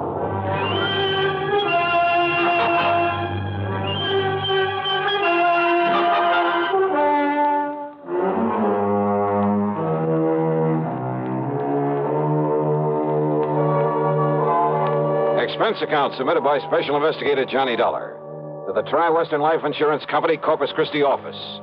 Following is an account of expenses incurred during my investigation of the Unholy 2 matter. It was a little late in the day to ride all the way to Texas, but I managed to make a pretty good set of plane connections. So, expense account item 1, $127.20, plane fare and tips, Hartford to Corpus Christi. Item 2, $4 even for a cab in from Cliff Mouse Airport to the Driscoll Hotel on North Broadway. As I was about to sign my name on a registration card for the benefit of the room clerk, well, I guess this is a pretty small world at that. And I'm sure you're going to find this room very comfortable, Mr. Dollar. Sure. Okay, then, Obi. I'll see you first thing in the morning. Here you are. Thank you, sir. Right now, I'll turn over and tell Wayne the stock says. Boy, Yeah. take Mr. Dollar's bags up to room. Dollar? Excuse me. Did I hear the name Dollar? What's that? Johnny Dollar, the insurance investigator? That's right. Who are you? Well, the name is Doug Johnstone. Johnstone? Yes. Funny. A man by the name of Johnstone dramatizes all these cases I handle so we can put them on the air. Jack Johnstone. That's right. Well, I'm his younger brother, Douglas. No kidding. No kidding. Well, glad to know you, Doug. Right, Johnny. Listen, I'm in a big hurry. I've got somebody waiting for me, but I hope we can get together while you're here in town and, well, tear that brother of mine to pieces or something. Sure, why not? If you're down here working on a case, if I can be any help to you, you know. Hey, wait a minute. Are you here to look into the Peterson matter by any chance? Well, frankly, I haven't the least idea. I wonder. Well, can you tell me this? Did Jack Price over at Tri-Western Life send for you? Yeah? Clerk, may I have a piece of paper, please? Oh, yes, sir. Here you are. Sorry, I've got to rush out of here, Johnny, this way, but... Well, who is here, Peterson, Doc? Here's my address and phone number. That's both the home and the office. All right. Now, maybe I can be of help to you, so don't lose that. Yeah, okay, thanks. But now, because Doug, if it is on account of old man Peterson, Johnny, well, I got some ideas about it, and then, well, they could be helpful to you. If, as I say, that's why you're here. Well, what kind of ideas? Well, you know he was supposed to have died because his heart gave out on him. No, I didn't know. Yeah. But if you ask me, well, if it turns out this is the case you're working on, well, you give me a call now, will you? Yeah, sure. But look, why not tell me what you know about it? Well, Johnny, after all, you may be here for something entirely different. Maybe, maybe not. Well, why don't you see first what Jack Price has to say, huh? Well, now, look, Doug, you said... Johnny, this theory of mine could be all wrong. About the death of some man named Peterson? Yeah, John Ridgway Peterson. Well, come on, tell me anyhow. What is your theory? Well, it may not mean anything to you. You may have no interest whatsoever in Peterson. Oh, come on, stop beating around the bush, Doug. What do you think about his death? Well, okay. Murder. What? Yeah, Johnny. Murder.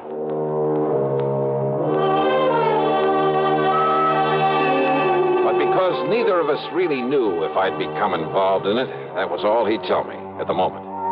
And as he said, he had to run off to meet somebody. It was late, and I was tired after the plane trip, so I grabbed a bite to eat.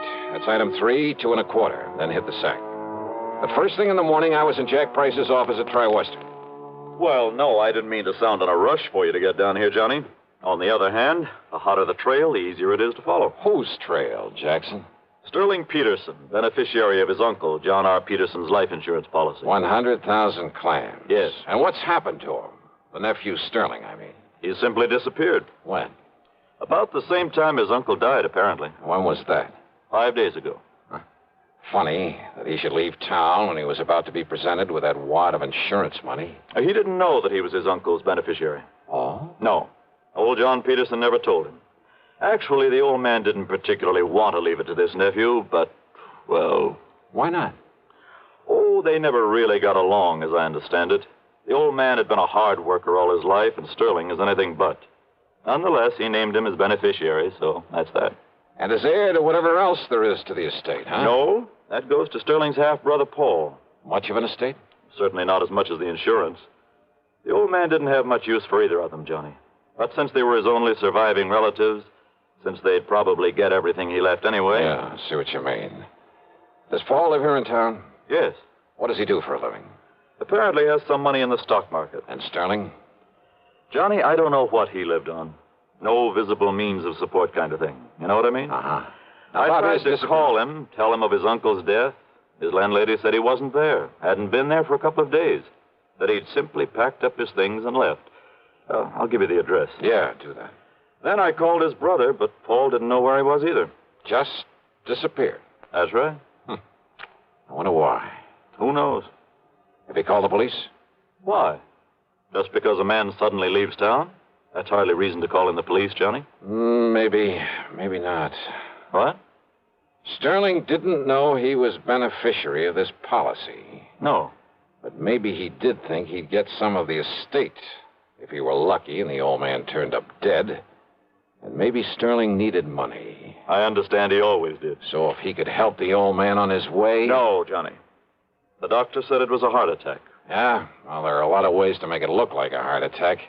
Has there been an autopsy? Why, no. Then have one made. The insurance company's entitled to one. But you're saying Sterling murdered him? Maybe. Johnny. Just go ahead and order that autopsy.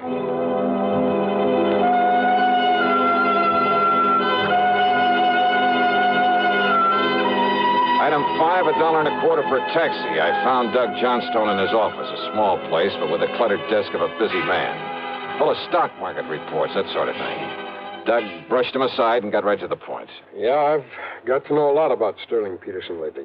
Now, you see, I have interest in a handful of oil wells, a gas compressor station, and things like that. Ah, lucky man. Well, I spend quite a bit of time over at Merrill Lynch, trading in the stock market. You met Sterling in a brokerage office? Well, that's where I met his brother, Paul. That's where I learned about Sterling. It seems he was always trying to get money out of Paul. I take it Paul is pretty well heeled, huh? Hardly. He's a sharp one. He has a pretty wild idea of how to make money in the market. What do you mean by that? Well, you know, it's always flattering for someone to ask your advice. Naturally. Well, I'd recommend he buy something like IBM. Good, solid stuff for a stable company like U.S. Steel, AT&T. Nothing wrong with that, brother. No, but instead he'd throw his money into some crazy penny stock like, well, Golden Dream Uranium Company. It was being pushed by some crooked promoter, some boiler room operator. Yeah, I see what you mean. I'd suggest Union Carbide. He'd end up with some speculation nobody ever heard of, and so on. Yet somehow he managed to stay solvent. The point is, Sterling was always going to Paul for money. Money for what? Oh, to pay off his gambling debts. Much as I hate to admit it, civic pride and all that sort of thing, there are plenty of places in and around this town to gamble. Yeah, so I've heard. So when a stupid guy like Sterling Peterson simply won't learn the house never loses, well, you see what I mean. Yeah. And Sterling never really worked for a living. No, and he was always in debt up to his ears. Isn't it possible he simply left town because his debts had caught up with him? Some of his creditors were getting tough with him? Well, Sterling needed money badly, and... Well, Johnny, I think he finally reached the point where he's willing to kill to get it. His own uncle? If what Paul has told me about him is true, yes. Now, you remember, he thought that he would inherit part of the estate. Which, of course, was wrong. But he didn't know that, not then. Then his running away... Well, the way I look at it, Johnny, if he did kill his uncle... And you think he did? Yes, I do. Wow. Well, when he found out he wouldn't get his uncle's money, his property, after all, that he'd killed him for, nothing, he didn't know about the insurance, you know. Yeah, I know. Well, what was left for him around here? I'll buy. Nothing but a lot of creditors pounding on his door. And once people begin to think about that, they might get suspicious, start asking him questions about his uncle's death. Questions that he didn't have good answers for. Yeah, but to run out is the surest way in the world to arouse suspicion. I know. It's stupid. Well, what do you think? Well, I'm not sure. But thanks. I'll see you later. I took a taxi over to the place where Paul Peterson lived. That's item 6, $1.50. It was a nice apartment in a fairly good neighborhood. But he wasn't home. Item 7, $1 even for a cab to the brokerage house Doug had mentioned. I talked to Wayne Stockset, a friend of Doug's. He hadn't seen Paul Peterson around there for several days. Well, Paul said something about going out of town, Dollar, to look at some of the companies he considers investing in. I see. When he gets the money from his uncle's property and so forth, Paul will have quite a bit to play with. And play with is the proper term, despite our advice to avoid so many cheap speculations. I've heard he's a bit of a plunger. Yes, I'm afraid so. Well, if he does come around, Wayne, ask him to call me immediately. I'll be at the Robert Driscoll. Item 8, $2 for a late lunch. Item 9, $1.30 for a cab to Jack Price's office. Now, wait a minute, Johnny. Yeah? Instead of hunting for Sterling Peterson, you're just hanging around hoping to find out the old man was murdered. Well, give me time, will you? But I tell you, the doctor who was with him when he died said it was heart failure. And I tell you, Jackson, there are plenty of ways. There are medical tricks. I can't Hold believe... it a minute, Johnny. Price speaking. Yes? All ready? Well, doctor, what did you... What? Oh. I see. Thank you. What's the matter, Jackson? How did you know? How did I know what? The autopsy. Yeah? You were right. Apparently some drug substituted for the digitalis the old man was taking. You mean Doug Johnstone was right. The old man was murdered. Yes, Johnny. Murdered. Act 2 of yours truly, Johnny Dollar, in a moment. Welcome, recording star Mel Torme. It's terrible trying to sing with a bad cold. So I always take 4-way cold tablets to relieve cold miseries fast. Good idea. Tests of all the leading cold tablets proved 4-way fastest acting. 4-way starts in minutes to relieve muscular pains, headache, reduce fever, calm upset stomach, also overcomes irregularity. When you catch cold, try my way. Take 4-way cold tablets. The fast way to relieve cold distress and feel better quickly. 4-way, only 29 cents. Now, here's a word about another fine product of Grove Laboratories. To get rid of embarrassing dandruff in 3 minutes, change to Fitch Dandruff Remover Shampoo.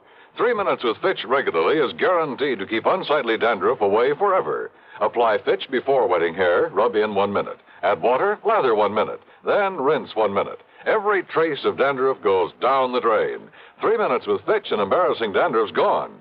At the same time, Fitch can brighten hair up to 35%. Get Fitch Dandruff Remover Shampoo today. And now, Act 2 of yours truly, Johnny Dollar.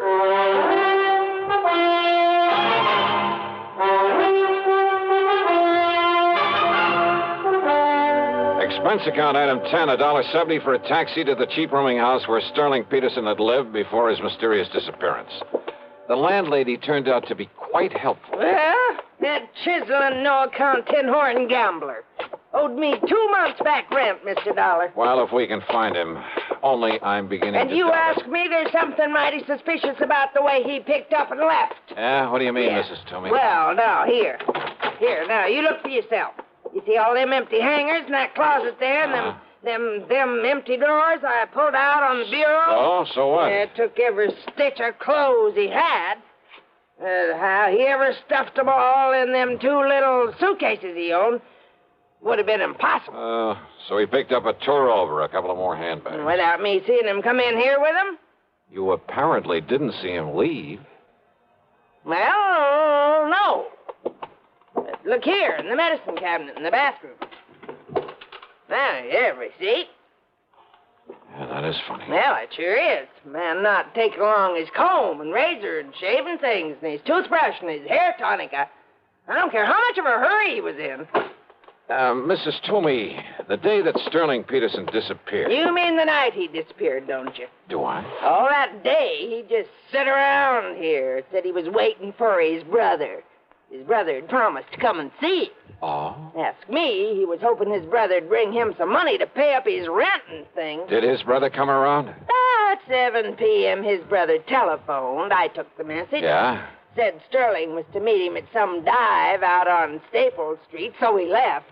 And that's the last you saw of him? I heard him come back here and up to this room sometime after 2 a.m. But you didn't actually see him. I go to bed at a respectable hour. Then how are you sure it Next was? morning he was gone. Bag and baggage must have just plain sneaked out on me. No, I don't think so, Mrs. Toomey. What's that?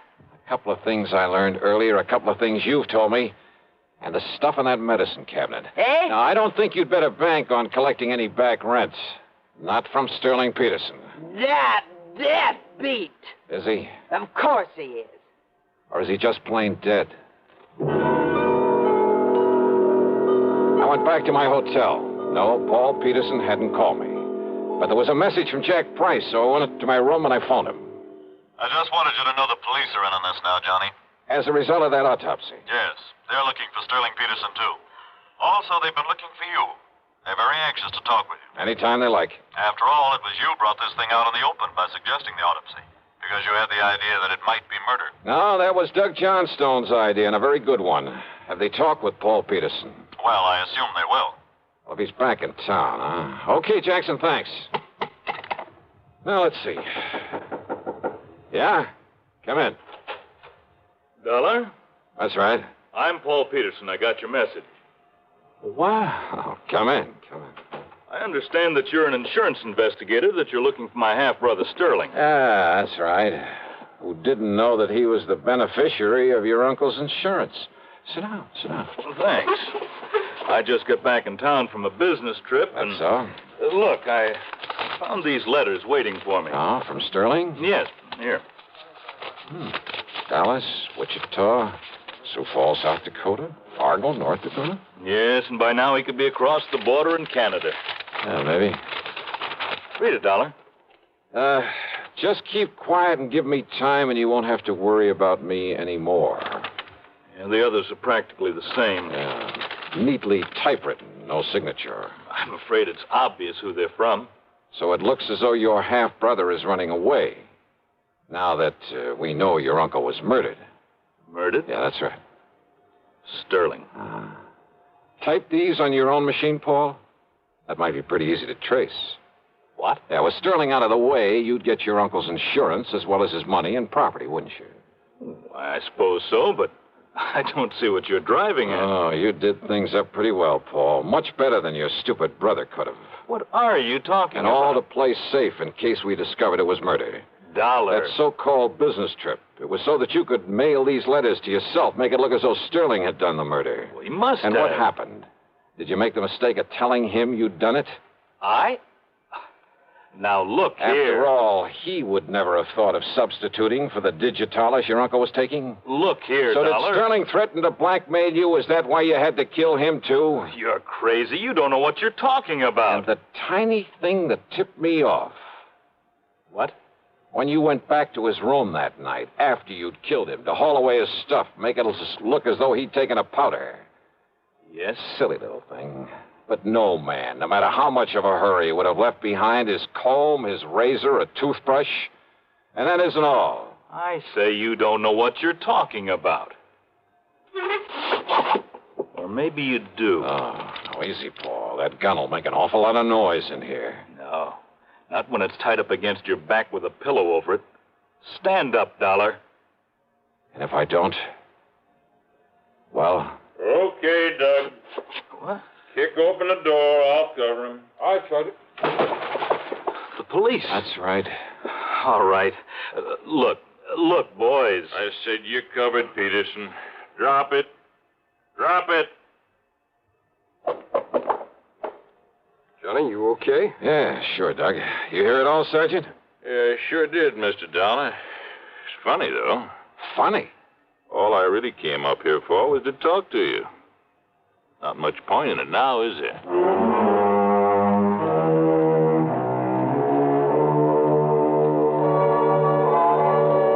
So, another day, another dollar. And I'm not talking about myself. Expense account total, including hotel bill, a flock of incidentals, and a plane back to Hartford, $287.20. Yours truly, Johnny Dollar.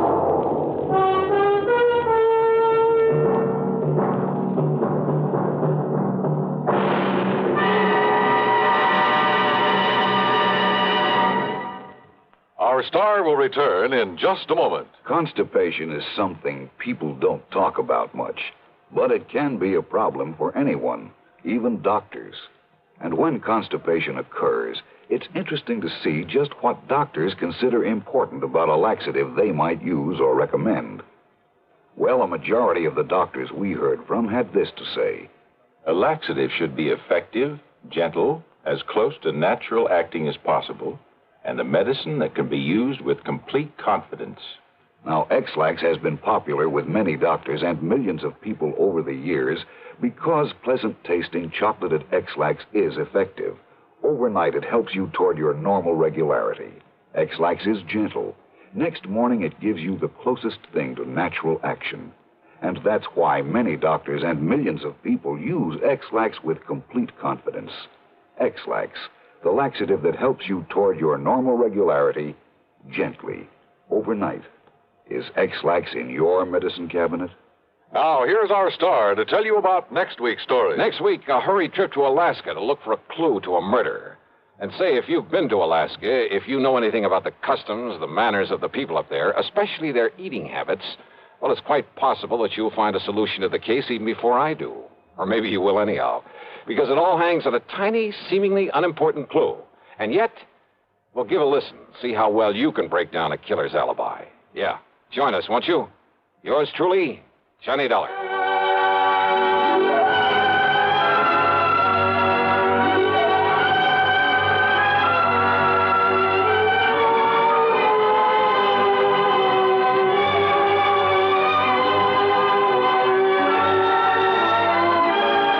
Yours truly, Johnny Dollar, starring Bob Bailey, originates in Hollywood and is written, produced, and directed by Jack Johnstone.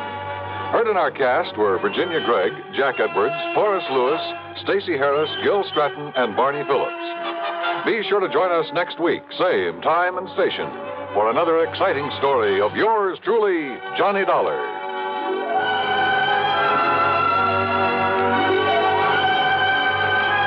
This is Dan Cumberly speaking. Tangled secrets unravel eerily all through the long night as suspense follows on the CBS Radio Network.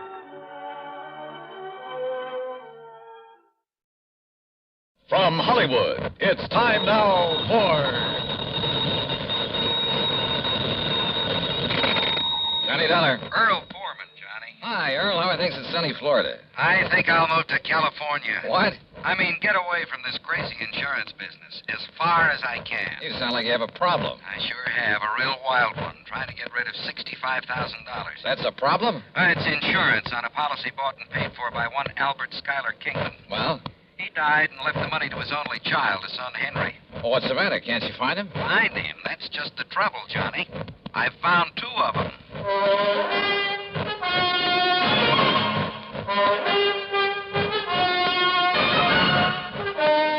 Bob Bailey in the exciting adventures of the man with the action-packed expense account. America's fabulous freelance insurance investigator. Yours truly, Johnny Dollar.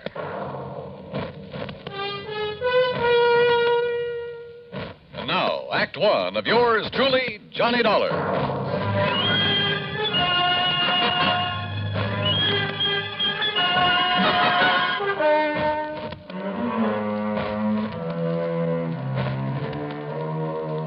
Expense account submitted by Special Investigator Johnny Dollar to the Tri-State Life and Casualty Company, Sarasota, Florida. Following is an account of expenses incurred during my investigation of the Double Trouble matter.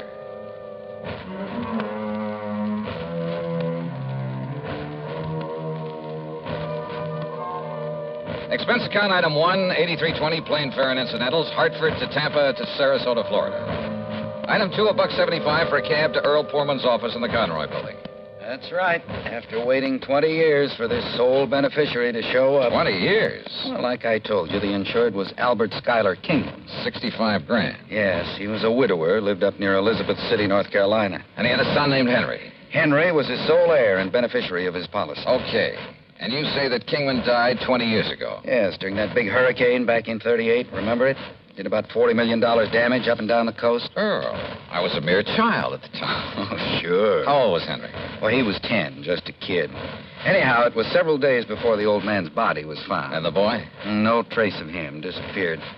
In due course of time, because of the statute of limitations, the old man's estate was, well, I guess it went to the state. But not his insurance, huh? No. We kept the matter of the insurance open, company policy. Requires a lot of legal finagling, but in the company's history, they've turned up beneficiaries as much as 15, 18 years after death. How? By advertising. And that's what accounts for the sudden appearance of 2 Henry Kingmans, each claiming to be the beneficiary of Albert Kingman's policy, and each having a logical, legitimate story. Each saying he didn't know about the insurance until he saw the ad. Where are these boys, Earl? Right here in Sarasota. They arrived yesterday. They arrived together? No, a couple of hours apart, unknown to each other, they say. I hope you made it perfectly plain that one of them has to be a phony and that when he's found out, it's going to go pretty rough with him. Naturally. But, Johnny, I can't find anything wrong with either of their stories. You know, their background, where they've been, and so on. Where are they staying, Earl? A couple of dingy little motels on the edge of town. Now, look. Here's the file on them, or rather on the old man. Well, I don't know that that's going to be much help. There's information about not only Kingman, but his wife, who died before him. There's a lot of miscellaneous information about the boys. I mean, the boy, where he went to school and Sunday school, who his teachers were, the names of some of his friends. There's a lot of stuff here. Well, then, maybe I'd better go through it. Sure. Now, look, it's getting late. You're going to stay with Gertrude and me, as usual. Oh, that isn't necessary, Earl. Well, she'd kill me if I didn't bring you home. So, come on, we'll drive on out to the Key, have cocktails and some dinner, and you can spend the evening poring over that material. Come on.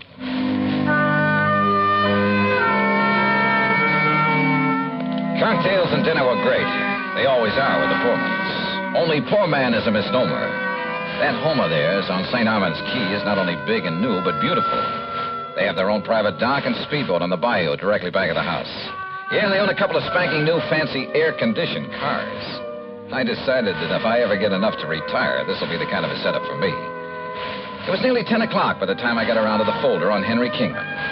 But by 2 a.m., so help me, I knew more about him than he himself could. Yes, I was all set to expose one of these claimants as a phony, a fraud. Had the whole situation right in the palm of my hand, I thought. But, brother, I had no idea of what was coming. Believe me.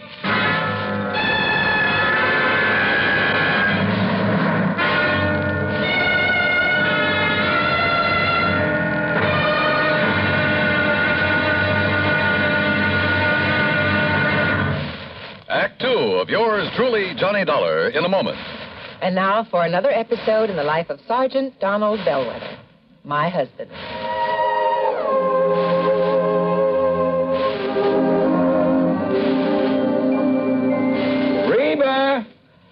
Reba! What is it, Donald? Confounded Reba, I can't find the fountain pen. I've looked all through this desk. Here it is, dear. You must have used it as a marker when you were reading this book.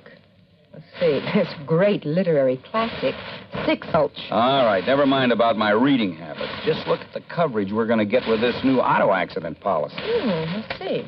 Yeah. Collision. $50 deductible. Fire, theft, public liability, property damage, medical benefits. In other words, we have complete coverage. That's right. Of course, it's going to cost us money. I'm sending the company a check right now. Gee, it's too bad we don't live in Rhode Island. Rhode Island? Why? Oh, because then our rates would be lower. Rhode Island has less accidents per capita than any other state. Oh. Well, which state has the highest? Let me see. Here it is, Nevada. No, by golly, Nevada's second highest. Alaska has the most. Really? I didn't know that. Mm-hmm. You know, it's just too bad we can't eliminate traffic accidents completely. Not only would it save life and limb, but it'd be a lot less strain on the pocketbook. Yeah, that's for sure. These automobile accident policies get more expensive every year. Just because there's so many costly accidents. Well, I'm glad we've got some good insurance coverage, Donald, but just remember one thing. Oh, what's that, honey? Well, some auto accidents ruin a fender, and some ruin a family. Yeah, that's true. Very true. But as far as I'm concerned, I don't want any of your old insurance money. I want you here at home, safe and sound. You'll always drive carefully, won't you? Yes, I will, dear. That's my Donald. That's my doll.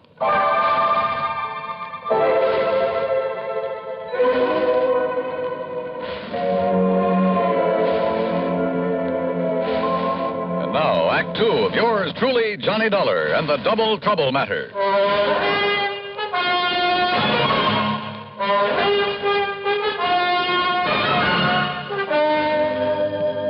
By 9:30 the next morning at a cheap little motel on the north edge of Sarasota, I'd spent nearly an hour carefully questioning Henry Kingman, number one. And I was getting nowhere. Obie O'Brien? Well, sure, Mr. Dollar. He was one of the kids I used to play with back in Elizabeth City. He and Bobby Tank. Yeah? You see the scar on my arm right here? That's where Obie hit me with a stick one time when we were playing caddy. Yeah, I see. If you know where Obie is these days, you ask him and he'll probably remember. Scared him to death. He thought he'd busted my arm. Now, let's see. How about Miss Albertus? Albertus? Yes. Gee, I don't remember any Miss Albertus. Your Sunday school teacher there in Elizabeth City. Listen, I was only 10 years old then, but I remember my Sunday school teacher real good. Her name was Miss Griswold, and she was, Look, are you trying to trick me or something? Yes, I am. Because Henry... Why don't you call me Hank? Everybody else does. The fact remains, Hank, that one of you two claimants to the insurance is a phony. Well, believe me, it's not me. Everything you've told me about your childhood checks perfectly with the information I have. Well, of course, Mr. Dollar. Almost too perfectly. Listen, where did you live and go to school after the hurricane? Well, I'll be honest. I didn't have much schooling. Where did you live? Mr. Dollar, I wandered around more than little Orphan Annie. All over North Carolina, then up north. Did you live anywhere long enough to be, well, really be recognized as Henry Kingman? I'm afraid I was just a bum. And all anybody ever knew me by was Hank. You saw the ad about the unclaimed insurance in New York? Yes, sir. I was working on the dock, stevedoring. Saw that ad in the Times. And I decided that if I had that much money coming to me and I could get a hold of it, why, maybe I could amount to something. Get an education, maybe, or, well... Hank, all the insurance company has to go on is your memory. Or what you say is your memory of your childhood. What I've told you is true, sir. But if the other claimant comes up with the same kind of a story... But he can't. Because, don't you see, sir, I'm really Henry Kingman. I've told you all about my father and the house and the hurricane and the people I knew, about what's happened to me since... Yeah, I know. It's because I am Henry Kingman. Uh-huh. We'll see.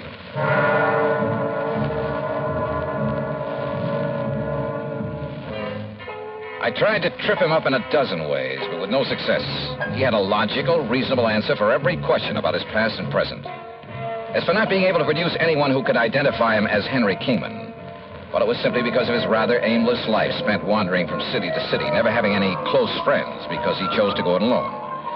He was a tall, well-built lad with a mop of blonde hair and clear blue eyes. And I must confess I kind of liked him, his open frankness. But you know something? I could have been awfully wrong.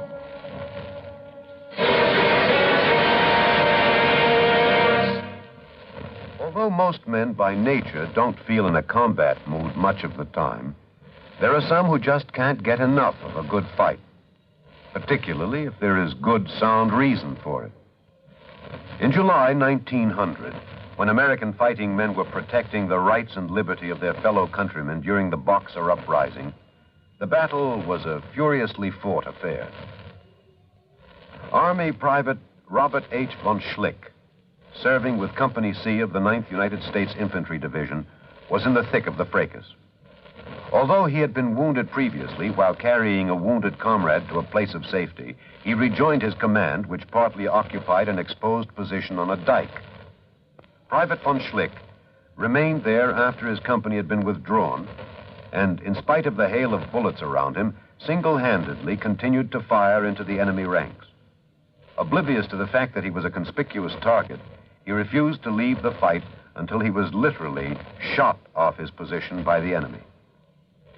Private Robert von Schlick earned the Medal of Honor for valiant devotion to duty. and added heroic background to the code of conduct of American fighting men. And now, Act 3 of yours truly, Johnny Dollar.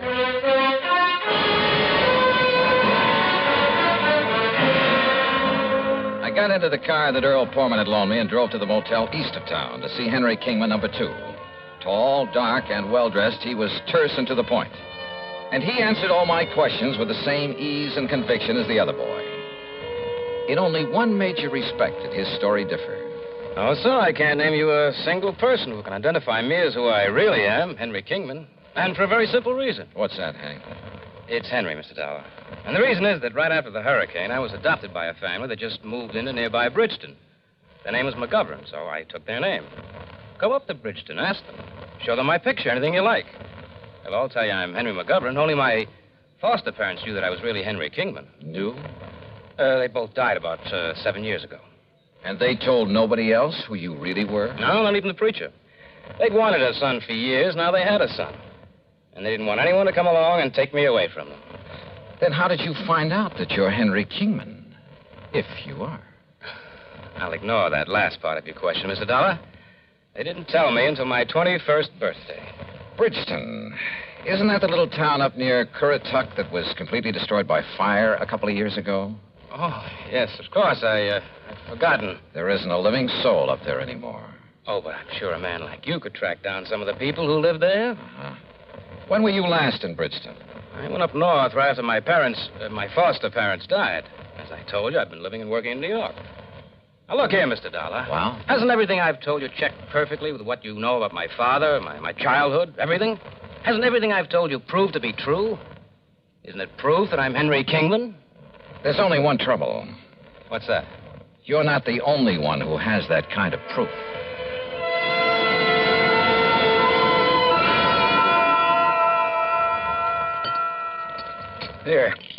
Here, Johnny. Have some more of this baked sea trout. No, thanks, sir. Johnny, you've hardly touched a thing. Yeah, I know, Gertrude. I'm sorry. I will have another cup of coffee, though. Sure. So you haven't gotten very far in your investigation? No, I'm afraid not. I told you, Johnny, the stories of those two boys check out perfectly. Unless the information the company's been collecting for the last 20 years is all wrong. But both of them can't be Henry Kingman. So one of them must be lying. But which one? Well, suppose, just for example, that the blonde is Henry. Yeah? Then how would the other have got hold of all that information? Unless... Well? Do you suppose they've known each other sometime in the past? They certainly don't like each other. I mean, each other's being here. I asked them, Earl, and they both deny having ever seen each other until they came here within a few hours of each other. I didn't see the blonde boy, but the other came here to the house, and I just didn't like him. The dark-haired one, I mean. Hey, wait a minute. Yeah? What is it, Johnny? The description of the father in that folder. Excuse me. Can I help you? No, thanks. I got it right here.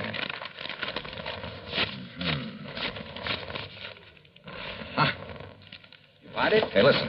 Does Dr. Crutcher still live up the street? Sure. Do you want me to drive you over? No, thanks. I'll walk. Johnny, what'd you find in that I'll see folder? you later. Walking out that street, and there was no moon, turned out to be a big, fat mistake. In the first place, I almost bumped into a palm tree in front of the house. In the second place, I didn't see what stepped out from behind the next palm tree until it was too late. Huh? What do you want? Oh!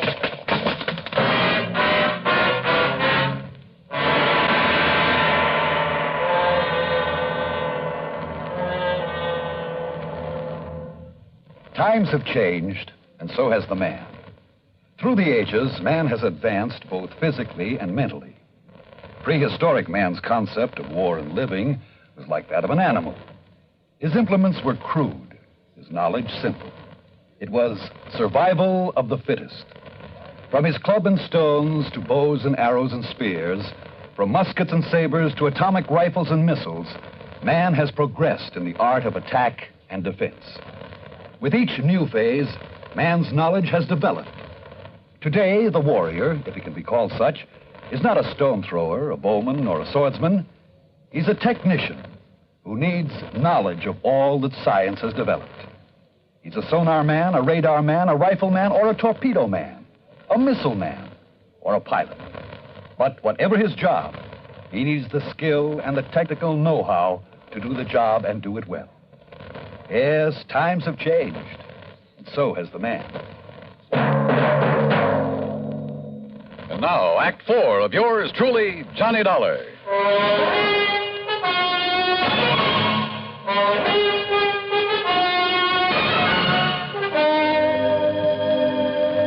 Decided maybe I'd better drive him over anyway, Doc. And that's when I found him lying out there by the palm tree.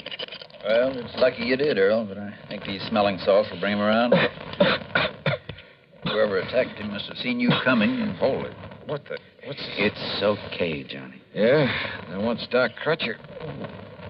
Who socked me? You don't know, Johnny? I sure don't. Oh, but, brother, I have a suspicion. A couple of them. Here, Earl, I brought him a cup of good hot tea. Tea? Sure. Get him a slug of brandy. Oh, well, sure. Only make it scotch. Good man, Doc. You feel okay now? Yeah. Earl, listen. Yeah? Get on the phone. Call the motels where those boys are staying. Tell them to get over here immediately. Better still, I'll drive over and get him. Meantime, Doc. Yeah? Here's your scotch, Johnny. Thanks. And if you want some more... Just a minute, woman. Where's mine? Oh, of course, Doc. I'm sorry. Neglect me, huh? Hey, listen, Doc. I want to ask you a couple of questions. What about? Heredity. Heredity? Yes. Okay. Shoot.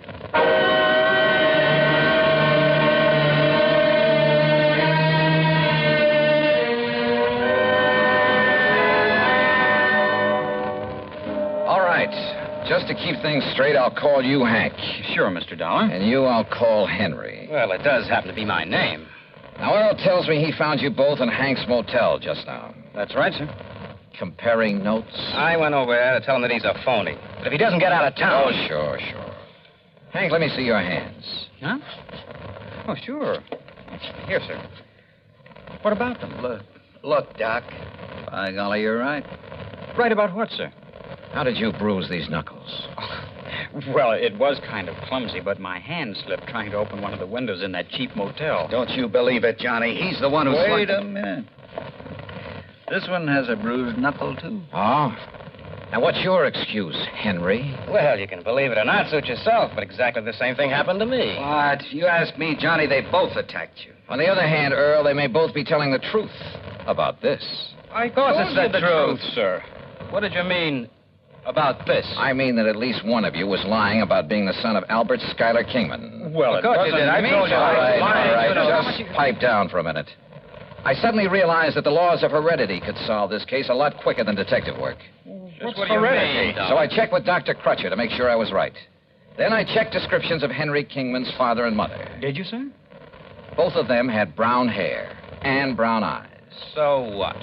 Where both parents have identical color hair and eyes, any offspring will have the same.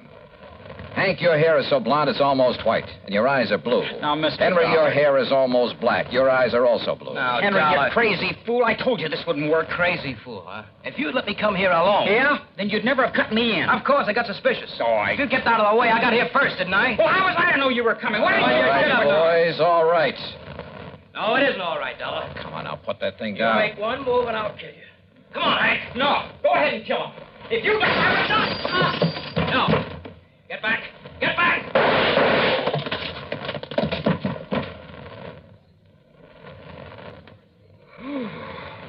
Johnny, you outdrew that Henry like... Wow. Yeah. Take a look at what happened to Hank. Huh? Is everything all right, boys? Holy... Gertrude, what did you hit him with? Earl, I never did like that old bass anyhow.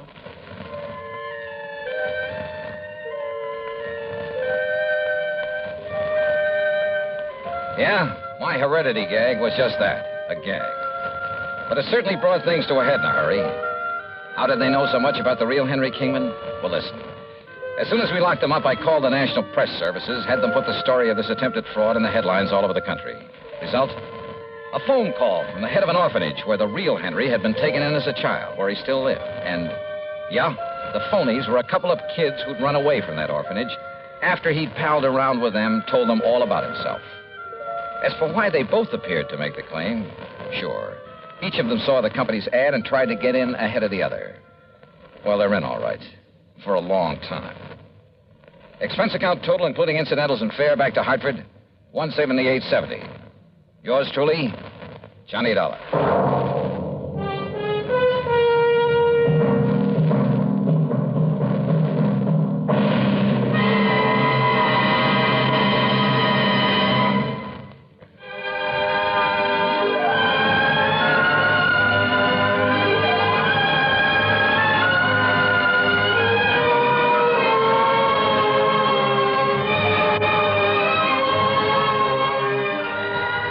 Truly, Johnny Dollar, starring Bob Bailey, originates in Hollywood and is written, produced, and directed by Jack Johnstone. Heard in our cast were Virginia Gregg, Vic Perrin, Sam Edwards, James McCallion, and Parley Bear. Be sure to join us next week, same time and station, for another exciting story of yours truly, Johnny Dollar. This is Dan Cumberly speaking.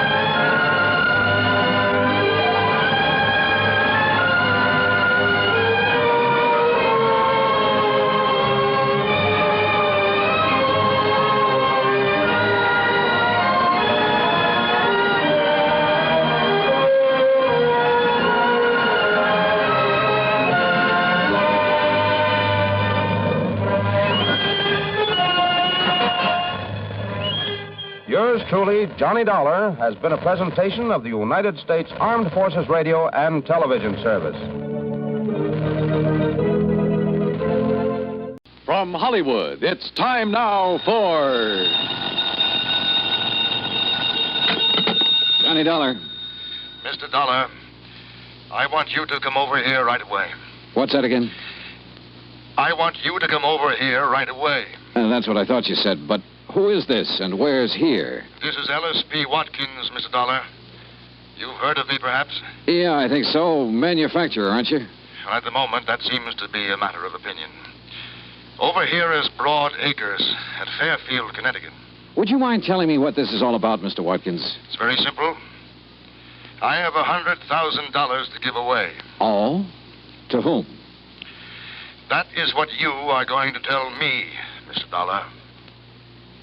I'll get there as soon as I can.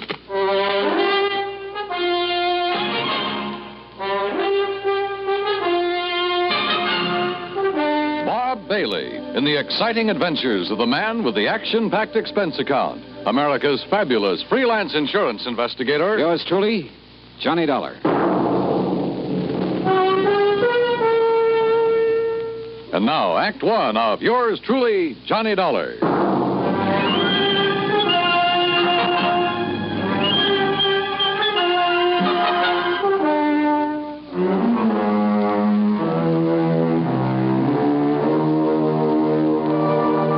Expense account submitted by Special Investigator Johnny Dollar to the estate of E.P. Watkins, Fairfield, Connecticut. Following is an account of expenses incurred during my investigation of the Happy Family matter.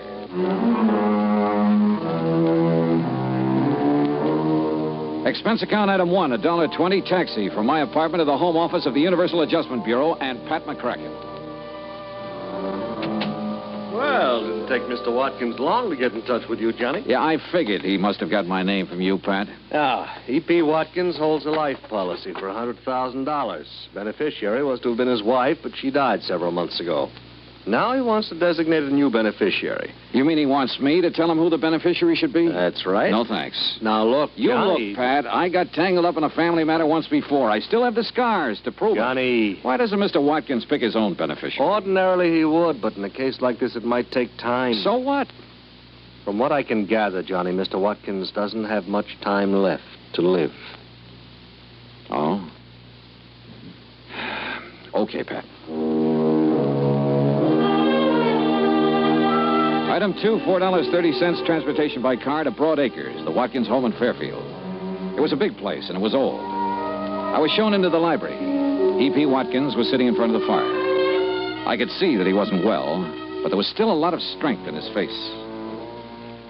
Mr. Dollar, according to the medical authorities, I have somewhere between 1 week and 1 year to live. I'm sorry. I'm not. Oh? My wife is dead. My business is on the verge of collapse, and my children are strangers. Should I be sorry? Well, I don't know. I have 3 possible beneficiaries. A daughter, Sheila, 28 years old. A son, Michael, 26, and another daughter, Elizabeth, 24. Well, why not have all 3 share equally? Mr. Dollar, had I wished to do that, I would not be calling on you. The others will be taken care of elsewhere in the estate, I suppose. There is no estate other than this insurance policy. Oh.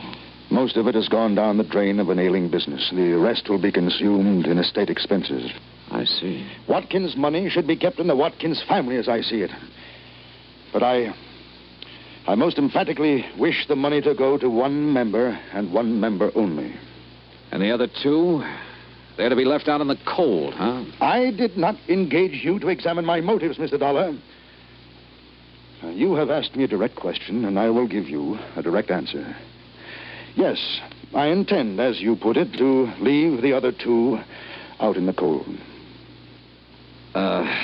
You say there are 3 of them, Sheila, Michael, Elizabeth. What can you tell me about them? Well, Sheila, who lives with me, she seems to think that she should be managing my affairs instead of I. Uh-huh.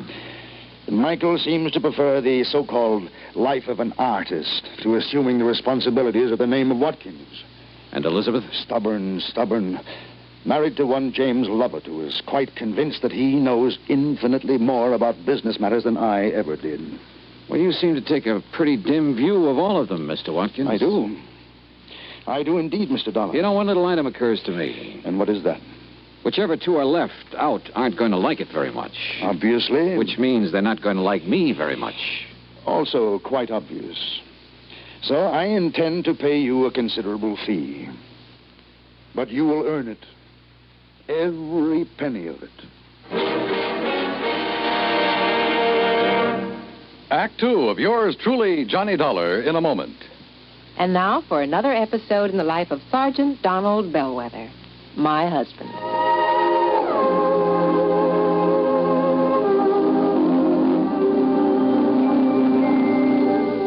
Reba, is everything packed in this duffel bag? Yeah, everything but these, Sarge. Oh, let me see that bottle. Reba, what in the world would a bunch of guys on a fishing trip want with these indigestion pills? Well, now, you just take them along, Don. Remember, you boys will be doing your own cooking for 3 whole days. Yeah. Maybe you're right. Oh, boy, I can hardly wait to pop some of those freshly caught fish into the pan. There, now. Everything's all packed. Yeah, well, we better get going. The fellas will be waiting. Well, I'll walk you to the car. Okay. I'll carry this bag. The rest of the gear's already packed. Here, I'll open the door for you. Oh, thanks, honey. Now, I'll just put this bag in the back seat. Okay. Now, kiss me goodbye right here on the front lawn so the neighbors will know I'm not leaving because we quarreled. Oh, you're so silly. Good luck, dear. Have a wonderful time. You really deserve this fishing trip. Oh, is that all you got to say? I mean, you usually tell me to drive carefully, et cetera, et cetera. Well, this time I will not say a word. Oh. Okay, dear. Well, I guess I better be going. Hey, what's this note on the steering wheel? Dear Sergeant, on one holiday last year in the States, speed was a factor in 71% of the accidents. Drinking was a factor in nearly half. Accidents were most frequent early in the weekend. 82% of the accidents happened in rural areas, and the victims were usually the drivers. Your loving wife, Reba. I might have known you'd get to me somehow. Goodbye, dear. Oh, I'm going to miss you. I'm going to miss you too, Reba. And don't you worry. I'll drive safely. That's my Donald. That's my doll.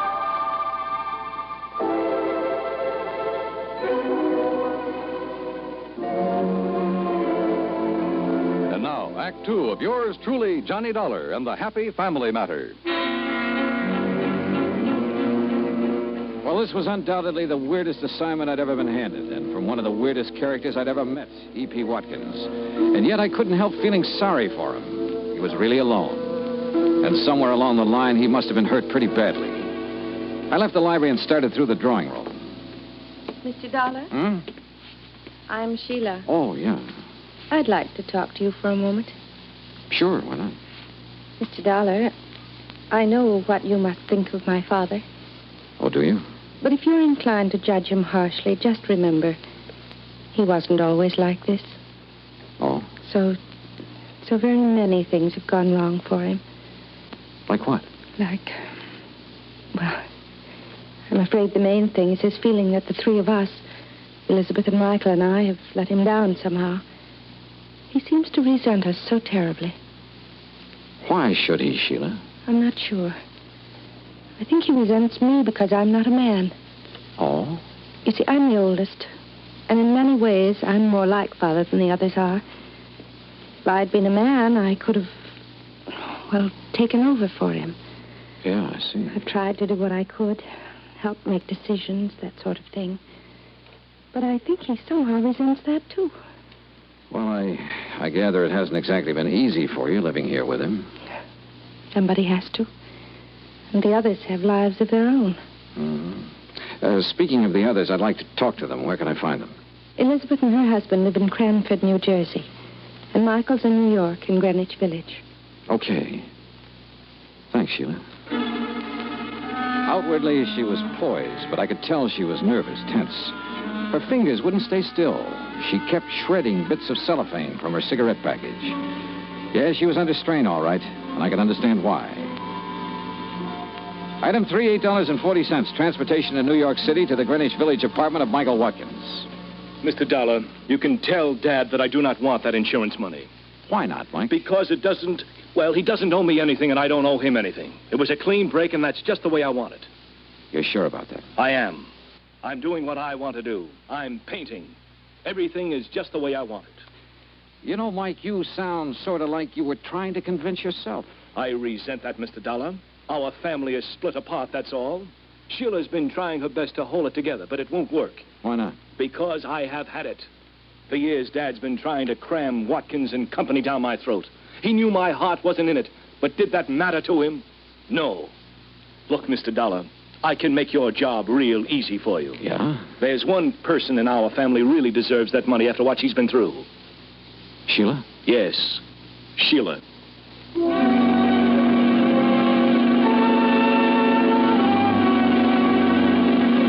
Item 4, $6 even. Transportation to the Lovett's home in Cranford, New Jersey. Look, Mr. Dollar, if sending you here is some scheme of Dad's to force us into line, you're wasting your time, and so is he. Now, wait a minute, Elizabeth, After the way he's treated Jim. Relax, honey. That's all over and done with.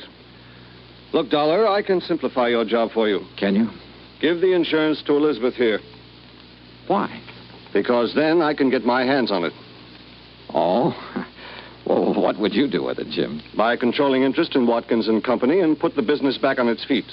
You once worked for Watkins and Company. Why did you leave? Because he's still running it the way he did 30 years ago. It won't work, and I wouldn't be a part of it. Jim tried, Mr. Dollar. He really did. But Dad wouldn't even listen to him. For years, he tried to get Mike to take over the business. But Mike prefers to be off in Never Never Land painting those lousy pictures of his. Now, Jim. They are lousy, and you know it, Liz. Look, Jim, you say Mr. Watkins didn't give you a chance to put your ideas into effect, huh? No. Finally, things got to the breaking point. Dollar, I sent him a written contract guaranteeing I'd raise the necessary financing. I asked for only 6 months in charge. Contract? But he wouldn't accept your offer, huh? No. Sheila begged him to sign. Finally, he sent word back for me to tear up the contract and get out of the company. I see. Well, Dollar, you've met all three of us now. Who's going to be the beneficiary? Sheila, or Mike, or Elizabeth?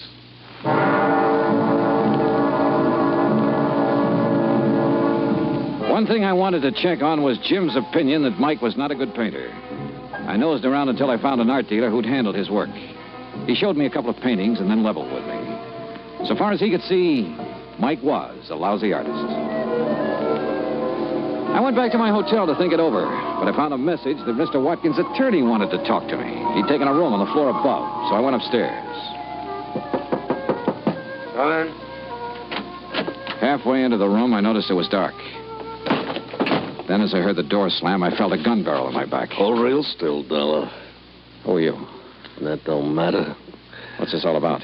Dollar, this case you're working on, you drop it right now. And if I don't? If you don't, you get dropped for keeps.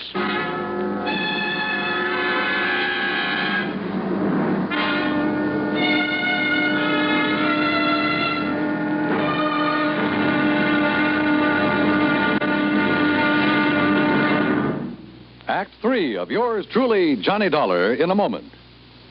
Do you know who said, "That man is free who is protected from injury"?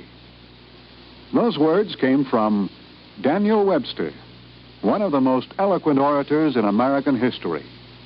Webster knew that a man could not be free unless he lived in a country which recognized his right to freedom and created laws to protect that freedom.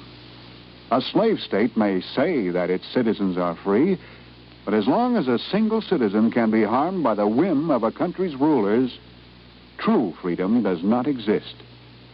A man is free only if his rights to freedom are protected. Remember the words of Daniel Webster. They are part of your American heritage. The free man must be protected from injury. And now, Act 3 of yours truly, Johnny Dollar, and the Happy Family Matter.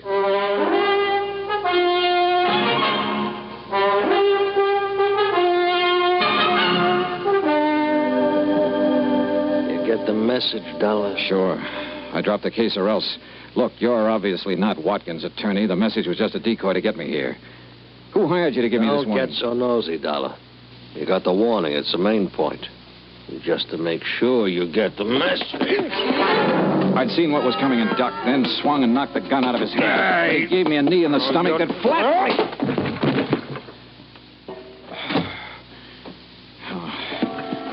By the time I got to my feet, he was gone. I turned on the lights and looked around. And then on a table, I spotted something that stopped me cold. The truth had been right under my nose all the time. I called the various members of the family, asked them to meet me at the Watkins home. When I got there, they were waiting for me. Mr. Watkins, Sheila, Mike, Elizabeth, and her husband, Jim. There was a stiff, chilly politeness in the air. There was tension, too. Mr. Dollar, I want you to know that I resent your theatrical gesture in assembling us like this. And I'm sorry, Mr. Watkins, but you hired me to do a job, and I'm trying to do it. I'm sure you have reasons for this, Mr. Dollar. But you must know how painful this is to Father. Yes, I know, Sheila, but it's necessary. I don't see why, Dollar. I'm coming to that, Mike. Now, look, let's face it. This is not exactly the happiest family in the world. It's been torn wide apart. All right. Why is it torn apart? Oh, that's ancient history, Mr. Dollar. Maybe some of it is, Elizabeth, but a lot of it isn't. Well, I don't see what's to be gained by rehashing all this. Let him finish, honey. Just what are you driving at, Dollar? Just this, Jim. I was hired to find out what I could about the 3 beneficiaries. On the surface, everybody was very cooperative. On the surface? Somebody in this family didn't really want me to make this investigation, Sheila. They hired a strong arm to rough me up earlier this evening to make me drop the investigation. Nonsense. Sorry, Mr. Watkins, but I've got the scars to prove it. But who? Let's start with you, Mike.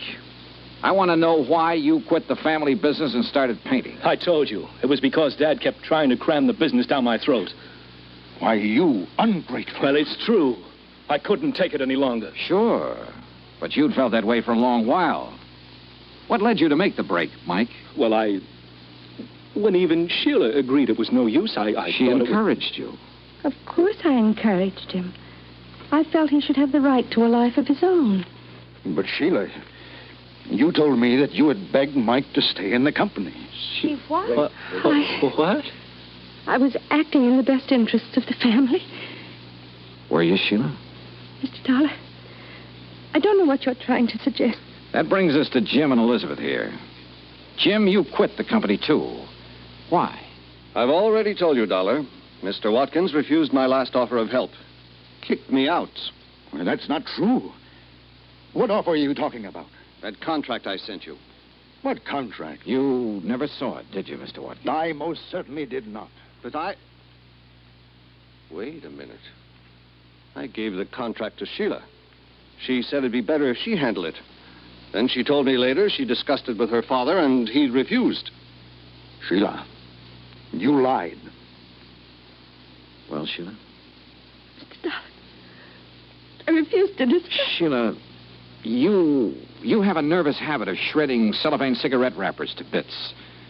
In the hotel room where that hired strong arm jumped me, I found a little pile of shredded cellophane near the ashtray. Sheila. I don't understand. Mr. Dollar, do I understand that you're suggesting it's been I who've torn the family apart? Well, Sheila. Yes, Father. Why? I'm not sure. I don't know. Hey, look, I'm an insurance investigator, not a psychologist, but I don't think this is too hard to understand.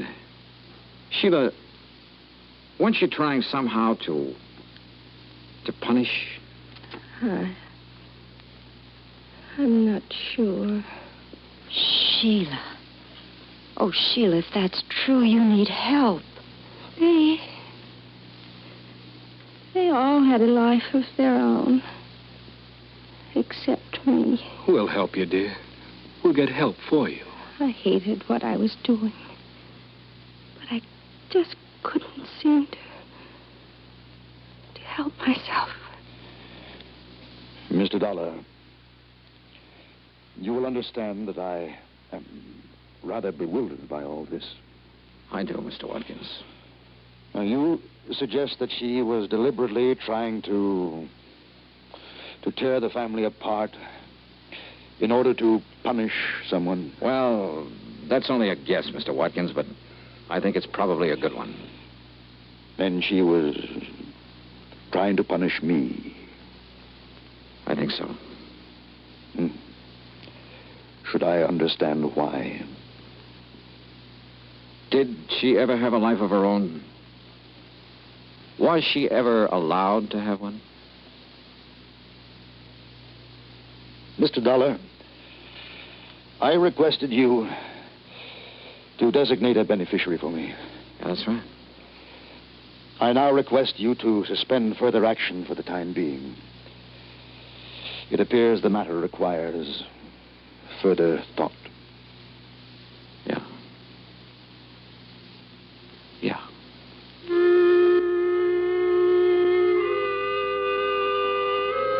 Item 6, $8.50. Transportation and incidentals back home. Expense account total, $73 even. Remarks? Sheila is now undergoing treatment, and the outlook is favorable. Elizabeth's husband, Jim, is managing the affairs of Watkins and Company. Mike is helping him. And I guess he's doing a good job. Mr. Watkins, well, he's still alive. And his doctor tells me that now the old gentleman has found some reasons to be alive, he'll probably be with us quite a while. And make all 3 of his children his beneficiaries. Yours truly, Johnny Dollar.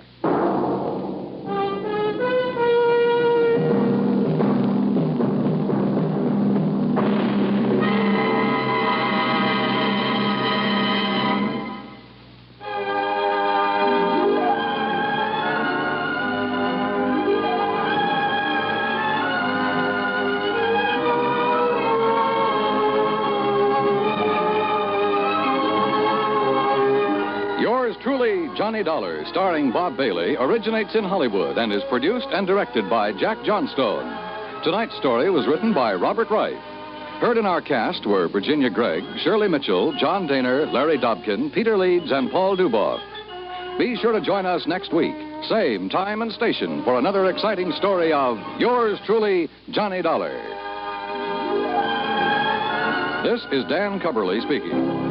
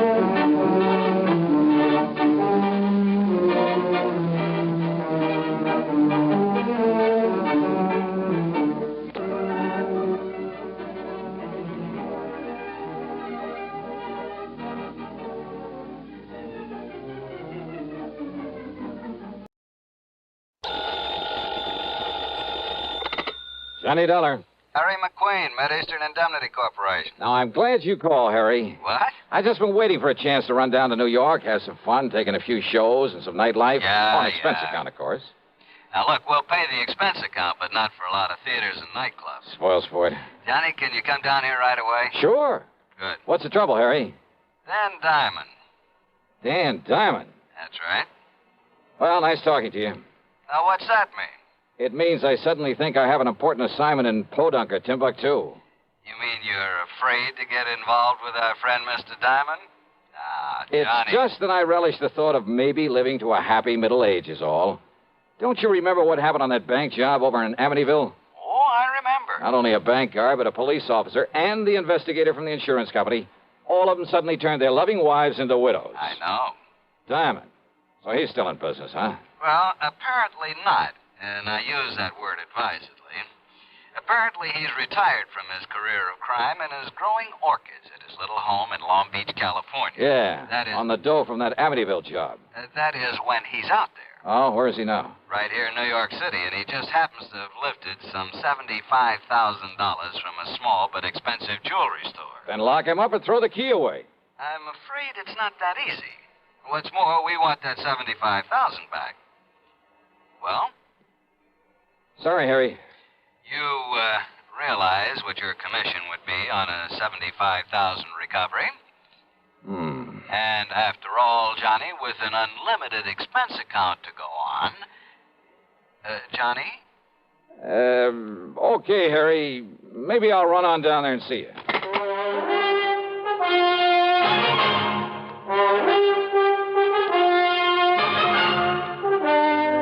CBS Radio brings you Bob Bailey in the exciting adventures of the man with the action-packed expense account, America's fabulous freelance insurance investigator. Yours truly, Johnny Dollar.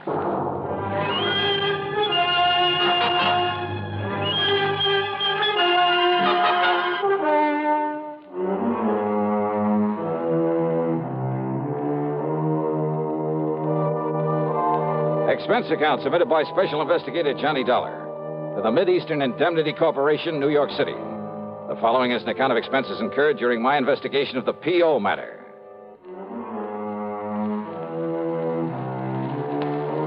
So who wants to tangle with a character like Danny Diamond? But that bait Harry McQueen dangled in front of me was too much to refuse. Expense account item 1770 for a train to New York and a cab to his office on Park Avenue. Friday afternoon, Johnny, week before last. They were about to send a pile of money over to the bank. And? Diamond simply walked in, put a gun on the man at the vault, made him crawl under a table, and then scooped up the $75,000 and slipped out into the street before the vault man could hit the alarm button. Easy as that. That's a lot of money to walk around with. He was careful to take it mostly in $50 and $100 bills. The vault man didn't try to put up a fight? Against Danny Diamond? And get killed for sure? Well, how'd he know who he was? Danny told him. He what? Just like he identified himself on that Amityville job you mentioned, like he did on every job he ever pulls. We were lucky that no one got killed on this one. You said he's here in New York. Where? I understand the PD is going to release him sometime today. Release him? That's right. Thanks to a smart lawyer, an alibi they can't seem to break, and, well, let's face it, lack of evidence. You mean the money? That's exactly what I mean. And, of course, it's that money that we're primarily interested in. Well, Johnny? Who's handling this for the police department? Man over at the 18th Precinct, Lieutenant Singer. Randy Singer? Yeah, that's the one. But he's in homicide. Well, I don't know about that, but I know he's the top man on this case. Why? There's been no killing. Johnny, why don't you ask him? Yeah, why don't I?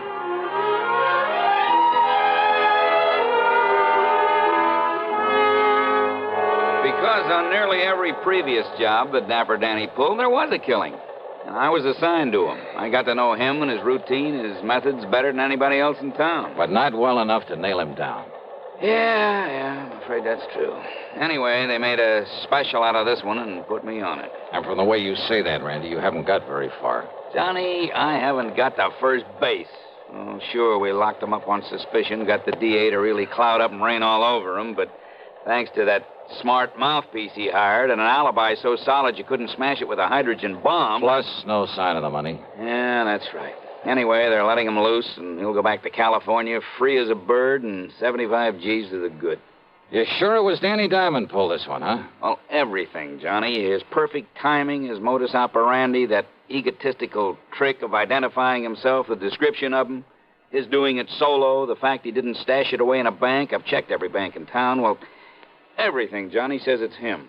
You mean it's he? Hmm? What's your English, Randy? Oh, English, to heck with it. Him's the... I mean, he's the one that did it. But unless we can lay our hands on that $75,000... Have you checked out where he's been staying? What, are you kidding? I went over with a fine-tooth comb. Nothing in his hotel room, his luggage, no little package left in the hotel, save nothing. He gave us a list of where he's been, what he's done since he got in town, and it all checked out to the minute. Yet somehow he managed to stash away that wad of money. Yeah, you find it, Johnny, and we'll nail him. Now, what's to have stopped him from passing it to some pal for safekeeping? No, Johnny. You sure of that? No, Diamond works alone. He'd no more let anybody else have a gander at that money. Why, Danny wouldn't trust it with anybody short of the United States government. And I'm sure he isn't turning any of it over to Uncle Sam.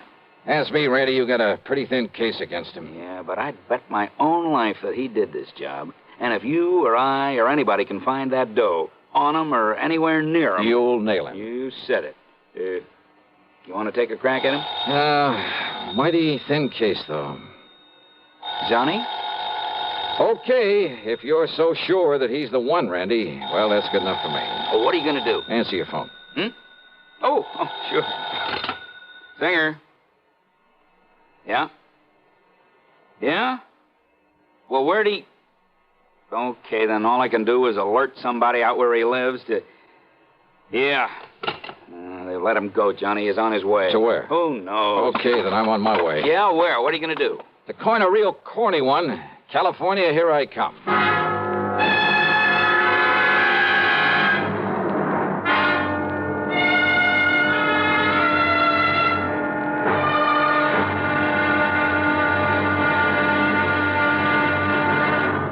Here's Hollywood star Mona Freeman. Who feels like acting with a miserable cold? I relieve cold distress the fast way with 4-way cold tablets. Yes, tests of all the leading cold tablets proved 4-way fastest acting.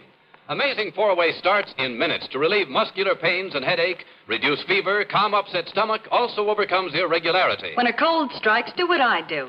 Take 4-way cold tablets.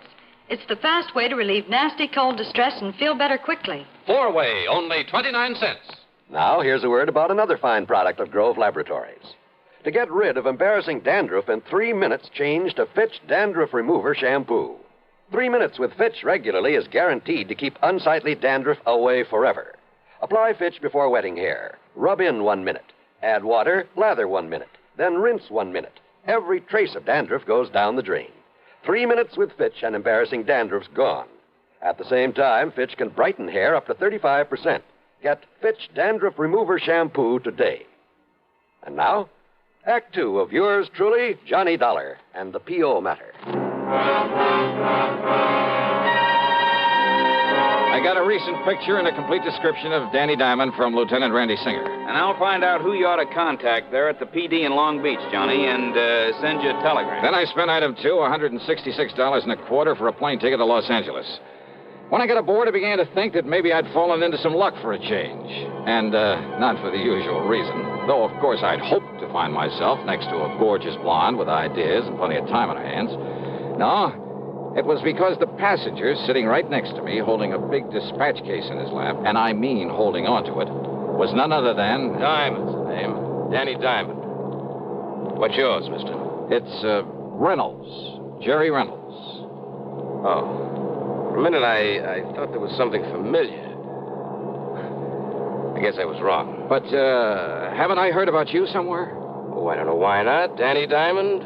Dapper Danny, they call me. Oh, yeah. Oh, you probably read about me in the papers.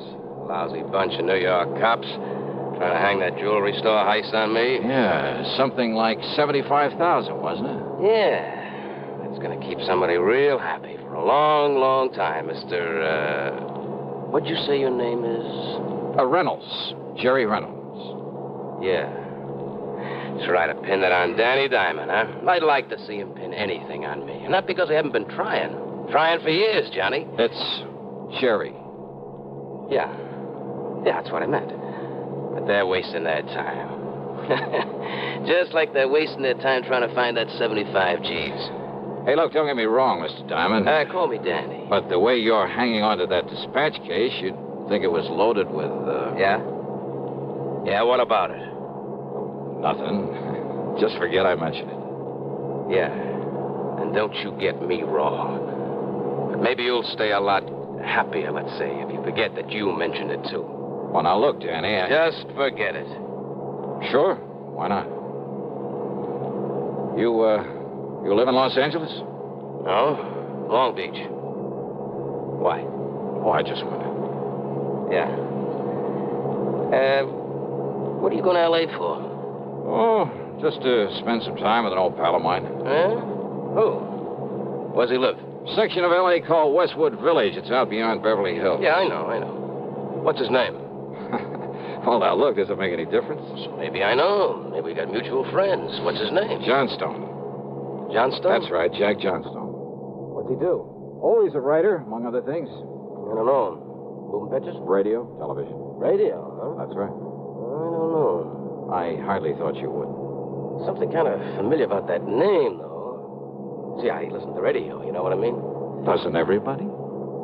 See, look, I'm going back in the galley, see if I can pry another drink out of that blonde stewardess. Well, I doubt if you'll have any luck, but go ahead. Just leave it to me. You want me to bring you one? Why not? If you can. Leave it to me. He carefully set the dispatch case on the seat. But as he swung back up the aisle, he kept half looking over his shoulder. If I picked it up and tried to open it, he'd know exactly what I was doing. Even as he stood there talking to the stewardess, trying to force some money on her, he kept his eyes on me. But I had to find out what was in that case. And what I could do was keep looking out the window and with one hand open the clasps on it. That much he couldn't see. And then when he came back to his seat with his hands full, all I'd have to do... How dumb can they be? Those chicks would make a lot of extra dough. Make a lot of friends, too, if they forget the rules now and then with that liquor they got back there. Well, sit down. Don't worry about it. Hey, wait a minute. 2 seats up, that guy sneaking a bottle out of his coat. I'll bet you a 10-spot will get that for you and me. Wait and see. But again, he kept his eyes on me, even while he passed over the money and parted the other man from his half-pint bottle and the small plastic cup he had. But this time, as he came back to his seat, his hands were full. See? You got brains, a little money, you get anything you want. Sure. Hey, here, I'll move this case out of the way so you can go... Say, what do you think? You clumsy, crazy jerk. The little case was loaded, but the papers that fell out that he quickly shoved back into it were not money. No, they were clippings from the New York newspapers. Yeah, news items about the robbery. That was all. Wait, though. Was he using them in the dispatch case for a decoy? Or just to fan that ego of his? You dumb, clumsy fool. Oh, sorry. Sorry, huh? Sure, of course I am. Listen, if I thought maybe you'd done that on purpose... Yeah? Well? Forget it. Sure. Now, about that little drink you promised. Sure. Why not?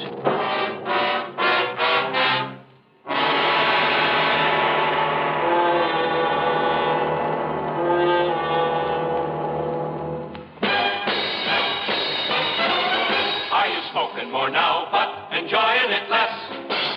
Have a real cigarette, have a Camel. The best tobacco makes the very best smoke. Have a real cigarette, have a Camel. Are you looking for flavor and mildness? Have a real cigarette, have a Camel. The best tobacco makes the very best smoke. Have a real cigarette, a real cigarette, a real cigarette, have a Camel. If you're smoking more today, but enjoying it less, try Camels. The Camel blend of costly Turkish and domestic tobaccos has never been equal for rich flavor, easygoing mildness, real smoking satisfaction every time you light up. The best tobacco makes the best smoke. Have a real cigarette, a real cigarette, a real cigarette, have a Camel. And now, Act 3 of yours truly, Johnny Dollar, and the P.O. matter. There wasn't much conversation with Danny Diamond during the rest of the flight. At L.A. International Airport, after watching him pick up his luggage, I spent item 3, $50 deposit on a rental car, and drove on down to Long Beach, hoping not to see him along the way. I didn't. I got myself a room at the Villa Riviera, then checked with Western Union. Yes, we have, Mr. Dollar. It's from a Lieutenant Randolph Singer, NYPD, whatever that means. New York Police Department. Will you read it to me, please? Yes, sir, I'll be glad to. It says, make contact with P.O. P.O.? It says, make contact with P.O. Your man is Sergeant Wyman. Oh, I get it. That was a typo. Should have been P.D. The sender must have misspelled it. Oh, sure. But go on, please. Your man is Sergeant Wyman. Good luck. Signed, Randy. That's all? That's all. Okay, thanks.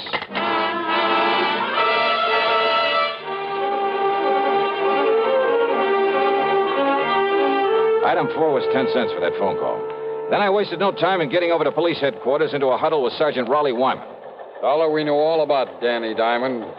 What he is, where he got his money for that house of his out on Fern Drive and for living it. But unless he tries to pull something around here, there's nothing we can do.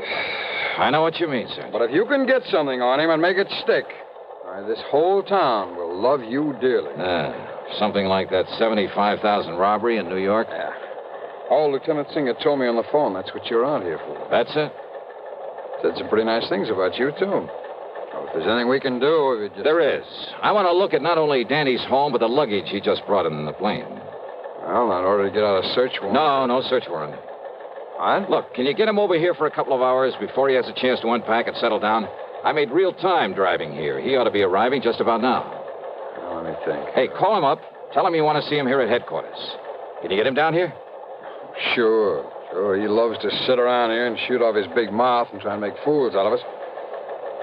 What excuse? Oh, tell him there were some prowlers around his place while he was away. Tell him anything. Now, look, Dollar, if you're planning what I think and without a search warrant... Sergeant, so far as you know, all I'm going to do after I leave you here is take a nice long walk along the beach. Well, okay? Okay, Dollar.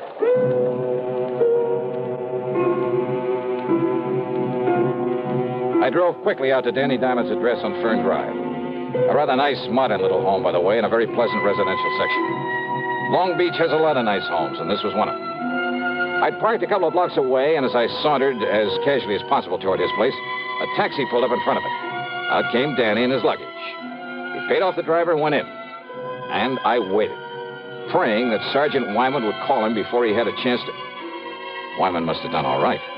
Within 3 or 4 minutes, Danny came out the back door, went into the garage, then pulled away in a fancy little sports car.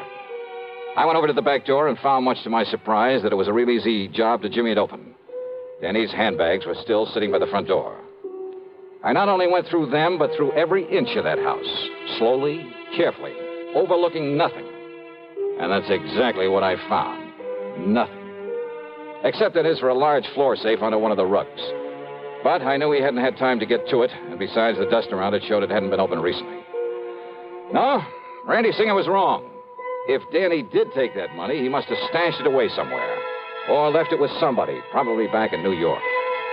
Despite what Randy had said about his operating alone, trusting no one, not even the banks, about trusting no one short of the United States government. The government? Wait a minute. I beat it back to police headquarters and Sergeant Raleigh Wyman. I kept him here just as long as I could. Danny only left a couple of minutes ago. A couple of minutes ago, huh? Dollar, did you find anything? No. I mean, during that, during your walk along the beach. No. Now, listen. Yeah? That telegram Randy sent me. Telegram? Yeah. Make contact with P.O., he said. P.O.? Well, it was a typo. He meant to say P.D. to contact you. Oh. Well, it was a lucky mistake. Because, Sergeant, I may be nuts, completely nuts, but I'm betting that P.O. is the answer to this whole thing. To how he got that money out of New York, out here where he could use it. Wait a minute. Trust nothing short of the U.S. government, huh? Feeling all right? P.O., of course. Hey, listen, you know this town where everything is. Well, sure. Then there's just one building around here I need to know the location of. And I hope I can get there before he does. The P.O., the post office I drove to, was only a few blocks from Danny's home. Danny's car was parked in front of him. I slipped inside and waited behind a post. At one of the windows, he was second in line, behind a ragged-looking wino who was counting out pennies to buy a stamp. There's 2 cents. There's 3 cents. Got another one here somewhere. Come on, you drunken bum. Don't go Hey, away. clerk.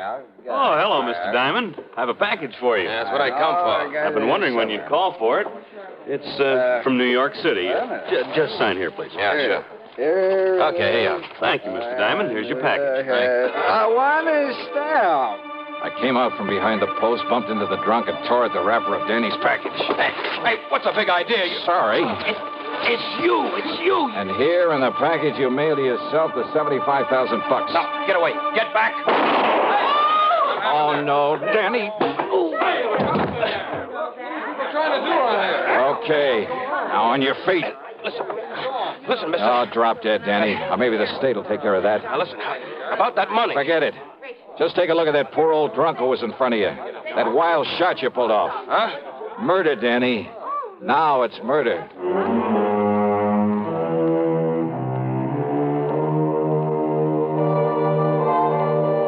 So, from here on in, of course, it's in the hands of the law, the courts. As to credit for solving this one, well, actually, it all goes to a simple typographical error. Funny. Expense account total, including hotel and the trip back to Hartford, $397.70. Yours truly, Johnny Dollar.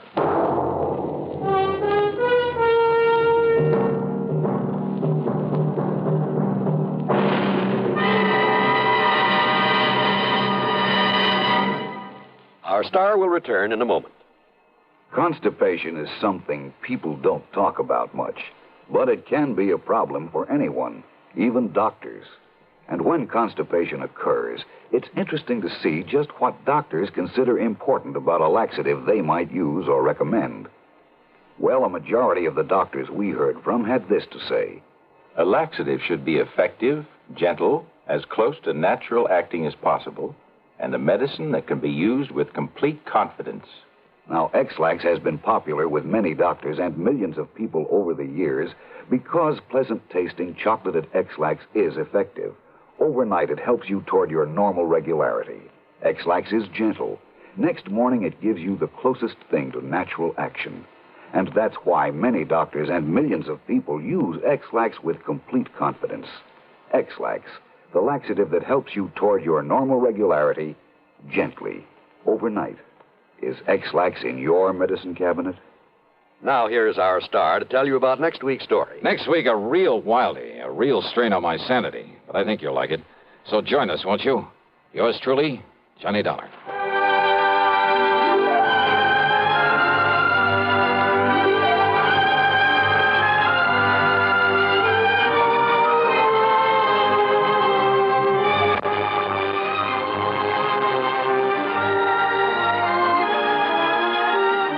Yours truly, Johnny Dollar, starring Bob Bailey. Originates in Hollywood and is written, produced, and directed by Jack Johnstone. Heard in our cast were Virginia Gregg, Harry Bartell, Herb Vigran, James McCallion, Stacey Harris, and Gil Stratton. Be sure to join us next week, same time and station, for another exciting story of yours truly, Johnny Dollar. This is John Wall speaking. Next, a modern mystery classic, Agnes Moorehead's 8th suspense performance of Sorry, Wrong Number on the CBS Radio Network. You are invited to attend Benani Berth's 5th Annual Sports Night, co-sponsored by Gideon Lodge number 140 and the Albany Olympic Committee.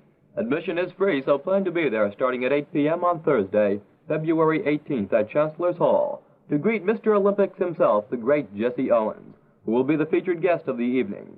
Other honored guests will be 12 high school seniors who have been each selected by their respective Albany high schools as exemplifying all-around fitness in the American boy and girl. In recognition of their outstanding achievements, Benani Berth will award each of them an Olympic-style jacket and achievement shield, and an annual sports night would not be complete without the presentation of Benani Berth Sports Award. This year's recipient will be Phillips Schuyler High School's popular basketball coach, Larry O'Neill, who is being given the award in recognition of his outstanding work with youth in the city of Albany. These are just a few of the reasons that you don't want to miss Benani Berth's 5th Annual Sports Night on February 18th. Radio 59, WROW, first on the dial, serving Albany, Troy, and Schenectady. From Hollywood, it's time now for... Johnny Dollar. George Reed here. Well, good morning, George. Bad morning, Johnny. Ah, what's the matter? You remember Jediah Gillis? Eccentric old man loves animals? Sure. Well, for the second time, he's talked us into issuing a special coverage policy on an item he wanted insured. And for the second time, it's disappeared, huh? Right. I hope it's not another singing mouse. I'm afraid it's something worse. An articulate canine. I take it a what? Dog, Johnny. And I take it a... You mean a talking dog? Yep. Oh, no.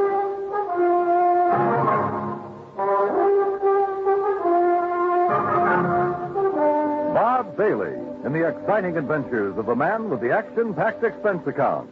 America's fabulous freelance insurance investigator. Yours truly, Johnny Dollar. Different. I didn't know about mice.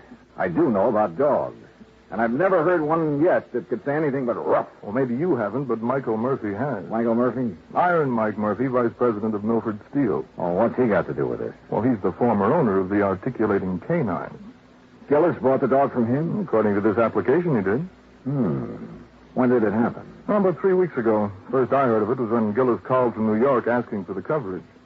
How much insurance does he have on the critter? The maximum we'd allow, $7,500. 75? Oh, no, George. That's hardly worth my time. I can't make any commission from a small policy like that. Why don't you pay him off and forget it? I'd like to, Johnny, but it isn't that simple. No? No. Since you found his mouse, Gillis thinks you're some kind of a miracle worker. No, Pied Piper, you mean. Or pie-eyed something or other. Anyway, the boys upstairs have agreed to let you write your own ticket again, providing... Yeah? Providing you locate the dog. Or in the event you don't, you pacify Gillis. Keep him happy so that he doesn't cancel his other policy. And if I can't do either? Then you wind up with your regular commission and expense account, which our auditors will check and double-check. A real sucker bet. But okay, George, you've got yourself a deal. Expense account item 2, 85 cents, cab fare back to my apartment. Item 3, $26, transportation Hartford to New York City, including cab fare to the Statler Hotel. By the time I checked in, changed my shirt, it was 8:30. I picked up the phone and called the number George Reed had given me.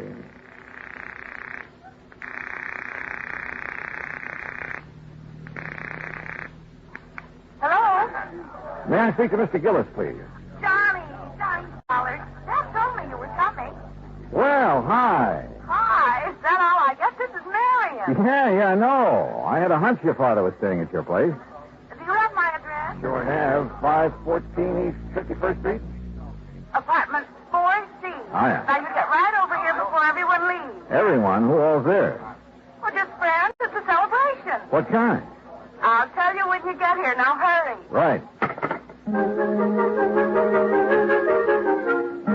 Expense account item 4, $1.70, taxi from the Statler to the East 51st Street address.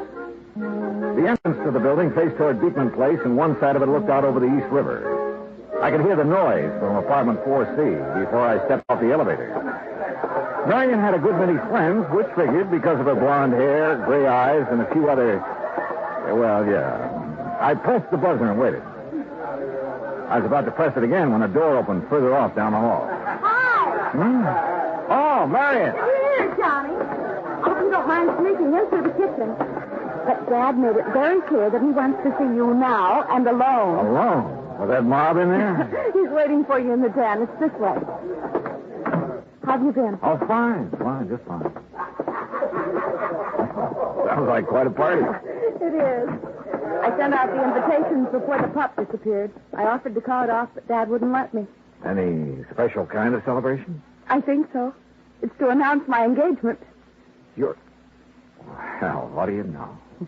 Who's the lucky man? His name's Bill Fisher. He's an executive with the Powers Advertising Agent. Real big-time operator, huh? He just talked one of his clients into putting on a new TV show. Well, you know you have all my good wishes. Oh, Bill, we were just talking about you. I wondered where you disappeared to. Bill, this is Johnny Dollar. Hi, congratulations. You're getting a fine girl. Yes, I think so. And generation, what's all... Oh, it's Dollar, so you finally decided to get here. Hello, Mr. Gillis. Come in. Yes, sir. We'll see you later, Johnny. Yeah, sure. Yeah, you ready to go to work? Yes, sir, whenever you are. Whenever I am. You're the one's getting paid to be a detective. Well, I can't do my job without your cooperation, Mr. Gillis. Well, what do you want me to do?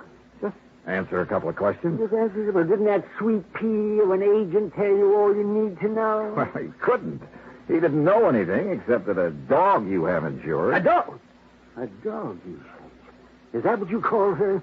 Why, you miserable, cold-hearted... A dog. Well, isn't that what you've lost, Mr. Gillis? No! And don't you ever let me hear you calling that... She's a little lady. If you must refer to the type of being she is, well, she's a canine. Okay. Do you mind telling me under what circumstances the canine disappeared? I wouldn't mind at all. And please call her Ming Toy. Beg your pardon? Ming Toy, that's her name. Ming Toy Murphy. What's the matter, you dog? Are you deaf? No. Isn't that kind of an unusual name for a dog? A canine? Oh, you think so? Shows how stupid you are. She's a Chinese. Chinese? Yes, a Pekingese. A Pekingese. And being as the first owner's name was Murphy, the whole thing, Ming Toy Murphy, just fits her to a T. Yeah. Now, exactly when did you notice Ming Toy was missing? Oh, since we got back from breakfast, you see, I'd left Ming Toy in here, locked up safe and sound, but when we got back, the door was standing open. The front door? No, not to this door. And Ming Toy was gone? Of course she was gone. That's what all this fuss is about. But the front apartment door was closed. It was, and if somebody's come in here and stolen her, they'd have had sense enough to close the front door when they left. You're, for sure somebody did steal her. I don't know what to think. All I know is Ming Toy missing. Canine animals like her don't grow on trees. Oh, well, you mean because of her, special talent? Well, now you're getting it, my boy, yes. Because she can talk. Oh, now, Mr. Gillis, can you honestly say you heard her speak? Speak? Well, man, all dogs can speak. But Ming Toy talks. Just like a human being, I suppose. Yeah. I see you don't believe me. Well, you just march yourself over here to this tape recorder. Oh, Mr. Gillis, if she can talk like you say, it's still going to take me a while to kind of get used to that. You and the whole country, providing we get her back. The whole country? TV, boy. What? Television. A new show called The Big Shock. The first one's on tomorrow night. What's the matter? Don't you read the papers? Anyway, they started advertising about 2 weeks ago. Looking for a dog that could say, Happy Hollow Dog Food is yum, yum, yummy. Happy Hollow Dog Food? That's the company sponsoring the show. Go on. They're going to open their show with the animals saying that slogan, you see. And today I was going to take Ming Toy down there and let her say it and collect the $50,000. What's $50,000? The $50,000 they're offering to give for a dog that can say, Happy Hollow Dog Food. All right, I know.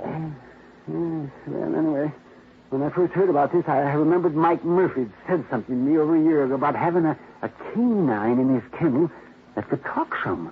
So I went over there 3 weeks ago, and I bought her. Was the ad in the paper at that time? Of course it wasn't. Well, how did you know it was going to be? Marion told me. How did she know? That dressed dummy she's fixing to marry. The advertising agency he works at, they're the ones that taught the Happy Hollow people into putting on that show. Oh, I see. Yeah. Well, you see, it's about time. I also see that you don't exactly approve of Fisher for a son-in-law. Oh, no, I wouldn't say that. I don't approve. I don't disapprove of him. If she wants to marry a stuffed shirt, that's her business. You know, let me play this tape recording for you. You're going to hear the sweetest little voice this side of China. Ah, now then, me little pet. You see, we made this at Mike Murphy. All right, girl. Now talk to me. Pretty now. Talk pretty. Hello, everybody. You see? She said hello. What's a dog? It's canine. Be quiet. Very good, lad. Now tell me, how are you feeling these fine days?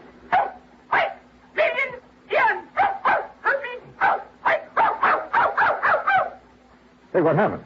She saw a cat. What do you think? Oh. You still doubt she can talk, Nello? I think I'd like to see it with my own eyes. Have you put an ad in the lost and found columns of the papers? Of course. What about the people in this building? Well, I had Morris. He's the super. Put a note. Super? The janitor. They call him supers in the city. So what's the matter with you? Don't you know anything about it? I had to put a notice in each apartment telling them to be on the lookout for her. But so far, nobody said a word. And naturally, they wouldn't because she's not around here. She's been stolen. Oh, now, look, why would anyone want to steal her? They couldn't put stolen property Well, on TV. maybe it could have been somebody doing it for spite. Like who? Yes, like Iron Mike Murphy. That's who. He's been saying nasty things to me, claiming I cheated him out of Ming toy. Well, did you? Of course I did. Mr. Gillis, is there any other possible way she could have gotten out of this room? Well, now, there's several... Oh, no. Huh? No, it hurts me just to think about it. Oh, dear. That window. Window? Yes. Oh, dear. Was that open yesterday morning? Yes, it was open. I forgot to close it. Oh, dear. Well, what's down below there? Nothing but the East River. I continued questioning him, making sure he'd given me all the facts. Then, after promising to take him along when I visited Iron Mike Murphy, I said goodnight and left. Expense account item 5, $1.70 for a cab back to my hotel. The next morning, I called Murphy and wangled an invitation to his Long Island home. At exactly 9 o'clock, I was in front of the Gillis apartment. Hey, Mister. Yeah? You looking for Mr. Gillis? No, Mr. Gillis. You seen him? Sure. When they go out for their breakfast. Oh, yeah, I see. Do you pick up the trash and garbage from the apartments every morning? That's my job, senor. Well, what time do you usually hit this floor? The same time as now, about 9 o'clock. Do the Gillises go out for breakfast every morning at this time? Almost every morning. What about day before yesterday? When the little one disappeared, see, it was the same hour. Uh-huh. Tell me, Morris, do you remember seeing anyone on this floor that morning? You know one who did not have a business here? But there was someone? See. Near the Gillis apartment? Where you stand, waiting at the meeting. Well, who was it, you know? Oh, no, I don't know his name. Yeah. He's such a nice gentleman, and he carried what I know was another present for Mr. Gillis. I told him they were out for their breakfast, and he went away. You still haven't told me who it was, Morris. My heavens, senor. Who else would bring Mr. Gillis such a pretty box or such a beautiful gift? Who else but the gentleman she's soon to marry?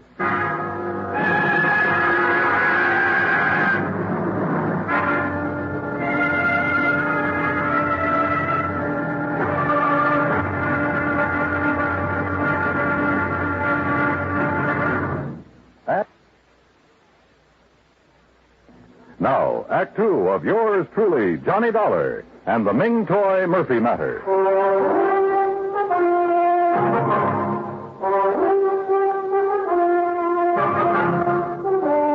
People in love usually keep odd hours, so I wasn't surprised that Morris the janitor had seen Miriam Gillis's fiancé outside the apartment the morning the dog, canine, had disappeared. I thanked Morris for his help, went back downstairs to my cab, where I saw the Gillises walking toward me from First Avenue. Morning, Dollar. Hi, John. Morning. Sorry we're late. Got to gabbing over that second cup of coffee. Better not let your doctor hear you say that. No, Marion, be still. Yes, you ready, Dollar? Ready and waiting, Mr. Gillis. And then let's go. I got a few things I can't wait to say to Mr. Iron Mike Murphy. Now, remember, Dad, no excitement. I'll remember. Marion. Yes? Are you going to be busy around noon? No, I don't think so far. Just thought we might have lunch together. 21? Anywhere you like. Say 12:30? Perfect. See you then. According to Mr. Gillis, Iron Mike Murphy didn't know that Ming Toy was missing, so it was going to be interesting to see his reactions when we told him. The Murphy home was spread across a couple of acres near Great Neck. The main house was a large two-story brick affair with a tack room, swimming pool, and the kennels behind it. For Iron Mike pursued his hobby of raising Pekingese dogs. We found Murphy at the kennel. Well, Gillis, you lying, thieving devil. You hold your tongue, Mike.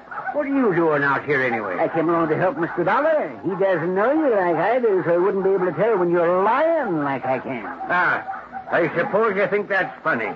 Dollar, You know what this man did to me? He stole a wonderful little dog right out from under me nose. And you stole her back. Oh, what do you mean by that? You know what I mean.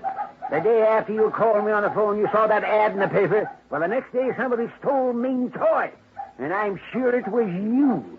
You shanty Irishman. Why, you dirty-minded evil old man. I've half a mind to take a horsewhip to you for saying such a thing. Oh, you deny it, eh? Of course I deny it. And you say it again, I'll deny it with me fist. Oh, is that so? Well, I whipped you when you were in the steel mills, and I can whip you now. Look out, fella. Oh, Mr. Gillis, remember what your daughter said. Defend yourself, Murphy. Mr. Gillis. Bring yourself at me, Taxi! Taxi! Mr. Gillis, please, Mr. Murphy. Here I come.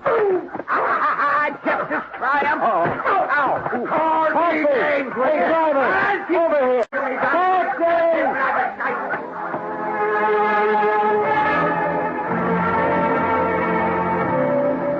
When it was over, Mr. Gillis had a black eye and Murphy a bloody nose.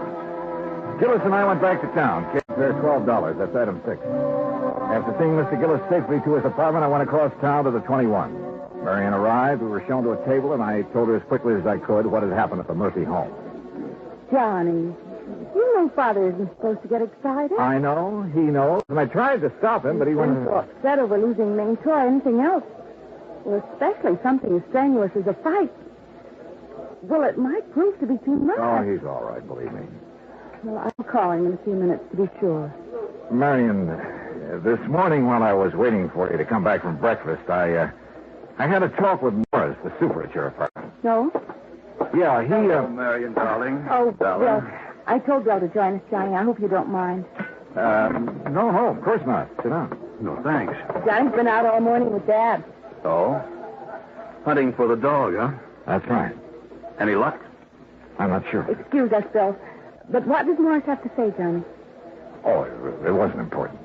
Don't try lying to me, Johnny Dollar. I know you too well. Now, you tell us, what did Morris have to say?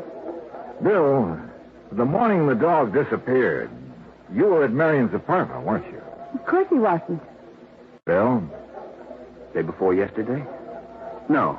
You sure? Positive. I was in my office all morning. What time did you get there? You remember? Yes, we've been very busy lately getting the big shock ready for the air. It was about 8:45. Your secretary will swear to that? Naturally. Johnny, what's this all... Excuse me.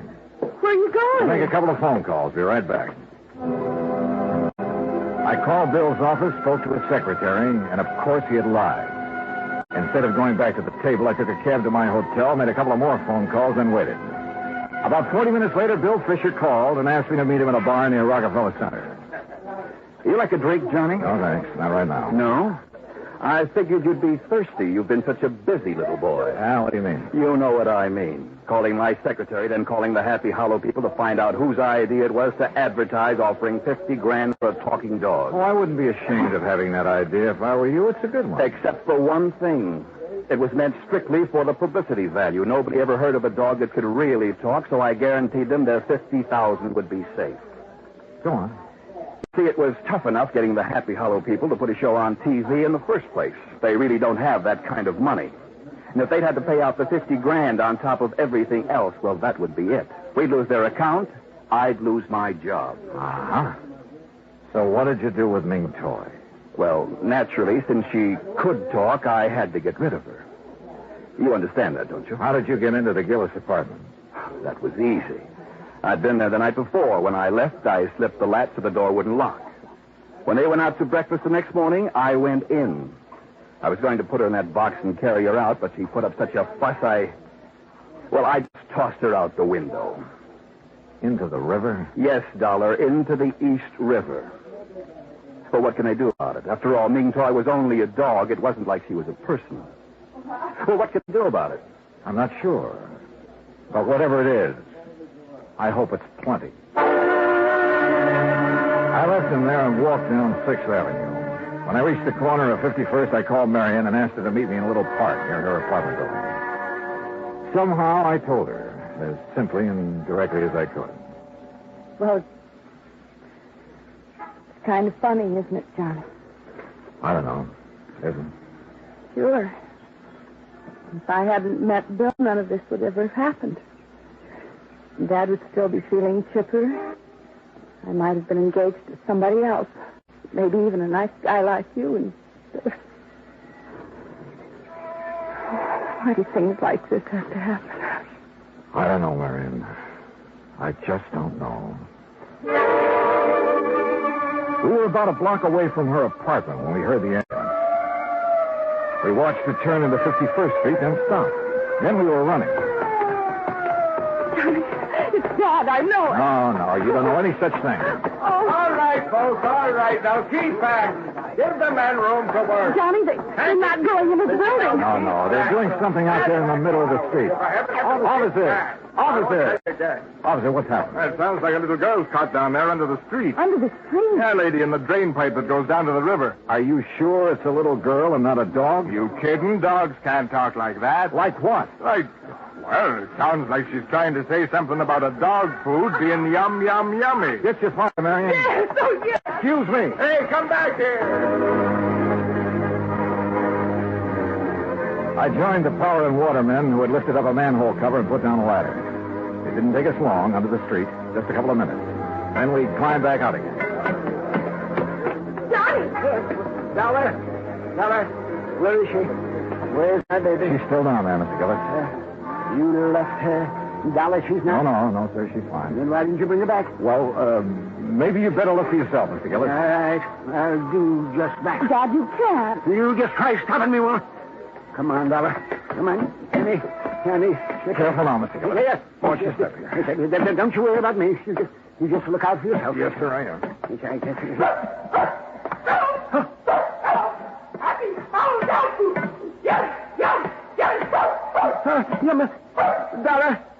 Dollar. Do you hear? She's saying happy Harried dog food. Yes, sir. By George, boy. Here, let me down here. Where is she? Where's my little sweetheart? This way, Mr. Gillis. Hello, you little rascal, you. Yummy. Careful now, Mr. Gillis. She's under this water pipe. This one, I guess. Yes, sir. You'll have to stoop down to see her. What's that mooing sound out? She. Well, I'll be jigs with it. Puppies, darling. Yes, sir. 6 of them. Yes, well, that little rascal. Puppies. So that's why she disappeared, huh? To have her family. She called me Papa. Papa. Well, you naughty little girl. By golly. Papa. Well, sir, by golly. Well, who'd have thought? I guess Ming Toy did, sir. Yes, he must have. Yes, indeed. Oh, Papa. Look, Johnny. I'm a grandfather.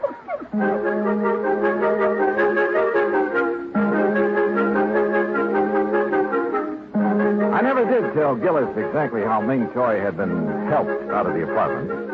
All he knew was that Marion, for reasons of her own, had called off her engagement to Bill.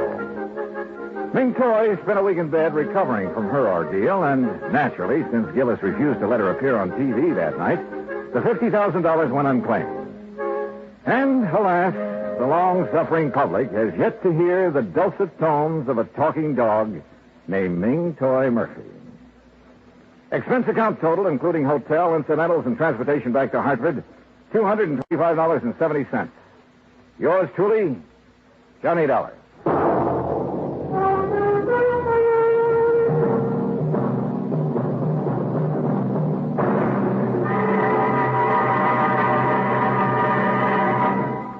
Now, here is our star to tell you about next week's story. Next week, a vessel that was lost at sea suddenly turns up, thanks to the true love of my gay young life.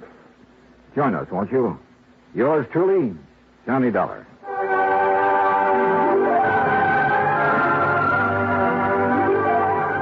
Yours truly, Johnny Dollar, starring Bob Bailey, originates in Hollywood. Written by Charles Smith, it is produced and directed by Jack Johnstone. Heard in our cast were Virginia Gregg, G. Stanley Jones, Herb Ellis, Joseph Kearns, Jay Novello, Bill James, and Howard McNear. Musical supervision is by Amerigo Marino.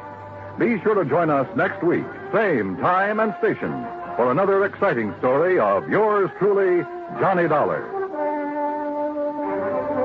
This is Dan Cubberly speaking.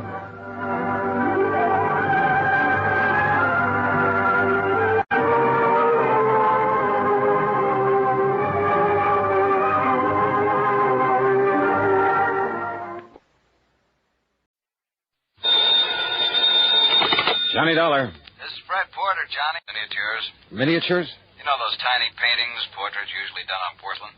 Oh, yeah, I know what you mean. But I don't think I ever heard of any Reimer collection. There are half a dozen of them stolen from the Reimer galleries in Philadelphia. Cost us something over $20,000 insurance. Never found them, huh? Well, here's the thing. I just got a phone call from Wilbert Reimer. He wants to see you just as quickly as possible. About those miniatures. He wouldn't say, Johnny, but I'll bet on it. And he insisted that you and only you be brought in. Huh. Funny, since I had nothing whatsoever to do with the case. Why not, with your reputation? But I thought you usually had a staff man Plus that took the care of... fact that our company investigator at that time was Jerry Pitcher. Jerry Pitcher? Yep. The one who was suspected of complicity in some of the cases he was supposed to be investigating? That's the one. Well, wasn't he suspect in that robbery? Yeah, but neither we nor the police could ever pin anything on him. All we could do was fire him and warn the other insurance companies to look out for him. Fred. Yeah? Any idea where Jerry Pitcher's operating now? Not the least. After the Reimer episode, he simply disappeared. There was talk of his having skipped the country, but nobody was sure of it. I wonder if Reimer's suddenly got a lead on him. There's one way to find out. Okay, Freddie, I'll grab the first train.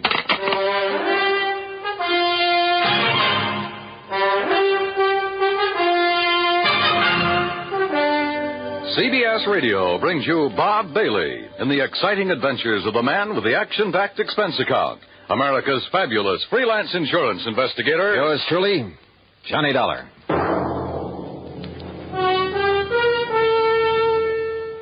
And now, Act One of yours truly, Johnny Dollar.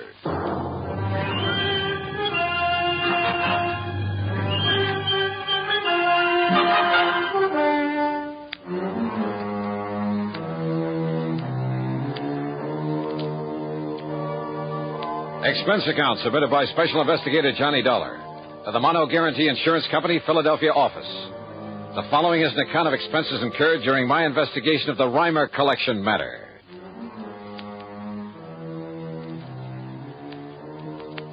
Expense account item 1, 825, train fare and incidentals, Hartford to Philadelphia, PA. Item 2, 70 cents for a taxi to the Reimer Galleries over on Walnut Street.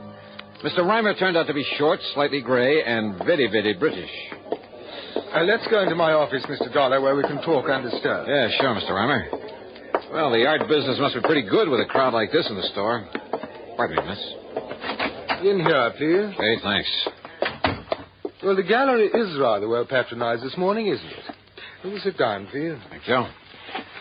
I must say, Mr. Dollar, that I many times wished that you had been assigned to the case when these priceless miniatures that I brought to me from Europe were stolen a year ago. Oh, how so? Well, they were so vastly uninsured, sir. A man of your capabilities would have been able to find them for me. Yeah, maybe. You, instead of that Jerry Pitcher. I understand that, although nobody could prove anything, you suspected him of somehow being involved in that loss. Oh, yes. If only because of his failure to investigate it properly. But now look here, son. This check has a direct relationship with the unusual number of people visiting the gallery this morning. Uh-huh. This check was made out by you? Yes. I intend to put it in the mails before the day is over. To the Mono Guarantee Insurance Company. $4,050? The exact amount I received for the loss of one of the miniatures, a genuine Pellegrini. But you collected something like $20,000 in all. On the 6 that were stolen, yes.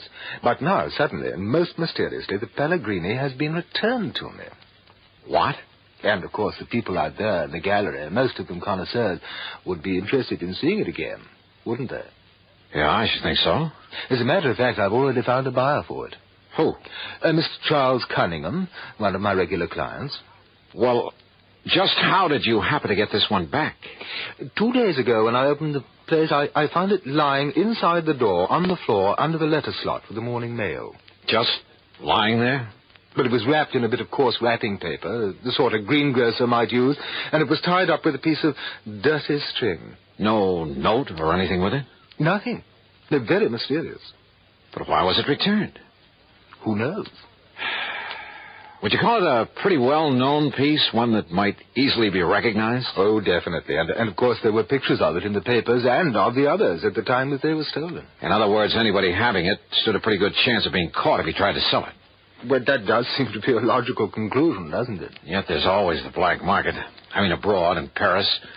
A lot of fine art that was stolen during the war has suddenly shown up over there. Yes, and I understand that otherwise perfectly honest collectors haven't hesitated to purchase it. Things taken from the Louvre, from various museums in Germany, and... Hello, but Mr. Dollar, if the thief were caught smuggling the miniatures out of this country... Yeah, I know what you mean. But now, why return these to you? One of them, Mr. Dollar. Okay, one of them, but why? Well, there is, of course, one possibility. Yeah? Like what? If the thief himself were a connoisseur, one who would fully appreciate the value of the miniatures, well, I'm certain that he would never bring himself to simply destroy them. That is, after realizing that he couldn't very well dispose of them without being caught. So rather than destroy them, he decided to give up and return them to you? Well, it is a possibility, isn't it? But he returned only one of them. And, of course, this theory of yours rules out Jerry Pitcher. Well, yes. But it's puzzling, isn't it? Yeah. Wait now, the paper and the string you found wrapped around it. What? Where are they? I'd like to see them. Well? Oh, how utterly stupid of me. What do you mean? I'm afraid I threw them out with the trash, Mr. Dollar. It was taken away yesterday. Oh, great. You might have found fingerprints on them, mightn't you? Yeah, and they might have given us a lead on whoever stole those things in the first place. I'm terribly sorry. It was terribly stupid of me. My reason for sending them for you, I hoped that by finding who returned this one, you might find the rest of them. Sure. In which case, your insurance company, well, needless to say, I would gladly return all of the money they paid to me. Make them pretty happy, wouldn't it? But no. Yeah, they might even feel like handing me a nice big fat commission. Now I've destroyed one possible clue. Well, there must be others, if I can dig them up. Oh, I hope so, Mr. Dollar. Or, of course, we could just sit here and wait for the other 5 to be returned to you. I presume you're jesting, sir. Yeah, I'm afraid so. Yes. So how will you proceed? Well, I'll tell you something, Mr. Reimer. Yes? Yes, Mr. Dollar? I haven't the least idea.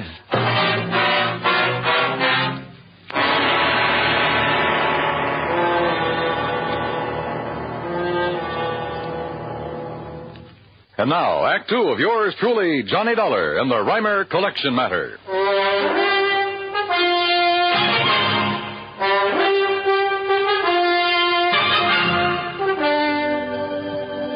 Expense account item 2, 60 cents per cab to Fred Porter's office at Mono Guarantee Insurance.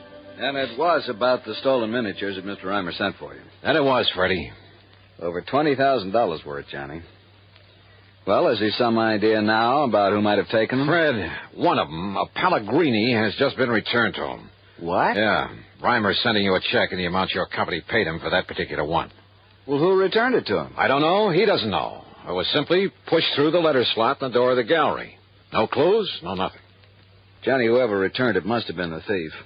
Or someone who knows the thief has contact with him.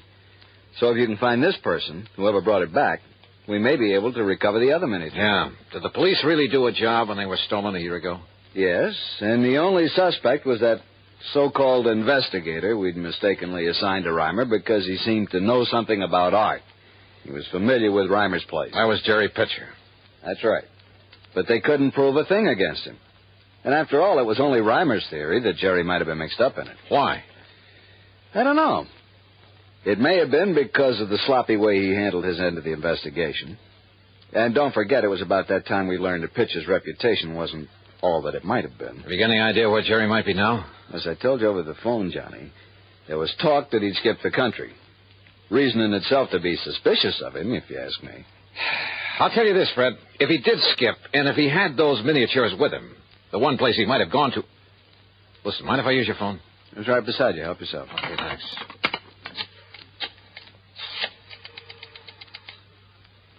Hello, operator. I want to put through a call to Paris, France. Paris? Johnny... Just take it easy, Freddie, and stay close to this phone so that you can hear.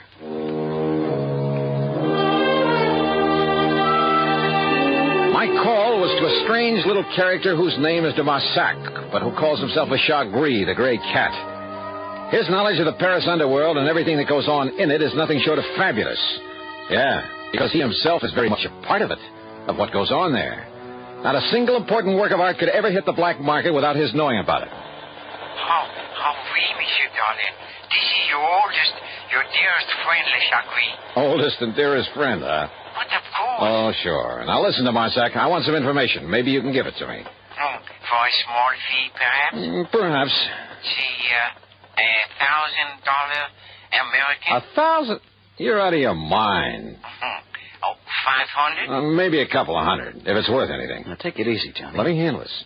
Now, listen to Marsac. Well, speak, monsieur. Well, I'm looking for a man named Jerry Pitcher. Ever see or hear of him? Jerry Pitcher? Oh, no, monsieur. You're sure? Yes, I'm sure. Then what about the Reimer collection of miniatures? Oui. Yeah, there's some tiny paintings on porcelain. Yeah, but of course, they were here on the black market. You get that? I sure did. Go on, Johnny. Monsieur? When, de Marsac? When did you see them? Well, it is important. You kidding? Of course it is. Then you will pay me, 400, perhaps? 200. Now, when? Oh, me. Well, 3 years ago.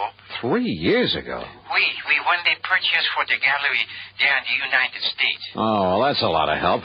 But who brought them for the Reimer Gallery? Who purchased them, do you know? Well? So that is the question. That's right.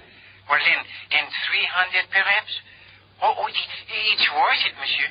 Okay, 250. Now, tell me who. Well, it was Monsieur Reimer himself. What? Reimer himself bought them there in the black market? Oui, monsieur. Ah, I see. Well, so perhaps it is really worth 400, monsieur? No, on second thought, de Marsac, I'm afraid it doesn't mean a thing. I'll mail you a check. Well, of course, the last time I saw it... What? What's that? Well? Okay, 400. Bien. It was 6 months ago, June. In June? Oui, June. At the shop of my very dear friend, that scoundrel, that terrible crook, Francois Durango, defense. But not for long. What do you mean? Because he could not sell them. They were what you call too hot. Huh? Because they were known to have been so recently stolen from the gallery there in America. Too hot, huh? So whoever had them brought them back here. You see, monsieur? All right, de Marsac. Who was that fence, that Durango? Who was he trying to sell them for? This man Pitcher? Oh, no, monsieur. I told you I never heard of him. Well, who then? Well, alas, I do not know. And with a clever man like Durango, well, but perhaps for you, my oldest, my dearest friend, and it might take some time and expense. Then no bother, yet. Well, monsieur... Forget it. I'll send you a check. Only you can send it to him, Fred. Save putting it on my expense account. Oh, wait a minute, Johnny. If he can find out who was trying to peddle the miniatures over there... Oh, you underestimate Le Chagrin. What? If he's seen them, he knows what they're worth. So what? By the time he got that information, you'd have to pay him 1,000, maybe 2. Well, even so, Johnny, if it leads us to the thief and the other miniatures that were stolen... Leads us to him or merely tells us who he is? What's the difference? And I thought you were convinced it's Jerry Pitcher. Well, who else? Why? I don't know. Ask the police. Ask Reimer. Maybe I will. Or maybe I got a better idea. Item 4, $1.50 for a taxi out to the Museum of Art, where I finally ran down one of the curators, a man by the name of Kingman. Well, of course I know the Reimer miniatures, Mr. Dollar. Priceless. And such a shame that they've been lost to the world of art. Stolen. Yeah. Oh. Stolen by a fool. How do you mean, sir? Well, I mean the thief would never dare to try to sell them, but such well-known pieces, anyone, anywhere would recognize them, would see that he was brought to justice. Maybe. How much would you say those 6 little paintings are worth? About? 2 or 3 years ago, not very much. But now that their history is known, well, this often happens with works of art, Mr. Dollar. How much, Mr. Kingman? Well, somewhere, I would say, that is, if they're ever found. Yes? Somewhere in the neighborhood of $200,000. You're serious? Well, among them is a body, for instance, and a genuine Pellegrini, yes. A Pellegrini? Pellegrini the Elder.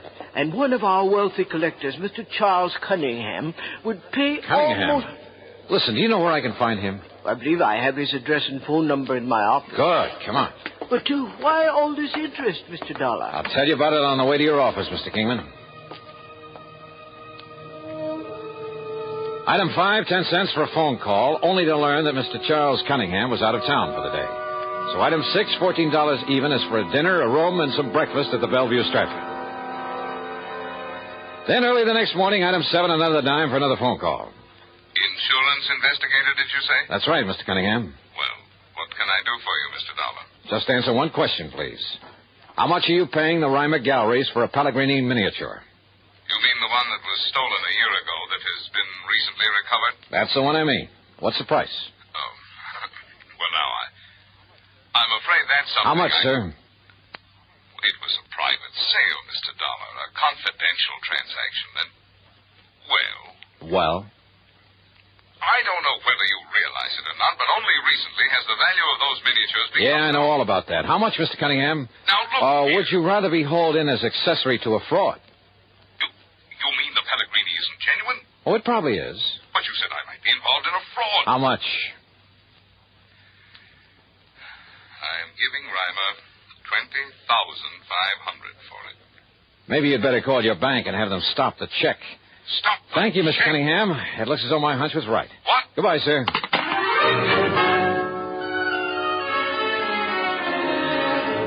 Item 8, $1 for a taxi to Fred Porter's office. Item 9, another $1 for a cab for the two of us to the Reimer Galleries. Will you please tell me what this is all about, Johnny? Have you got on the trail of Jerry Pitcher? No, Freddie, I haven't even bothered trying. Hey, listen, do you handle all of Reimer's insurance? When are his premiums due? Well, as a matter of fact, a rather large one, slightly overdue now. Oh. Why didn't you tell me that? What difference does it make? Well, if business were good for a man like that, wouldn't he keep up his insurance payments? Wonder how much else he owes. What are you getting at? Plenty. Looks like we've arrived, though. You know, you still haven't told me why we've come here to the gallery at the crack of dawn. Yeah, buddy. Now keep the change. Yeah, thanks. See, Mr. Reimer's already opened shop. Johnny? Come on, Fred.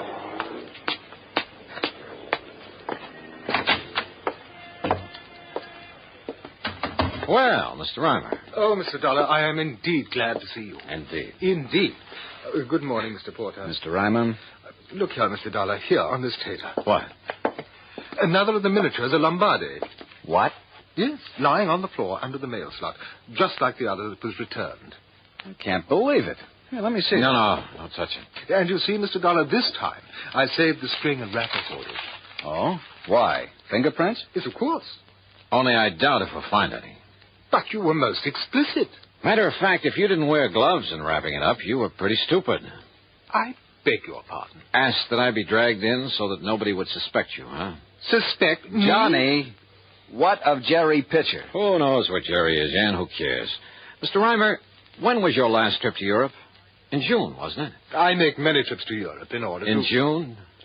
Well, yes, it was. But now look here. Let's go back to your office. I want to look at your bank statements for the past year. Mr. Dollar. Or would you rather I just call in the cops? I don't know what you're talking about. Real honest business you've been running, huh? Of course. But you didn't hesitate to buy stolen, smuggled artworks on the Paris black market. Now, look here, sir. I suppose I should have started thinking when you told me those miniatures were considerably underinsured.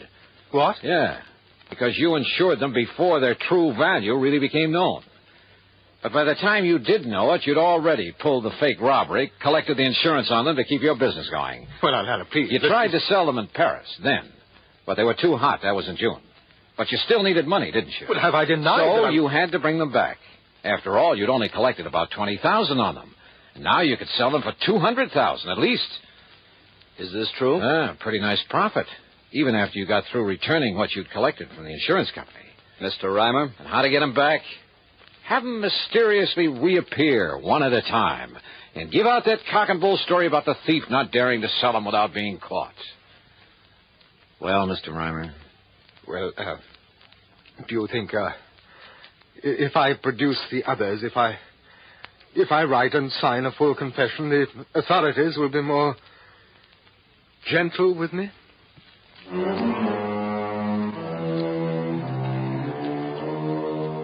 Son of a gun, why do they do it? Won't they ever learn? What's the matter with people, anyhow? Some people, that is. Oh, well, expense account total, including the trip back to Hartford, $35.50. And Freddie, don't forget, a nice fee on this one, as well as a check to Le Chagris over there in Paris. Yours truly, Johnny Dollar.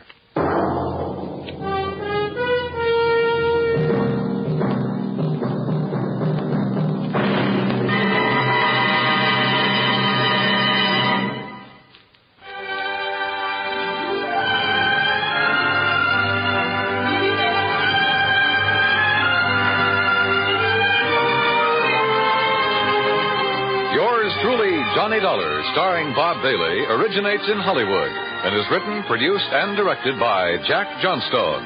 Heard in our cast were Harry Bartell, Ben Wright, Forrest Lewis, Junius Matthews, and Marvin Miller. Be sure to join us next week, same time and station, for another exciting story of yours truly, Johnny Dollar. This is Dan Cubberly speaking.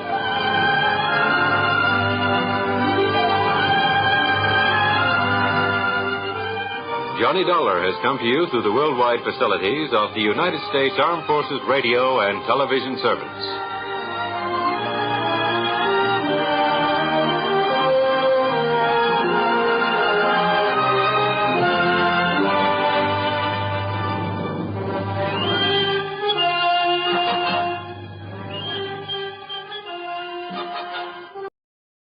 From Hollywood, it's time now for... Johnny Dollar. Johnny, this is Ed Barrett at Tri-State Life and Casualty in New York. Oh, hi, Ed. How are you? A little sick at the moment. Oh, what's the matter? I was planning to go up to the fishing lodge of a friend of mine over the weekend, Tommy Hargrave. Oh, but now you've had to call it off, and, brother, I know exactly how you feel. No, Johnny, I don't think you do. Look, Ed, I'm a fisherman myself, and when something interferes with going... What was that? I just received word that Tommy had a car accident up there.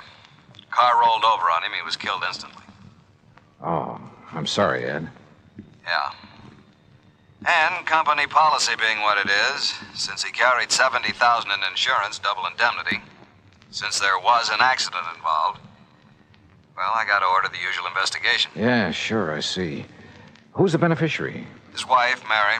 They get along all right? No, as a matter of fact... Now, look, Johnny, don't get any crazy ideas. Just go on up there and help her all you can. Oh, sure. Where, Ed? Place is called Shadow Hill, near the little town of Bethel. New York? Yeah, up in Sullivan County. The police department is a man named Skinner. Police? If everything's okay? It was Skinner who called me, that's all. Oh, yeah. Okay, Ed, I'm on my way. And if I dig up anything... Johnny, I assure you that everything's all right about this one. Oh, sure. You say that as though you don't believe it. Well, just my suspicious mind showing, I guess. Forget it.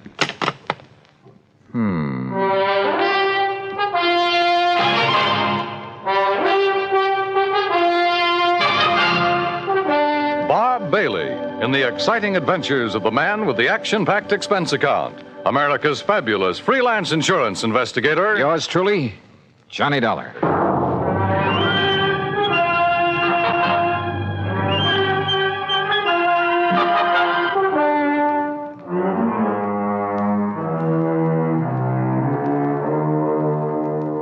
Expense account submitted by Special Investigator Johnny Dollar to the Tri-State Life and Casualty Insurance Company, New York, New York. Following is an account of expenses incurred during my investigation of the gruesome spectacle matter. Expense account item 1, $620, fare and incidentals, Hartford to New York. Item 2, $50 deposit on a rental car. I swung north, crossed the George Washington Bridge, then picked up Highway 17 through Goshen with its famous racetrack, through the summer resort town of Monticello, then past White Lake, a good fishing spot, to the little town of Bethel. It really isn't much more than a crossroads, a couple of filling stations, a general store and post office, and Emmer's Hotel, where I park my bags. Shadow Hill, however, turned out to be a beautiful summer lodge sitting high above the edge of a nearby private lake. From the highway, I could see the narrow winding road that led from the lodge down to the lake shore. I could also see the spot where a car had apparently taken a corner too quickly, skidded, and rolled over to where it lay on its side. Then, shortly after pulling off the highway, I could see something else. Another car, just short of where the accident had occurred. It was half hidden in a clump of trees that bordered the road. And as I slowly pulled up to it, a man suddenly jumped out and leveled an old .30-30 rifle at me. Stop right there. Don't come any closer. Oh, well, now, just a minute, mister. Who are you? What are you doing around here? Stranger, huh? Yeah, I guess you'd call me a stranger, but look... Then maybe you're the stranger I'm looking for. Get out of that car with your hands up over your head. And don't try no funny business. Hey, what is this, a holdup? Do like I tell you to. And be quick about it. Okay, whatever you say. Come on. I can't seem to... This door doesn't seem to want to... You You trying to pull some trick? No, Open that door. Well, it's stuck. I guess. Here, I'll do it. Now then. Thanks. Yeah, now I'll take the gun. Oh, no, you won't. All right. Now. All right, up on your feet. Now, just a minute, son. Turn around. Go on, turn around. You just look here, son. You just take it easy, old man, and remember I have the gun now. I'll lock you up for this. That's what I'll do. You'll what? Yes, sir. Interfering with the law this way. The law? You? That's right. See? Here's my badge. See? Oh, okay then. Look, Mr. Skinner. You look, you... Hey, how'd you know my name? You are Mr. Skinner, aren't you? Well, sure I am. Amos Skinner. Only it's Chief Skinner to you. Police Chief Skinner. And if you think you're going to get away with this, you... What's your idea? Oh, Chief, it looks like you're just the man I came to see. Huh? Only, maybe you'd better have your gun back. Here. Well, all right. All right, now, you just put your hands up and... Say, now, just a doggone minute. Who are you? Johnny Dollar. Johnny Dollar? That what you said? That's right. The Johnny Dollar? I'm an insurance investigator. Well, praise be to Betsy. Well, I might have known there was someone like you, the way you outsmarted me. Banging the car door against me that way. Oh, I'm sorry about that, Chief. Well, Johnny, I'm real proud to meet you. And believe me, son, I'm just mighty glad you're here. Oh? Why do you say that? Just you look here, Johnny, over the edge of this road. Look. You see it down there? That car? Is that the car in which Mr. Thomas Hargrave was killed? Oh, you know about that? That's what I came here to investigate. Well, all right then. Now, you listen here to me, Johnny. Well? I'm the one that telephoned down to Mr. Hargrave's insurance company down to New York. So I understood. I did it as a favor to Mary. That's his wife. On account of she was so broke up and all. Never did like her, but she was pretty upset. Very considerate of you, Chief. And I told the insurance company just what I told everybody else. That Tommy Hargrave took this turn in the road too fast. Now, you see the turn right above here? Yeah, it's a sharp one. Well, he took this turn too fast and skidded off the side, and the car went over and pinned him underneath it, and that was that. Killed him. Well?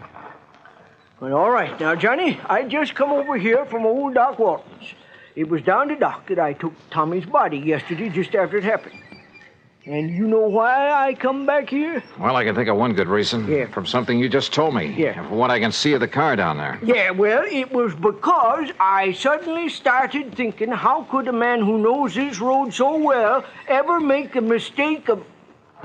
Hey, what were you going to say? Well, Chief, that car was coming down the road, down from the lodge, wasn't it? Yeah, that's right. That means he made a left-hand turn right here. Correct. The car went off the road, fell on its side, and leaned right where you landed, right where you see it, right on top of Tommy Hargrave. That car is a sedan. Yeah, that's right. And even from here, I can see that the windows are all closed, except for the one next to the driver's seat. Correct. But now... And it's obvious it didn't roll completely over. No, sir. It just flipped over on its side and slid down there. And yet you say that Tommy Hargrave's body was under it. That's right. Under the right side of the car where we practically had to dig it up. Hey? Uh-huh. Can you tell me how he could have fallen under that side of the car, windows closed? Johnny. Yeah. Tommy was murdered. That's what. And the car pushed over on him to make it look like an accident. And Johnny, you proved it. A couple of other things we've got to prove, Chief. Hey? Like what? Who murdered him? And why?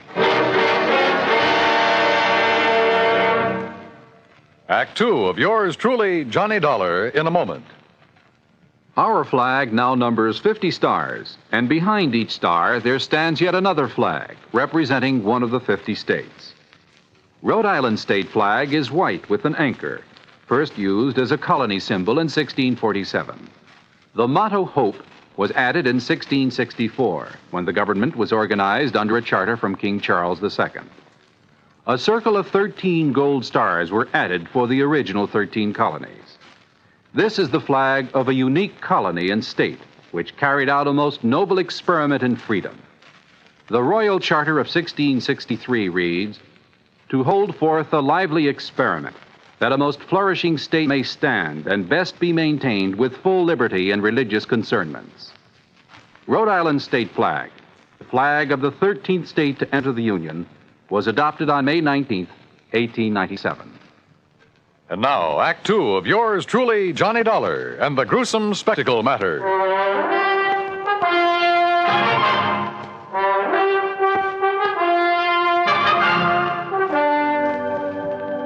All right, Chief, tell me this. When and how did you learn of this so-called accident that killed Tommy Hargrave? Well, from Mary, his wife. Oh? It was like this, Johnny. I was sitting down at Bob and Ernie's and... Who are Bob and Ernie? Well, they run that mobile gas station down the highway you pass on the way. Oh, go on. Well, we were just sitting there talking about the Hamiltonian and all the money... What do you mean, the Hamiltonian? Well, you know, the big harness race they run down to Goshen every year. Oh, yeah. Why, it's world famous. Bigger than the Kentucky Derby. Yes, I know. Go on. Well, we was talking about how much money Barney Marson has made taking bets on those races, and we... Oh, Chief.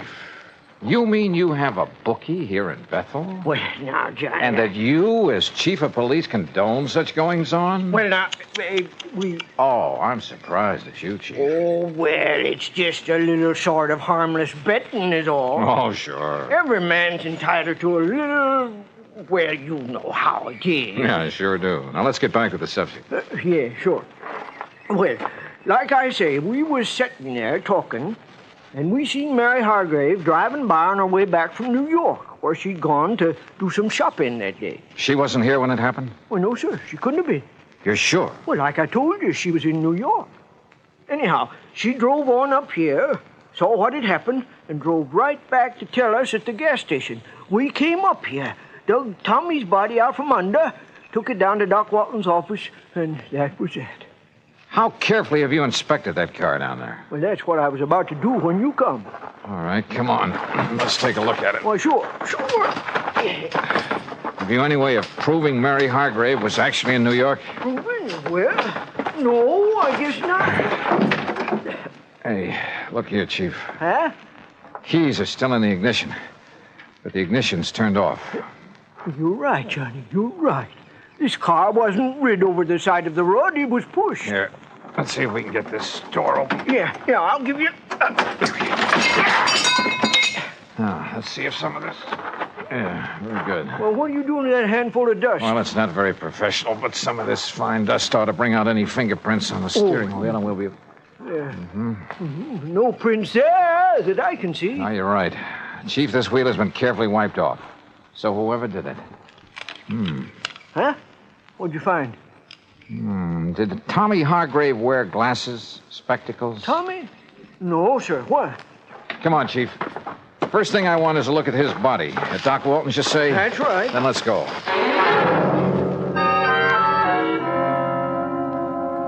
Well, as a matter of fact, it was I who suggested to Amos, to Chief Skinner, I should say, that he go back and have another look at that car, Mr. Dollar. Just why, Dr. Walton? Because a couple of things about this body made me wonder. Look here, the way the clothes are torn, as though he'd had some kind of a struggle. Scratches and contusions on his hands. But more important, here. Yeah? Here at the base of the skull, this mark. Up where that car is, there are no rocks, no stones, no anything that could make a mark like this. And there's another on the face below the eye. You know what that looks like to me, Doctor? Oh, what's that? The mark from the butt of a .38 automatic. And I've seen plenty of them. My Betsy, Johnny, you're right. Then that would indicate Hargrave was murdered. And the car pushed over on him to make it look like Yes, sir. And Johnny and me found a few other things around that car that would indicate the same thing. Doctor, I understand Tommy Hargrave did not wear glasses. No, not that I know of. Of course, Mary, his wife... She wears them? Yes, she does. Can't do without them. What kind? Well, just regular tortoiseshell, you know. Something like these, maybe? Well, no. Granted, one lens is smashed and part of the frame is broken, but is this the kind she wore? Yes, Mr. Dollar, I'd say so. Of course, a great many Johnny, surely you don't think his own wife... They didn't get along too well, did they? Well, no, but after all, when any couple's been married 10, 11 years... Also, she just happens to be the beneficiary of his sizable insurance policy. Good heavens, Mr. Dollar. Yeah, I think we'd better pay a little visit to Mrs. Mary Hargrave.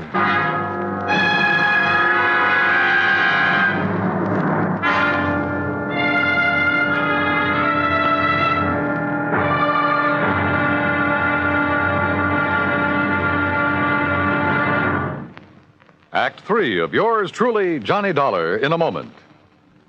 Many times in the history of mankind, nations have pooled their forces to exert a greater strength against a common aggressor.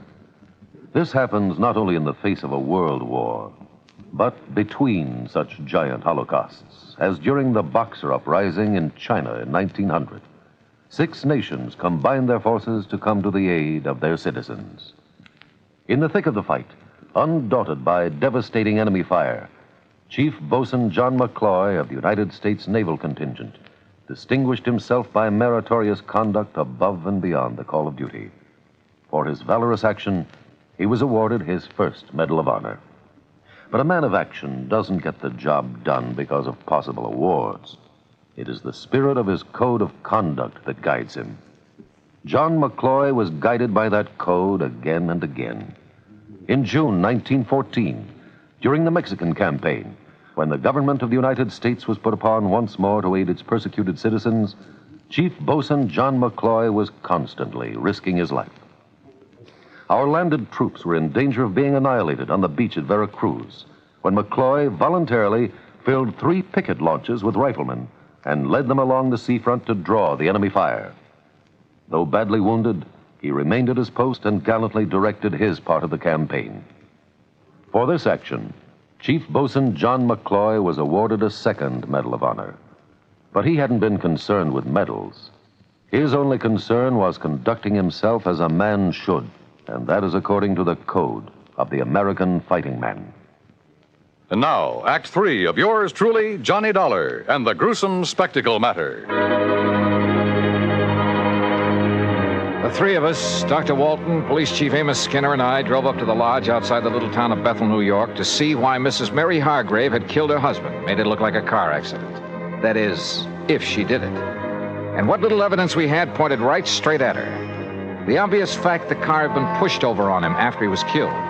The marks showing he'd struggled for his life, had been struck with the butt of a pistol.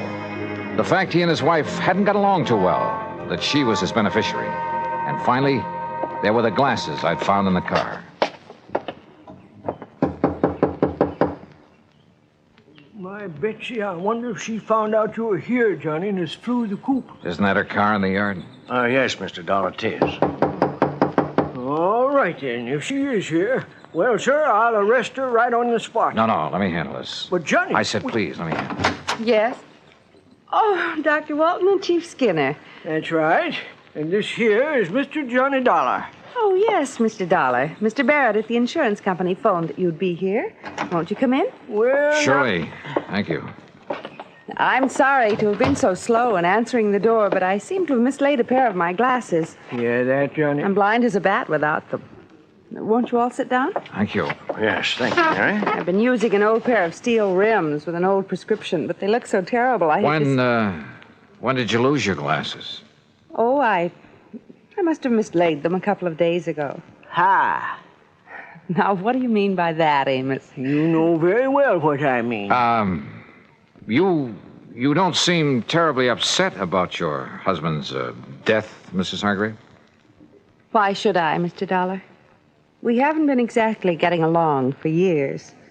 All he seemed to care about was his fishing and betting on the horses day after day. Oh? And I never did care about spending every summer up in this stodgy little town with all its stodgy people and... Oh, I didn't mean you, Dr. Walton. Oh, yes, thank you. The first thing I'll do when I collect the insurance is sell this place and go back to the city where my friends are, where there's some excitement and... Mr. Dollar, are those my glasses you have there? Are they? Well, they look like mine. Only what happened to them? Sure, they are hers, Johnny. What? No, Dollar. No, I don't think they are. Let me have them, please. Sure. Here. What's going on here? Johnny, we're just wasting time. No, wait. These can't be hers. I should have realized. Sure they are. Gentlemen, please. I've seen your glasses, Mary, many times. Very thick at the edges, very thin in the center of the lens. Well, isn't this pair? This lens, the one that's still intact, bears no resemblance to yours at all. Oh? No. Wait a minute, wait. Listen, Mrs. Hargrave. Will somebody please tell me what's... Listen, will you? You say your husband was always playing the horses. Yes, of course he was. But do you mind telling me what Even while he was up here? Yes, all the time. Mr. Dollar, I don't see what you're driving at. I sure don't. Oh, brother, this is probably the wildest hunch I've ever had. What? Mrs. Hargrave, did your husband owe a lot of money on his betting? Owe a lot? I should say not. Just the opposite. He's been going around for nearly 2 weeks boasting about the big killing he made, if he ever collected. Doctor, let me have those glasses. Oh, yes. Look, here, this little mark inside the temple. Oh, that's the mark of the optometrist over in Monticello. Here, you see? The same mark as in mine. Yeah, okay. Now, just sit tight, the three of you. Oh? Now, Mr. Dollar. Now, you look here now, Johnny. And Amos, don't try arresting anybody while I'm gone. But it Johnny... might make you look a little foolish when I get back. Back from where, Dollar? I'll see you all later.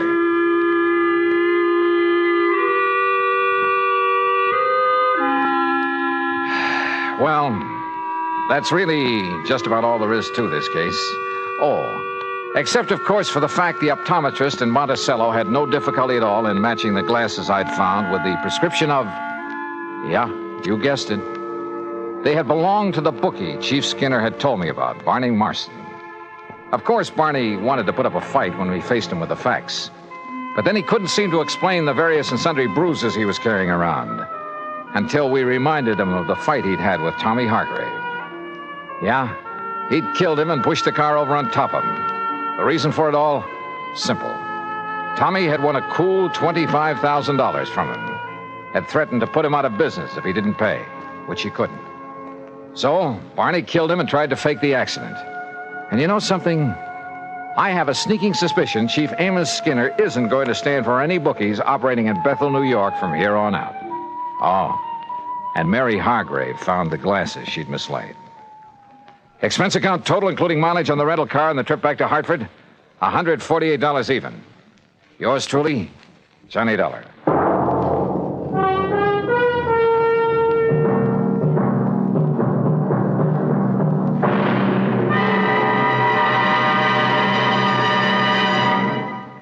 Our star will return in just a moment. Our flag now numbers 50 stars, and behind each star there stands yet another flag representing one of the 50 states. Kansas' state flag is dark blue, and in the center is the state's seal, surmounted by a large sunflower, the official state flower. The seal reflects the history of Kansas, the train of ox wagons going west, for most of the great roads passed through Kansas. An Indian is depicted chasing a herd of buffalo, recalling the words of the official state song, "Oh, give me a home where the buffalo roam."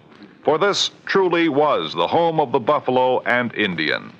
The East is represented by a rising sun, and the promise of future prosperity is indicated by the steamboat on the river and the farmer plowing the field. Above a mountain range are 34 stars, for Kansas was the 34th state admitted to the Union. Over all is the state motto, Ad Astra per Aspera, to the stars through difficulties.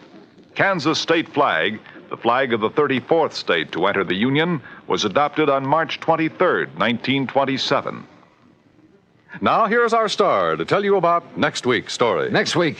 Well, listen. I promise you the most unusual case and some of the most unexpected people you ever... Well, join us, won't you? Yours truly, Johnny Dollar.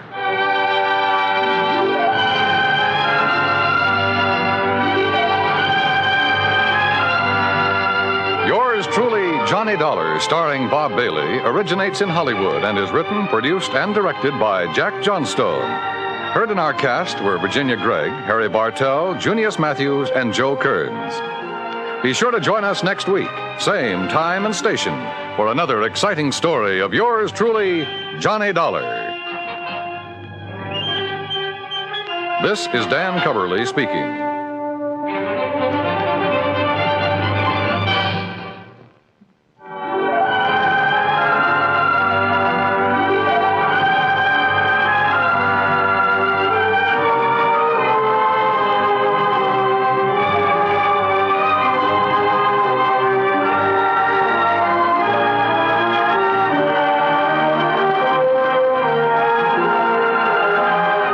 is the United States Armed Forces Radio and Television Service.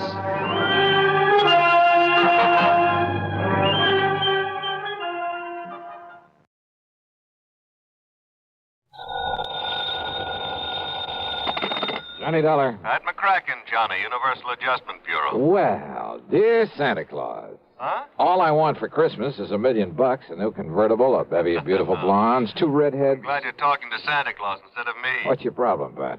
Plain old-fashioned greed. Greed? Plus a no-good Samaritan. You want to go to work on it? What's the fee look like on this one? I can always use a few extra bucks this time of year. As who can't. But you know something? What's that? When you find out what this is all about, Johnny, well, believe it or not, even you may suddenly decide to make like one of Santa's helpers. Oh, now, wait a minute. If that means no fee. Come on over. Let's talk about it, huh? Yeah, I think I'd better.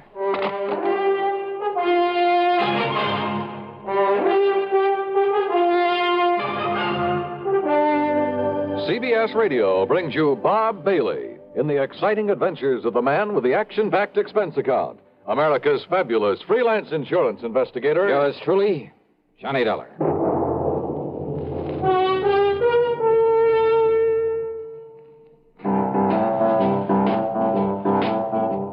Talk about best-selling records. Here's a familiar tune about America's best-selling filter cigarette, Winston.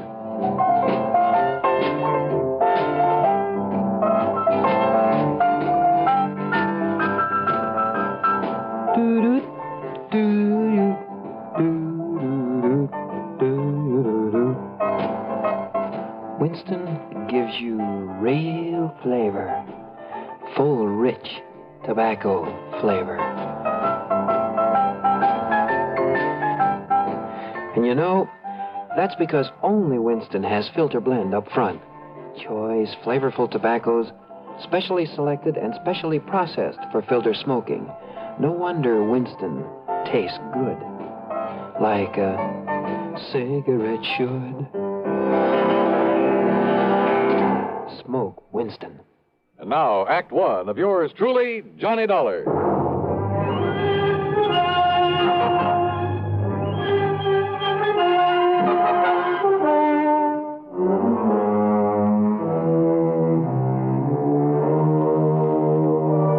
Expense account submitted by Special Investigator Johnny Dollar to the Universal Adjustment Bureau, Home Office, Hartford, Connecticut. Following is an account of expenses incurred during my investigation of the sudden wealth matter. Pat McCracken trying to chisel me out of a fee? Well, there was one way to find out. Expense account item 1, $1 even for a cab to his office. On second thought, just in case, let's call it $1.50. When I got there, Pat got straight to the point. Johnny, as you know, we adjust insurance claims, do a lot of other services for a lot of small companies. So? Well, a good many of them cater to the farming communities. Not only home and property insurance, but they push endowment, the retirement type of policies. Companies like, Amalgamated Life, Trinity Mutual, New Britain Mutual, and so on. I think I've worked for all of them. Well, then you know the sort of clientele they cater to. So what's happened? 2 years ago, out in South Dakota, in a big agricultural area. Just a few days before Christmas? Wow. Now listen, Pat, Huh? We suddenly got notice that a lot of people in a town near Sioux Falls were cashing in their insurance. Well? Well, then a little over a year ago, the same thing happened in a farming section near Fayetteville, Tennessee. And about 6 months ago at a small town near Macon, Georgia. And these people are not only cashing in their policies, but they were borrowing on their land, hawking their furniture, raising cash any way they possibly could. For what purpose? To invest in the stock market. Oh, well, maybe you can't blame them. Johnny. Own a few shares myself, some AT&T, Sure. some GE, some Union Carbide. Yeah, but you buy those blue chips, and through a legitimate broker. Well, doesn't everybody? Not these people. They were handing their dough over to some guy who moved into town and promised to double any money they gave him inside of 3 weeks. Oh, no. That old racket? That old racket. They'd give him $100 to invest for them, and 3 weeks later he'd return them $200? Yes. And when the word got around, everybody in town would start handing him his life savings? Yes. And out of the money coming in, he'd pay off the early suckers. Pay them 2 for 1. So they and all the rest of the pigeons would keep handing him more and more. And then, of course... Oh, sure. As soon as he got a really big bundle in his hands, he'd disappear. Exactly. Oh, brother. One of the oldest, dirtiest, meanest rackets in the world. And the poor, greedy people are still falling for it and getting burned. And the authorities haven't been able to catch up with this guy? By the time they have, he's been gone. Now, the latest series of policy cancellations started coming in only a few weeks ago from a town called Enterprise, New Jersey. Well, then, Pat, there may be time to nab it. I hope so. But why aren't the local authorities doing something about The man is still paying off, Johnny. You know, the early investors. You can't nab him for that. Oh, well, what he's really doing, though, is setting up the later suckers for a big killing. Of course. But isn't anybody wise to what he's up to? Who knows? Maybe there are a few who were smart enough to get in at the beginning during the big build-up. Yeah, but they'll get their money back. Why, sure, doubled. But then, when he gets enough new money... Well, aren't the police wise to him? Suppose they are, Johnny. What can they do so long as he keeps paying off as promised? Oh, brother. Of all the dirty, rotten... Well, you want to go look? I sure do, Pat. And you can pay my expense account, but that's all. You know, on account of Christmas or something. I kind of thought you'd feel that way about it. Yeah. I'll be in touch.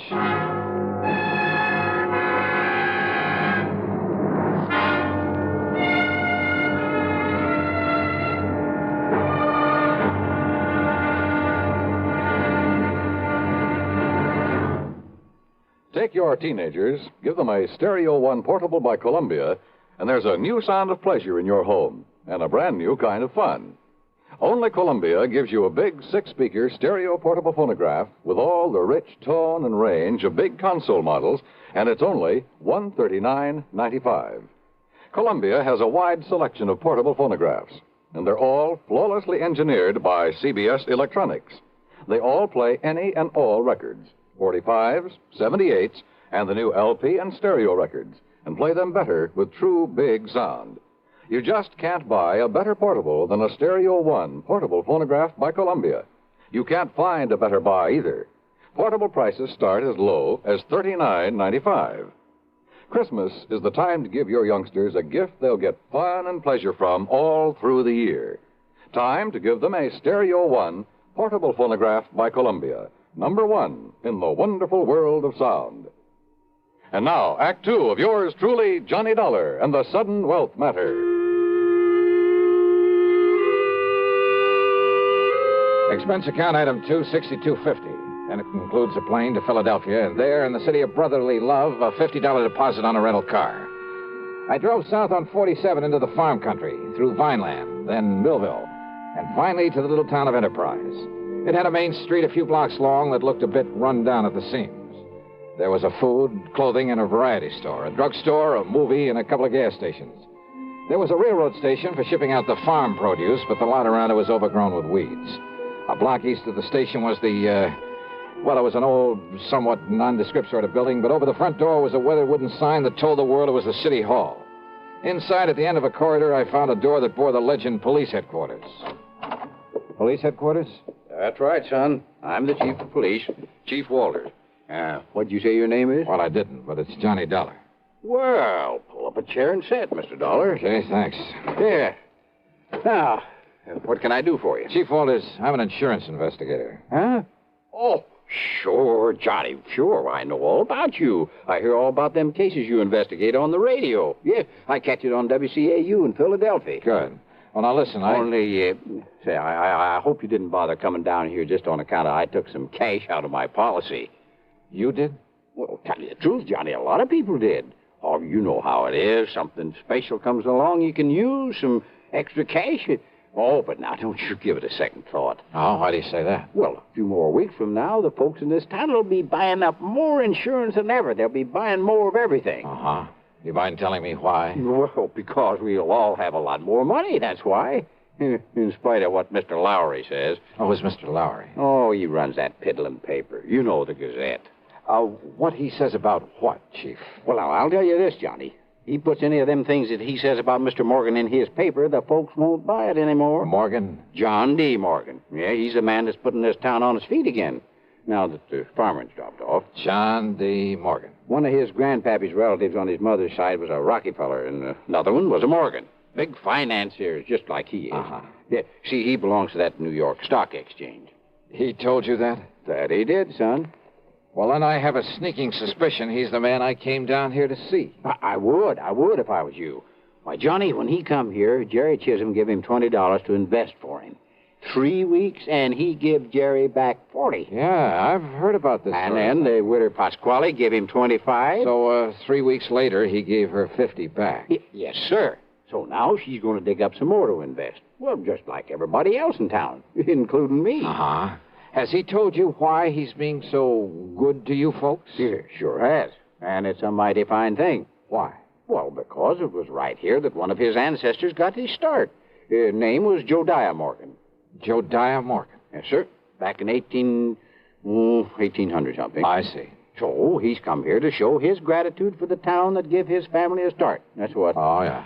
So, Johnny, you just invest everything you can with him, and you'll be glad you did. Where'll I find this John D. Morgan? Over at the Parker house. Well, Johnny, he made old man Parker turn the whole third floor into a suit for him and keep the hotel safe up there to keep our money in. Yeah, and you know what he spends for that suit of rooms? No. $100 every week. Whoa. Okay, Chief, thanks very much. Oh, of course, you being from out of town, though. Well, are you on pretty good terms with him? Oh, sure am. Well, I probably sent him more folks with their money than anybody. Oh, well, then maybe you can do me a favor, then. Well, sure, Johnny, sure. Anything you say. Well, look, Chief, call him up. Tell him you'll send me over. Tell him I'm, one of the hometown boys who made good in selling on the road, and that I've come back here for the holiday. Yes. All right. Now, I'm sure he'll let you in. Yeah, just like he tells us, Johnny, the more money he can get a hold of, the more he can make for all of us. Oh, sure. Only, well, why is it you don't want him to know what you really do? Well, personal reasons, and he might think I don't need the extra money. Okay, Johnny, anything you say. Yeah, good. Meantime, I'll call on Mr. Lowry at the Gazette. Yes, well, now, don't you believe him, Johnny. That suspicious old crackpot don't know what he's talking about. All he is trying to do is to make up a lot of scandal for that lousy paper of his. Yeah? Yes, sir. We'll see.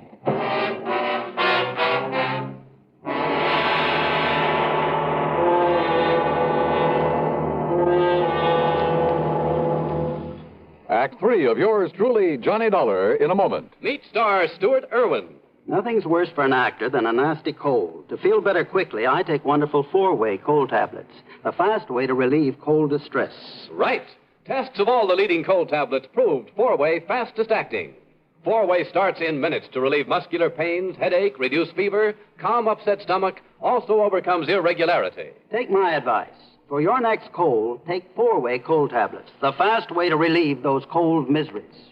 4-way, only 29 cents. And now here's a word about another fine product of Grove Laboratories. Does dandruff dull your hair, leave scalp itchy? Get Fitch Dandruff Remover Shampoo and get rid of unsightly dandruff in 3 minutes. 3 minutes with Fitch regularly is guaranteed to keep embarrassing dandruff away forever. Apply Fitch before wetting hair, rub in 1 minute. Add water, lather 1 minute. Rinse 1 minute. Every trace of dandruff goes down the drain. 3 minutes with Fitch, unsightly dandruff's gone. Fitch can also leave your hair up to 35% brighter. Fitch Dandruff Remover Shampoo. And now, Act 3 of yours truly, Johnny Dollar.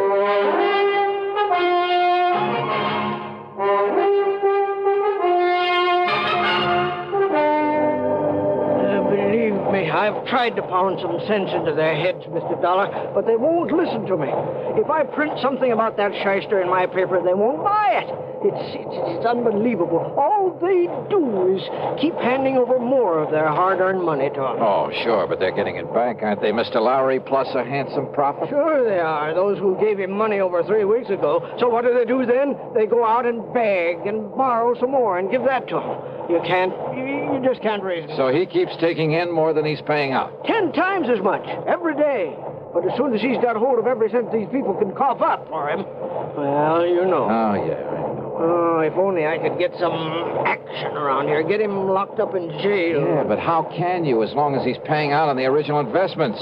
You have no case against him. I know. Well, he'd sue for false arrest and have you over a barrel. Of course. Oh, the suckers would rally to his side and you couldn't prove a thing on him. I know. You simply can't touch him, Mr. Lowry, until he makes a break for it. Yes, but who knows when he'll try it. If he's clever enough to do what he's doing, and with the stupid one-man police force in this town... Wait a minute. Yes? There's one way of knowing when he'll try to duck out of here. How? By giving him the necessary encouragement. The only encouragement you could give to a man like him would be in the form of money. That's right. Now, look, I got a plan, Mr. Lowry. It'll take your complete cooperation. Yeah. And it may take the use of some of your money.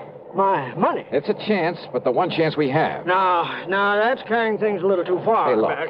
Are you on my side or his? Well, you know the answer to that. Okay, then our job right now is to convince him that we're on his side. What? Yeah, sure. The only thing that'll make this John D. Morgan pack up and leave is more money. Well, of course. When he gets all he can out of the people. So listen to me, please. I want you to do two things. Now, I hear the press running back there. Yes, I started the run of today's paper just before you came. Stop the press. What? Yeah, set up a new front page. An apology for your previous attitude toward him. Apology? You know, now that you've seen with your own eyes what a good Samaritan he really is, what he's done for these people, what he'll continue to do for them. Mr. Dollar, I And don't... look, call in every kid in town if you have to, but get that paper in circulation. Then you call on Morgan. Call on? Yeah, with every penny you can scrape up. Give it to him to invest for you. Hey, is the local bank still open? It will be in for a couple of hours, but now look here, Mr. Dollar. Then I'll try to get hold of some money myself to give to that crook. You? Well, Dollar, don't you see Do you think he'll hang around once he's got his hands on a real bundle? Hey, don't you understand, Mr. Lowry? Well? Why, yes, of course. Sure. It's the only way to make him try to leave town with it. Yes, it's a chance, though, Mr. Dollar. Have you got a better idea?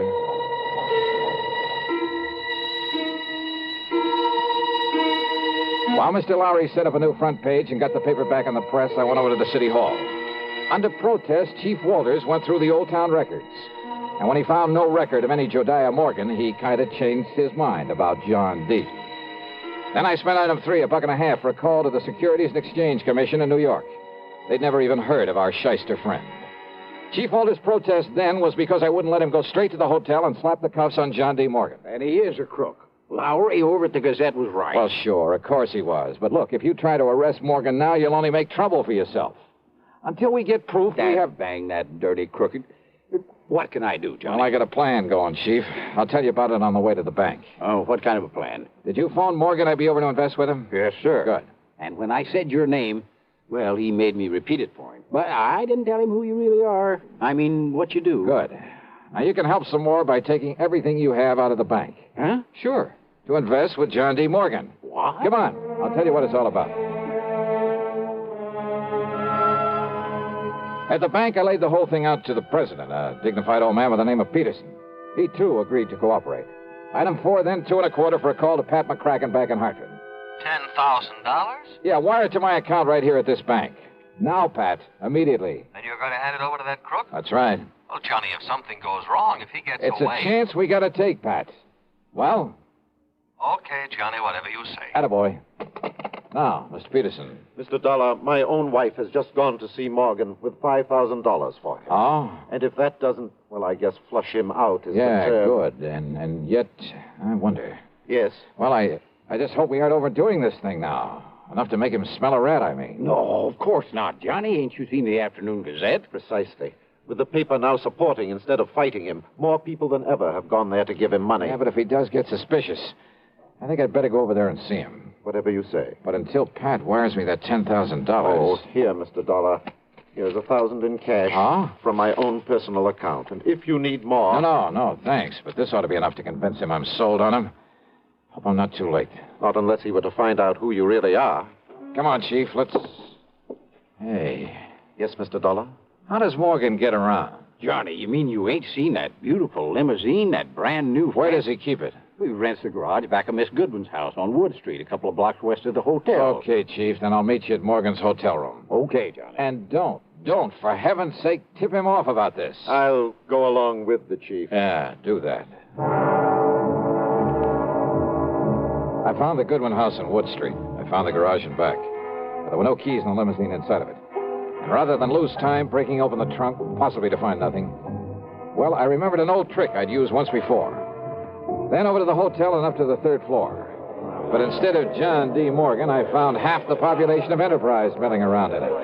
I had to force my way through to where Chief Walters and the banker, Mr. Peterson, were standing in front of an old-fashioned open safe. Too late, Mr. Dollar. We got here too late. What? Don't you see, Johnny? He skipped. He's already skipped out on us. Must have got wise to you. I had the Chief order Mr. Parker to open the safe and look.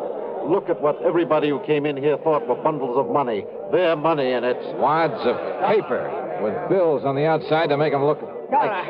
Dollar, listen to me. Yeah, Mr. Lowry. These people feel that you were responsible for this. Me? And after making me give my last penny to them a while ago, Dollar, I can't help wondering myself. Oh, now look, use your head. Listen to me, listen. All right, I'm listening. Well, doesn't anybody know where he went? He must have went out the window in the back room when he seen me and Mr. Peterson coming. The back window, huh? Okay.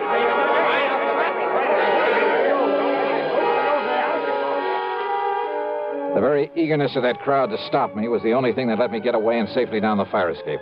For they jammed so tightly into that back room, into the window itself, that it was a long, precious second before the slow, clumsy old police chief could start down after me. I tore on over to the garage again. And there, sitting in the car, was John D. Morgan. One hand on the starter key, the other with a Colt 38 leveled at my head. You, huh? I might have known you'd done something to my car when I saw you leaving this garage for the hotel a few minutes ago, Dollar. That's right, Morgan. I took the rotor off the distributor. Then put it back quickly, or so help me, Dollar. Sorry, old man. It stays right here in my pocket. And you give me no choice. I'll have to kill you and take it away. All right, wait a minute, Morgan. Look out there on the street. Oh, those people. Yeah, that's right. And I don't think they like you anymore. You see their faces? Not very pleasant looking, are they? Oh, no, let me... Oh, help me. They'll kill me. Maybe. You had that money for him? But yes, it's in the trunk of this car, all of it. Then you'd better open it up and be ready to give it back to them. Yes, tell them I will. I'll give it all back, all of it. After you let me have that gun. What? Come on. I'd hate to think of what they might do if they saw you waving that thing around. Oh, here, take it, please. Okay. Now get out and open up that trunk for him.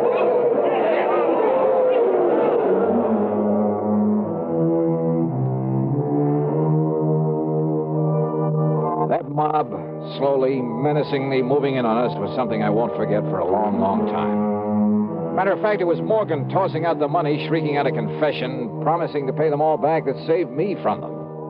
And now, of course, he'll be taken care of by the courts. Yeah, plenty. Expense account total less the $50 deposit on my rental car, $38.25. Yours truly, Johnny Dollar.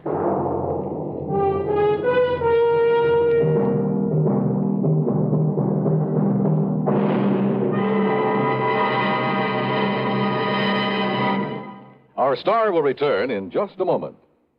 How's your Christmas shopping coming? Not leaving everything for the last minute, we hope. Remember, as a practical gift-hunting matter, the best selections usually go to the earliest shoppers. Another thing, last-minute men compete with the biggest crowds in the stores and streets and face greater accident danger. CBS Radio suggests shop early and safely for a healthy, happy holiday season. And here's a suggestion for Christmas buying that's really giving the best. Almost Christmas, no time to lose. Lots and lots of gifts to choose. Give him, give her a gift set by Yardley. For her, an array of all new Yardley gifts, $1.50 to $13.50. A Yardley Red Roses Spray Mist and Soap Set, $3.50. All prices plus tax. Yardley. Give him, give her a gift set by Yardley. Now, here is our star to tell you about next week's story. Next week, the strangest disappearance I've ever been called on to investigate. Join us, won't you? Yours truly, Johnny Dollar.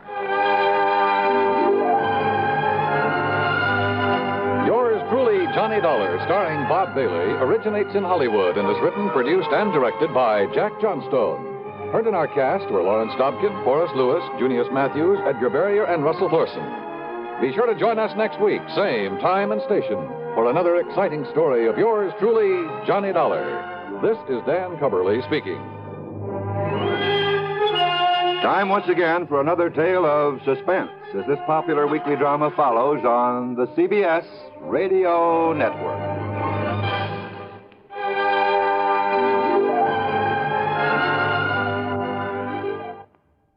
As you smoke a Duke, you get a sense of ease and comfort that grows with every puff. Because new king-size Duke is king-size in the filter, where it matters most. According to figures from the National Safety Council, 4,400 youngsters under 15 were killed last year in traffic accidents. Your first reaction will probably be that these accidents were the driver's fault. In many cases, you would be absolutely right. But the drivers are not the only ones to blame for this needless toll. Parents, too, have a great responsibility to see that their children don't get into situations that could result in tragedy. Parents have perhaps the greatest responsibility and the greatest loss when they don't live up to those responsibilities. Do you as a parent know precisely where your child is at this very moment? Is he fully aware of the dangers of playing near traffic? Is he of school age? And do you know the route he takes to school? Is it the safest route? When you walk with him, do you yourself use the same safety rules you hope he follows when you're not around? These are important questions. Ask yourself. Radio 59 WROW, first on the dial.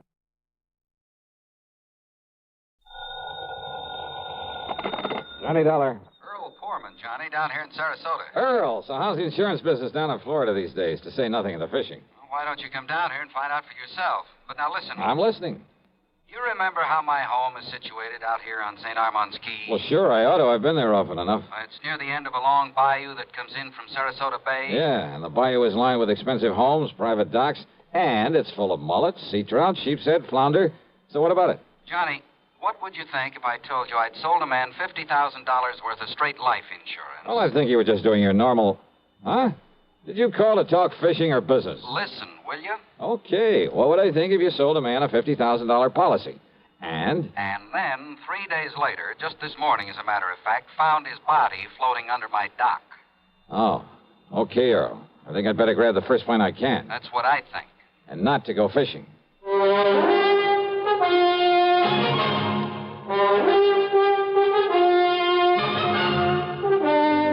CBS Radio brings you Bob Bailey in the exciting adventures of the man with the action-packed expense account, America's fabulous freelance insurance investigator. Yours truly, Johnny Dollar.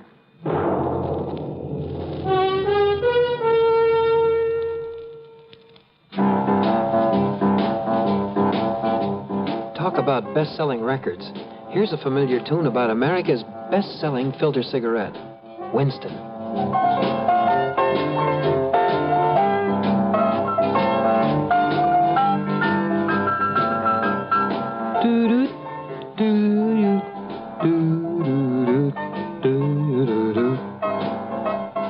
Winston gives you real flavor, full, rich tobacco flavor. And you know, that's because only Winston has filter blend up front. Choice, flavorful tobaccos, specially selected and specially processed for filter smoking. No wonder Winston tastes good, like a cigarette should. Smoke Winston. And now, Act One of yours truly, Johnny Dollar.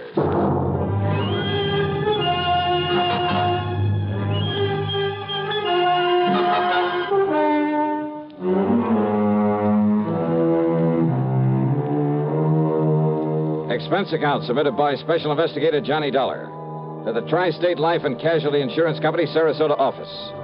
Following is an account of expenses incurred during my investigation of the Bayou body matter.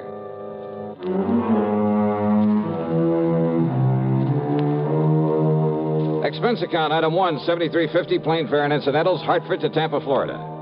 There I'd figured on getting a ferry plane to Sarasota, but instead Earl Poorman met me at the international airport with his car. Oh, Johnny, I'm glad you got down here so quickly. You realize I only phoned you about 5 hours ago? Yeah, Earl, I just finished my breakfast. Matter of fact, I called you before I even contacted the police. Then you probably aren't sure whether it was natural death or suicide or what, huh? We'll find out what the police have found out when we get to Sarasota. You ask me, though, I think the old man simply went out on his dock this morning, had a heart attack, keeled over, and by the time he floated down to my place, he was dead. Who was he? Well, his name, Johnny, is Ralph P. Carter. He lived in the fourth home up the bayou from mine. That new place that was just being built the last time I was down here? That's the one. He was a man of 64. Used to live in New York, where he had a business of some kind. But he had some heart trouble, so he quit and came down here to live and take it easy. Pretty well to do? Considering the house he put up, the way he and his wife lived, I'd say he was loaded. Matter of fact, I happen to know he was. Fancy car, private dock, Has nice a wife, speedboat. you say? Yes. Uh-huh. How old is she, Earl? About 50. You know what I was thinking, of course. What? Oh, if he'd been married to some much younger gal and having money and some insurance, but you know. Huh? You were thinking his wife had knocked him over to collect on this policy I sold him? Such things have happened, Earl. Well, it didn't this time for several reasons. One. He already owned a couple of other policies issued by some company up north, big ones, totaling over $200,000. 2. Both he and his wife have so much in blue chip stocks, so much in the bank that, well, that $200,000 won't mean a thing to her. Funny, then, that he should buy $50,000 more from you. 3rd, Carter's wife never knew about this policy I sold him. Oh? No. Nor is she named as beneficiary of it. Who is? Hold your hat, Johnny. This is right out of the pulp magazines. What do you mean? The beneficiary happens to be a former stripper. Stripper? You mean from burlesque? That's exactly what I mean. Her name is Mitzi Taylor. She lives up in New York. I see. You know the connection, Earl? Well, from what he told me when he bought the policy, well, I guess he'd known her pretty well in the old days, before he and his present wife got married. They were only married about 3 years ago, incidentally. Incidentally, huh? Well, what's that mean? Earl, I got a kind of funny idea cooking in the back of my head. About his wife, I mean. About his wife? Yeah, let's get on down to Sarasota and find out what the police have learned.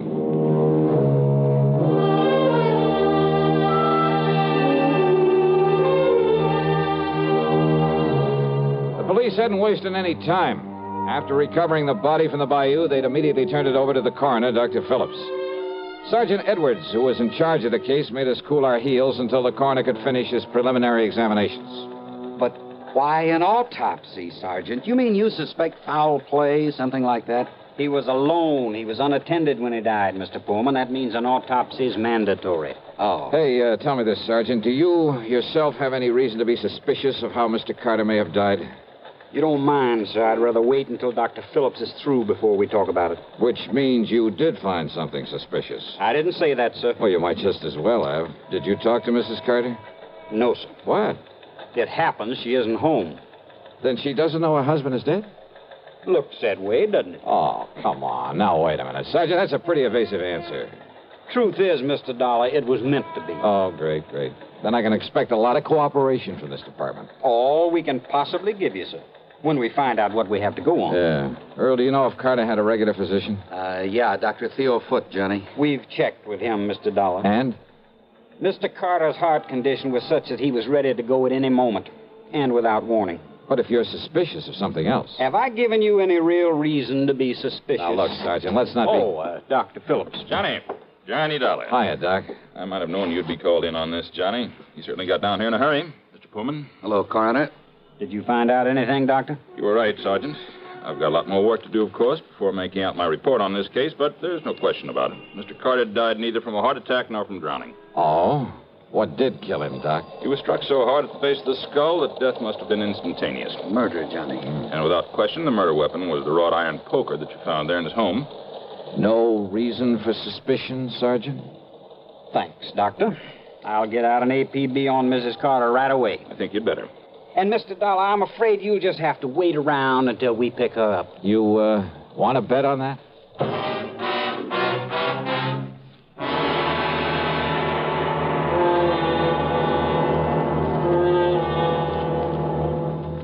Act 2 of yours truly, Johnny Dollar, in a moment.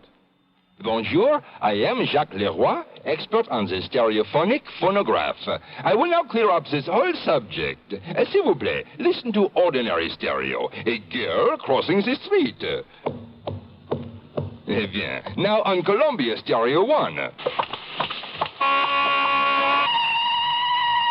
Ah, that was a pretty girl crossing the street. Quelle différence! The fantastic Columbia Stereo 1 phonograph gives you all the realism and excitement of a live performance. Oh, in a moment, mademoiselle. Oh la la. Oh, pardon. You see, only Columbia has exclusive stereo projection. Not just a few separated speakers, no, but multiple speakers that send interlocking circles of sound through every inch of a room. See the Columbia phonograph, man, tout de suite. Columbia Stereo 1 portable start at $39.95. Consoles from $129.95. Attendez, ma chérie. Wait for me. And now, Act 2 of yours truly, Johnny Dollar and the Bayou Body Matter.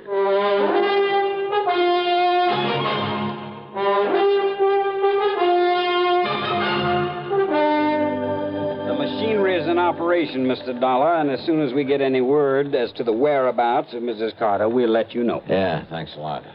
Earl, just how much did you know about Carter and his wife? Well, you know how it is, Johnny. There was some talk about their not getting along too well, but... I've thoroughly investigated, Mr. Dollar. They fought like cats and dogs. Well, now, I wouldn't go so far as to say that. At times, that is. At times. According to the people next door, they had quite an argument just last night. Oh?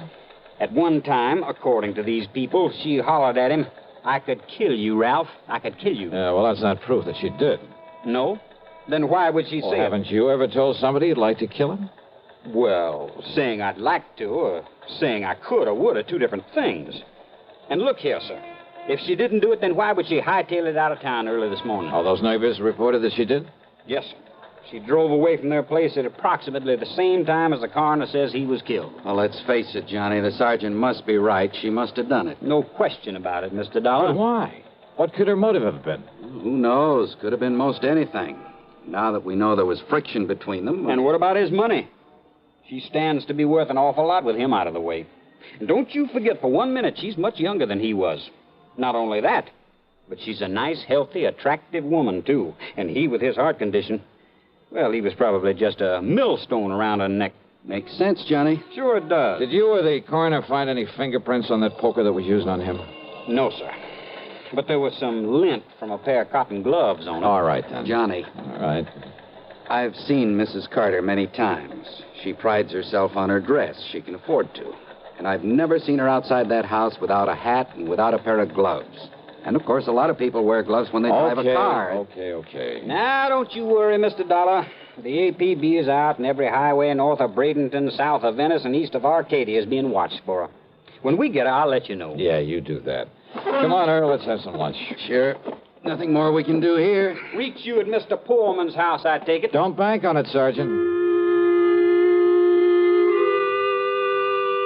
So Earl drove me to his home on St. Armand's Key, and by then I was beginning to wish I'd made the trip to Florida solely for purposes of fishing the blue waters of the Gulf with him. But then, after saying hello to his charming wife and having a drink and a good lunch with them, I walked over to the Carter place, 100 yards or so up the bayou. Much to my surprise, there was no policeman there to keep an eye on things in case Mrs. Carter should return. I was even more surprised to find the side door standing wide open. So, needless to say, I walked in and looked around. One of the first things that caught my eye in a den off the living room was a desk. It was locked, but I managed to pry it open without too much difficulty. And there, among other things, kind of half hidden away in a folder, I found some canceled checks, a whole series of them, written twice a year for a period of over 3 years. They were made out to Mitzi Taylor, the ex-Burley Queen. Pretty sizable checks, too, all for the same amount of money. No wonder he'd kept this desk locked. But during one period of time, well, 3 checks that should have been there were missing. And it gave me an idea. Out in the living room was another desk, a tambour, obviously Mrs. Carter's. Hidden away in the bottom of one of the drawers of that desk were the 3 missing checks. Huh? I beg your pardon. Mrs. Carter? That's right. Who are you? Johnny Dollar, special investigator for one of your husband's insurance companies. Special investigator? Yeah, here. My credentials. I see. And has my husband sent for you? Your husband? Of course. Where is he? You mind telling me where you've been since early this morning, Mrs. Carter? I don't know why not. I was somewhat upset this morning, and, well, being a woman, I chose to do something a man probably wouldn't understand. I've been at a beauty parlor. Where? Just this side of Bradenton. All right, now, Mrs. And Carter. if this is some kind of inquisition, I had a shampoo, a set, and a manicure. Tell me just one thing. Did you leave this house before or after your husband died? I don't believe Ralph was even up at the time. Ralph, dead. His body was found in the bayou this morning. Or did you know that? Oh, I am shocked, Mr. Dollar. Terribly shocked. I am not sorry. Go on, Mrs. Carter. I married Ralph 3 years ago. It was my second marriage. My first husband, though very wealthy, was I don't know why I'm telling you this. Go on, please. I thought that Ralph, because he was older than I would... Well, I thought that with my money, he'd be content to settle down to the quiet sort of home life I'd owe... Don't you see? It was only for my money that he married me. The only woman he ever cared about. whom he continued to support with my money, was a horrible... See, you've been through my desk. Yes. I'd known about her for some time, Mr. Dollar. But yesterday, when I found those checks in his desk... Would you call them motive for murder, Mrs. Carter? I told him I would divorce him. I told him last night. I'm afraid it was quite a scene, but Good heavens. All right, now listen carefully. I want you to answer my questions carefully, regardless of how absurd you may think they are. Well, all right. You always wear gloves, don't you? What? Well, of course. This kind of gloves, like you're wearing now? Only this kind. I have them made for me in France and sent to me on special order. Even when you're working in the garden, say? Of course. I save the old ones for that kind of thing. Any other kind of cotton or wool or domestic leather I'm allergic to. But, Mr. Dollar, I don't understand why... Such a little thing, and yet... What? And yet murder cases have been solved on a whole lot less. Murder? Did you say murder? So you found her for us, Dollar. Oh, Sergeant Edwards. So maybe you private dicks do have some value after all. All right, Mrs. Carter. Yes, Sergeant. I'm arresting you on suspicion of murdering your husband. You what? Now, just a minute, May as young well man. go along with him, Mrs. Carter. But, Mr. Dollar, But I'm glad you threw that word suspicion in there, Sergeant. What's that? Yeah, it may save you from being sued for a lot of money. Huh? Yeah, for false arrest. Act 3 of yours truly, Johnny Dollar, in a moment. Welcome, recording star Mel Torme. It's terrible trying to sing with a bad cold. So I always take 4-way cold tablets to relieve cold miseries fast. Good idea. Tests of all the leading cold tablets proved 4-way fastest acting. 4-way starts in minutes to relieve muscular pains, headache, reduce fever, calm upset stomach, also overcomes irregularity. When you catch cold, try my way. Take 4-way cold tablets. The fast way to relieve cold distress and feel better quickly. 4-way, only 29 cents. Now, here's a word about another fine product of Grove Laboratories. Had dandruff for years? Now get rid of it in 3 minutes with Fitch Dandruff Remover Shampoo. 3 minutes with Fitch regularly is guaranteed to keep unsightly dandruff away forever. Apply Fitch before wetting hair, rub in 1 minute. Add water, lather 1 minute. Then rinse 1 minute. Every trace of dandruff goes down the drain. 3 minutes with Fitch, embarrassing dandruff's gone. Fitch can also leave hair up to 35% brighter. Get Fitch Dandruff Remover Shampoo today. And now, Act 3 of yours truly, Johnny Dollar. After getting the address of Missy Taylor from him, I persuaded Earl Palmer to drive me in a hurry to the airport up at Tampa. Item 2, $67.95, plane fare to New York. It was very late by the time I arrived there, but item 3, $6 for a taxi to the neighborhood of Mitzi's apartment. Item 4, 10 cents for a phone call. And then I crossed my fingers. This was hardly the scientific approach to the solution of a murder case. I wouldn't get to first base if I had to identify myself over the phone. But she gave me a break. Hello? Mitzi? Yeah, that's right. This is... Louis? Yeah, Louis. What's the matter with you? Why are you talking like that? Gotta keep my voice down. Listen, didn't I tell you not to call me from down there in Florida? Come right back here. Louis, are you back here in New York already? Took a plane. Did you take care of Ralph Carter? Don't worry, baby. It'll be in all the papers. Okay. And come on over here and I'll pay you off. Sure. But then you're to clear out. You're to get out of this town as far away from me as you can. Sure. Okay. Come on over. Yeah, a real break. Now it was up to me to take the fullest possible advantage of it. Item 5, another dime for another phone call, this time to Lieutenant Randy Singer at the 18th Precinct. No question about it, Johnny. Old man Carter must have known that sooner or later his wife would catch on to all the money he's been giving his dame. Right. And maybe he was getting tired of sending out those checks. Right. So to get off the hook and still provide for Mitzi, he named her as beneficiary to a $50,000 insurance policy. Sure, his wife would know about it after he died, but she wouldn't be able to do anything about it. Yeah, but little Mitzi just couldn't wait, huh? Now, look, I don't anticipate any trouble with her, Randy, but if you're going to be around for a while, well, after I've wrapped it all up, I'll call you to come over and make the arrest, huh? Seems to me you have got it all wrapped up. Sit tight, Randy, and I'll call you.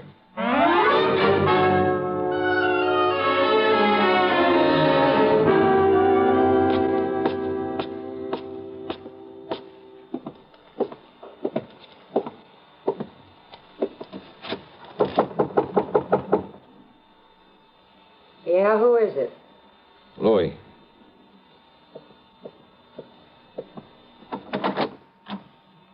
Louis, huh? Do you mind if I come in, Mitzi? Now, who are you? Johnny Dollar, Special Investigator. Yeah? For who?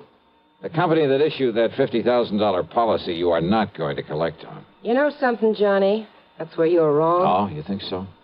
Did you see Ralph Carter's body floating around in that bayou down there in Florida? I'm afraid I didn't. Well, you should have, Johnny.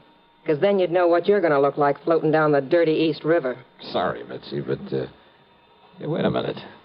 How did you know Carter's body was thrown into the bayou? You took too long getting over here, Johnny, after that phony phone call. Come on in, Louis. Take care of him. What? One move for a gun and I blow your head off, mister. Go ahead, Mitzi. Take his gun away. Okay, I've got it. Now keep it on him while I take him apart so we can feed the fish out in that river. No, wait a minute. Huh? Wait till I close the door to the corridor so that... What? That's right, Mitzi. Don't bother. Cops! The cops! Drop it, Louis!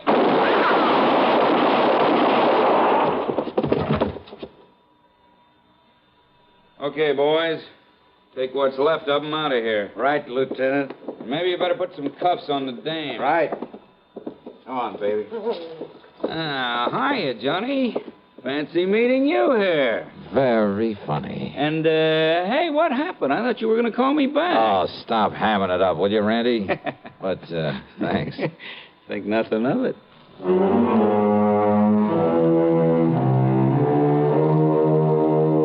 Louis managed to survive, and I understand that the way he shut up his mouth in the hospital, well, I understand he pretty much cinched the case against both himself and Mitzi. So, expense account total, including a big midnight supper for Randy and myself and a train back to Hartford, $168.65. Yours truly, Johnny Dollar.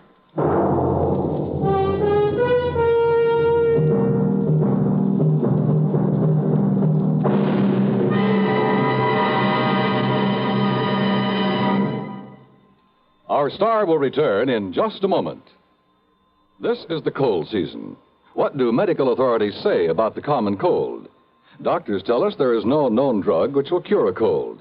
There are effective medications for treating complications, accompanying or following a cold.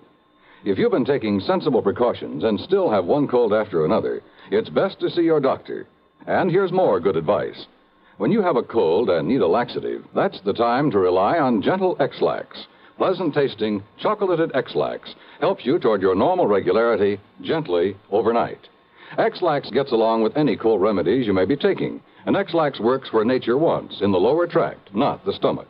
Taken at bedtime, X-Lax won't disturb sleep, gives you the closest thing to natural action the next morning. You're well on your way toward your normal regularity, without upset or discomfort. So when you have a cold and need a laxative, take X-Lax, the laxative you can use with complete confidence. X-Lax helps you toward your normal regularity gently overnight. X-Lax. Now, here's our star to tell you about next week's story. Well, next week I take another trip to Florida, and I still don't get a chance to go fishing. Instead, a lesson in how not to commit a murder. Join us, won't you? Yours truly, Johnny Dollar.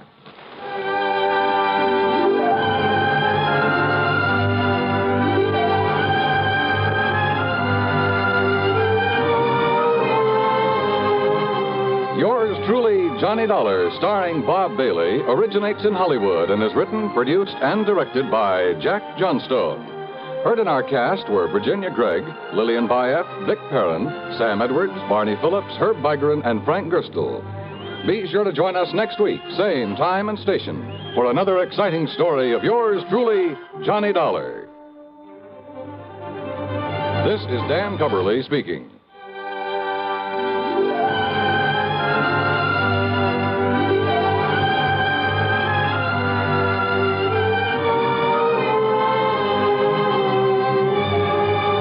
This is the CBS Radio Network.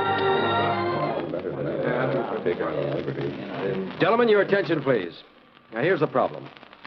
Your pilot is flying a 400,000-pound, 650-mile-per-hour B-52D Stratofortress.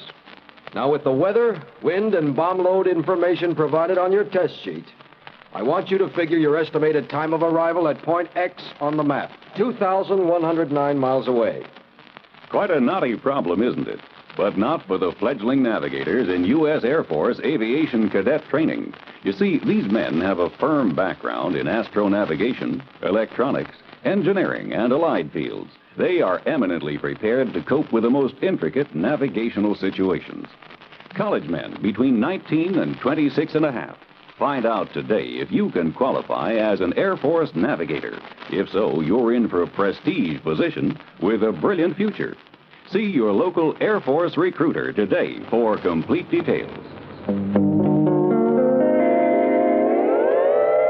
WROW, Radio 59. Johnny Dollar. Hi, Mr. Dollar. Hi yourself. Who's that? You know, Jimmy. Jimmy? Sure, up here in East North Weldon.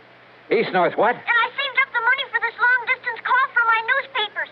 Use my own money, because it's very, very important. Oh, well, I'm sure it is. But now you haven't told me Jimmy who.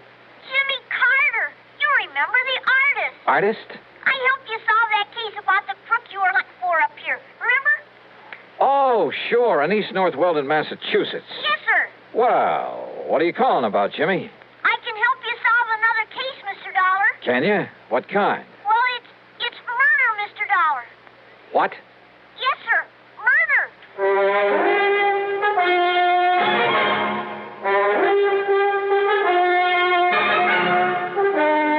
Bob Bailey in the exciting adventures of the man with the action-packed expense account. America's fabulous freelance insurance investigator. Yours truly, Johnny Dollar.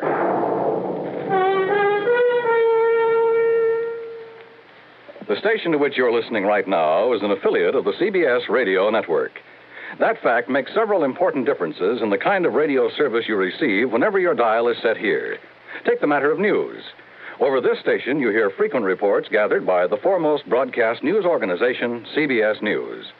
Reports supplemented by the perspective commentary of such distinguished newsmen as Edward R. Murrow, Lowell Thomas, and Eric Severide. In addition, of course, this station provides you with late local news so that you may keep up with what's happening in your community. You hear top dramatic programs, comedy, variety, and music to fit your every mood. In addition, this station provides you with further listening entertainment, courtesy of your favorite local broadcast personalities, plus the cream of today's crop of top songs. Well-balanced, highly listenable broadcast fare can come to you only through teamwork, the kind of teamwork made possible by the combined resources of CBS Radio and this station. And now, Act One of yours truly, Johnny Dollar.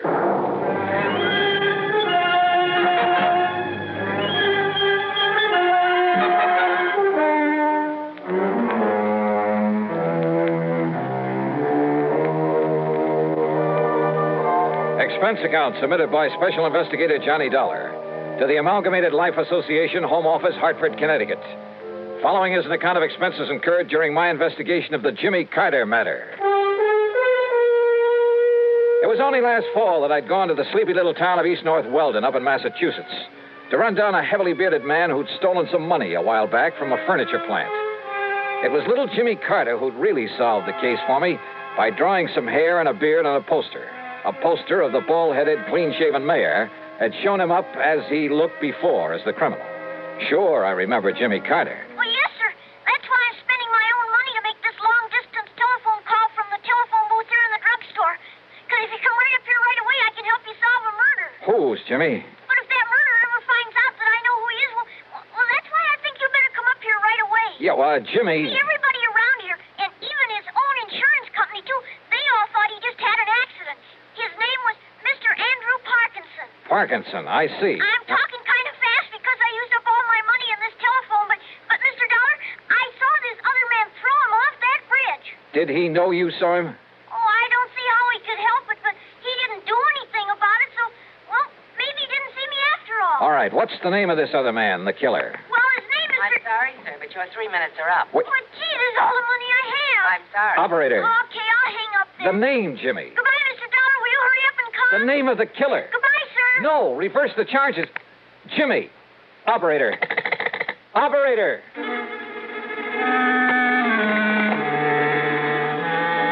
Expense account item 1, 10 cents. Phone call to the Auto Club for some route information. Item 2, another dime for a call to Pat McCracken at Universal Adjustment Bureau. It was pretty early in the morning, but fortunately he was in his office. Yes, Johnny? Hey, Pat, listen. I'm driving up to Massachusetts as fast as I can. Well, good for you. Listen, will you? What? Andrew Parkinson. Get that? Yeah, Andrew Parkinson. What about him? Well, he died He what? He died, and, well, it was supposed to be an accident, but well, anyhow, he's dead. Johnny, easy. What's this all about? I want to know who his insurance company is. You're a clearinghouse for that sort of information. That's right. Well, will you see if they have a representative or an office up in East North Weldon, Mass? East North Weldon? That's right. It's just east of North Weldon. Oh, no. You know, up north of Fitchburg. Oh, that place I have heard of. Well, somebody in that company called it accidental. But listen, I have reason to think it wasn't. What? So if I can contact whoever it is up there, and listen, Pat, there may be a kid's life at stake. Johnny, this is about as confusing as anything. Yeah, I know. I'm sorry. Just get me the name of the company that insured the life of Andrew Parkinson. Well, whatever you say. Good. But it may take a couple of hours. Okay, just get it for me. I'll call you when I get up there.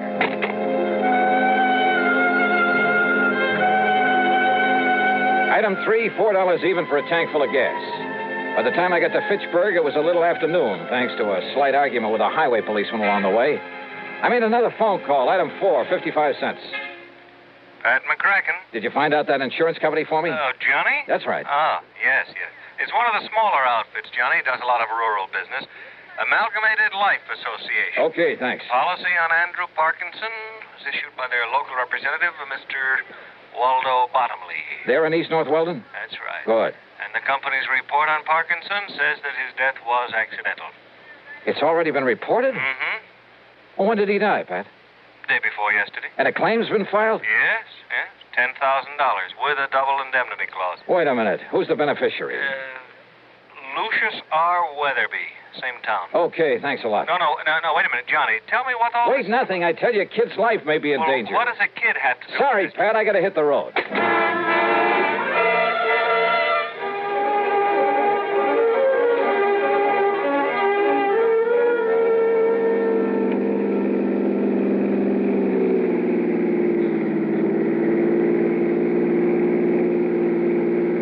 After 2 p.m. when I finally pulled up in front of the combination drugstore and mercantile at the one business corner in the village of East North Weldon.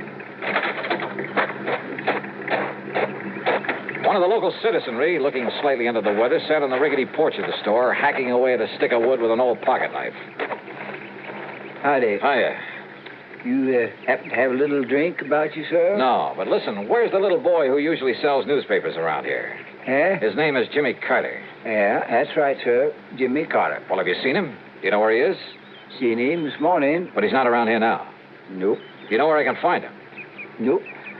Do you know where he lives, where his home is? Yeah. Well, where? Up the street. Oh, sure. What street? Spruce. North Spruce. And the number? 18. Okay, thanks. Listen, my name is Johnny Dollar. If you see him, please tell him I'm looking for him. Johnny Dollar, eh? Yeah. You, got the price of a drink on you? Some other time. Just be sure and tell him. Yeah.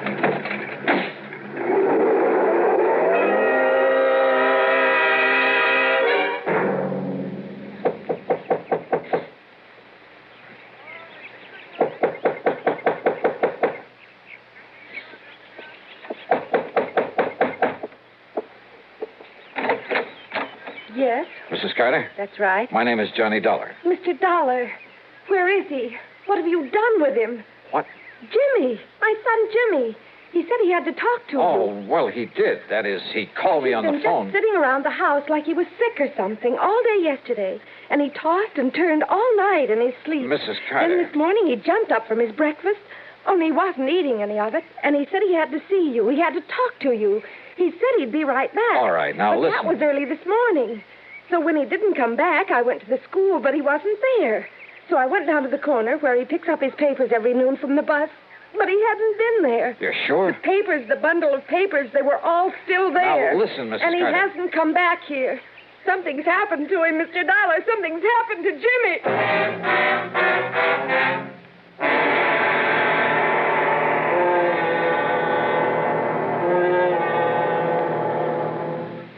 Act 2 of yours truly, Johnny Dollar, in a moment. Coming up to 10 gallons, Mr. Johns. There. To check your oil filter and air filter might pay you $1,000. How's that? Well, haven't you heard about Fram's big silver treasure hunt? Oh, yes. Heard something about it over my car radio this morning. What's it all about? Well, a regular filter check is so important that Fram Corporation is paying $60,000 to get car owners to check their filters now. $60,000 in cash? Yeah, this is Fram's silver anniversary. Last year, 10,000 secretly numbered Fram filters were distributed all over the United States and installed in cars during regular servicing. You may have one in your car and not even know it. A Fram filter cartridge worth 1,000 silver dollars.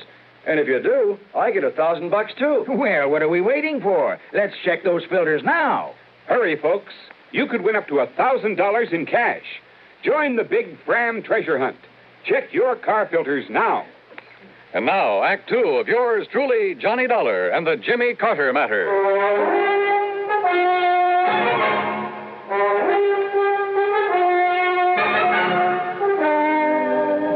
Jimmy Carter.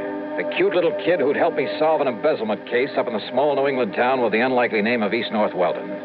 Who'd call me on the phone to report a murder. But when I got there, Jimmy was gone. Disappeared. Jimmy said he was going to talk to you, Mr. Dollar. But that was early this morning, and he hasn't come back. What did you do with him, Mr. Dollar? Where is he? Well, I haven't seen him, Mrs. Carter. But he said Well, he was he telephoned to me down in Hartford, asked me to come up here and see him because he asked me to come up and see him. He idolized you, Mr. Dollar, ever since you were up here last fall. And when he said he had to talk to you, I thought you were already in town again. But I wonder what he was so anxious to see you about. Oh, well... And he's been acting very strangely the last day or two. Ever since poor old Mr. Parkinson fell off the bridge and was killed the other night. How well did he know this man, Parkinson? Oh, as well as he knew everybody in town, Mr. You don't think his disappearance this way could have anything to do with Mr. Parkinson being killed? Oh, well, how? How could it? I'm sure I don't know. Doesn't everybody say Mr. Parkinson's death was an accident? Yes. Yes, they do. Still. Oh, now stop worrying, Mrs. Carter. Jimmy will show up. If he doesn't, I'll find him for you. Oh, dear. Sure. Jimmy's okay. He'd better be. Jimmy had said he was calling me from a booth at the drugstore. As I drove back to it, I noticed the name of the proprietor on the sign over the fly-specked window. Waldo Bottomley, the man who Pat had said was local representative for the insurance company. There you are, Mrs. Atterbury. You just tell him to take one of these every 2 hours. By tomorrow, he'll be all right again. Yes, sir? Mr. Bottomley?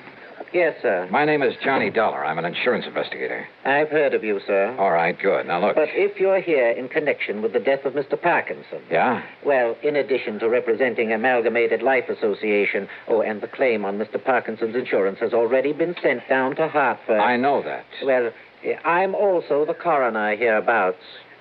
Then it was you who pronounced his death as accidental? Yep. After Dr. Herbert examined the body for me. All right, now listen to me. Mr. Parkinson was an old man, Mr. Dollar. Had trouble with his feet. Eyesight wasn't so good either. Mr. Bottomley. So when he tripped against that old railing on the bridge the other night, and the railing gave way and he fell to the rocks below... Did anybody you know of actually see him trip and fall? Well, no, sir. Well, I think that Parkinson was murdered.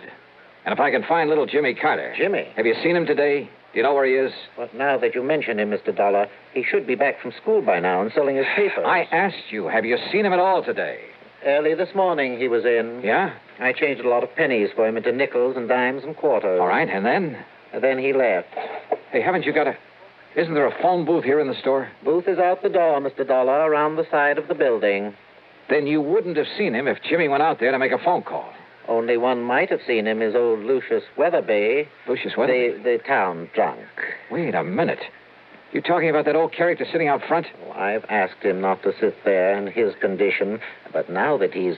Well, you see, Lucius is the beneficiary... Yeah, wait a minute. Lucius Weatherby is the beneficiary of Parkinson's insurance. Yep, as I was about to say. No wonder he wouldn't tell me anything about Jimmy. What's that, sir? So he killed Parkinson to collect the insurance. Jimmy saw him. What was that? Bottomley, I have a few questions I'd like to ask that Lucius Weatherby. Now, wait, sir. Yeah? If you expect old Lucius to remember anything... You bet I do. Plenty. Then you'd best take along this bottle of medicinal brandy. What? Yes, sir. That'll be $3.75. Well, break it over his head. But you don't understand. No? He can't remember a thing unless he's had a little... Mr. Dollar! All right, Weatherby. Howdy. You changed your mind about buying me a little... Oh. Where's Jimmy Carter? What did you do with him? If you don't mind letting go of my collar, sir. Come on, start talking. Jimmy? That's right. Where is he? Well, sir, I seen him this morning. You told me that before. Now, what did you do with him? Well, nothing, sir. I swear. He came out of the store this morning, went into that phone booth. Yeah, he did do that. Yeah, and then what? What did you do? Now, sir, if I had a little drink, I could remember better. Come on, you old son, answer me. Well, he went off in that car. Car? What car? Well, he didn't want to, but... Who? Well, who made him go off in a car? Well, if I could just remember, it was a man. Come on, who? Somebody I know. Yeah? I'm sure I could remember if I had a little drink. Now, you listen to me, you lion. He's telling you the truth, Mr. Dollar. Oh, sure he is. Yes, sir. But if you give him a bit of this medicinal brandy to refresh his memory, truly... Okay, let me have it. That'll be $3.75, if you please. Okay, here. I'll get you the change. Don't bother. Because if this doesn't bring the truth out of him, so help me, I'll... Act 3 of yours truly, Johnny Dollar, in a moment. Be sociable, look smart, keep up to date with Pepsi. Drink light, refreshing Pepsi. Stay young and fair and debonair. Be sociable, have a Pepsi. When friends drop in, let your hospitality show you're sociable in the modern manner. Pepsi, you know, is the favorite of the smart and young at heart. Be sociable, look smart, keep up to date with Pepsi. Drink light, refreshing Pepsi. Stay young and fair and debonair. Be sociable, have a Pepsi. Have you tried a Pepsi lately? And now, Act 3 of yours truly, Johnny Dollar. The town drunk, who could only remember things with a drink under his belt. If you ask me, that's a lot of hooey. Nonetheless, item 5, $3.75 for the bottle of what the local druggists call medicinal brandy. Old Lucius Weatherby started lapping it up. Mighty fine, sir. Mighty fine. All right, now listen. You listen to me. I'd better let him have a little more, Mr. Dollar, if he's to remember properly. Yeah, a little more.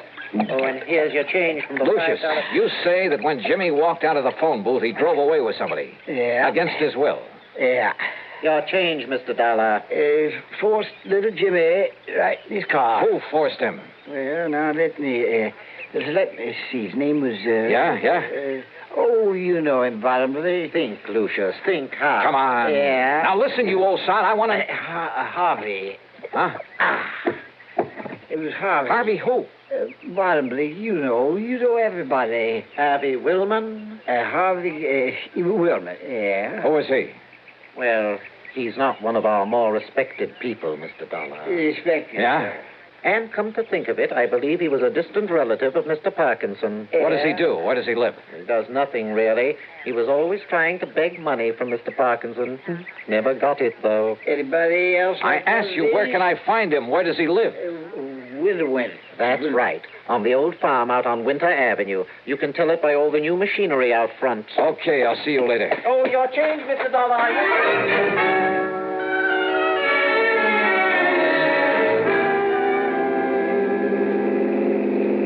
On the way out to Harvey Woolman's farm, I suddenly realized that for once in my life, I'd forgotten to bring along a gun. Judging by all the equipment out front, Woolman must have gone through the Alice Chalmers catalog and taken one of everything. But the farmhouse was nothing but a one-story clapboard shack. Half hidden at the back of it was a beat-up old sedan. Come on, open up. Jimmy! All right, Willman, open up this door. I'll break it down. Willman! Okay, brother, you asked for it.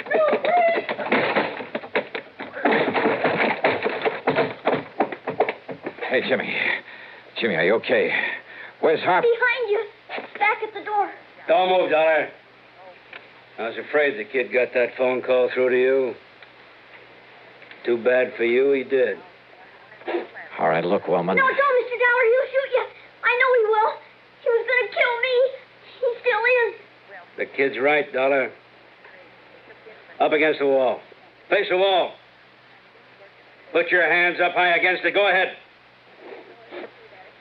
I'm not carrying a gun, woman, if that's what you're worried about. Now, that's something I'm going to find out for myself. Yeah? Yeah. That could be a mistake. I got the gun! Ah. Jiu-jitsu, huh? Not this one. Oh, well. Mr. Dollar. Oh. Mr. Dollar. Oh, hey. Come on now, Jimmy. Hey, Jimmy, it's okay now. Everything's okay. He was going to kill me. He was going to kill you. Oh, look, you and I kind of stopped him in his tracks, didn't we? And you know something, Jimmy? Now you're a real hero. Because this time you trapped a killer for me. Gee.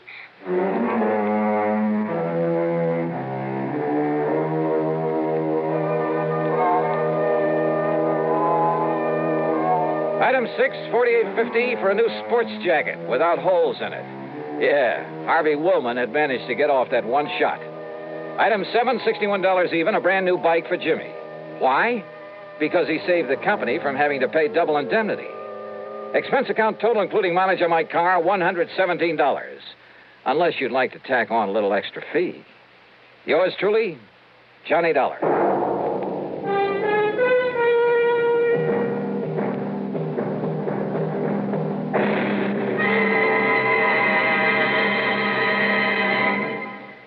Our star will return in just a moment. If your 1957 income was more than $5,000, last year, when you filed your federal income tax report, you had to use Form 1040, the long form. Those who earned $5,000 or less were permitted to use the short form, Form 1040A, if they chose. This year, the Internal Revenue Service is offering taxpayers a new Form 1040A, a simplified form with only 15 lines to fill out. The most important difference about this new form is that those whose 1958 incomes were $10,000 or less, and if you take only standard deductions, you're now permitted to file your return on the new short form 1040A. If you earned over $10,000 during 1958 or intend to itemize your deductions or other income variations, the long form 1040 must be used. The Revenue Service again reminds you to be sure to attach all W-2 withholding tax certificates pertaining to your earnings to the form you intend to file. Send your return to the District Director of Internal Revenue at the appropriate district office. Now, here is our star to tell you about next week's story. Next week, San Francisco, a wonderful town. Yeah, for a murder. Join us, won't you? Yours truly, Johnny Dollar.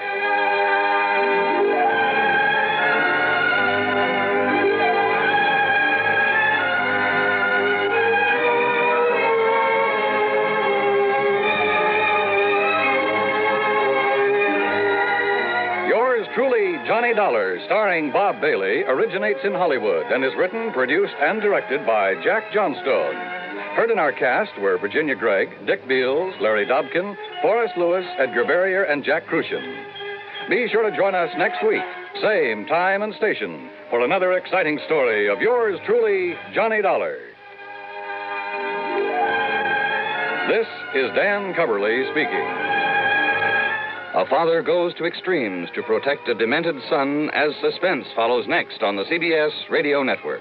WROW, Albany, New York. Everything is going at Henry S. Mantel's in Latham. Everything must be gone by Tuesday night. Going. Everything must go. Yes, the values are going at Henry S. Mantel's of Latham.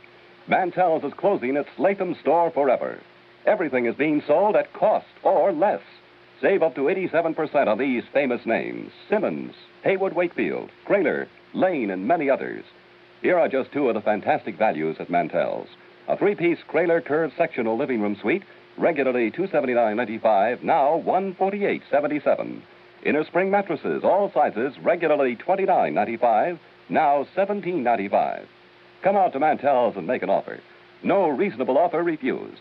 Remember, Mantell's of Latham closes its doors forever at 10 p.m. Tuesday, March 31st. Convenient terms and free delivery within a 100-mile radius at Mantell's of Latham, south of the Latham Shopping Center, open until 10 p.m. 5:30. Johnny Dollar. Hi, hon. Betty Lewis. Hi, sweetie. Isn't this the most beautiful Sunday morning you ever saw? Or aren't you up and around yet? Oh, wide awake and full of pep. Then listen, dear. You know about the concert this afternoon at the Memorial Hall. Yeah, sure, I was going to call you, see if you'd like to be among those present. I'd love to. And why don't we make a day of it? Suits me fine. Maybe pick me up for an early lunch, take a walk in the park, then go to the concert, then go somewhere and get married, then have dinner together, and maybe find something to do this evening? Sure, why not? You mean it, Johnny? Sure, just let me put on my best bib and tucker and I'll... Oh. What's the matter? Oh, somewhere along the line. Did I hear you say something about getting married? Sure, why not? Oh, well, now, look, honey, let's not kid about that. Who's kidding? Oh, honey, you know how I feel about you.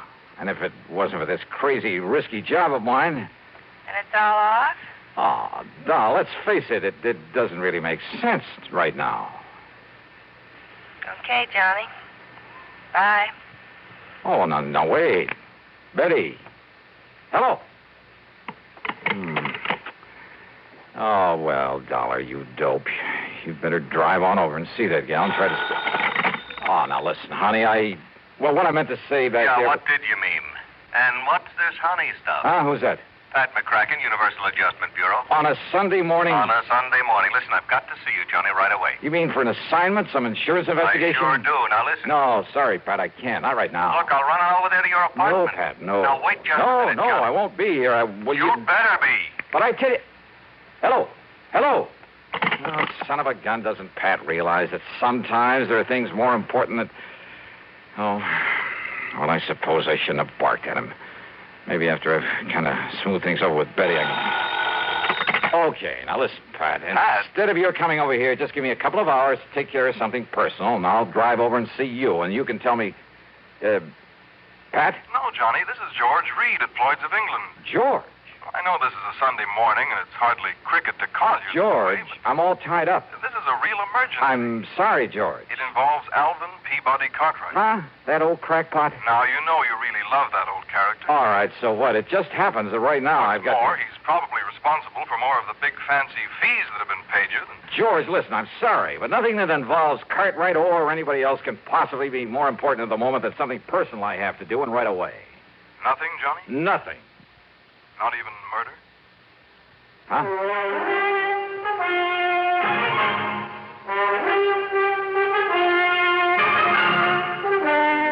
CBS Radio brings you Bob Bailey in the exciting adventures of the man with the action-packed expense account, America's fabulous freelance insurance investigator. Yours truly, Johnny Dollar.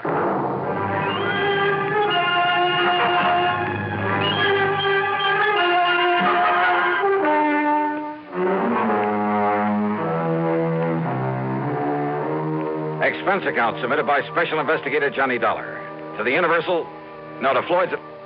Well, now, wait. Before this case was through, there were enough insurance companies involved to... Well, anyhow, it's an account of expenses incurred during my so-called investigation of the 5 Down matter. 3 phone calls, all within a couple of minutes, all demanding my services immediately. And I promised to call them right back. George Reed at Floyd's of England, Pat McCracken of Universal Adjustment Bureau, and frankly, more important to me, the best gal friend, Betty Lewis, on account of maybe I'd left the impression I was trying to give her a brush off or something. And as the people who listen to these reports know very well, that I would never do. Yeah, that's it. First I'd call Betty, but as I reach for the phone again... Johnny Dollar. John, thank goodness I found you in. Who are you? It's vital that I see you at once, immediately. Yeah, I said, who are you? Who am I? Yes. Why, Johnny, this is Harry Branson of Philadelphia Mutual Liability and Casualty Insurance Company. Harry, look, if this call is about business... Well, of course it is. Well, I'm sorry, I'm all tied up. But if it's something that can wait... I'm afraid not. Because I have 2 or 3 other things that I have to attend to first. So what I will do, John, is this. I will give you the address of where you must go. No, sorry. Then you can fly on out there and do it. Harry, no. And I'm sorry. I'm really sorry. I know you said that, but now, John... Look, Well, as soon as I can get these other things cleared away, I'll call you back, huh? Call me back? Yes. But good heavens, John. I'll call you back. John! Holy, what is this anyhow? You'd think the world was coming to an end. Oh, now wait. I call back to Betty. Huh? Oh, come on. This is carrying things too far. Johnny Dollar. Earl Poorman, Johnny. Now, look. Tri-State Life and Casualty. Yeah, out here on the Earl, coast. it's nice to... But listen, I'm sorry I can't talk to you right now. But, Johnny, I want you to come out here just as But quickly... I can't. That is... What? Now, listen, Johnny. I mean, at least not right away, Earl. Not right this minute, huh? This is very important. Well, something's come up. A lot of things have come up, and I can't even take time to talk to you until I... Listen. Hey, Earl. I'm listening. All right, let me call you back, huh? In a couple of minutes or maybe a couple of hours at the most, okay? Well, as long as I can be sure you'll come on But out I can't here. be... Oh, listen, I'll call you back. Oh, brother, nice, peaceful, quiet Sunday, huh? For all these guys, well, they've all been pretty good to me over the years, so if any of them has got a real problem... Oh, no, first I got to call Betty and patch things up. Oh, no, believe me, this is impossible. Yeah, go ahead, ring your head off, go ahead. When you decide there's no one here, I'll make the calls I promised, and oh, well. Johnny Dollar. Johnny, this is Buster. Buster? That's right. Buster Favor, Lake Mojave Resort. Oh, Here in well, Arizona. hiya. Buster, now listen to Johnny, me, please. if you're on your way out to California, I've got to see On my way out to... So Whatever if gave you the you're idea... taking a plane out to Los Angeles, why don't I drive on over? Hey, did I say anything about going to California? Oh, but I've got to see you, Johnny. Oh, Buster, look, please, believe me. With the crazy way things are going around here, believe me, I'm sorry, but I can't talk to you right now. But this is important, I Johnny. know. So, sure it Johnny... is, but please, just give me just give me a little while, I'll get back to you. Whatever you say, but when you do get I'll out get here... back to you. Oh, telephone, so help me if you ring once more. All right. Hello, listen, whoever you are, this is Johnny Dollar. Nope, not this time. So guess again. What? I said to guess again. What's the matter with you? Don't you hear good? Alvin Peabody Cartwright. Well, of course I'm Alvin Peabody Cartwright. Who do you think I am, anyway? Mr. Cartwright. Johnny, you've got to come out here right away. Yeah, out where? And listen, George Reed called me about you a few minutes ago. He said something about a murder. Me? Murdered? Well, that was the impression I got. He was... I don't think so, Johnny. Wait a minute, I'll see. Oh, no, listen, Mr. Cartwright. No, you listen. It's vital that I see you right away. Yeah, well, I'm look... still here at my summer place in Beverly Hills, Johnny. Always did get the seasons mixed up. You remember the place? Oh, yes, I remember it very well. Now, listen. That last time you came here was to prevent a murder. I know, but Mr. Cartwright... This time, believe me, Johnny, it's much worse. It's much more serious. Well, what is it, then? Well, I can't... I honestly don't dare tell you over the phone, but Johnny, I plead, I beg of you, come out here right away. What I've already told several people, more serious than murder? Believe me, boy, there is nothing that can possibly be more important than your coming here. You mean that, don't you? Please, Johnny, please. I'll be waiting for you.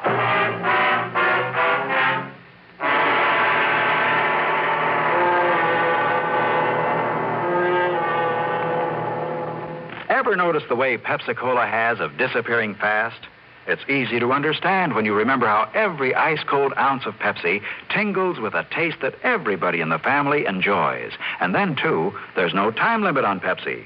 Day or night, with meals or by itself, work days or weekends, for parties or all by yourself. But the thing that really makes Pepsi go fast is its light touch. Pepsi always refreshes lightly, without filling. So a Pepsi just never tastes like too much. To make sure your supply of Pepsi meets the demand, always buy an extra carton or two. You can't run a household without it. Be sociable, look smart, keep up to date with Pepsi. Drink light, refreshing Pepsi. Stay young and fair and debonair. Be sociable, have a Pepsi. And now, Act Two of yours truly, Johnny Dollar, and the 5 Down Matter. Phone calls, one on top of the other. First from Betty Lewis, and I'd really better patch things up with her. Then frantic calls from Pat McCracken, George Reed, Harry Branson, Earl Poorman, Buster Favor, and finally from old Alvin P. Cartwright, the latter sounding the most urgent of all. Not one of them had given me any details about the emergencies that prompted their calls. But these are men that I've been working for and with for years. And for my money, they're not only important to my insurance investigations, but they're the salt of the earth. And if it came to a matter of which one to favor over the others... Oh, but now wait a minute. Cartwright lived in Beverly Hills. George Reed was worried about Cartwright. Earl Poorman could be taken care of out there on the West Coast, too, and bust a favor. I got back on the phone and tried calling Pat McCracken. No answer. The same with George Reed, and with Harry and Earl and Buster, even with Alvin P. Cartwright. And when I couldn't even reach Betty Lewis to apologize for... Okay, I tore out to Bradley Field. Expense account, item 1, $170.40 for a plane ticket to Los Angeles. Here you are, Mr. Dollar. Okay. Your plane is ready for takeoff. Right, thanks. I'm sorry again. I couldn't get you on a jet from New York to L.A. Oh, that's okay. But now, you better hurry or... excuse me just a minute, please. Well, hey, Yes? let me have the baggage check and I'll... On this phone? Mr. Dollar. Yeah? Well, very well. Put the party on. Oh, what? This call's for you, sir. Oh, okay. Johnny Dollar. Your telephone exchange said they could get you for me. Huh? Who's that? But who else, monsieur? It's your oldest, your dearest friend, Le Chagris. Chagris? Louis de Marsac, the great cat? But of course, monsieur. Your plane, Mr. Dollar. Oh, look, Louis, I can't talk to you now. But I must see And I'm certainly not going to run over to Paris to see you. But this is most important, monsieur. Mr. Dollar? Yeah, okay. My plane for the West Coast about to leave. I've got... And I thought that for me, your oldest, your dear... You do not like me anymore? Oh, sure, Louis. Of course I do. And you do not appreciate what... Believe me, I appreciate all the help you've given me over the years. Then you will see Mr. me. Dollar. Yeah, okay. Look, I got to make a plane, Louis. You will see me. Mr. Dollar, please, you better hurry. Yeah.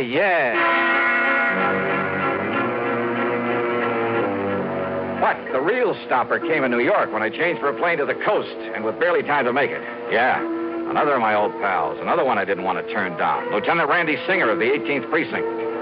But under the circumstances and with only seconds to spare. But, Johnny, you've got to handle this one for me. I'm sorry, Randy. It's down on the West Coast in California. Which is exactly where I'm heading if I make the plane. Well, that's good. So let me tell you where to go when you Randy, please. I'll miss the plane. Send me a wire or something, huh?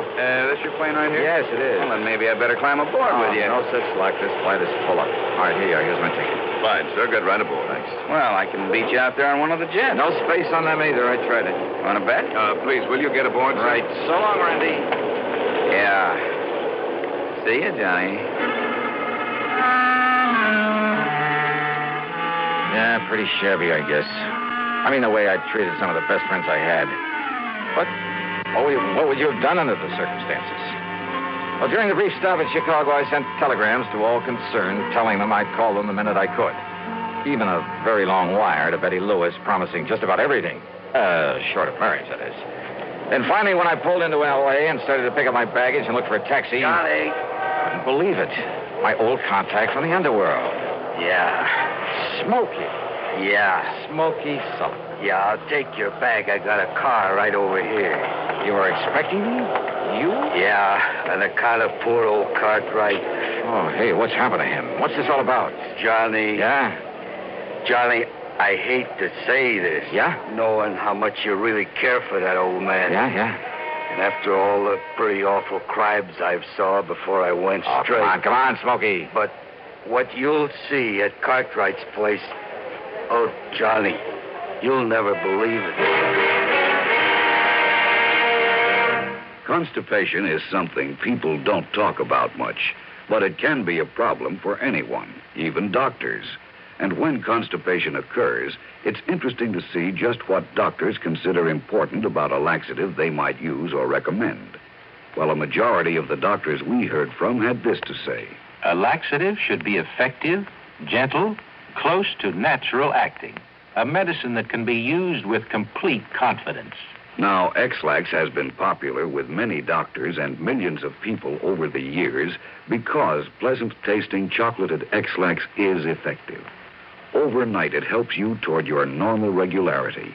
X-Lax is so gentle, so close to natural acting, there's no upset. That's why many doctors and millions of people use X-Lax with complete confidence. X-Lax, the laxative that helps you toward your normal regularity gently, overnight. Now, Act 3 of yours truly, Johnny Dollar. On the drive into the Beverly Hills address of Mr. Cartwright, I tried to make Smokey Sullivan tell me what it was all about. But he had only one answer for me. Oh, Johnny, you'll never believe it. When we finally pulled up in front of the beautiful home on North Roxbury Drive, I jumped out of the car and tore on up to the front door. All right, come on. What do you think you're trying to do? Break in this house? Oh, Johnny. Mr. Cartwright. Oh, Johnny, I've been frightened to death. What about, sir? What about? I was afraid you wouldn't make it. That's what it's all about. With all those bodies inside. Bodies? Where? In the library, Johnny. Come now. I'll show you. Yeah, I think you'd better. All over the floor. Just wait till you see them. Well, here. Isn't this the library? Yes, sir. Oh, dear, Johnny. All right, now. Wait now. Well, your gun? That's right. Okay, now. Okay, now.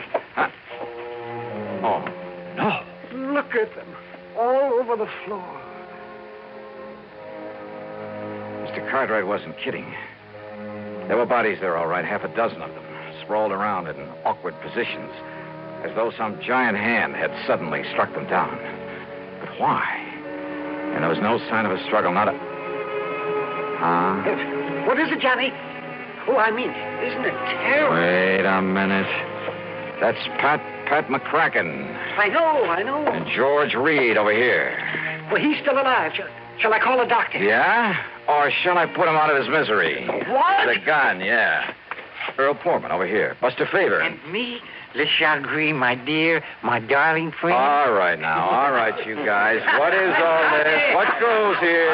Johnny. Buster, so help me. All right, now listen. Mr. Cartwright, will you take that gun away from him? Randy. That's right. I told you I could get a jet out here. Sure, we all came out on the same flight. Earl, you son of a gun. How are you, Johnny? Surprised? Are you kidding?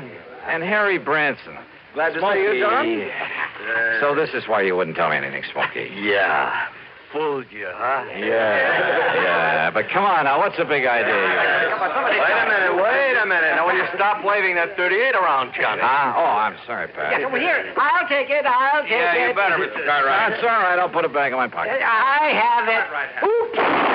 Down, boys, down! Oh, dear. I'm sorry. Yes, you'd better be sorry. Well, Johnny, it looks like we succeeded in getting you out here, all right. Yeah, well, now, look, will somebody please start to make some sense and tell me what this is all about? Why not? Yes, McCracken, why don't you speak for all of us? Yeah, go ahead, Pat. All right, fellas, I don't mind if I do. That's good. It's really pretty simple, Johnny. Today, Sunday, marks the end of 5 years in your present series of investigations for what we like to think is a pretty good lineup of insurance companies. Yeah, so happy anniversary, Johnny. Happy anniversary. Oh, thanks. Now, Johnny, it also completes 5 solid years of the broadcasting on CBS of these cases you handled. Handled mighty well, Johnny. And you've performed a service throughout this country. Oh, now don't get soppy. No, shut up a minute, will you? You've done a great service to the insurance companies, no question about it. Your broadcasting has helped to expose a lot of crookedness, fraud, that sort of thing. Has saved the insurance companies a lot of money. And that means it saved the people, their clients, the people who listen to your program every week. It saved them a lot of money, too. Well, it's... And purely incidentally, these CBS shows of yours have provided a lot of entertainment, a lot of pleasure to literally millions. In other words, Johnny, a lot of people think mighty well of you. And with very good reason. Oh, no. But take it easy. Oh, now you shut up. But to get all those people together to say thanks, well, that's impossible, obviously. So we thought, that instead of just handing you, if we could somehow, fellas, I'm doing pretty badly. Make your feet, monsieur. Well, Johnny, I went over all your radio reports. I made a list of the people who've been most involved in your cases these past 5 years. And then when I made the suggestion to Mr. Cartwright... That's right. I told Pat that if he didn't let me give this party to do you honor... Honor? That would... Are you kidding? Yeah. Oh, no. No. Well, all right. I mean, throw a big fat brawl for you just to get her through that skull of yours. Just to show you how much we love and appreciate you, Johnny.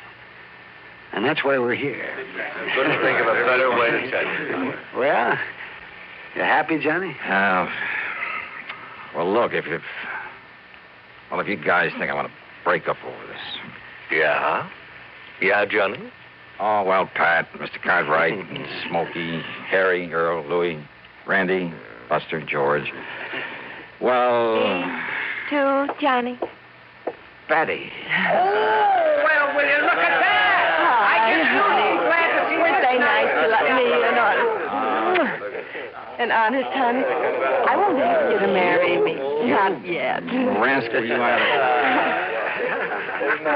Now, will somebody break this up before we all start crying like a bunch of children? Yeah, let's bring it up. Well, Johnny, we just thought that maybe a gathering of your friends, your real friends, Johnny. I mean that. And if there's anything you want, Johnny, this house, a nice yacht, a couple more cars, or anything, Johnny. Anything, huh? Yes, sir. More than this? Well, look, if I can somehow hold on to the friendship of people like you, that's all I ask. Believe me, it's the most that anybody could ask.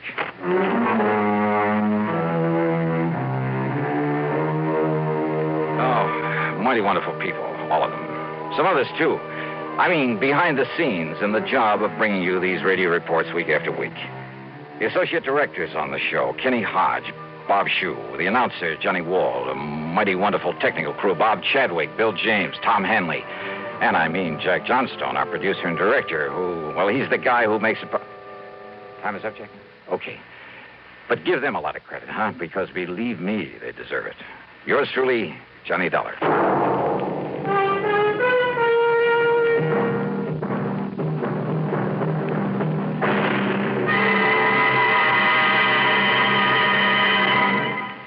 Stop and think a minute. Just how well do you know the two presidential candidates? How fully informed are you on the main issues of their campaigns? Well, you can learn a lot about Vice President Nixon, Senator Kennedy, and what they stand for if you listen to Presidential Countdown, a special series of pre-election broadcasts presented each week by the Public Affairs Department of CBS Radio News. Don't miss this important, informative feature. Listen to Presidential Countdown every Tuesday night on CBS Radio.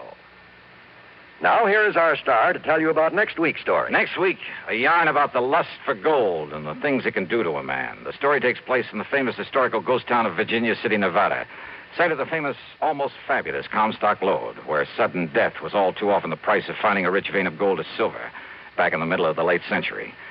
Or even today, there's gold to be found, and sometimes murder. I think you'll like this one, especially the switch at the end of it. So join us, won't you? Yours truly, Johnny Dollar.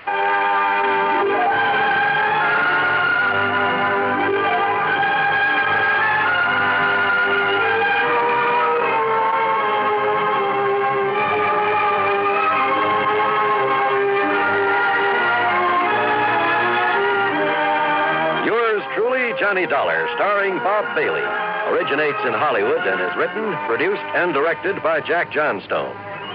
Heard in our cast were Virginia Gregg, Larry Dobkin, G. Stanley Jones, Harry Bartell, Vic Perrin, John Daner, Howard McNear, Marvin Miller, Forrest Lewis, and Herb Vigran. Be sure to join us next week, same time and station, for another exciting story of yours truly, Johnny Dollar. This is John Wall speaking.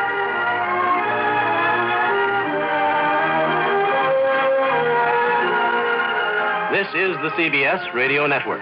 Stay tuned to WROW Albany, New York for a special news bulletin from Schenectady. What's all the commotion about, Dooley? We're celebrating your birthday, old boy. By the way, Schultz, how old are you? Listen, Suds, you're an officer of the law, not a census taker.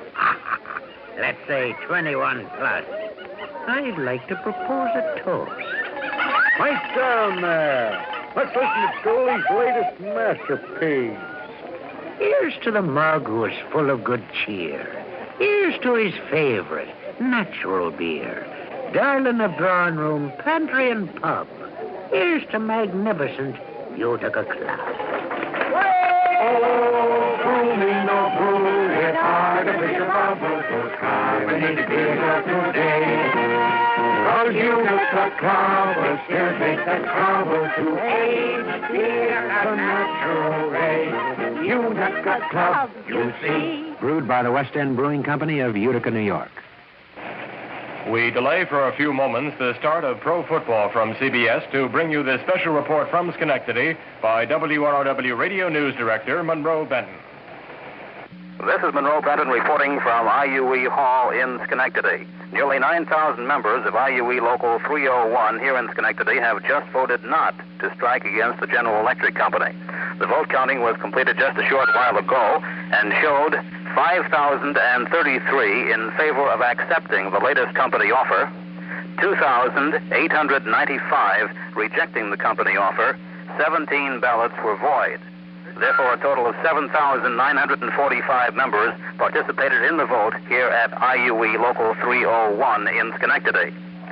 The actual balloting was conducted on Thursday and Friday, but the votes were not tabulated until today and announced at an unusual Sunday news conference held here at the IUE Hall on Erie Boulevard, Schenectady. The vote again, 5,033 to accept the latest GE offer, 2,895 rejecting the latest company offer. Now, also this afternoon, the results of the balloting for the members of the IUE at the Capel Knowles Atomic Power Laboratories, both in Niskayuna and in West Milton and Saratoga County. The vote there was just the opposite, 172 in favor of striking, 104 against a strike. That is the result of Local 301 AE. Members at the Knowles Atomic Power Laboratory in both Niskayuna and in West Milton. A total of 276 members voted there out of the total union membership of 368 at Capel. The vote here was counted under the supervision of 3 clergymen and announced at this news conference. However, this vote at Schenectady does not mean there will be no strike against GE, or for that matter, that there will be one when the contract expires next Saturday, October the 1st. Negotiations will continue in New York for the rest of this week, and on Friday, the IUE GE Conference Board will meet to review the votes taken by all the IUE locals at GE across the country, and on that basis make up its mind on whether to call a walkout.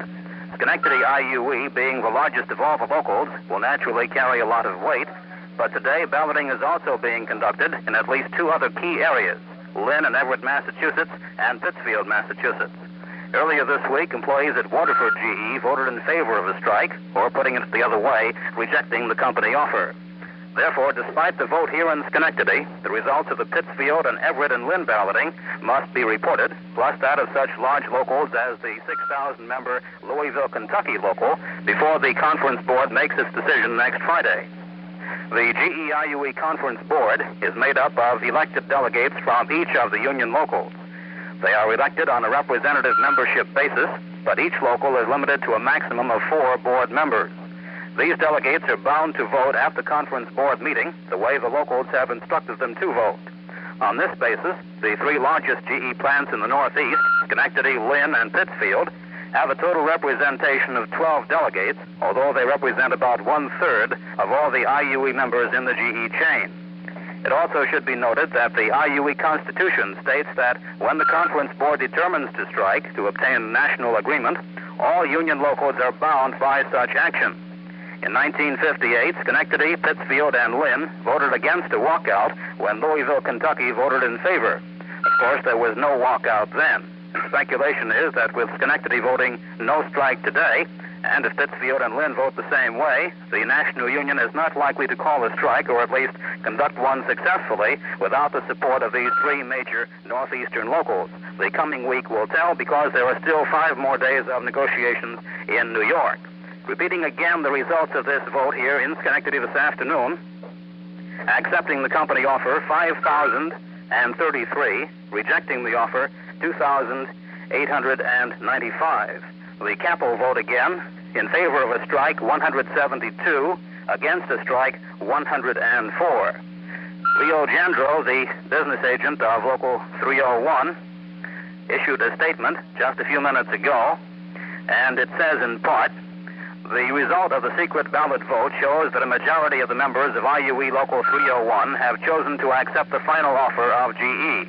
However, Jandro continues, the fact that a substantial number of the Schenectady Local 301 members voted to reject the offer reflects strong dissatisfaction caused by a number of reasons. First, the offer did not adequately meet the demands, or rather the needs, of every group of employees. Also, the outside interference of the UE and its misrepresentation of the company's offer spread misunderstanding and confusion amongst many of our members. Unquote from Leo Jandro. That's the report here from Schenectady. Repeating again, IUE Local 301 votes to accept the GE offer. However, the IUE AE local over at Knowles Atomic Power Laboratories, both in Niskayuna and in West Newton, vote to walk out 172 to 104. The vote in Schenectady again, 5,033 accepting, 2,895 rejecting. Monroe Benton from Schenectady, back now to WR. From Hollywood, it's time now for Johnny Dollar. Crutcher, Mr. Dollar. Lester Crutcher at Continental Insurance Company. Oh, how are you, Mr. Crutcher? Tell me, are you familiar with the Priest Expedition collection? Priest Expedition? Some of the relics, artifacts of considerable archaeological import that were excavated from the ruins of the city of in the valley of the Euphrates. What? Findings from the temple erected to the god Bayou, which proved of such historical value to students of the ancient Babylonian civilization. You know. Yeah, I certainly don't know. But what about it? We carry some special insurance on that collection. And what's happened to it? Nothing yet. But I think you'd better come over and see me. Right away. Okay, Mr. Crutcher. Why not?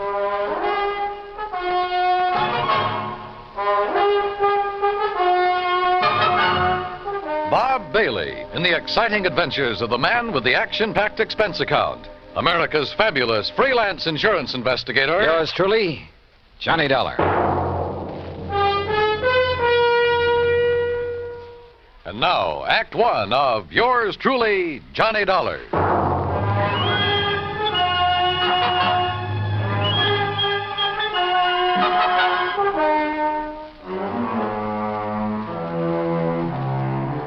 Expense account submitted by Special Investigator Johnny Dollar to the Continental Insurance Company, Hartford, Connecticut. Following is an account of expenses incurred during my investigation of the loss of memory matter.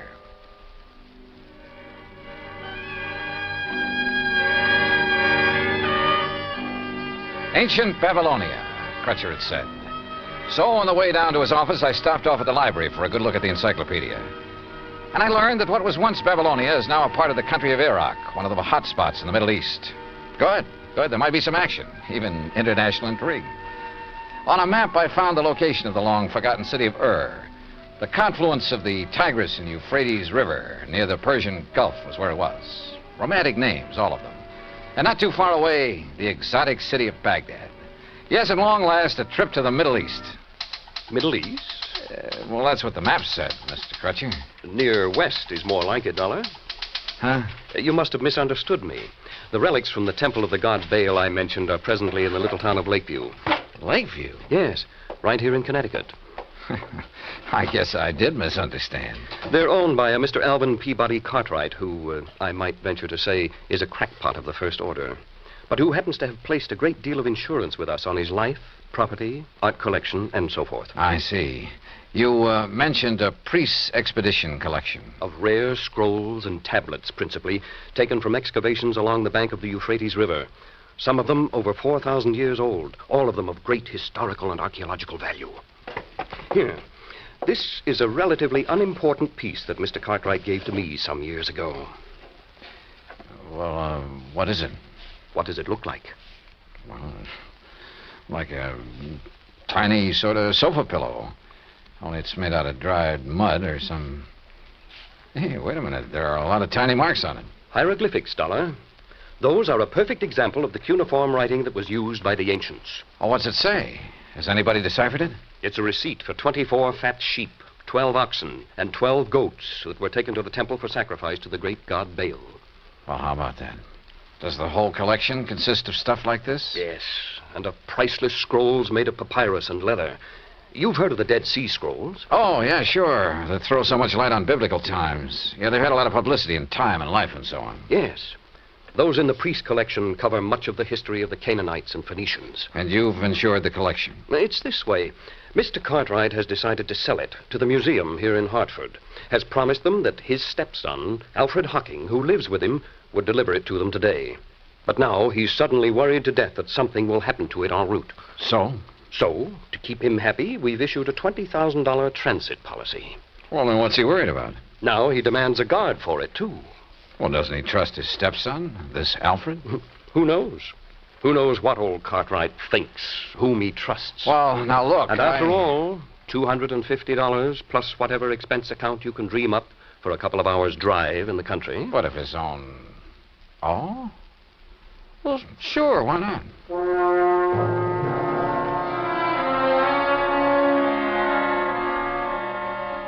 Expense account item 2, $50 deposit on a rental car in which I promptly headed north and west on Highway 44. The 50-odd mile drive to Lakeview was easy and pleasant. Finding Cartwright's home was also easy. It sat prominently atop a hill on the outskirts of the little town with perhaps 2 acres of ground around it. All of it looking worth a lot of money, yet rather seedy and run down. Alvin Peabody Cartwright himself greeted me at the door. I take it you're Mr. Dollar. That's right. Mr. Cartwright? Let me see your credentials. Oh, well, yeah, sure. All right, here you are. Yes, all right, you can come in. This way, in my study. Right here. And there, Mr. Dollar, is the box containing the Babylonian relics.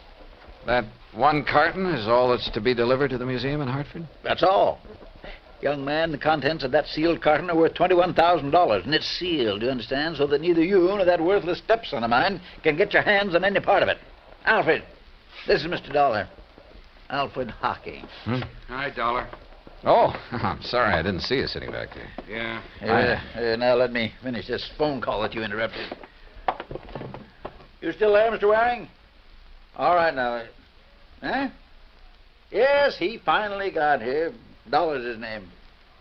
That's right. Shall I sit down? Yeah, sure. Well, just you be sure he identifies himself. Yes, and that he's accompanied by my stupid stepson, whose name's Alfred Hocking. Now, if only one of them appears, or if the seals on the carton are broken, you're not to accept it. They can bring it back to me in a... No. Call the police. Yes, that's what I said. Call the police. Otherwise, give the money to Mr. Dollar. Not to that half-wit stepson of mine. I don't trust him. Now, they'll leave here shortly, and I know it's late, but Waring, just make sure that you're there waiting for them with the money. Goodbye. Mr. Cartwright. Yes? Well, what? If you're so concerned about it, I can't help wondering why you haven't asked the police to guard this shipment for you. Because I don't trust them. I don't trust them any more than I trust this numbskull Alfred. Thanks. I don't trust anybody. Oh, does that include me? Of course it does. Why do you suppose I'm having both of you take it over there? I'll tell you why, to keep an eye on each other. Now, get yourselves out of here and on the way to Hartford. Just be sure you bring that cash right back here to me tonight. You mean check, don't you? I mean cash. I don't believe in checks. I don't believe in banks. I don't trust them. I've kept all I have in my big safe here in the house for the past 47 years, and I intend to continue keeping it there, where I can watch over it myself. Now, go on, you and this dumb Alfred. Get out of here. Dumb, Alfred? I'm not so sure. On the other hand, as we drove back toward Hartford with Alfred at the wheel, he said he knew a backcountry shortcut. I decided he just wasn't as clever as he'd like to be. Hey, take it easy, Al. I'll give it to you straight, Dollar. I'd hoped the old buzzard would let me make this delivery alone. Because believe me, if he had, he'd never see 1 red cent of that 21 grand we're going to pick up. I take it you and your stepfather don't get along too well. That's putting it mild. But I'm telling you, boy, that once I figure a way to relieve him of his dough, he'll never see me again. $21,000. Boy, that would get me so far away from here, I tell you... You, been living with him long? All my life. The crazy old Scrooge has never let me have any money of my own. And me, I got a right to blow myself, have a little fun, as much as anybody. Well, maybe he thinks you ought to work for it. Hey, now, you better slow down, Al. Work, did you say? When he's got more than he'll ever be able to use stashed away in that old safe in the cellar? Why should I have to work? Hey, I said take it easy, Al. Why don't those trucks stay off those back country roads? Oh, now, Al. Why should I work when all I need to do is to get my hands on some of that pile he's got in the safe and I can live like a king? He'll never spend it. And he'll never leave it to me when he kicks off. That's why I haven't knocked him off myself, but believe me, I've been... Look, just stop this crate and let me take the wheel. Yeah, why? Oh, with all your ranting and raving, you're all over the road. Sure, okay. Sure, you can drive. Well, stop. Sure, I'll stop. Look out, we'll skid. Let us skid. Look out!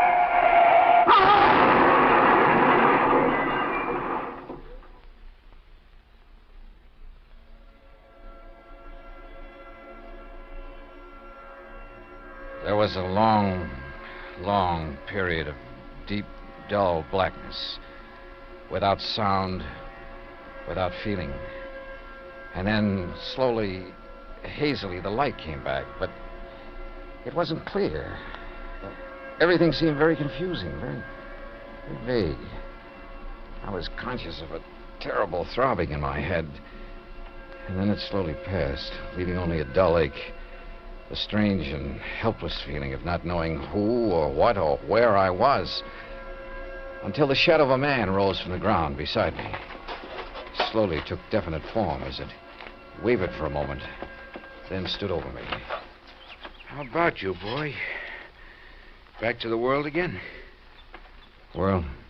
Yeah, you really hit that windshield frame. Here, let me help you sit up. I'll lean you up against what's left of the car.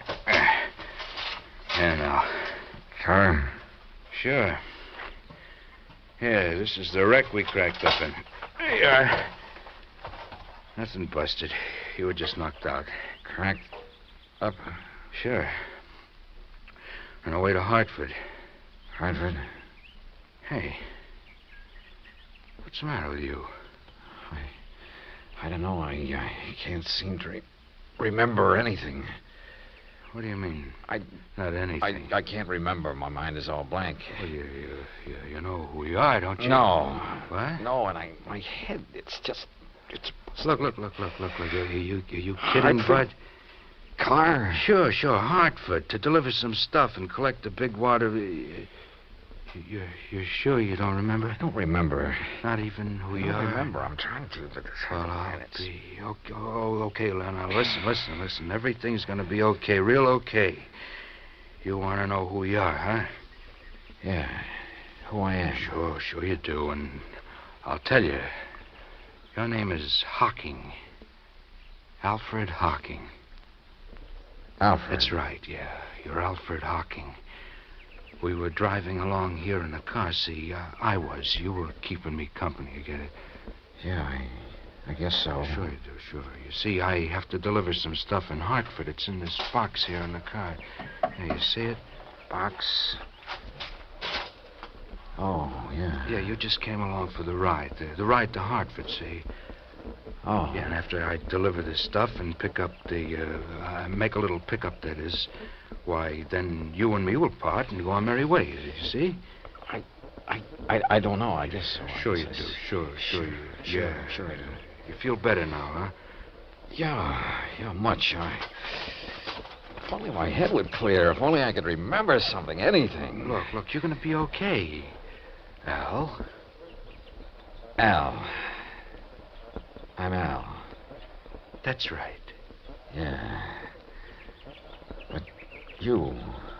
I can't remember. Huh? Who are you? Me? My name is Johnny Dollar. Dollar? Yeah, remember that. Johnny Dollar. That's right. Yeah.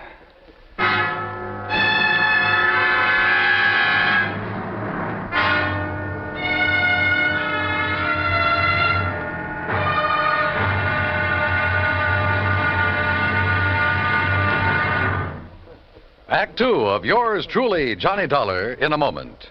We sometimes wonder, what is the life of a human being really worth? Not too much? Or maybe a great deal? Does it depend on whose life it is? Whatever the answer, one thing is certain. Fred Hargesheimer, since World War II, has felt that his life is worth quite a lot of gratitude. During the war in the Pacific, about June of 1943, Lieutenant Hargesheimer had his P-38 fighter plane shot out of the sky. Badly wounded, he bailed out over a tiny island, New Britain. It looked pretty small from where he hit the silk, but he found it much bigger when he hit the ground. It was bigger, and in complete control of the enemy. But Hargesheimer was lucky. After a month of lonely hiding, he was found by a group of friendly natives from the village of Nantambu. They cared for him and successfully hid him from enemy patrols for the next 4 months at the risk of their own lives. Then Hargesheimer was able to make it back to civilization. For the next 17 years, Fred Hargesheimer thought about those wonderful people of Nantambu. 12,000 miles away in the United States of America, Hargesheimer put a great plan into effect. He made speeches, took up collections, sold jewelry belonging to his family, and worked out a way to bring a bit of civilization and happiness to the little village of Nantambu. Needless to say, the villagers gave him a spectacular welcome upon his return. Fred Hargesheimer showed his gratitude to the people who had saved his life. But life is worth little without freedom, the right of all men, everywhere. Now, Act Two of yours truly, Johnny Dollar, and the Loss of Memory Matter.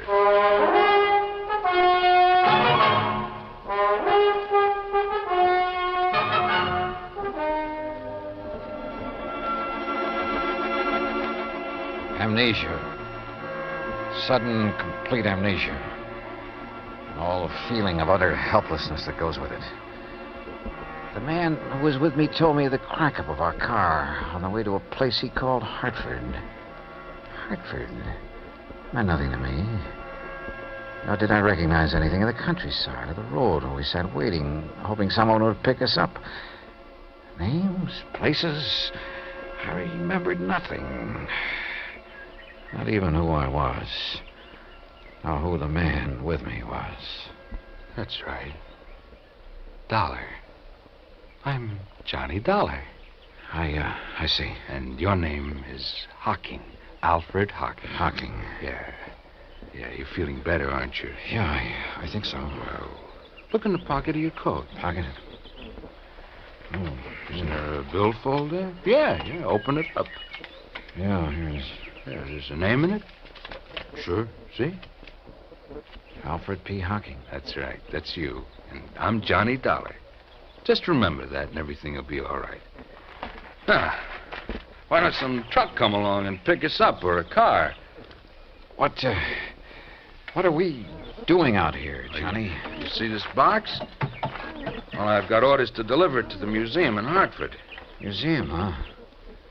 What's in it? No, just some old relics. Then I'll collect the money for it, and that'll be that. And you can be on your merry way, okay? Yeah. Yeah, I guess so. Sure. But how come I'm going with you, Johnny? Why, you live in Hartford, see? Oh, I see. You didn't even know that. You still don't remember anything. Only what's happened since I woke up here. Look now. Yeah? Why don't you take me home first, if we can get a ride, that is, and maybe if I rest, I'll feel better. No. Maybe my mind will clear up. No, first the museum. But, Johnny... All right, listen. The crazy old coot I'm delivering this stuff for, he phoned ahead that there'd be two of us, see, so you've got to come along to the museum. Museum? Yeah, the museum, the one in Hartford, like I told you. Oh, yes, Hartford. But once I get the money for it, I'll take care of you. Yeah, I'll take care of you. You've done pretty good as it is, I guess. Sure I have, Al. I've pulled you out of the wreck and all. Hey, look, here comes a big moving van, and if I know those boys, he'll pick us up. Come on, get up on your feet, and we'll flag him down.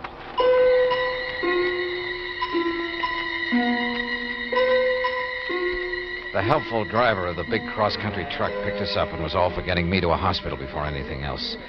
But my companion, who called himself Johnny Dollar, assured him he'd do it as soon as our mission was accomplished. So the driver agreed to take us directly to the museum Johnny had mentioned. Johnny Dollar. The name had a strangely familiar sound, but I couldn't remember. Finally, in the city, they told me it was Hartford. We pulled up in front of a large, rather imposing granite building. Sure somebody will still be there waiting to meet you, mister? It's getting pretty late. Don't worry, driver. There'll be somebody all right. Okay, but you sure you don't want any wait and take your friend Al to a hospital? Like I told you, the minute we're through here, I'll take care of him. Come on, Al. Sure. Thanks, driver. Yeah, thanks. It's okay, boys. If I couldn't give somebody in trouble a hand, I'd have no business driving this rig. 20. Here's your package. Oh, thanks again. Now, come on, Al. Okay, Johnny. I'll do all the talking, and you just remember who you are. Sure. Let me help you carry that. You just push the bell button there beside... Well, it's about time. Which of you is Mr. Dollar? That's me. Hi, Mr. Waring. Here's my credentials. Yes. Then you... Al Hocking. Oh, yes. Just as Mr. Cartwright said on the phone. But what happened to you? I had a little car accident on the way. Oh, yes. Are you feeling all right, Mr. Hocking? Well, my... Oh, sure. I'm going to take care of him as soon as we leave here. So, if you don't mind, you've got something for me, haven't you? Of course. Seals are still intact. Sure are, in spite of the accident. Oh, very well. If you'll step inside, I'll give you the money. Good. Come on, Al. I must confess my bewildered mind was somewhat puzzled by what happened next. Mr. Waring opened a small wall safe and handed my companion a package. From it, he extracted and counted almost greedily $21,000. He signed a receipt, accepted a receipt for the packet of bills. Then we left the museum and hailed a taxi. Hey, buddy, you know a drive-your-own-car place that's still open? Sure do. Then take us there, and there's an extra fin for you if you step on it. Right you are. Johnny, can't the cabbie take me home first? I said I'd take care of you, didn't I? All right, now, don't ask any questions. We haven't got time. Maybe I had lost all memory. Maybe my mind was befuddled, confused. The pain in my head nearly driving me out of whatever sanity I'd retained. Nonetheless, I had a strange feeling that things weren't what they should be. Still, my friend, this Johnny Dollar who'd saved me from the wrecked car...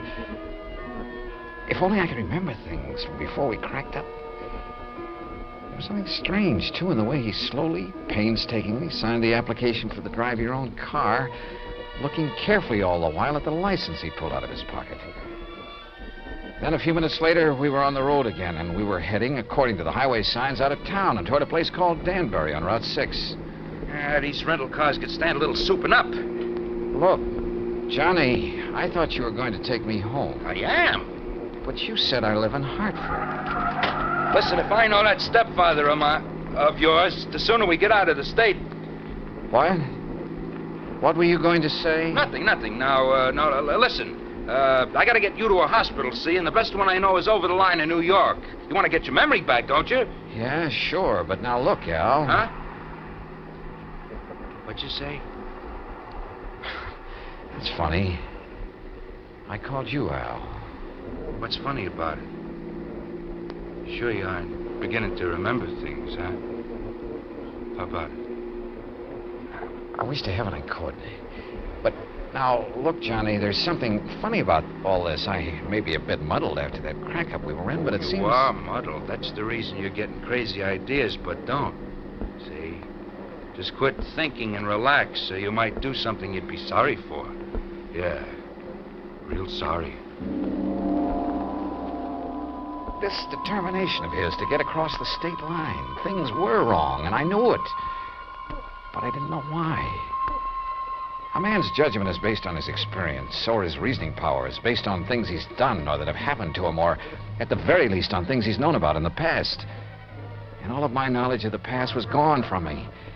Anything I might do or say at this point would probably be wrong. So how could I argue with this Johnny Dollar? What's more, he had a gun. I'd felt it in his pocket when he bumped against me. Perhaps if I had a gun, I could stop him, demand an explanation. I felt that I should. Why? I didn't know why, but somehow... Johnny? Yeah?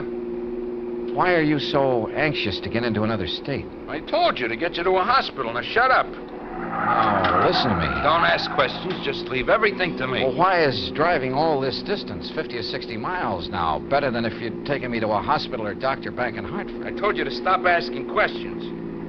Yeah. Johnny, why do you carry a gun? Why shouldn't I? Don't worry about it. Are you supposed to? Sure. I got a permit, so forget it. Let me see it. Hey, what is this? Later. Now. Later, I said. Then I don't believe you. All right, then here. Look in this card case. I looked in Johnny Dollar's card case. His driver's license, business cards that said he was a freelance insurance investigator. And again, something vaguely familiar stirred in my cloudy mind. You find it yet? And then an identification card with thumbprint and snapshot. And the picture was not of the man beside me. Instinctively, I leaned over to look into the rearview mirror to look at myself. But he pulled the gun from his pocket, and before I could do it, he struck me hard across the head.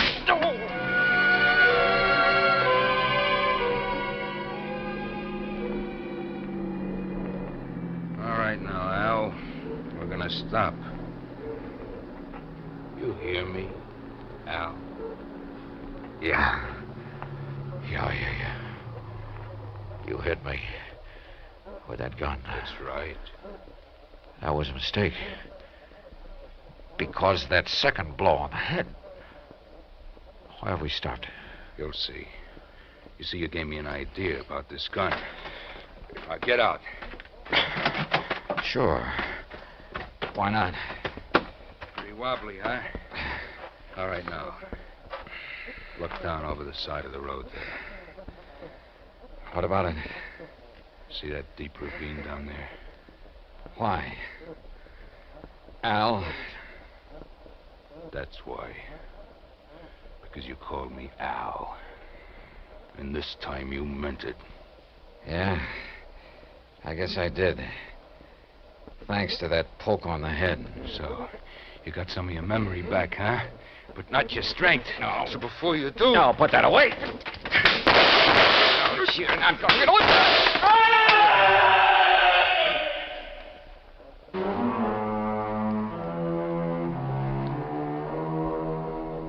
Expense account total so far, $95 even, including doctor bills. Repair bill on rental car is still to come, and strangely enough, old Cartwright is perfectly willing to pay it and any other expenses that may be involved. He's a changed man with his chiseling stepson out from underfoot.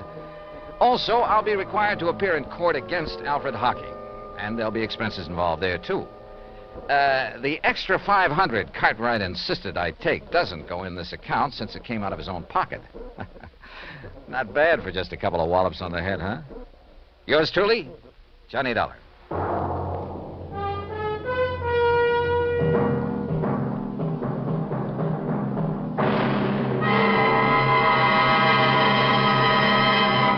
Now, here is our star to tell you about next week's story. Next week? Well, it's another case of mistaken identity, but believe me, a completely different affair. Join us, won't you? Yours truly, Johnny Dollar. Yours truly, Johnny Dollar, starring Bob Bailey, originates in Hollywood. It is produced and directed by Jack Johnstone, who also wrote tonight's story. Heard in our cast were Les Tremaine, Parley Bear, Joseph Kearns, Barney Phillips, Tom Henley, and Shepard Menken. Musical supervision is by Amerigo Marino. Be sure to join us next week, same time and station, for another exciting story of yours truly, Johnny Dollar.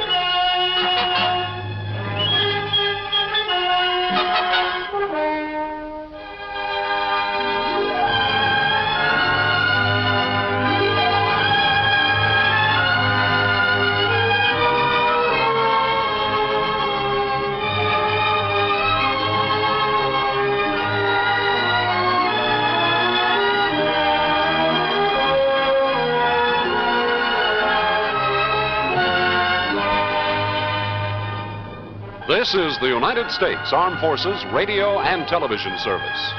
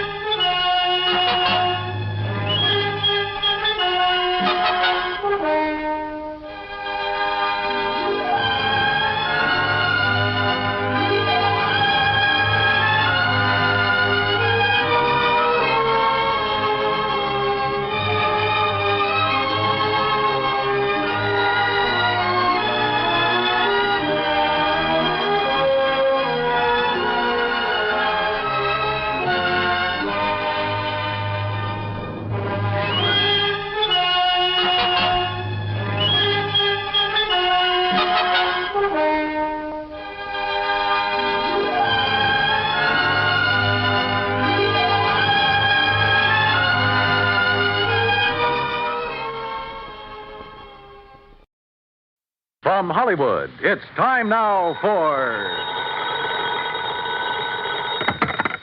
Johnny Dollar. George Reed here, Johnny. Uh-oh. What fantastic character is Floyd's of England insured this time? Now, what is that supposed to mean? More singing mice, wayward cats, and how about the counterfeit money problem? Johnny. No, let me guess. John, if you'll just listen to I got it. You're in trouble because you've done a switch. You've insured somebody against living instead of the other way around, that it? Of course not.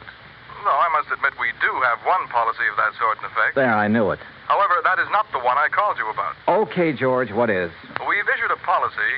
Well, I guess it is a little unusual at that. I fear the worst, but go on. Well, it's on a small brewery over near... Brewery? You mean a beer factory? That's right. It's over near the town of Tamaqua, Pennsylvania. Oh, yeah, I know that country pretty well. Good. We've insured the Dortmund Brewery against possible damage from a nearby construction project. Well, you said unusual. What's so unusual about that? Perhaps you'd better come over here and let me tell you. Yeah. When you say it that way, I guess I'd better.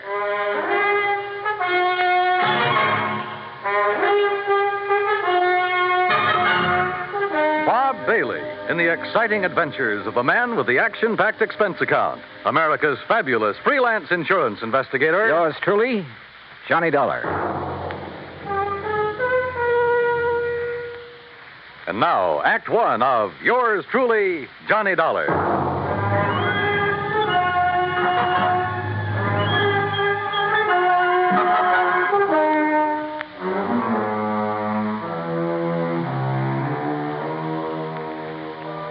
Expense account submitted by Special Investigator Johnny Dollar to Floyd's of England, North American Office, Hartford, Connecticut.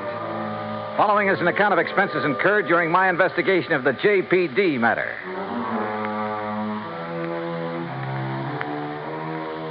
Expense account item 1, $1.10, taxi from my apartment to George Reed's office, where he promptly dragged me over to a large map tacked to one of the walls. Here it is, Johnny, between the towns of Tamaqua and Frackville, Pennsylvania. On a little river that's called Pinxatawney Creek. Old Indian name, I believe. Uh-huh. The Dortmund Brewery is just about here. Yeah. Well, okay. I'll rent a car in New York and drive over there. Now, wait.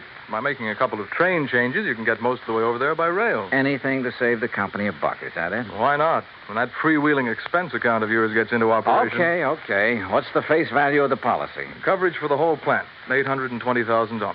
Wow-wee. So I'll rent a car in New York. All right. Now, as I told you, we've insured the Dortmund Brewery against possible damage from the building of a plant right next to it. What kind of a plant? Competition. Another brewery. Oh, I see. Possible malicious damage.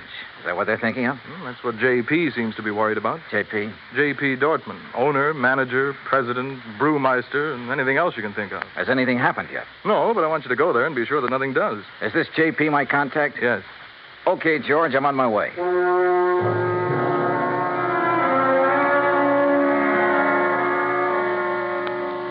Expense account item 2, $935, fare and incidentals, Hartford to New York.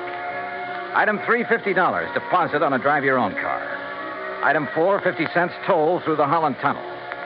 I cut straight across the top of Jersey, crossed the Delaware at Phillipsburg, and finally pulled into the little town of Tamaqua shortly after 6 p.m. Items 5, 6, and 7, $12.20. For dinner, a place to rest my weary head, and breakfast the next morning. The Dortmund Brewery sat on the western bank of Pinxatawney Creek, about 5 miles out of town, and looked as though it had been sitting there for 1,000 years. It was a small affair, and the old frame buildings were badly in need of a coat of paint. Just north of it rose a towering cliff, and on top of that cliff stood an array of cranes and machines and bulldozers that are used on modern large-scale construction jobs. I parked my car at the entrance of the office building and was greeted at the door by a large, raw-boned woman of about 50 with straggly yellow hair and wearing a faded blue cotton dress that looked as though it hadn't been ironed in years. Something I can do for you? Oh, why, I'm looking for Mr. J.P. Dortmund. Mister. That's a laugh. Is it? Why? Because I'm J.P. What? That's right. Anything wrong with it? Well, Hey, wait a minute. You another of those lawyers from that job up on the cliff come to fancy talk me about not having to worry in the world about what they're doing to me up there? No. And how I better mind my own business. What do you mean, no? My name is Dollar, Johnny Dollar. I'm here on behalf of Floyd's of England. The insurance company? Well, now, that's different. You come on into my private office, Johnny. Her private office was furnished with a battered walnut desk, some ancient filing cabinets, and a couple of straight wooden chairs. Nothing else. Hardly the kind of an office you'd expect for the president of a company worth $820,000. There's nothing fancy about it, Johnny, because there's nothing fancy about any part of my brewery. But that isn't what counts.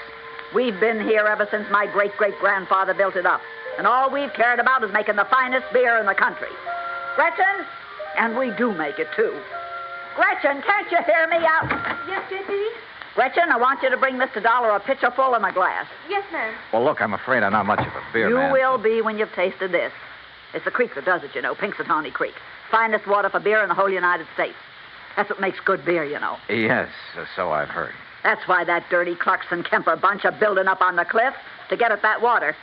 I understand they'll be your competitors. Ha! All their fancy modern equipment and methods can't produce the brew the way I can. The long, slow, easy way. With all the good old-fashioned apparatus. The old country methods. Yes, I see. Why, Johnny, we make our own barley malt. And we grind it by hand. And we come up with a wort that's second to none in the world. The old-type Sparger, too. And the hopjacks. And the finest strain of yeast there is. Yes, I'm sure that 3 full months we age before we rack a drop. Sure, we take more time and more trouble, but we come up with a better brew. Better than any modern plant can ever make.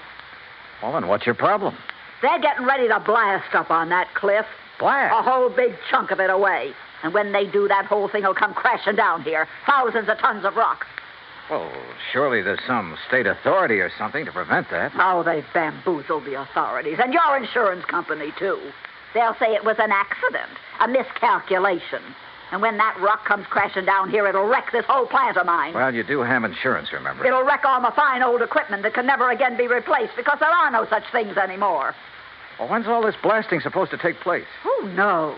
Tonight, tomorrow, next week. Who knows? That soon? Yeah. So, Johnny, if there's anything you can do, you'd better do it now. What's insurance money if I have to lose this for it?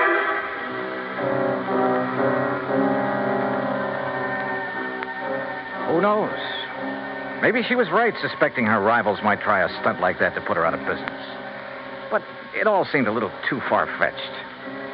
And yet, when I think of some of the unscrupulous things that have been done to put down competition, maybe she was justified in suspecting this Carlson Kemper crowd of... Yeah, maybe she was.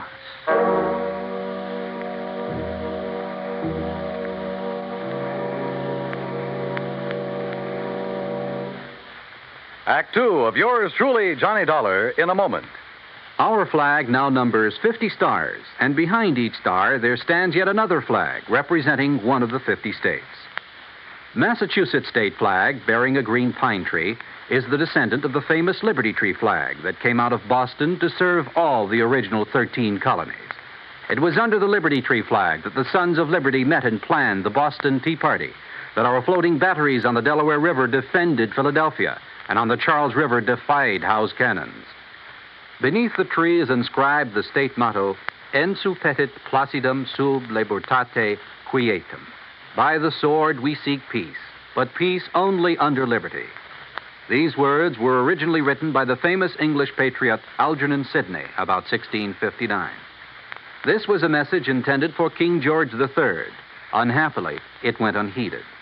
Massachusetts state flag, the flag of the 6th state to enter the Union, was adopted on March 18th, 1904. And now, Act 2 of yours truly, Johnny Dollar, and the J.P.D. matter. If J.P. Dorfman was right, if there was the least possibility she was right in her suspicion that Carlson Kemper would blast thousands of tons of rock down on a little plant in order to put her out of business, well, there was only one thing to do. I got back into my car and drove by a roundabout way up to the top of the cliff overlooking the Dorfman Brewery. There in the middle of the vast array of heavy construction equipment, giant cranes, trucks, huge cement mixers, and so on, I found the main construction shack. And by a stroke of luck, one of the partners in the proposed new brewery, Mr. James Carlson. That crazy old lady's being absurd, Mr. Dollar. If you really want the truth, well, I think she'd welcome our smashing that antiquated brewery of hers out of existence. Is that what you plan to do, Mr. Carlson? Can you be serious? By blasting a few tons